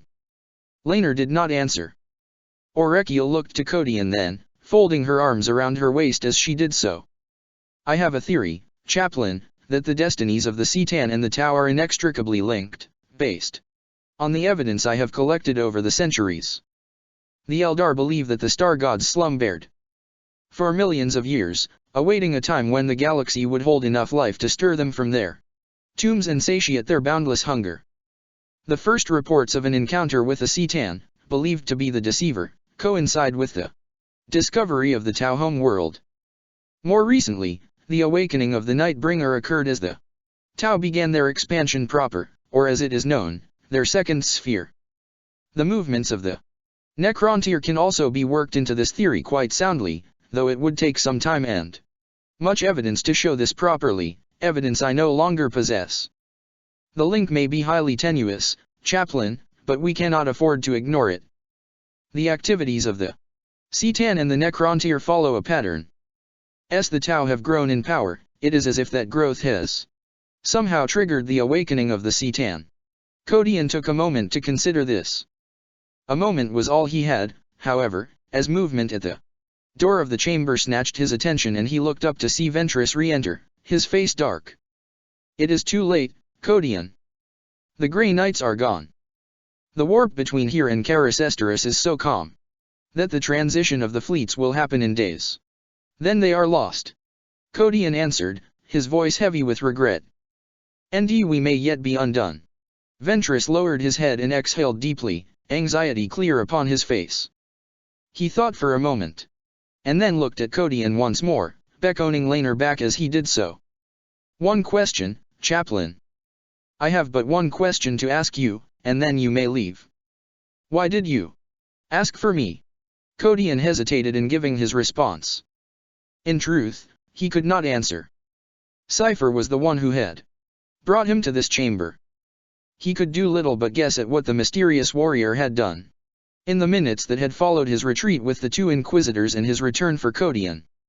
He had not called for Ventress, not had he engineered the theft of the Cessus to force the Ancient's hand.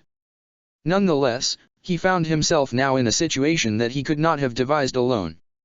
Things were now starting to become clear, and the more they did so, the more he began to see just how astute and cunning Cypher really was. I knew, of all those I have counted amongst comrades here, you and I shared a common bond. More than most. We have both seen the terrible truths that lie hidden beneath it all, Uriel. We have both glimpsed the unspeakable horrors that exist, nightmares made real. Anyone can be told these truths, brother. You and I share more than that. We know them to be real. The ancient nodded slowly and stepped aside, revealing the door. Then may you find achieve whatever it is that you seek to do, Delocodian. The fleet moves for Terra within the day. Perhaps you and I will meet again there. I would wish that. Codian replied. He watched as Ventress gestured at Laner and the Tech Marine. Moved aside to allow a number of figures standing beyond him and wait to enter. Everyone you requested is here. Beneath his helm, Codian frowned. Part 73. Blind Loyalty. Think. Think.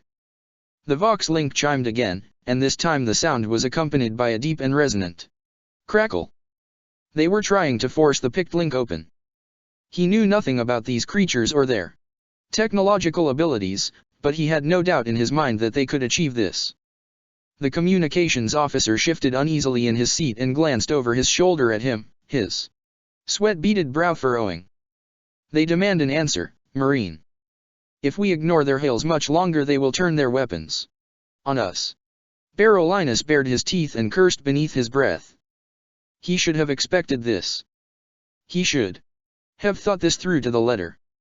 One look at the faces surrounding him on this bridge told him that the crew of the Hellrunner had expected nothing less.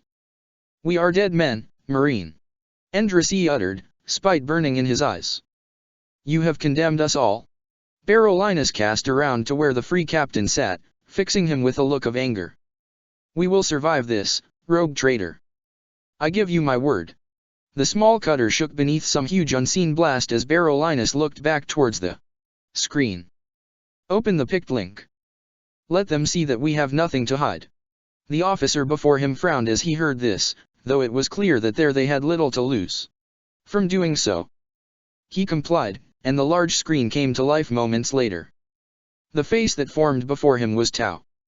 A gray-skinned and scarred visage regarded him, its expression stern and unreadable. Behind the face he could see more Tau, tall and lean like their counterpart. Koro Vashyatel Cor Ranshat of the Larshi Shieldi. What business have you here, Gula? Barolinus fought back the revulsion inside him, and replied. I am Lurum Barolinus Captain Barolinus. A quick glance over his shoulder ensured the silence of those accompanying him, warrior of Guilliman, and it is my business is to be here. I bring warriors faithful to the Primarch's cause, warriors dedicated to fighting the foes of the Unity. I seek to join him in this most glorious campaign. The Tau's eyes narrowed at hearing this. The alien raised a hand to its head and spoke quietly and with an inhuman swiftness, and then looked back towards the screen. A good portion of the bridge of the Xenos craft was visible in the picked screen, and for a moment the space beyond looked to grow brighter. A second later an ominous rumble carried over the connection, swiftly followed by a wash of static and a disorienting quake in the visual link.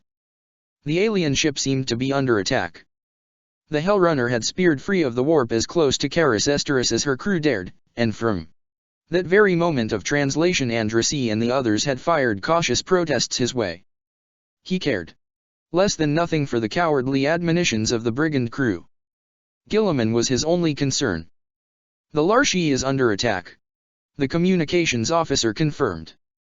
Gresser confirmed is obsolete executor class. She's a grand cruiser. Augurs identify her as the Blood Royale. Throne, she is a listed trader vessel. I can confirm positive Lance emissions.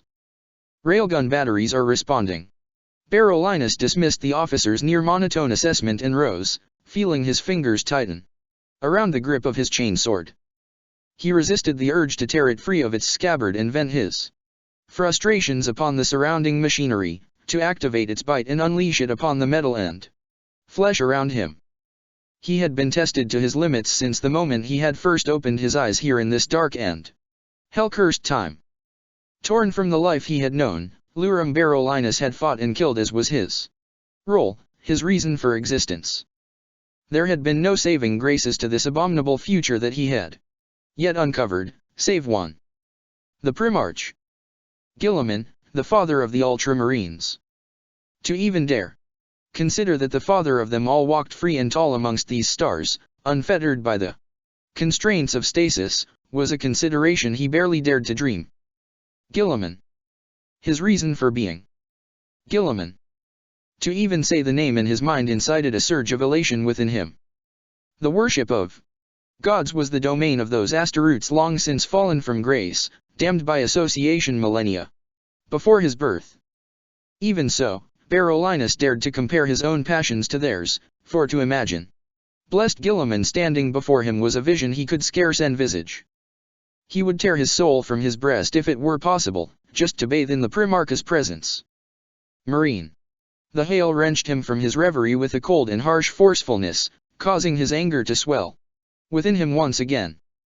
He looked first to the concerned face of the communications officer and then to the screen. "Gu Lawship, your request is refused. By order of the Kai Gu Law himself, all unauthorized craft." The screen ignited unexpectedly, the image blurring and distorting with interference. Through the morass of feedback he could make out the shuddering rumble of explosions. The Tau's face swam in and out of focus several times in quick succession. Though he could not hear its words, the alien's mouth worked in silence, its attention largely unwavering. "I'm reading positive weapons signatures," the tactical officer called, working the controls before him furiously. "Target locks have been acquired. They are under attack and still they challenge us. Gun servitors activated." The weapons officer chimed in. "Multi-lasers cycling, augers probing. Logic. Engine will complete its assessment of priorities in 5, 4. Enough of this." He spat. "Deactivate the link. Take us in." Even as the screen shimmered and deactivated, Andrassy had risen from his seat and was on his feet. Anger and disbelief sweeping the apprehension from within him. "No, Marine. This must end here. This is madness." Berolinis threw himself around and snatched at the free captain, his armored fingers closing around the man's neck. He hoisted Andrassy up clear of the deck and flung him across the bridge. Without a trace of effort. The ring of steel grating on steel played herald to the drawing of his chain sword. Though he refrained from activating the powerful blade, the menace in the gesture alone was enough to warn off any further outbursts. The Astarte looked on as several members of the crew leapt from their posts to aid the unconscious captain. He shook his head and shifted his attention to the fore of the bridge. One of the figures was busy shouting orders to the others, his face red with effort. "Get the navigator's chamber sealed tight and the choir shut away. This is not a drill. Warp flux here is off the chart. Damn it, this will kill them. You." He pointed to the stern-faced man. "First mate. Luidus." "Sir." The man replied, making no attempt to mask the hate in his tone. "Can you pilot a ship?" After a short hesitation, the man nodded. "Yeah." At that, Berolinis looked towards the chaos beyond the frontal bay and the warring Leviathan shapes sliding through the void. He pointed a finger out at the dull gray ball below. "If you want to save this vessel and her crew, you will take me there. Plus. The Clarion rocked with sudden and violent force, enough to send Berolinis crashing into the bulkhead. Luidus glanced over his shoulder and then back at the screen. "You should secure yourself. Your armor will do you little good when your bones are turned to jelly and sloshing around inside. Concentrate on the descent." The Start snapped, hauling himself back onto his feet. He glanced around as the thick armor of the Aquila lander rang, unseen fire pattering off her hull like rain. Dark, elongated shapes screamed past the screen, spitting death, and leaving contrails of crimson fire. Cruel slivers of rusting crimson, sleek and deadly as they appeared. "Hellblades," the first mate uttered. "Deploying chaff." A resonating staccato crackle erupted from the small craft and the air before them popped and flashed. "The angle of descent is going to get pretty steep, Marine. I suggest you hold on." Berolinis cast around, looking for some point of purchase. He spied the central observation chair and grabbed onto it. The seat was already in its raised position, and above it he could see the raised bubble dome of shielded glass. The Aquila was a dedicated personnel carrier, in this case the rogue trader's personal shuttle, and its primary role was to transport dignitaries and other such individuals from orbit to surface and afford the individual a commanding view of the planet below as they descended. He clambered up the raised chair and wedged his bulk into it, the harassed seat squealing and rocking beneath his weight. The steel armrests groaned and spread as he forced himself between them, and he grabbed onto the thick ring of metal that held the observation dome in place. With that he wedged himself in as best he could as the lander's nose dipped sharply, and the craft threw itself into a steep dive. From here he could see the planet below expand and begin to flatten out as they neared the horizon, losing its spherical curve second by second.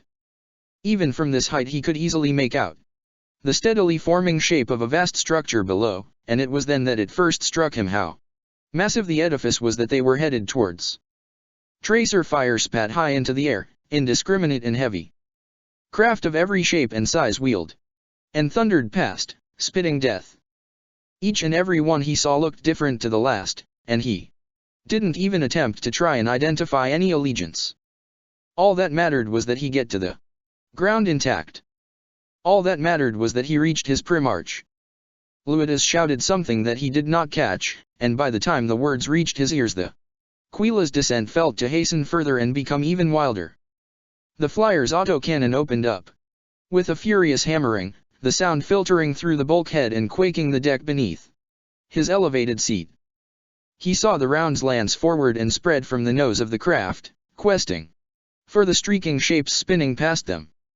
Fire blossomed and burned his vision white for a second, and by the time his enhanced vision had compensated for this they had passed through the fireball, burning fragments of enemy craft pattering against the reinforced glass. As they continued to near the growing complex, the air seemed to churn and thicken, bright questing energies cracking across the vista.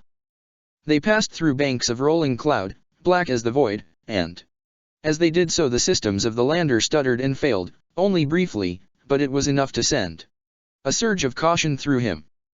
Something dark and insidious had to be taking place below them, he knew that. All the atmospheric signs were there. The closer they drew, the more ominous the situation became. If anything, the skies were even more choked with warring fighter craft here, and other, more exotic kinds of flyers and airborne war machines. He saw something that resembled a small flying titan spin past and smash a corrupt thunderhawk from the skies with one sweep of a charged limb, the blow shattering the craft's wing and sending it spiraling away out of sight. The machine passed by overhead so close its cloven feet almost caught against the dome, close enough to cause him to flinch away. The darkness seemed to close fast, shifting in huge, fluid clouds, black as night yet charged with lurid, coruscating energies. He could see from his vantage point that there was no way around the maelstrom. They would have to go through it if they were to reach the ground. He felt a sudden pressure in his head as they swept through the morass, a nauseating heaviness. Cold and disquieting. Shapes swam before him, half-glimpsed visions of tooth and claw shifting through the murk. He imagined a scream, depthless, unending and terrible, a sound like razors sliding across glass. Frenzied, hungry, insatiable. Roiling ethereal lighting raked the craft, each strike shaking the solid bulkheads. Luidus screamed and started to claw at his eyes, thrashing in his seat as if possessed. Barolinus let go of his purchase and raised his hands instinctively, reacting to the sudden phenomenon. A blinding flash struck the clarion and filled the compartment with violet light, so intense it burned his eyes. Pain. His every nerve came alive with it, more intense and sudden than he had ever experienced before in his life. He convulsed as the screaming energies first passed over the pilot and then slammed into him, striking him with the force of a lascannon blast. Snaking lightning crackled across his armor, blistering the blue paint. He felt his consciousness sliding away, darkness billowing in his eyes, spreading as if to suffocate him. The scream of the punished craft trailed away and then there was nothing. Nothing save for darkness and silence. The shattered Aquila had begun to cool by the time Barolinus crawled free of the gaping rend in its side and staggered out onto the surface of Caris Esteris. His face was a mess of thick congealed blood, he could feel that without seeing his reflection. He wiped the back of his vambrace across his forehead and blinked, struggling to see. Despite the pain-countering agents flooding through him, his every breath burned, and every muscle movement sent a hot lance of pain through him. His armor was punished in a dozen places, warped by the impact of the violent landing. He was dazed and disorientated, and he knew from this sensation just how bad the landing had been, for it took a great deal to perplex and Start's senses. Even so, his bolter and chain sword rose instinctively, activated and ready for use before even he had realized it. The sound of the war raging around him hit him at once, surging in like a storm front. It was a white noise, so thick as to render any one distinct sound indecipherable. As his vision cleared, he looked around him, his body tensing and adopting a combat stance though habit. The pilot, Luides, was dead. He knew that without even bothering to check the man's welfare. The violent landing had all but shaken him apart, and he was in a start. Without the aid of an enhanced physiology and the protection of ceramite, the man hadn't stood a chance. The Quila itself was little more than a broken wreck. He could see that now with his own eyes. The nose and pilot compartment had more or less separated from the body of the craft, splayed in an upright angle like the shattered snout of some punished beast. He shook his head and looked back at the flyer, following the trail it had left behind on impact. The evidence told him they had slammed nose first into one of the imposing stone fortification and schemed its roof before slamming into the dry earth. This at least had saved his life, he was sure of it. A renewed purpose surged through him and fired his limbs into life once more. He drove his boots into the ashen earth and set off, quickly assessing his surroundings. His body worked to bring him to full combat readiness, his adrenaline triggering many biological changes within him, countering pain and increasing awareness. He sprinted across the open terrain and came to rest behind the smoldering shell of a Tau war machine. A quick check of the surrounding terrain told him he was in some vast compound, one of many that stretched further into this huge fortification.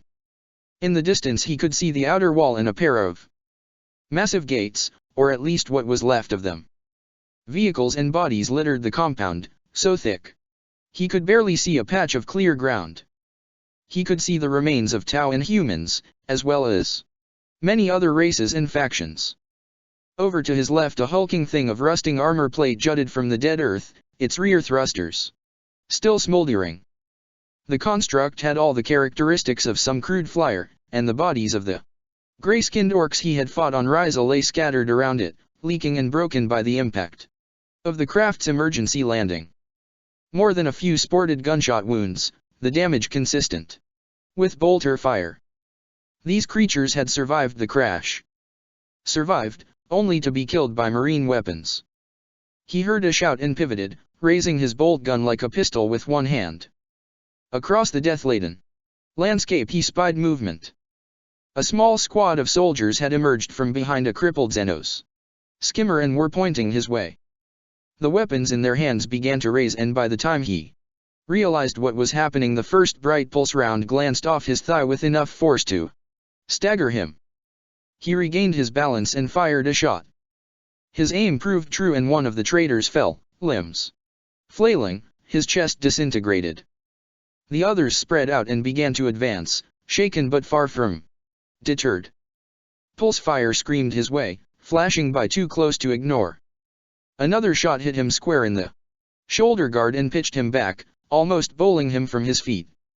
He decided to fall with the force of the hit and went down into a roll that carried him back down behind the blackened shell and out of sight. The feint allowed him valuable time to assess the enemy squad. As they advanced, he could make out their leader, marked out by his white helmet. The soldier was urging his men forward in the name of something he called the greater good. Whatever that was, Barolinus had no idea, but he could tell that these men were seasoned soldiers, perhaps even veteran traitors of the Imperial Guard. He had fought human foes before, but these men were different. Their guns were far more powerful than lasguns or auto guns, and they were accurate with them. One good headshot would likely bring him down for good. He would not allow that. The traitor soldiers were advancing slowly, picking their way over the body carpet. The leader held up a hand and checked his pistol before creeping forward.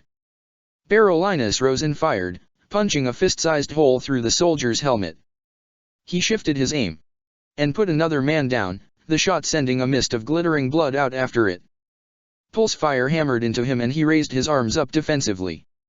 Shots smashed into his vambraces with the force of thunder hammer blows, but he rode the attack and drove forward, gritting his teeth against the pain. Seconds were all he needed. He uncrossed his arms and activated his chain sword as he did so. The teeth of the weapon found their first victim almost immediately. They tore through carapace and flesh and cut the soldier in two from waist to shoulder. Hot blood pattered against his vision slits as he twisted at the hip and beheaded another man. The decapitated body held its stance for a second, gun raised ready to fire, as if it had not realized its fate. Then it sank to its knees, blood fontaining from the wound, and as it did so Barolinus kicked out, driving his boot through the ribcage of another Tau auxiliary. This was enough for the surviving soldiers. As one they turned on their heels and made to run. The Astarte saw this and felt his gorge rise. Not a chance, filth. His bolter roared again and each shot punched a soldier off his feet. The gun barked 4 times in total, and as the echo last shot's bark faded away, the enemy squad was dead. Barolinus bounded forward and began to stab his blade through each of the fallen soldiers in turn, carving bodies into pieces in order to ensure each kill. Finished, he turned his gaze to the skies and spoke as if to the air itself. You will have to do better than that. Nothing will keep me from my father. If I have to slay every opponent on this planet to find his side, I will do so. He opened his eyes then, and saw the shape above him growing larger. As if to mock his claims, the skies answered. Part 74. Allegiance of One. Barolinus lowered his gaze and threw himself forward, driving himself out of the path of the falling object. He launched himself through the air and fell into a roll, and by the time he had pushed himself back up onto his feet, the hulking shape landed amid the thunder of impact and the scream of thrusters.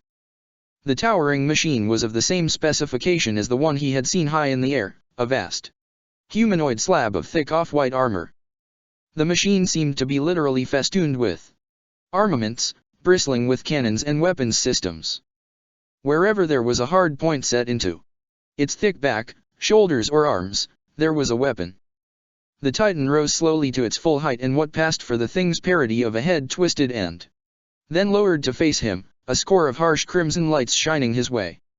Scores of craters were gouged across its metal body, red-hot and smoldering, an indication of how extreme the war above was. Barolinus saw the merest indication of movement as the vast battle suit began to raise its arm. The tri-barreled cannons mounted there began to cycle, the whine of their rotation increasing to a shrill scream. Barolinus threw himself to one side as the weapons erupted, throwing of a stuttering azure glow. He rolled behind the vehicle shell as the white-hot pulse fire trailed after him. The rounds peeled armor plate away in strips as they hammered into the shell of the tank, drawing a violent and destructive trail across the already punished wreck. The blackened frame rocked beneath the onslaught, and Barolinus tightened his body into a ball, trying as best he could to avoid those shots that managed to pass through the armor. Something powerful and explosive slammed into the tank and lifted the broken shell, throwing it into a spin. Barolinus felt himself tumbling and held onto his weapons for dear life, determined not to lose them as he was thrown violently around. The groaning wreck rolled one last time and came to a stop, the tortured metal squealing in protest. Fresh pain flared through his body, but he struggled to stand nonetheless, expecting the killing blow to come any second. He fought to push the red haze from his eyes, to see his opponent, to be as defiant in death as he had been in life. What he saw as the haze dissipated caused his breath to catch in his throat. Screeching shapes descended upon the towering construct, falling from the skies to surround it. The familiar sound of bolter fire hammered in his ears, chattering as it cut through the collective roar of jetpack thrusters. The creatures had been assault marines once, he could tell that from the twisted and desecrated armor they wore. Other than that, there was little similarity to the Astaroths he knew. The warriors wore leering grotesque helms and baroque brass armor. The disgusting symbols of chaos were carved into or daubed across their ancient armor, vile sigils that caused the eyes to sting and water. These were traitors, true traitors, far removed from the cowardly, self-preserving filth he had slaughtered minutes ago. The creatures before him were the first, turned from the light by the abomination that had once been counted as brother to his Primarch. Unlike Guilliman, Horus of the Luna Wolves had been turned to the darkness by his own weakness and greed for power. His was a treachery of personal choice, not one forced upon him as he lay prone and unable to resist. Seeing the product of such weakness and lack of faith in the imperial truth sent a surge of disgust through him. He was determined more than ever to see his mission through. The traitor things surrounded the Tau machine quickly, some firing their bolt pistols, others hacking and slashing with twisted versions of Astarte combat weapons. He looked on as, quickly and with cold efficiency, the warriors brought the machine down. One of the traitors carried a meltagun and he used it to great effect, quickly shearing one of the machine's legs at the knee joint. The battlesuit retaliated even as it fell, its powerful cyclic cannons tearing one of its attackers to bloodied bronze shreds. The outcome was inevitable nonetheless, and as Barolinus watched the warriors descend upon the downed machine he broke into a sprint, his eyes fixed to the glowing jump pack-laden back of the wielder of the meltagun. He had spied the commotion high above them as he had picked himself up.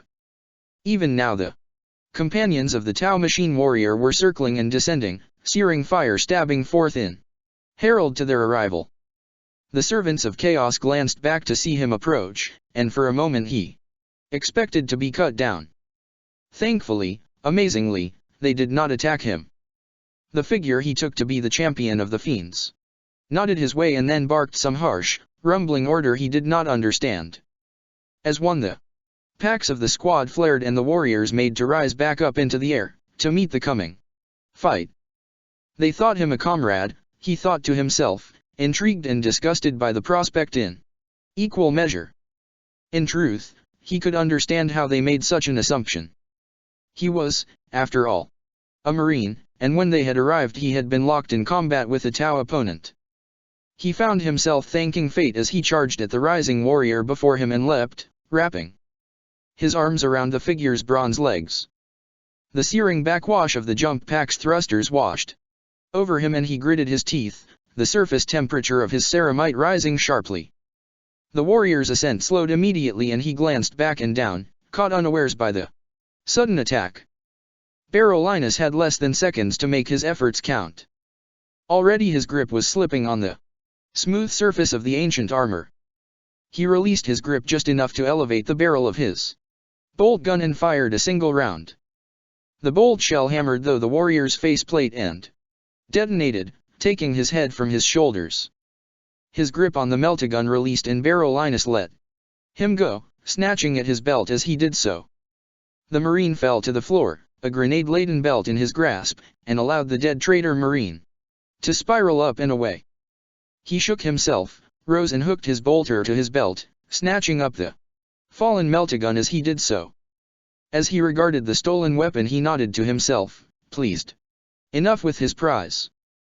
No matter how corrupt and heretical its visage, he knew well enough that its bit would serve him favorably. Now he had gained his new armaments, all that remained for him to do was acquire a more potent means of progress. He had already decided exactly how he would approach that problem. He had spied it almost the moment his vision cleared, lying where it had fallen at the death of its rider, along with the scattering of corrupt predators and rhinos that sat broken and burning amongst the wholesale charnel. This had been his first visible confirmation that the forces of chaos were present here. Now, as he headed towards his destination, he felt revulsion rising within him. The procurement of traitor weapons was one thing, but this was something else entirely. This would test him. He reached the object of his intentions and slowed, regarding the object with a mounting distaste.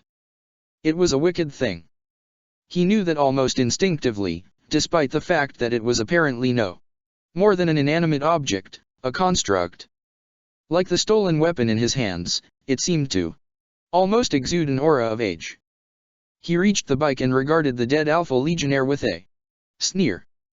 A glance at the three-headed hydra upon the marine's shoulder guard stirred a hatred within him, for although he did not immediately recognize the warrior's affiliation, something about the symbol caused an almost mnemonic disdain.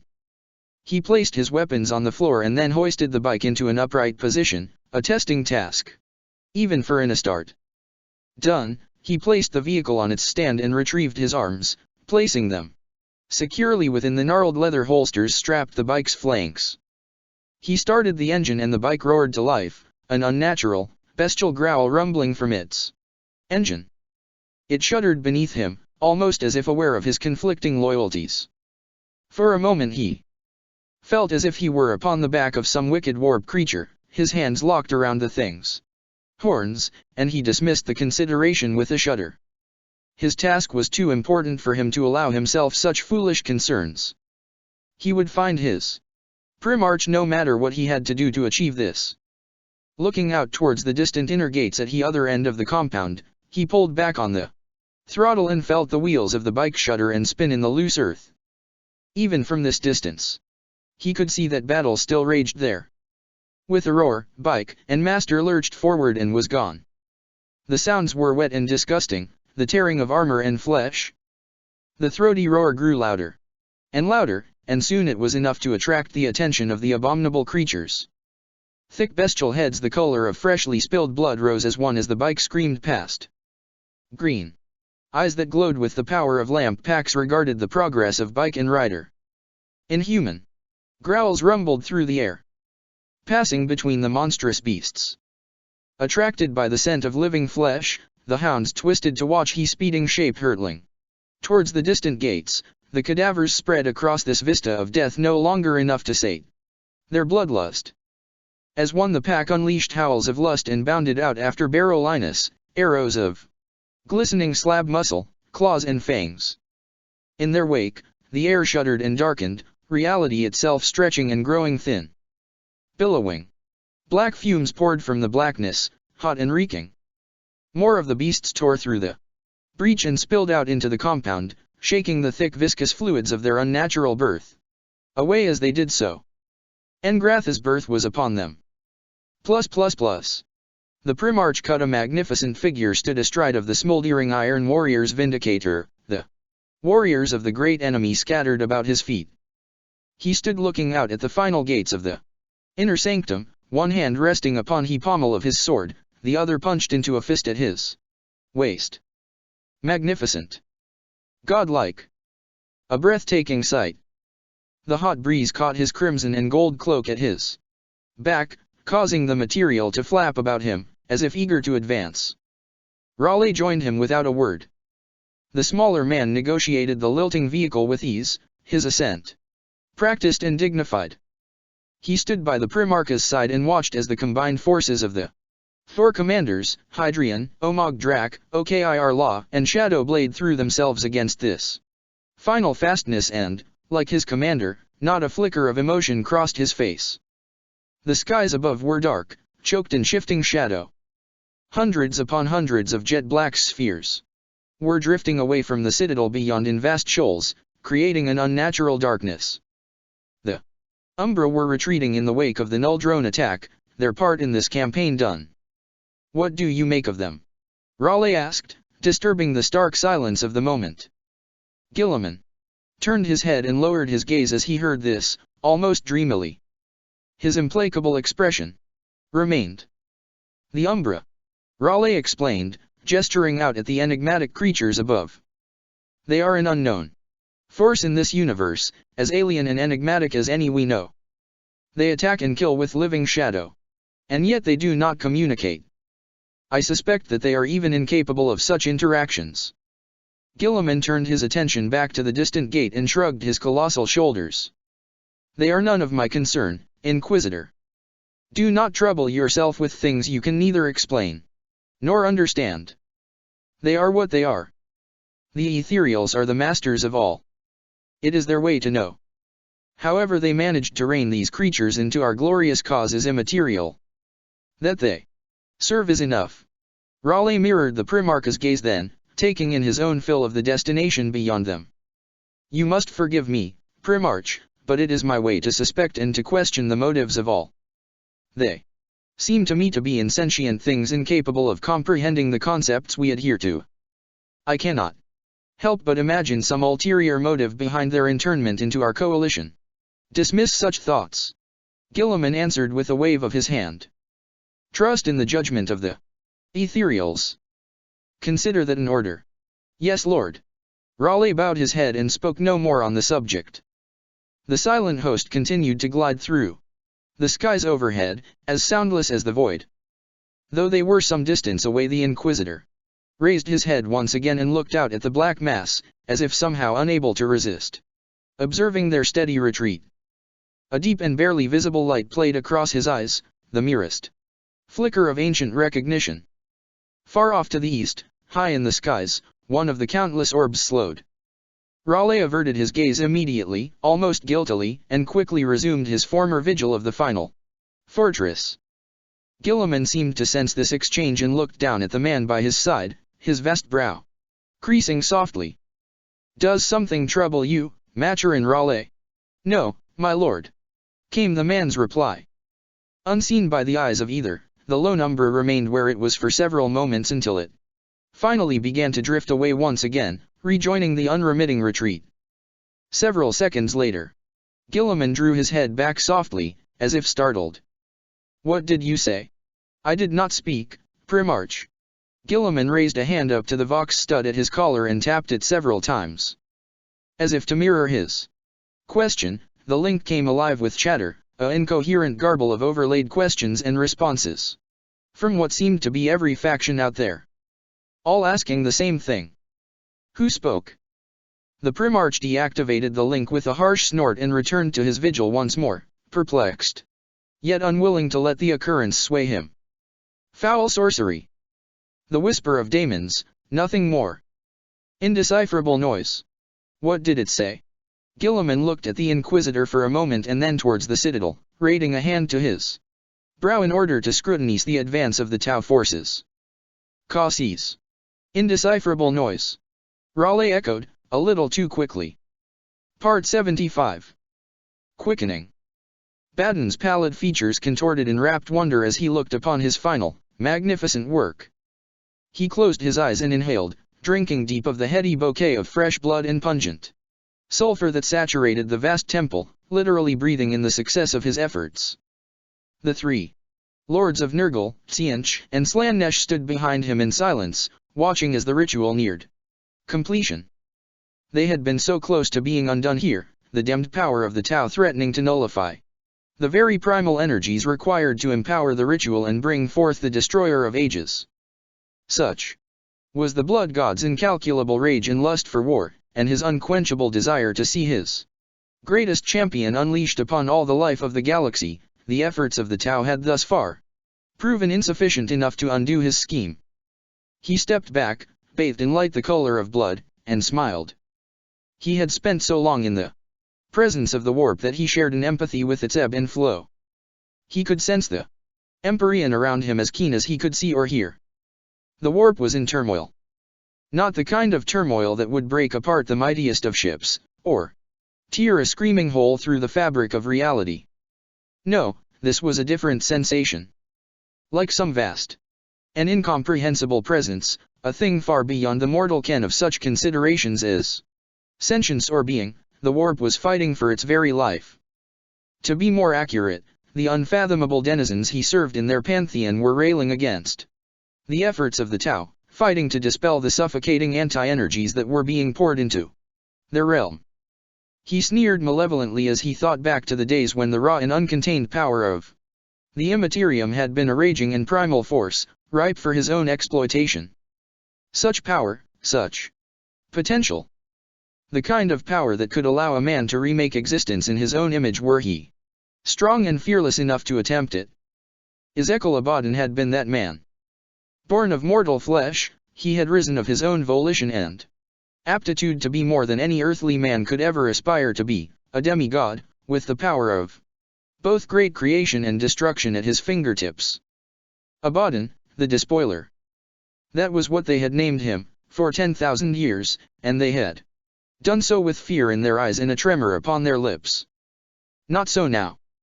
Now the legions of the ruinous powers were reduced to cinders where once they had been a raging inferno, an inferno with power enough to consume any foe. Reduced and hounded by this implacable foe, the Tau had hurt them, and it was a killing blow. The eye was closing, dying, like some old, spent star. This was to be his final death throw. One last, glorious lunge into the heart of the enemy. The sacrifices lay scattered about the dais in glistening heaps, a carpet of charnel thick with inconceivable gore. The atrocity of the offering was palpable, a thick and heavy feeling that permeated everything, oppressive and sickening. He had spared no effort in his supplications, for only the greatest of sacrifices would even attract Kern's pleasure in the summoning of his greatest creation. Hundreds of world-eater corpses lay cooling around the ancient stone platform, their heads taken by their own hand willingly and without pause. A good few still knelt, bodies locked rigid in death. He smiled as he thought back to the thrill of the sacrifice. Only he and those utterly dedicated to Kern understood its true and potent significance. Karn, he called, spreading his arms wide. He stepped forward and looked upon the silent figure, standing at the center of the dais, held aloft by the mountain of skulls at his feet. Speak, brother. Do you feel it? Do you feel his power? The daemon sword Draknien shivered in his grasp, the possessed blade squirming and alive. Iridescent colors writhed across the twisted metal, each pulse sending a wave of powerful thirst surging through the ancient chamber. Rage banners writhed and flapped, tearing eagerly at their mounts like hounds straining at their chains. The air about them was hot and charged, hazy with dark power. It was said by some that the blood god was the most dominant of all the terrible denizens of the Empyrean, his powers more raw and elemental than any other.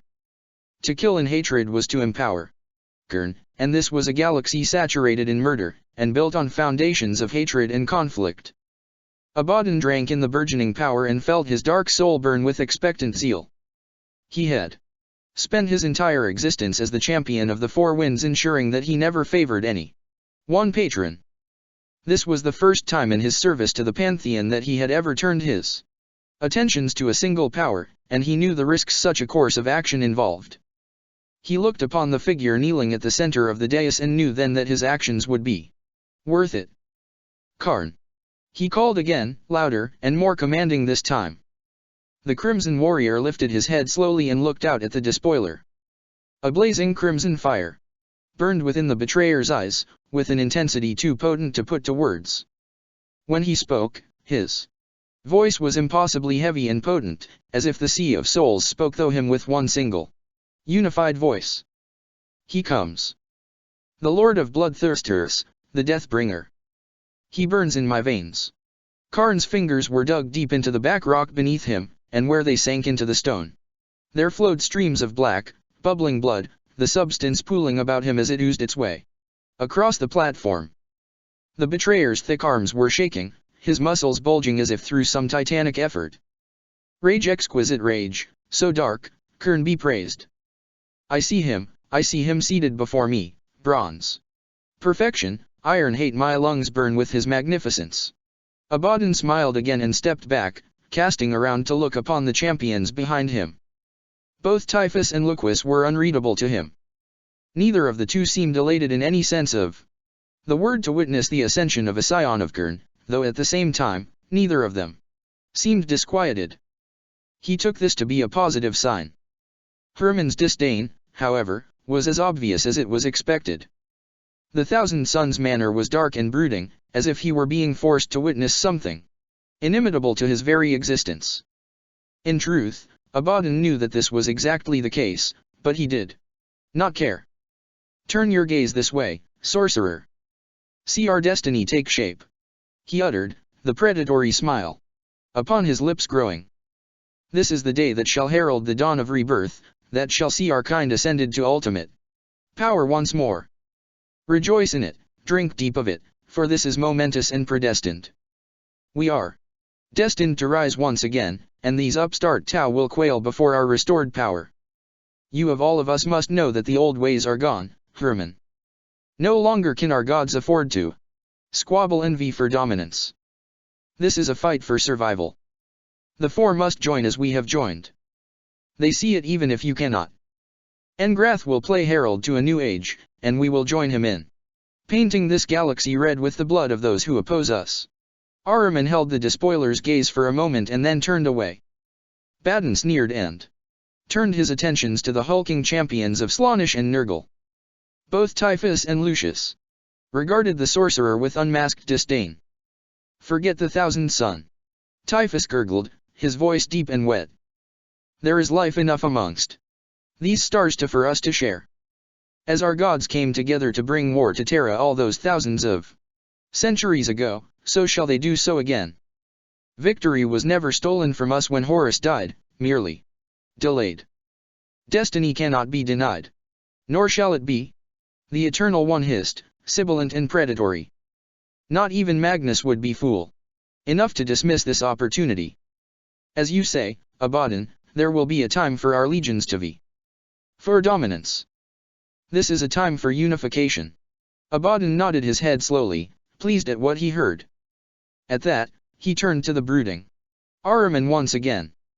Your pleasure and blessing at what we are doing is not required here, Herman, only your compliance. You claim to possess the knowledge of an incantation potent enough to infuse the daemon with the power to sustain his hold in this realm indefinitely. I expect you to deliver that. The despoiler's eyes burned with an unfathomable suggested malice, and it was clear that he would accept nothing else. Ahriman looked to the towering commander, his own hidden eyes blazing. As it was promised to you, Baden, so shall it be. I will set loose upon this realm a power that no mortal may stand against. A god reborn. You have my word on that. Watched by the others, the ancient sorcerer turned his back and walked away from the gathering, the arcane staff in his hands knocking against the worn flags beneath. Abaddon watched him leave. In silence, a malevolent smile creeping slowly across his lips. Let him sulk. Lucius sneered, sweeping a hand before him. It pains him greatly that he should be forced to conspire with us. He will deliver his promise. My lord. Abaddon cast around to look upon the dark ethereal face of Ijtmer, his former sorcerer. The spirit shimmered and seethed at the center of the boiling black smoke, the writhing of the entity and the tone of his voice suggesting a sudden and ominous displeasure. What is it, spirit? Ructions within the Empyrean, lord. The entity warned him. Boiling light approaches Charis Esteris, scattering the mightiest denizens in its wake. The currents are come and strong, they have not the power left to forestall it. Speak plainly, imbecilic phantasm. Baden raged. Knights of the cursed Emperor, lord. The hunters of our kind. Abaddon lowered his head and spat onto the floor at his feet. So, Titan makes her play. Let them come, I say. Twice they have banished Engrath from this realm. This time they will fail. He looked back to the shaking warrior upon the dais and bared his teeth. I can promise you that. Ahriman, sorcerer of the Thousand Suns, picked his way through the milling marines and acolytes, thronging the chamber, and made his way into the shadows. The darkness soon swallowed him up, until the only light that was visible was the guttering illuminations of the candles surrounding them. Main space of the summoning chamber. He glanced around him, ensuring that he was alone. Satisfied, he lowered himself slowly onto one knee and struck his staff against the ground 9 times, slowly and with purpose. On the 9th strike, the skull-topped head of the staff flashed with a brief but intense power. Snaking tendrils of hazy red power twisted their way through the darkness and began to form a shape before him. The twisting light swam into a pulsing ball, and within moments a dark slit formed at its center. My lord, Herman said, bowing low before the phenomenon. The blazing eye shuddered as if in answer. The ritual is near completion. Baden and his cronies are blind to the truth still. Good. Voice whispered in answer, disembodied and without depth. Let them bludgeon their way through ceremonies of senseless summoning. Abaddon is a fool to place his trust in a force of mindless violence. The blunt and unsubtle juggernaut that is Kernsrath will not succeed against the Tau. The sorcerer lifted his gaze then to look upon the apparition. The pieces are in place, I trust. Yes. My brother and his Xenos legions lumber ever onward, ignorant in their lust for victory. As it was seen, the Grey Knights move even now to join this melee. I have ensured that the warp is calm, and manipulated the currents accordingly as to ensure their speedy arrival. My work here is done. That remains now is for you to fulfill the promise you made to Baden. Ahriman did not speak for several moments then, and when he did, his tone was hushed and hesitant. My lord, what we propose to do. His words trailed away, as if he were literally afraid of speaking what was on his mind. The eyes. Balefire intensified at his hesitance, glowing brightly for a lingering moment. Be strong, Herman. Know that what we have planned and prepared for this long will come to pass. No longer will we cower and hide, for it goes against everything that we were created to do. We will rise again, more powerful than ever. There shall be no more failure. Let us make ourselves great in the eyes of our master once again. Is your wish? Herman answered, rising slowly. Even if it means the end of physical life. I failed you once, my lord. In my arrogance and folly I turned my brothers to ashes and dust. I have spent millennia questing to undo that wrong. I will give myself to ensure that the sons of Magnus are restored to greatness once again, the one true greatness. Let Abaddon and his plans be damned. Loyalty comes first. Thy will be done. The eye shimmered again, responding to the Lord of Sorcerer's proclamations. Until we meet again, then, at his side. Let us rejoice in the great changes that shall be wrought by our hand, and know that he is pleased. None save for us can truly know of his millennial schemes. Ahriman. He will be master of the Empyrean, as it was always destined to be. Until that time. Until that time. Herman echoed, sweeping his staff before him. That, the entity quivered and then dissipated, unraveling into nothing. The sorcerer drew his staff close to him, stepped from the enclosing darkness and was gone. Part 76. Old Faces. Chaplain. I hear you are in the habit of keeping questionable company these days. Codian stepped back, genuinely taken aback by the familiar face before him. Liguor entered the chamber and threw him a nod. I hear you requested the presence of my company. I take it I should feel flattered. Codian did not answer. It was only as the Death Watch librarian strode up to him and offered his hand that he found the fortitude to respond. Liguor. He answered, taking the aging Start's arm in a warrior's handshake. It is good to see you. Liguor smiled and stood aside in order to allow the other figures behind him to enter the chamber. We are with you. He whispered with an affirming nod, suggesting that he knew more of the curious situation than even Codian did. Plus, and I have learned to trust you, whatever your motives. We all have. Plus. Codian started a little as the voice brushed across his mind. The librarian's eyes twinkled, bright and vibrant, and he smiled. With that he stood aside and allowed the rest of the waiting figures to enter. Codian watched this, and though he remained silent, he found himself taken aback by the familiar faces filing their way into the chamber. Brother. He said, eyeing the familiar white ceramite of his battle brother. Umbras greeted him with a slap against his shoulder guard. What have you got us into now, chaplain? The old warrior asked him, though there was a warmth in his voice. Codian dearly wished he could explain his motives to his comrade, but the truth of the matter was that these were not his actions. Every familiar face that followed was both welcome and unexpected in equal measure. Torvis, the assault marine, ducked his way through the doorway and simply greeted him with a nod. Next came the Cadian, who bowed his head but did not seem as warm to him as the others. Codian picked up on this immediately and took the man's manner to be the result of what he had witnessed during the Xenos pirate attack. Next came the Tau, Gormat. The tall alien genuflected his way without a word and then ushered himself into a corner of the room, watching the rest of the gathering with quiet interest. Chivok and Orekiel remained silent, bewildered by the unexpected gathering. Ventress, who had been standing in silence as the small group had entered, cast around the faces one last time and then looked to the chaplain. You have been given a lifeline, Kodian. I cannot guess why these people are here and I will not ask you to explain. I will trust you. He took the casket from Laner then and glanced at the doorway briefly before turning back towards Kodian. Wherever your journey takes you from here, may the fates guide and protect you. Will we meet again on the soil of Terra, to fight for the seat of our emperor side by side, as brothers? We will, old friend. You have my oath on that. Kodian answered. Ventress tipped his head and made to leave, affording himself one last glance at the faces surrounding him. Farewell, brother. The ancient slipped through the entryway and into the corridor beyond. My lord. He heard Ventress say quietly, as if speaking to someone. This, a dark shadow fell across the doorway. He felt his pulse quicken as a huge and familiar shape clad in bone-white armor negotiated the opening and pushed his way through into the small room. Chaplain.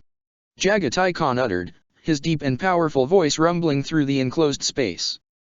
It would seem that you owe me an explanation. Kodian struggled to maintain his composure before the ancient Primarch.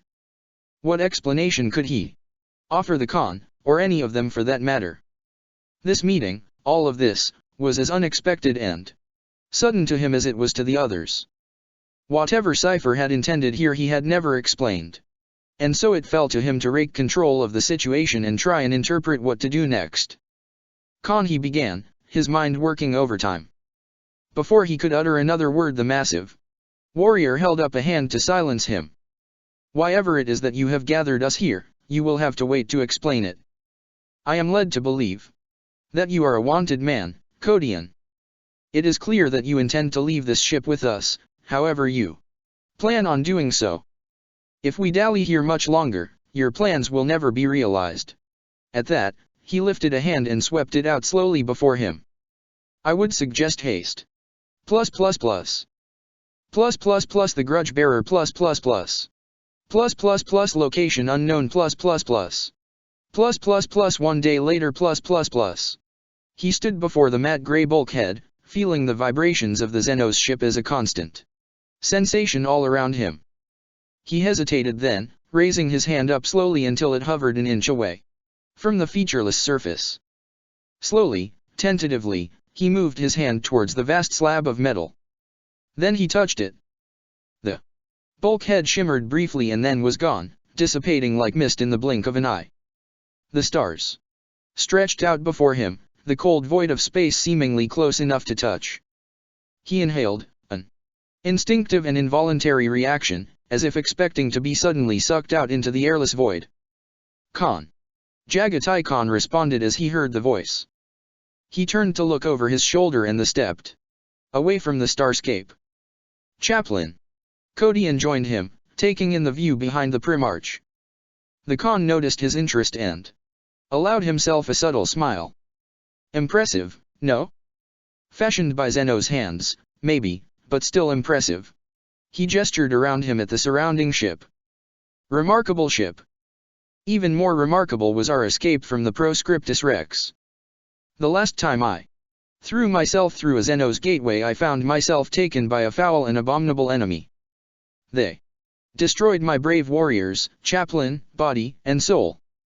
They caged me like an animal, and subjected me to tortures no mortal man could ever imagine or describe.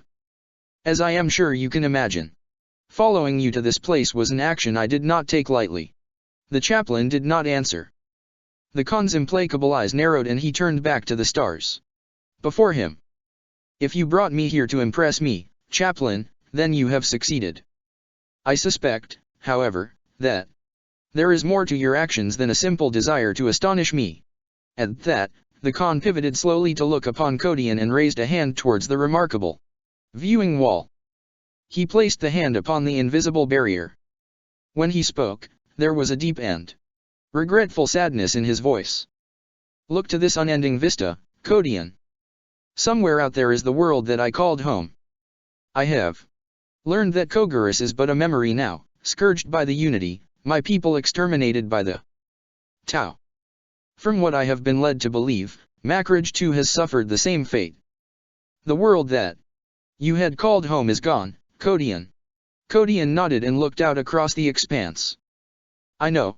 He replied sadly. My lord, I ask that you forgive me this situation. I have a confession to make, and I fear that what I am about to tell you may sour our association further. Speak. The Khan commanded him, the tone of his voice suggesting that he would accept nothing else but the truth. I have placed a great deal of faith in you, Kodian. You had better validate that faith. Kodian had expected no other response. He knew that no positive outcome could come from admitting the truth, but he knew that he could not hide it. He could not continue this under falsehood. I do not know why we are here. The Khan's expression hardened, the skin of his scarred face darkening with the color of anger. Explain. Kodian steeled himself, took a breath and then told the Primarch the truth. He told him of the mysterious cipher, and how the renegade had seemingly engineered all this, from stealing the Cessus to arranging for everyone here to be brought to the Demiurge's chamber by the one member of the alliance Kodian knew he could trust. The Khan listened intently, never once interrupting, his gaze hard and sharp. Soon the chaplain's explanation had ended and he fell silent, awaiting the imposing warrior's response. The Khan exhaled and bared his teeth. He turned his attention back to the stars once again, and it was several moments before he spoke. So, we are all pawns in some greater game. For all you know, this cipher, this renegade and traitor to the Imperium, could be working to bring ruin to what remains of the Imperium. All this, and you trust him. I do. Kodian replied. I cannot explain why, Khan, but I do. Cipher's sins are ancient. As ancient as I. The Khan interrupted him.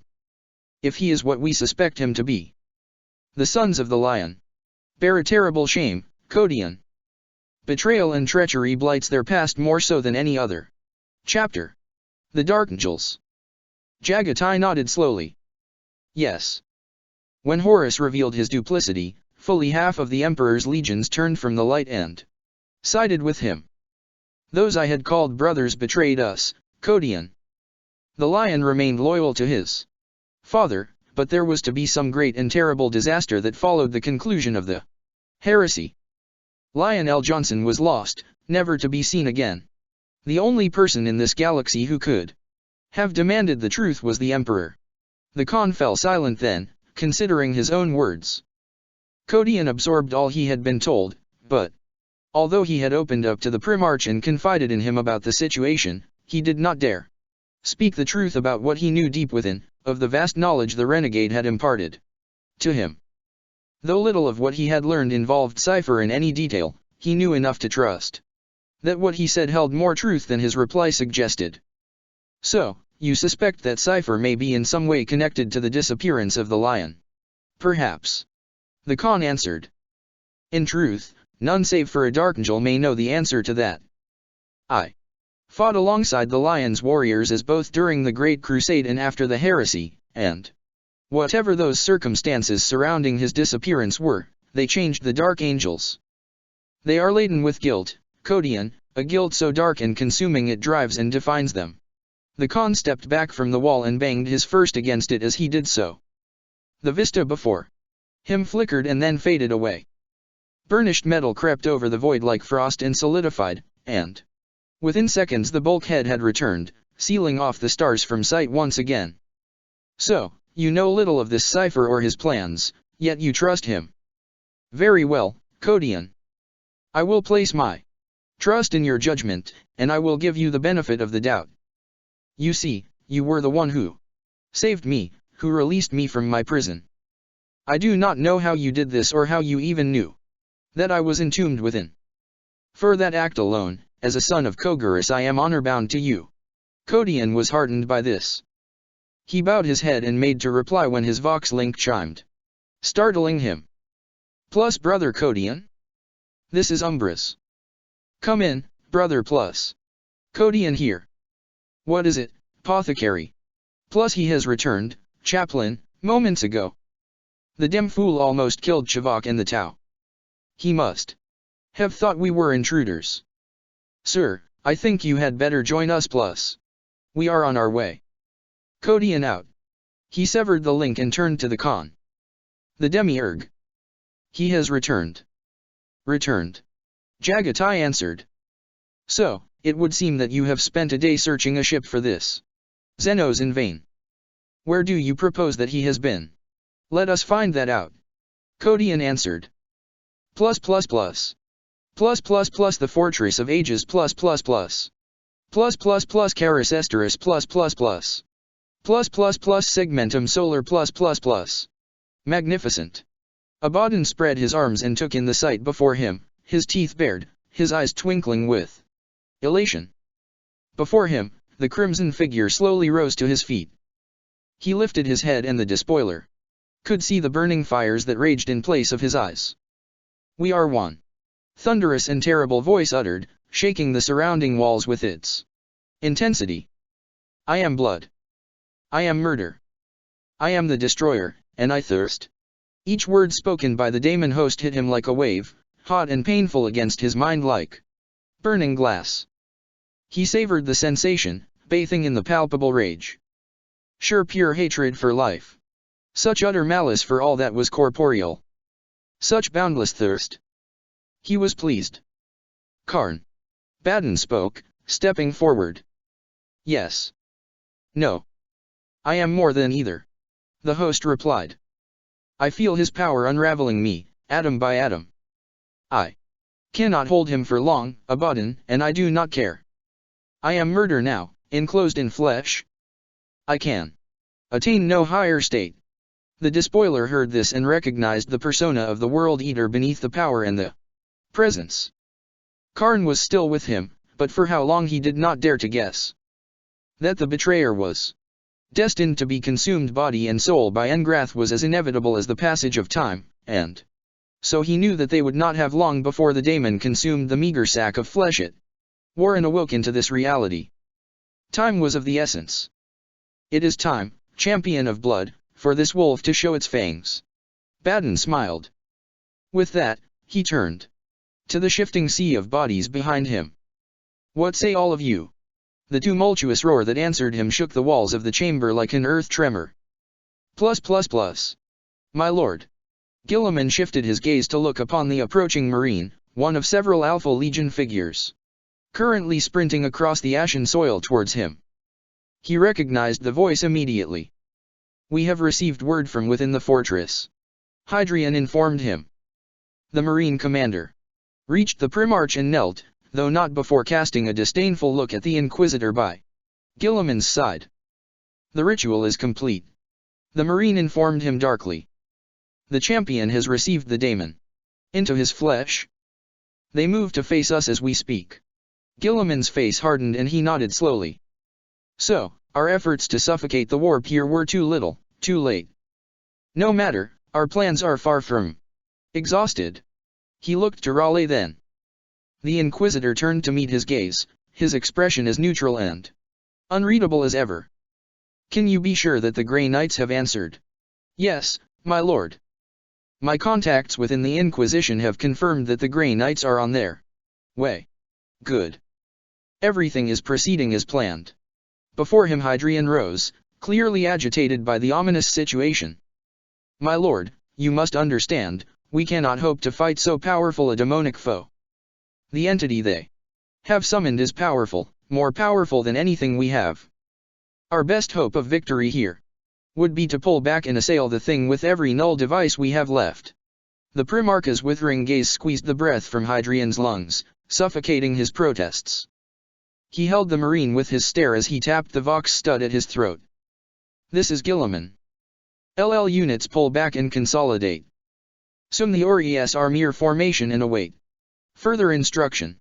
With that, he deactivated the link once again. We will strengthen our perimeter and await the emergence of Baden's forces. We no longer have to concern ourselves with breaking this fastness open to get at him. He will come to us now. And what then, my lord? Then we will attack. We will drive our blade at the rotten heart of this foul army. We will hold these traitors here, no matter what they throw at us. We will not give an inch of ground until the Grey Knights arrive. Hydrian hesitated only as long as he dare and then bowed curtly, unable to hide his anxiety. My lord wishes. Indeed. Go then, Hadrian, and prepare your forces to meet this foe. The marine did as commanded, rising to leave. One more thing. Hadrian turned as he heard this to see Guilliman's burning eyes upon him, terrible and menacing. Question my orders again, warrior, and I will kill you where you stand. Part 77. Drowned in blood. The deep and resonating sound cut through the silence like the bellow of some vast and terrible behemoth, resounding across the towering walls surrounding them. A primal, bestial noise, the horn, caught the attention of every living figure standing in the defense line. A sea of heads turned as one to greet the sound, and voices hushed, paving the way for a pall of silence to descend. Guilliman looked to the distant gates as the single note rumbled on, his ice-blue eyes narrowing. He drew a long breath in and then exhaled once again, the air hissing through bared teeth. There is blood on the wind, he uttered. Raleigh did not respond. Instead, he stared silently out across the expanse to where the gates had begun to slowly grind open. Hadrian nodded in agreement. I smell its stench, even through the filters of my helm. It is not a corporeal odor. Guilliman readily agreed. I concur, he said, reaching for the vox stud on his collar. We could have expected no less from this vile enemy. They seek to weaken our resolve, hoping that terror and mystery will succeed where force has not. One word from me will ensure that no warrior in service to the greater good shall falter. He activated the link and drew his head back, assailed by a sudden blast of unexpected noise. Screams howled forth from his link, agonized and horrific. They were sounds of slaughter, of terrible pain, and yet all who heard them knew that they were not of mortal origin. Guilliman tapped the link again and sneered, severing the sound abruptly. He turned to Hadrian. Send word out amongst the legions. By order of the Primarch, not one soul will falter in the face of this enemy. Not one. Make this unmistakably clear. Above, the roiling skies had begun to darken, as if night itself had come in curiosity to witness the birth of this terrible thing. What light still remained had taken on a rich crimson hue, as if the distant sun was stained with blood. The air was hot as well as pungent, close, and heavy with charnel house stench.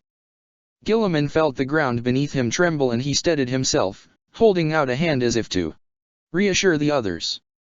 Hadrian's anxiety was visible in his body movements and ever Raleigh seemed disturbed by the increasing phenomena. Crimson energies snaked from the boiling, smoke-black clouds to strike the uppermost points of the fortress. Each time it did so, the Inquisitor's eyes darted to the point of impact.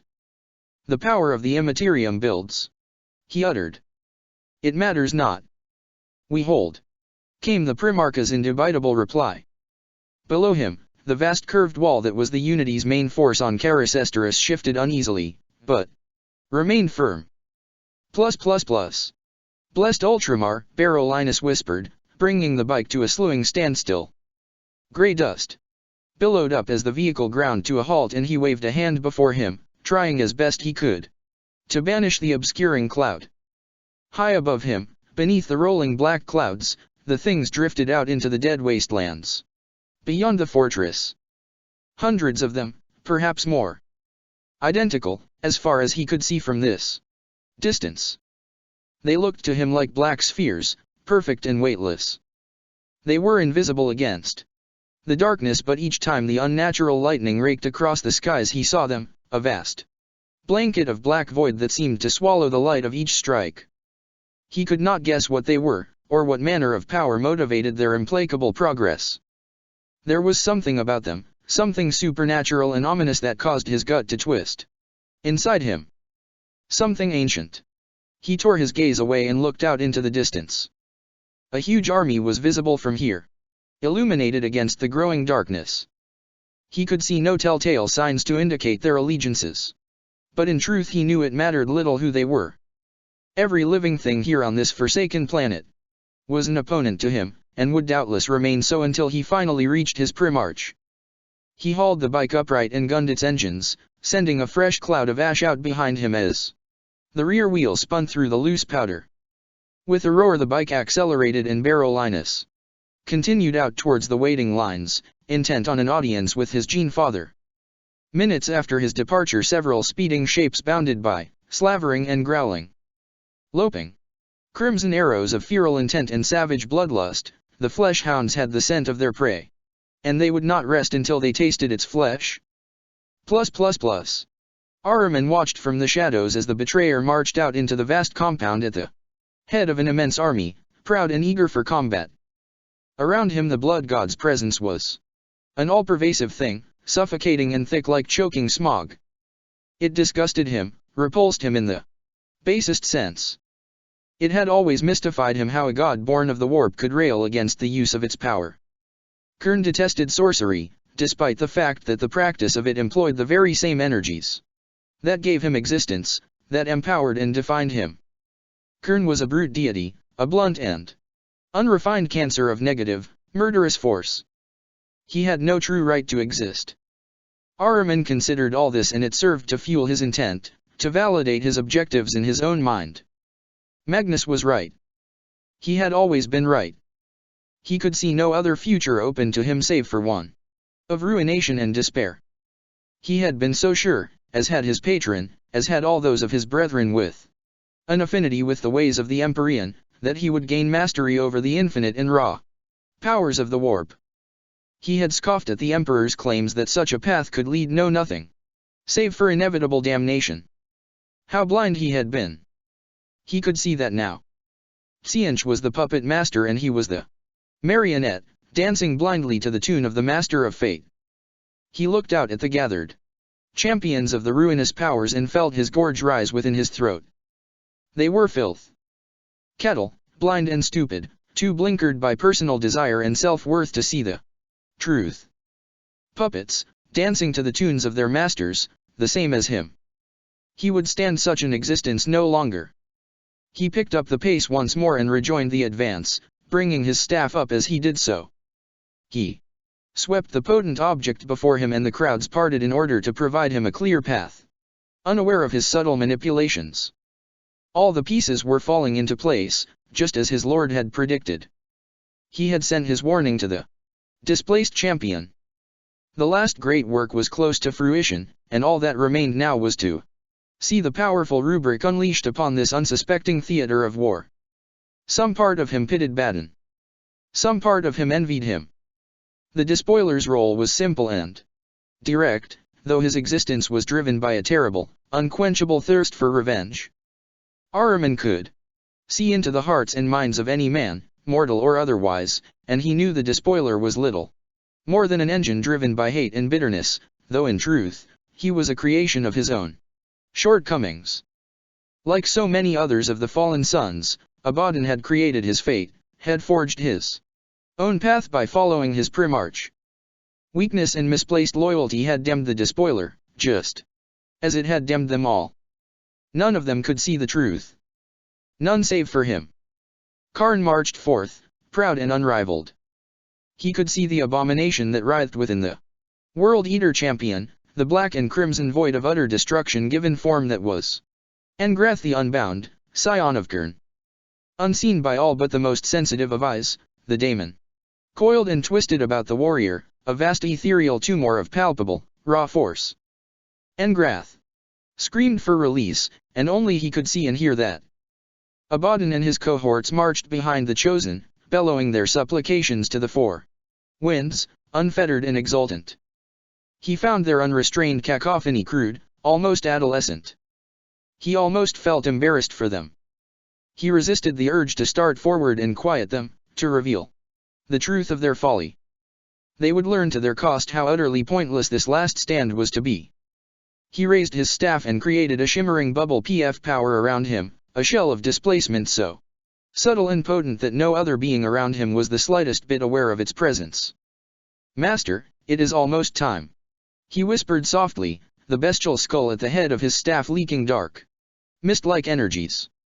"The spell churns within me, questing for release. It will have its way soon enough."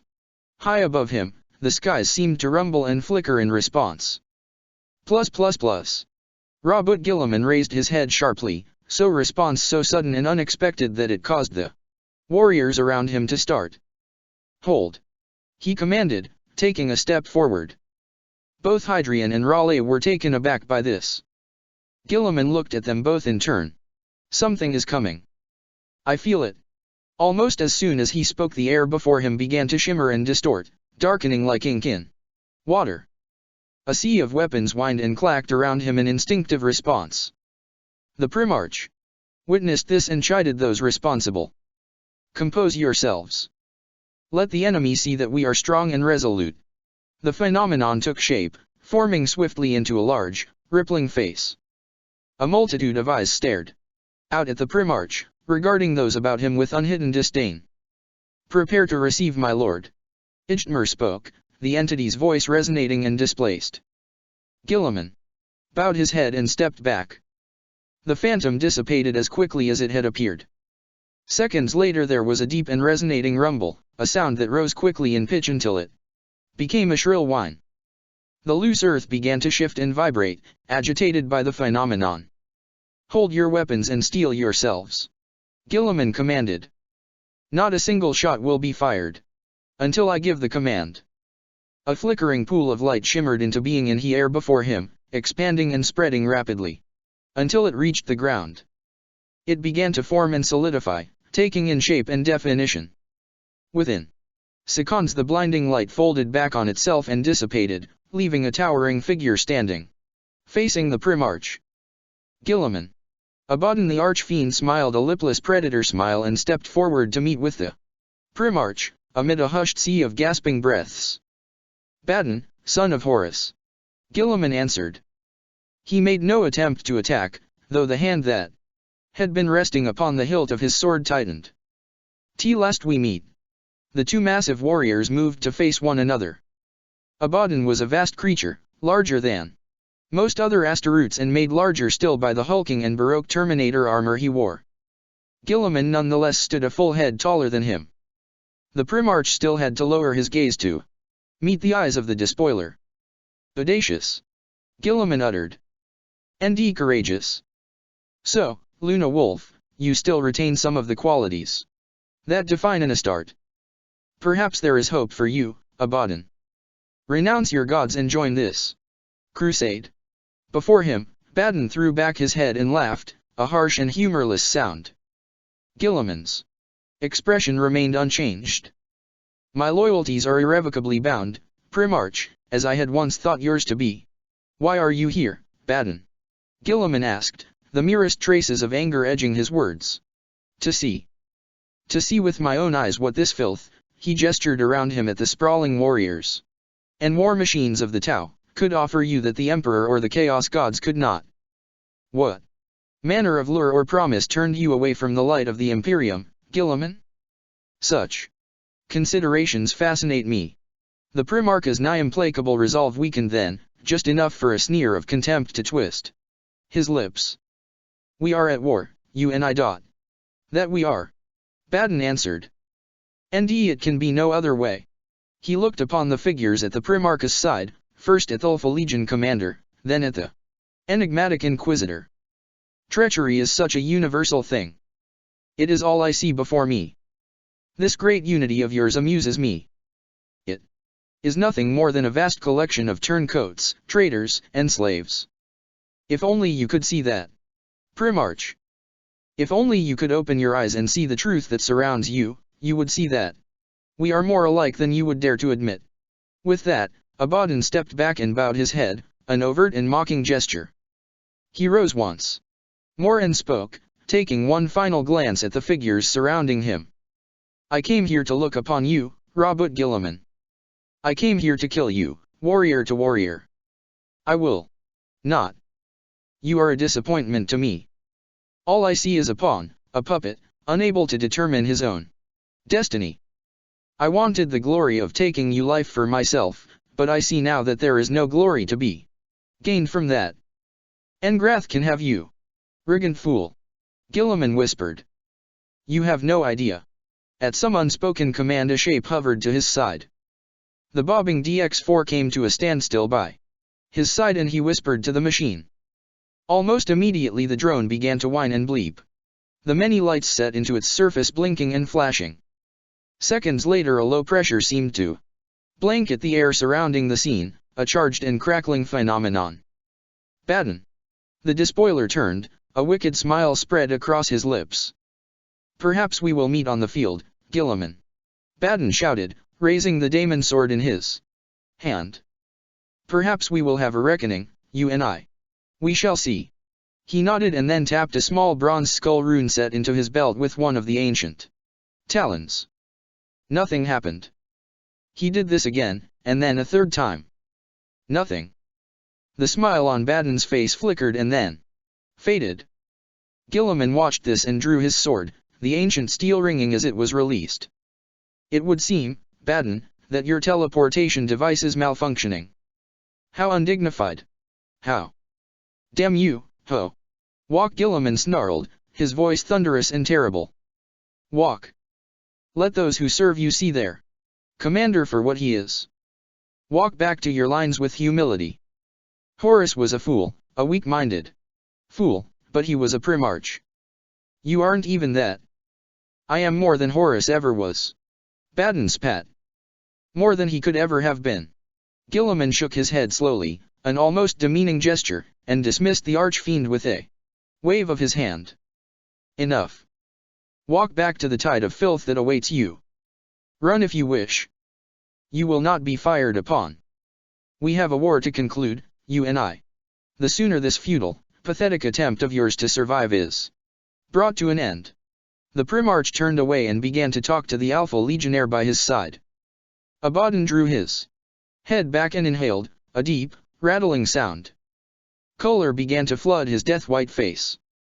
Anger was an emotion that was second nature to him, but this was something else. Disbelief warred with the mounting rage, disbelief at being so casually discarded by the Primarch. BD. The despoiler growled, his voice low and rumbling like the growl of a felid.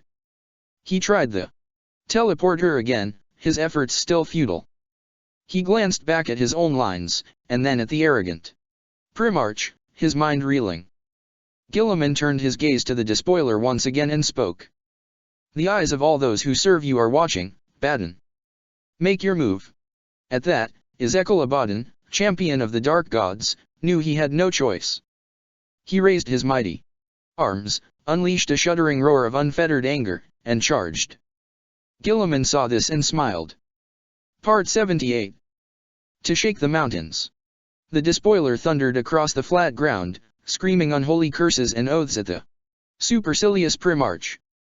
Draknian writhed in his grasp, the possessed blade exuding a dark miasma of warp energy as it anticipated the fight to come. The massive blade fingers of his stolen talon snapped and rang, alive with potent energies. The ground shook beneath his vast weight, as if trembling and afraid of the powerful despot. Guilliman's eyes burned as he watched the fiend's approach. Deep and vibrant desire burned in the Primarch's eyes, a potent thirst, an exhilaration. He had wanted this. Let no warrior raise a blade or fire a shot. He shouted, his voice a powerful thunderhead of pealing sound. He is mine. Guilliman brought his vaunted sword up and charged, his sudden advance pounding great grooves into the loose earth. He thumbed the hilt and an azure flame burst forth to lick and envelop the shining metal. The sword was Agislus, a blade as ancient and potent as the Primarch himself. Before him it had been Coners, mightiest battle king of Makraj. Named after the barracks that had received Guilliman upon his 6th year, the blade was of sentient metal, crafted in an age long since past, a dark age of technology when man conquered the secrets of manufacture and fabrication. Ever since the assassination of his adoptive father, the sword had thirsted for the blood of traitors and turncoats. Agislus thirst now. I will tear your soul in two, Guilliman. Baden raged. I will stain this ash with your blood. Primarch. The dark gods will cry my name in exultation. They will cry your name, filth. Guilliman replied, his vast legs driving him forward with the speed of a bold shell. They will cry it in lament. I promise you that. The ancient combi bolter set into the despoiler's talon, saying, rattling and thudding a hail of bolt rounds out at Guilliman. The Primarch brought Agislus up and twisted the blade before him, sending each projectile spinning away to detonate harmlessly in the open air. Within moments the two combatants reached one another. In the ringing silence that had rapidly descended upon the scene, the first blow resounded like the clarion peal of thunder. Giselas and Draknian met, and it was a terrible, clamorous meeting. Coruscating sparks and dark, unknown energies blossomed from the connection. The daemon sword spasmed and shook as it fought to tear the very fabric of the glowing blade apart, but the ancient sword held firm. Caught within the lurid glow of the flashing energies, the Primarch's face was a rictus of absolute and unmatchable fury. He dug his heels into the earth and pushed, calling upon his superhuman strength. Baden's face contorted and he began to stagger back, the motive systems of his ancient armor whining with the effort. Fresh surge of rage coursed through Baden and he gave, allowing the Primarch's strength to propel him back a few paces. The storm bolter roared again and Guilliman's reactions saved him from its bite a second time. Agislus shuddered in his grasp as it repelled the salvo, the powerful and unknown energies of the field seeming to expand and intensify as each shot slammed home. Abaddon lunged forward with the vast claw, the weapon still firing. At such close range the barking bolt shells could not fail to penetrate Guilliman's defenses and the mighty warrior stumbled, assailed about his head and neck by several small but powerful detonations. The Primarch took 2 steps back and then pivoted sharply, twisting around the oncoming strike as he backed away to sweep Agislus out before him. The sword rang against the bulky box of the combi bolter and cleaved a deep cut through it, igniting the shells within its breech. The gun exploded in a wash of flame and wickering shrapnel, the blast causing Baden's own protective field to flare as it countered the explosion. The despoiler was far from done. He brought Draknian around and swung at the Primarch, missing his outstretched arms by inches. The return strike loomed out at Guilliman's head and he thrust his upper body back before dropping low and spinning on his heel, intent on taking the heretic's legs from under him. Abaddon kicked the blade away and stabbed down at his foe. Guilliman brought his own blade up to swat the daemon weapon away, rising as he did so, and in turn he punched the questing talon of Horus back with a backhand sweep. He finished with a kick that saw the flat of his boot connect with the despoiler's chest plate and he sent Baden staggering back, amid a flash of energy and the squeal of buckling armor. So cumbersome. Guilliman derided him, the skin of his face blackened and bruised where Baden had shot him. He brought Agislus up and twisted the sword around his fist into an upright position. Kneel before me, Baden. Kneel before me and I will make your end swift and painless. Abaddon answered him with a cry like that of some feral animal, a howl of uncontained wrath. He bounded forward and brought the talon up, intending to part the Primarch from hip to shoulder. Guilliman saw this and blocked the blow, twisting as Abaddon in turn twisted, and brought his blade down to stop Draknian, parting him at the waist. Still back to back, Guilliman hammered the hilt of Giselas into the despoiler's back with enough force to stagger him. This gave him space enough to turn and take the sword two-handed and bring it down hard, like an executioner's axe, at Baden's head. The traitor commander brought his arms up and blocked the strike, though the Primarch's strength was enough to drive him onto one knee. Sparks showered like water across his head, but he held. "Gurn, fuel my rage," the despoiler cried, hauling himself to his feet. He gathered all his strength and pushed the Primarch back. "Slaanesh, bless my every blow with the precision of perfection. Nurgle, steel my flesh against the bite of my enemy's blade. Tzientch, give me knowledge enough to anticipate every strike." The despoiler seemed to find invigoration in his foul prayers. His eyes blazed with vitality, and beneath the gray-white flesh of his face his veins were black and prominent, as if flooded by some dark power. Abaddon threw himself forward, renewed and determined. He lunged again and again, each strike alternating between daemon sword and talon. The newfound ferocity of the attack caught the Primarch by surprise, enough to unbalance Guilliman and drive him back. He brought Agislus up to counter and the blade flashed again and again as it turned aside a swift and furious barrage of attacks. Meter by meter, The combat began to near the Tau lines. Fire warriors and UVESA alike cautiously redeployed, anxious at the approach of the conflict.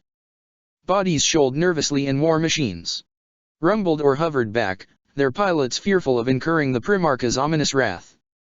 Guilliman continued to retreat, step after step, though he did not seem overly tested by the despoiler's efforts. His mighty arms worked furiously, almost blurring, to turn aside blow after blow. Yet his face told of little physical effort. Agislu's glowed, growing red-hot with the effort of turning aside the possessed blade, its power tested. The powerful field spat and crackled, flaring violently.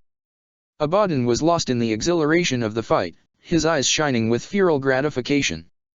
Ha! Not even a Primarch can stand against a scion of the Pantheon.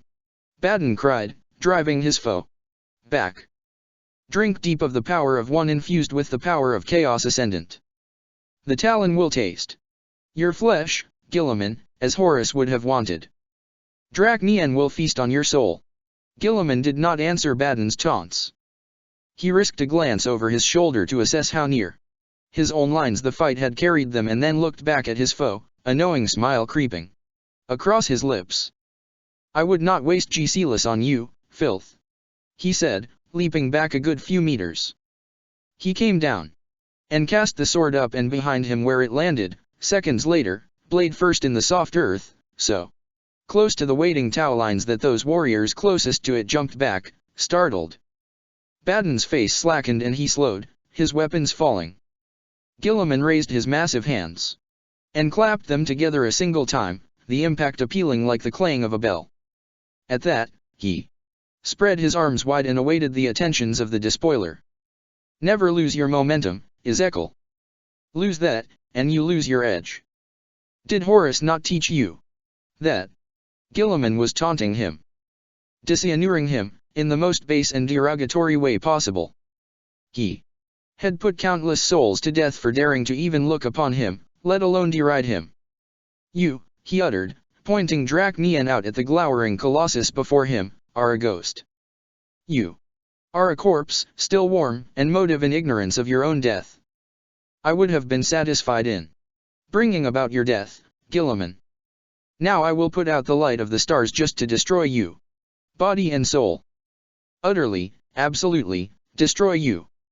I will unmake your existence and leave nothing behind except for an eternity of agony. That is my vow. Shut up and fight me, Guilliman answered, beckoning him. Abaddon raised his arms and charged, quaking the ground with his progress. The Primarch stood firm and waited, hands outstretched, to receive him. The despoiler chose Draknian to deliver what he intended to be the killing blow, and the sword screamed as it swung for Guilliman, the noise seeming to shudder and rend the air itself with its power. Guilliman waited until the last possible moment and then dropped sharply to roll past the swing, throwing dust up as he tumbled past. The Minerva carried him beyond the despoiler's legs and out behind him. Abaddon pivoted, following his prey, the talon raking after him. The Primarch came to his feet just as Abaddon twisted to face him and he sidestepped, avoiding another dangerous downward swing with the possessed sword. The Primarch kicked up and out to his right, catching Abaddon's sword arm under the elbow joint and sending it reeling back. This left the despoiler's defense wide open for a second and he drove one arm forward, his palm open and flat. The blow connected solidly and with a ringing hammer blow thunderclap of concussive force, striking the center of the Archfiend's chest. Abaddon's rigid body skidded back almost 10 meters through the loose ash towards the Tau lines, his boots gouging wide furrows in the dry ground. He blinked and shuddered, the breath catching in his throat. His armor's protective field arced and fizzed about him, punished and overloaded. The face of the bronze skull set into the center of his chest was flat, almost inverted, and a perfect imprint of the Primarch's outstretched hand had been pummeled into the thick ceramite plate like a footprint in clay. So brash, Abaddon. So easy to goad, Guilliman uttered, softly shaking his head. He lifted a hand to his head and tapped a finger against his temple. Calculate. Anticipate. Do not give in to anger or lust. Emotion is good, it is what drives us to Succeed, what fuels us, gives us resolve. Negative emotions such as blind rage are impure, impractical. They lead us to irrational behavior. Plan and execute the smallest detail. Do you see? The Primarch started forward, his advance slow. Baden's face was a mask of effort. His lips were drawn back and the tendons in his neck stood out, taut with exertion. The mighty limbs of his ancient armor whined and trembled, but did not move. Perfect strike, calculated and executed. With an exact and correct application of force and precision, I have effectively overloaded the main electromotivator drive that powers the fiber bundle muscles of your armor. This was a common but little-known problem with the first tactical dreadnought suits. The systems are currently undergoing a brief reconfiguration cycle in order to bring the motivator back online. This will last no more than 15 to 20 seconds. By the time the Primarch had begun to pick up speed, Baden's frozen limbs started to move. Draknian writhed in his fist, eager to taste the superhuman flesh of the Emperor's son. Guilliman reached his foe just as the systems of the armor restored themselves and grabbed the despoiler's forearm. He smashed his opposing elbow into the despoiler's face 3 times in quick succession, and then took his sword arm in a two-handed grip, twisting it back.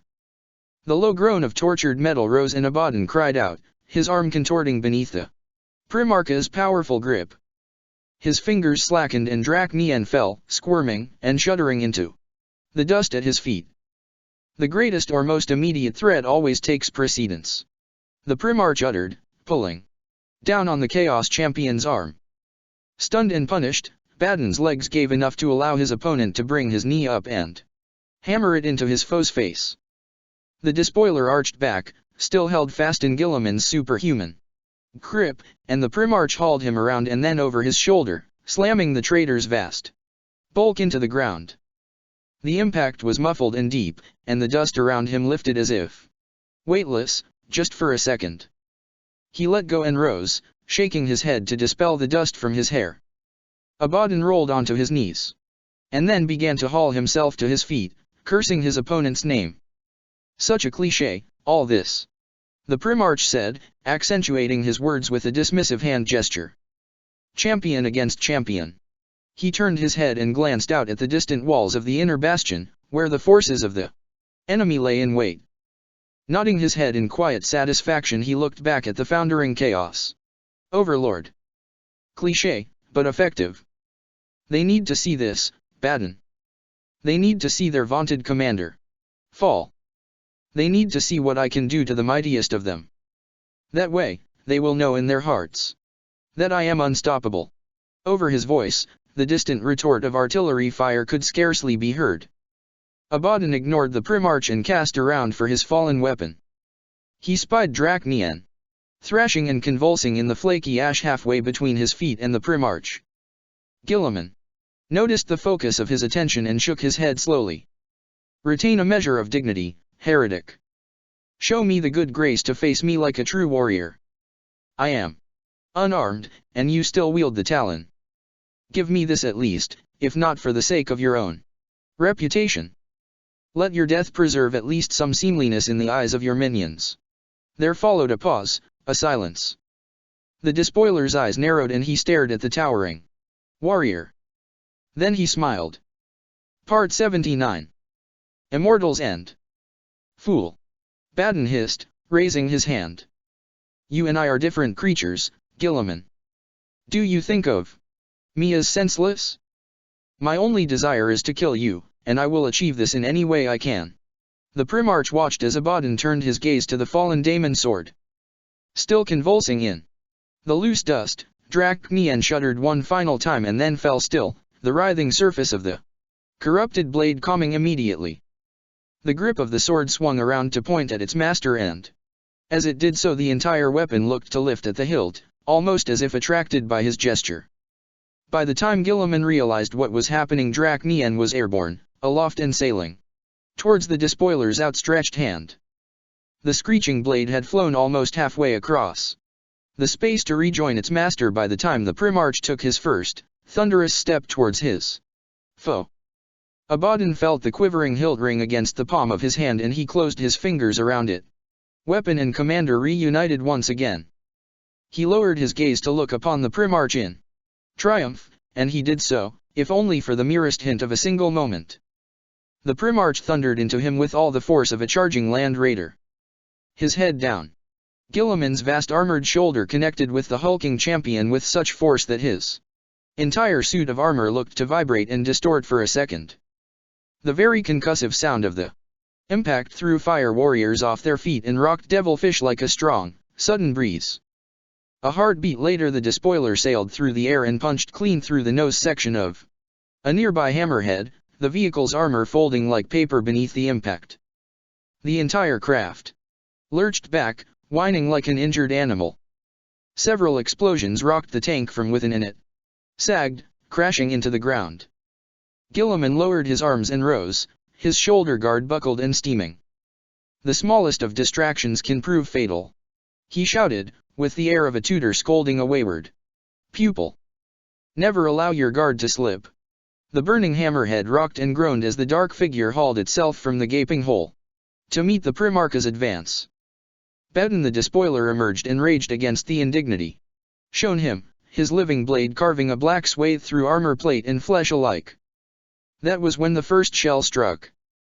In awe of the colossal clash, an entire squad of fire warriors violently disappeared beneath a sudden and unexpected flash of blinding light and roaring noise. Bodies lifted as one, breaking apart as they ascended, showering flesh and armor fragments over those nearest to them. More enemy artillery smashed down into the tow lines and exploded, shattering warriors and war machines wherever it landed. A palpable wave of panic descended over the scene. One shell landed so close to Abaddon that he visibly rocked, the searing backwash of the flames hissing and sparking against the field of his armor. "Stand firm!"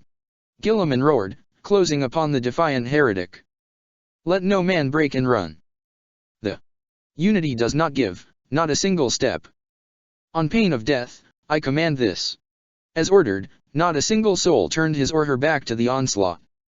Armored bodies descended in waves in order to weather the attack, as if any defensive action would somehow turn aside the power and ferocity of the enemy's guns. The Primarch reached his own discarded blade and snatched it up as he passed, his challenge to the despoiler ignored. Abaddon was free of the wreckage now and was busy slaughtering his way through the packed bodies around him. Draknian screamed and the Talon sang as they passed through flesh and armor. Guilliman reached the despoiler just as he pushed himself clear of the shoaling bodies around him, and the two warriors met in combat once again. The first few seconds of the exchange were frenzied and thunderous, a storm of flashing strikes and parries. The Primarch parried a questing lunge by the huge blades of the Talon and Kiktar, sending Abaddon staggering back into the nose of a skyray. Above him the vast missile array was already active.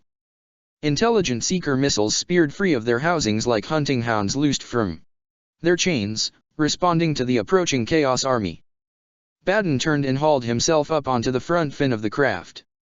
He swept Draknian clean through the small crew compartment and the entire vehicle shuddered, responding to the death spasms of the unfortunate pilot. Guilliman reached the punished Skyray just as it started to turn, leaping up over the swinging nose to land beside his foe. The despoiler was waiting for him and he swatted at the Primarch with the back of the Talon, the blow connecting with a solid clang of metal against metal. Guilliman fell back and crashed into the craft's right-hand thruster, his weight near tearing the entire section away from its housing. He rolled to the floor and up onto his feet, the engine screaming and showering him with gouts of bright flame. Almost without effort he snatched at the thruster and tore it free to hurl it one-handed at the closing heretic. Abaddon crossed his arms before him and turned the spinning, burning projectile aside, the blow pushing him back several feet. "Is that your best, Primarch? Is that the best a son of the Emperor has?" he shouted, stepping to one side as the Skyray began to dip come about sharply. The entire right side of the skimmer crashed into the ground and began to plow the loose earth. Abaddon twisted and ducked around the rear of the tank to emerge at the other side, ready to meet Guilliman. The Primarch was gone. An armored boot swung for his face and sent him staggering back. Guilliman dropped from the roof of the Skyray and pressed his attack home, unleashing a fast and powerful series of kicks, punches and strikes upon the startled Chaos Lord, driving him back further. He took Aegis Elus in both hands and put his entire strength behind his efforts. The glowing sword sang as it struck the despoiler's ancient armor again and again. The first strike bit deep into the armor's chest plate. The second carved a great section away from the Baroque shoulder guard. The third took the claws from the talon with a single pass, and the fourth drove deep into the despoiler's shoulder, so deep that hilt of the crackling blade rang against metal. Guilliman slammed his palm into Abaddon's chest and pushed him away, freeing his blade. The despoiler snarled in pain and staggered back, black blood pumping from the wound. There was no further exchange of words. The eyes of Abaddon and Guilliman met for but a fleeting moment, a moment suspended in time. Then everything was gone. A pure, blinding whiteness scoured reality away. Noise rose in volume and pitch so suddenly that it became silence, heavy and absolute. Just for a moment, reality ceased to be. Guilliman was up and on his feet even as his vision started to return to him. His superhuman hearing fought to dispel the ringing in his ears, and he almost stumbled, his boots finding the edge of the large crater. They had taken a direct hit. Armor and body parts lay scattered around him, blackened and smoldering. The damaged Skyray was now little more than a twisted black shell. Aegis Elus was still in his hand, though the sheer concussive force of the blast had deactivated its power field. At the center of the crater, the despoiler hauled himself up onto his feet. His armor was torn and buckled in a dozen places, punished so utterly that it was hardly recognizable anymore. The protective field flickered and sparked, then, with a final buzzing pulse, died. Away to his left, Draknian thrashed and hissed in the sandy earth. Guilliman strode up to his opponent and landed a vicious punch that knocked Abaddon off his feet and onto his back. "This ends," he said, lowering himself down onto one knee. Abaddon's remaining eye regarded the Primarch with unquenchable hatred. The despoiler's twisted, blackened lips quivered as he tried to speak. Guilliman slowly shook his head.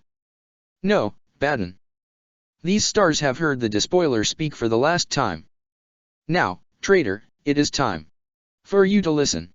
So close were the Chaos forces now that bolter and support fire began to rake the lines. Guilliman lifted his head to look upon the advancing enemy and nodded to himself. "Advance!" he roared, thrusting Gisela up into the air. The soldiers of the Unity responded immediately, breaking around him like waves against a rock. With that, he looked back to the defeated traitor at his feet and lowered himself almost to the point where their faces were touching. As he spoke, he did so softly, knowing that whatever he had to say would never reach the ears of another living being. "You look upon me with disdain, Abaddon, I see that. You asked me a question before. You asked me how it is that I can serve the Tau. You are mistaken. My loyalty to the Imperium remains, as ever it will. As does my hatred towards all you and your kind serve." Guilliman's face quivered as he spoke. His normally implacable eyes took on a look of wild, burning fierceness. "Long, long ago, my life was all but ended by one of your kind. He was my brother, Fulgrim, and yet..." He spat upon our joint oaths and turned his eyes from the light of the imperial truth, "just as you did."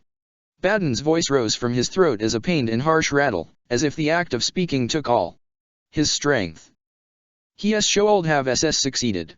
"Yes," Guilliman replied. "He should have. His blade should have ended my life, traitor, and I wish it had done so. You see, the poison that coursed through my system, the poison that my body could not reject, was much more than anyone knew it to be. It was a living thing, a vile venom born of the warp, a demonic toxin inimitable to life itself. They, in their ignorance, placed my dying body in stasis, knowing that they could not cure me but too afraid to allow their Primarch to depart this life. They did not know that the poison inside me did not adhere to the laws of this reality. For millennia, I endured the whispered seductions of the perverse sentience Fulgrim serves. Try to imagine that. Try to visualize what it is to endure such tortures. 10,000 years, Abaddon. Trapped, immobile but never truly at rest. The nightmares haunt me still, so yes, I concur. He should have succeeded. But he did not. Guilliman's grip on the despoiler's chest plate tightened. Ceramite groaned beneath his fingers, protesting at the immense pressure. Little wonder then that I hate the powers of the warp so. I would suffer such afflictions still had the Tau not found me, and released me from my stasis prison. Xenos they may be, but the very flesh and blood of the Tau is able to resist the influence of the dark gods. Can you imagine that?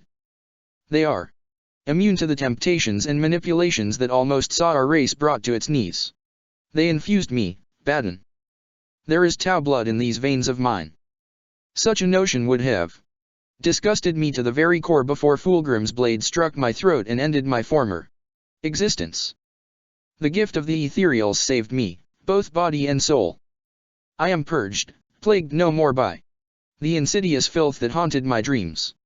Slave Baden spat, the remains of his mouth twisting into a crooked smile. Slave, nothing more. Guilliman's anger flared to the surface. He reached out and grabbed the heretic's topknot, pulling his head closer. Idiot. You truly so blind? I awoke to find the Imperium of Man a ruin, a wasteland of superstition and deity worship. My father remains upon the eternal throne still, forever beyond the means of mortal fraternization. The one thing he furiously opposed in life was the act of practicing religion. Gisela's crackled in his hand as if eager to taste Baden's blood. The Primarch let his foe's head fall back limp, and started to rise. Like me, he suffers and wrestles with an existence inimitable to him. His mind cries out for release, for an end to the eternal limbo. He is waiting for me, Ezekiel Abaddon. He is waiting for the salvation that I will bring to his misguided people, and a final end to the predations of the Empyrean. I will end his suffering, just as the Tau did for me. Abaddon the Despoiler let out a strangled cry of frustration and rage, realizing with a damning finality that he would be forever denied his ultimate goals. As Guilliman raised his sword, ready to strike the killing blow, Abaddon spoke his last words. Curse on you, Rabut Guilliman. Curse on your soul. Before this crusade of yours is over, you will learn the true extent of the corruption within the Imperium.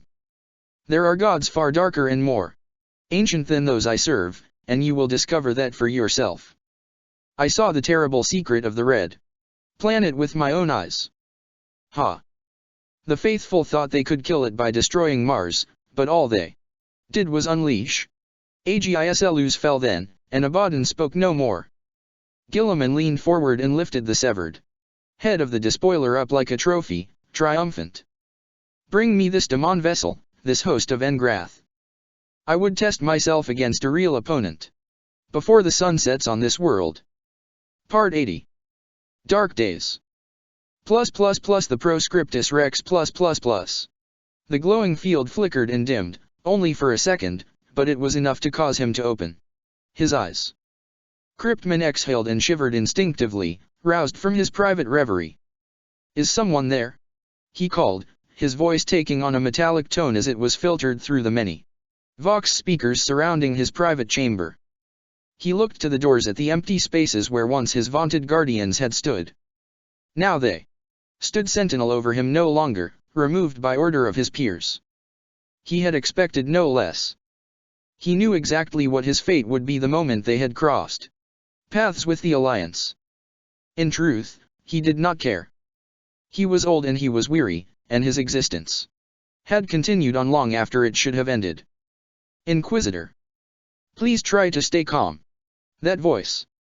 Cryptman watched in quiet bewilderment as a dark, ceramite-clad figure stepped from the thick shadows as if born from the lightless void, its imposing bulk suddenly dominating the empty space before his life-sustaining prison. Codian. He gasped. You should not be here. If what I have heard is true. Codian held up a hand and silenced the Inquisitor. Now is not the time and yours is not the situation to speak of heresy, Cryptman. Do not forget your own past, and the sacrifices you had to make to safeguard those you wished to protect. Hearing this, the ancient inquisitor's fingers tightened around the armrests of his chair. I condemned myself to save billions of lives, Chaplain. My actions were undertaken for the benefit of our race as a whole. The chaplain bowed his head in apology. Of course. I meant no offense to you. Tell me, Inquisitor, what do they have planned for you? Codian, listen to me. This chamber is monitored. They will know you are here. Good. Let them see me. I have nothing to fear from them. Cryptman found himself ill at ease at the chaplain's attitude. Why have you come here, Codian? Our association is at an end. You haven't yet answered my question. What do they plan to do with you now? The Inquisitor fell silent then, as if unwilling to admit what both of them already knew. I have played my part in this war, Chaplain, and I care little of my fate. I am excommunicate. Traitorous. They will interrogate me and then they will execute me. My fate is sealed. I cannot allow that. Codian answered. Cryptman's eyes narrowed. If you have come to rescue me, do not trouble yourself. I have nowhere to go, and I will die if I leave the confines of this field. The ancient Inquisitor gestured around him. Whatever plans you have, they will never be realized unless you leave, right now. You are a wanted man now, Dalo Codian. They have already subjected me to questions regarding our association. They will want to know why you returned here, and by doing so you have damned us both beyond salvation. I know. Codian answered, moving closer to the shimmering field. He raised a hand and placed it upon the wall of azure energy, his touch causing the glowing field to crackle and spit. You have my thanks. They needed to see this, and I needed a way to dispel the last vestiges of doubt from their minds. You see, he is starting to become an annoyance to me, this prophet. I pride myself on knowing the ways of all things, and yet this, he, is an enigma to me. I will not suffer enigmas. The hand pressed against the field shimmered and began to change, the midnight black of the gauntlet fading, making way for a rich, glittering gold. Around it the sapphire energies began to darken, like oil in water. I know the minds of men, Cryptman. I can see that Codian is as big a mystery to you as he is to me.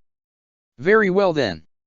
If I cannot learn his secrets from you, I will use you to ensure that his fate is forever sealed with those he would have called allies.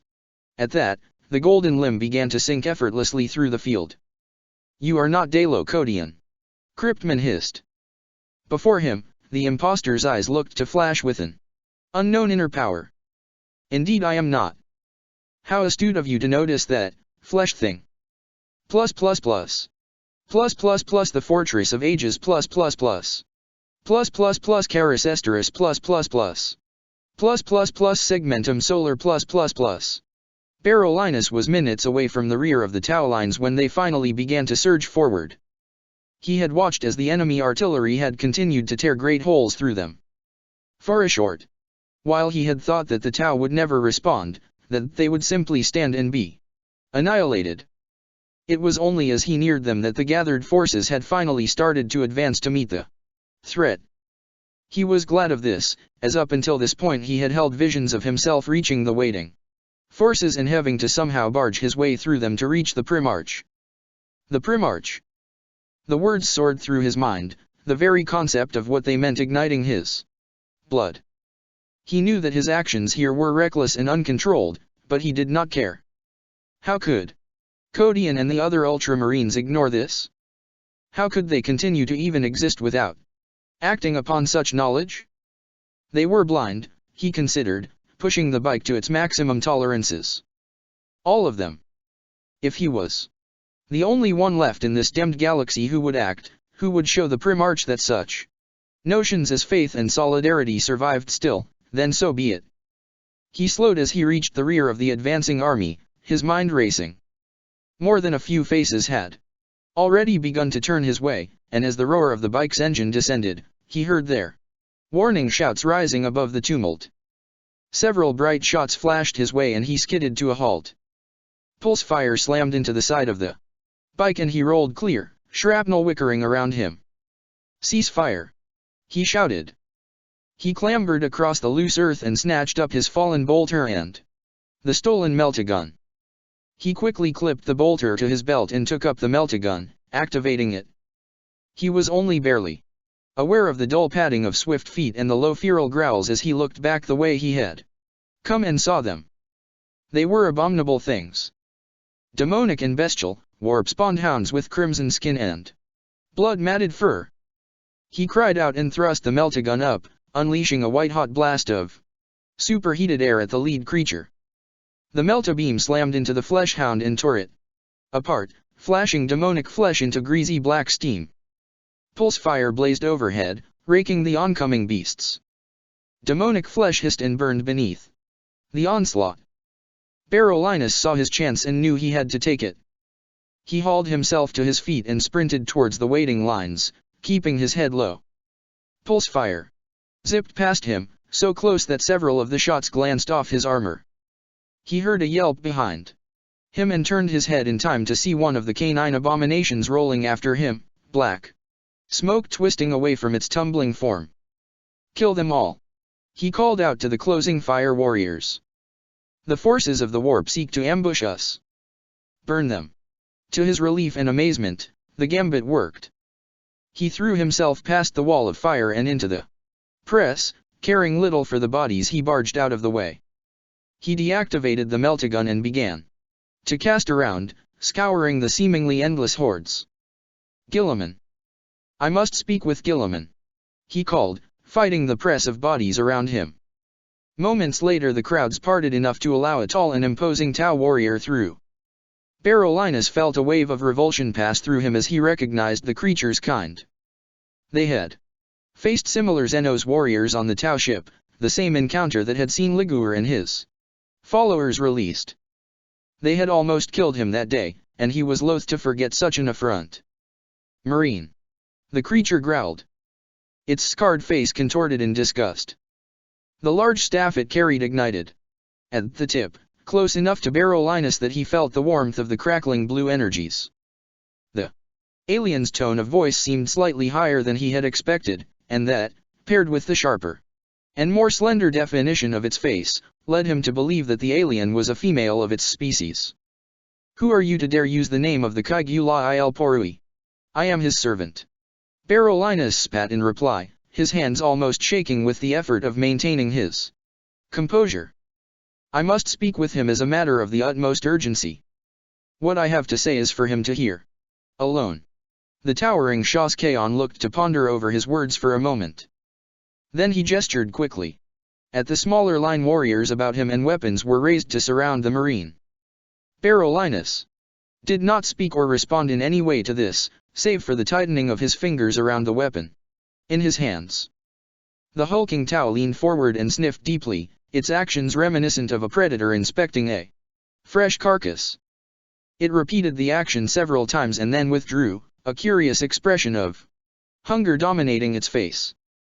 It turned its head away with a dismissive grunt. He is genuine. HNN. Escort him to find the Kaigula, before my urges get the better of me. Beneath his helm, Barolinus raised his eyebrows in surprise. Despite his puzzlement at the warriors' strange behavior, he could scarcely believe how easily the Tau had accepted his demands. What exactly the creature had determined by its curious assessment of him he could hardly guess, but he had nonetheless seemed to have passed some sort of test. He looked back at the fallen Chaos bike for a moment, considering the situation. For all they knew, he could be a warrior of the Chaos Legions. Why would they readily accept such an individual? Beulah. The call shattered his reverie and he turned to see several of the smaller Tau beckoning for him to follow. A fresh determination surged through him, and he decided then that all other considerations could wait. He would have his audience with the Primarch. The Phalanx, Fortress Monastery Alliance Imperialist Solar Mobile Headquarters The Astarte bowed his head and then came about smartly, snapping his heels together. Neither Calgar nor Cassius spoke a word as they watched the Marine leave. The ancient Master of Sanctity lowered his head, clearly troubled and deep in thought. It was only as he heard the voice that he raised it once again and looked towards the shimmering hologram before both of them. Is there a problem? No. No problem, Sigillite. Cassius answered, the last word of the sentence hissing from his voxponder as if distasteful to him. There has been an incident. Calgar interjected. It is of no major concern to the efforts of the Alliance to deliver the Cessus to Terra. The shimmering holographic face before them shifted, its eyes tightening. An incident. Murder. An act of treachery. The War Master answered. Though his ability for natural speech had long since been replaced by the inorganic technologies of his ancient dreadnought armor, Calgar's augmetic voice still contained enough emotion to convey the disdain he felt for the situation. We have yet to apprehend him. When we do, he will be put to death for his crimes. The shimmering face before them took on an expression of concern. I see. Grave situation indeed. Tell me, did this heretic kill someone pivotal to our endeavors? This stage we can ill afford to lose anyone important to this war. The victim was a traitor to the Imperium, an inquisitor named Cryptman, and he was murdered by a suspected heretic colleague, no doubt to cover the fiend's trail of deceit. The details need not concern you, Sigillite. All that matters is that we have left the orbit of Saturn and are bound for Terra. The Cessus safe and to hand. Good, good. The figure replied. LL seems to be progressing as planned. Your vigilance in such matters does you great credit, War Master. This is a crucial time for our Imperium, now that the Cessus is finally on its way here. Such knowledge is wont to bring all those who seek to undo us out of hiding. You must be sure to bring this. His name is Codian, Sigillite. Well, you must be sure to bring this Codian, whoever he is, to Imperial justice as soon as you can. We must stamp out any and all agents of the enemy without pause. There can be no exceptions, no mistakes. None. Calgar agreed. If we are done here then, I will take my leave, Lord Regos. Before him, the face of High Lord Fraudator Regos smiled and bowed. May the next time we speak be in person, War Master. I thank you for your diligence in keeping me appraised of the situation, and I humbly appreciate the honor you show me in addressing me as Sigillite. Calgar remained silent, whatever emotions he was experiencing hidden beneath the vast armor of his sarcophagus. Cassius turned his augmetic skull to look at the War Master for a fleeting moment, before directing his gaze back towards the High Lord. The news was unexpected, to be sure. There has been no regent on Terra since the time of Malcodor, Lord Regos. The High Lords themselves decreed that no such position of power would ever become available again after the fall of Vandyre. What can I say, Master Cassius? Regos replied, his voice weighed with humility. I was as surprised as anyone to accept this gift, and very humbled by it. I certainly did not see myself worthy of this. But it would seem that 9 of my 11 colleagues disagree. Then it was not a unanimous decision. Calgar pointed out. Hearing this, the visage's expression darkened. War brings about change, War Master. If the Tau have taught us one thing, it is that unity works. We, as a race, must stand united in the face of this threat. There can be no division. For too long have petty differences and personal desires kept this Imperium of ours fractured. It is my fervent hope that this honor will herald a new age of unification, when man can stand proud once again, as he did when our Emperor walked amongst us. I will see that glory again. At that the image shivered and then dissipated, the transmission ended.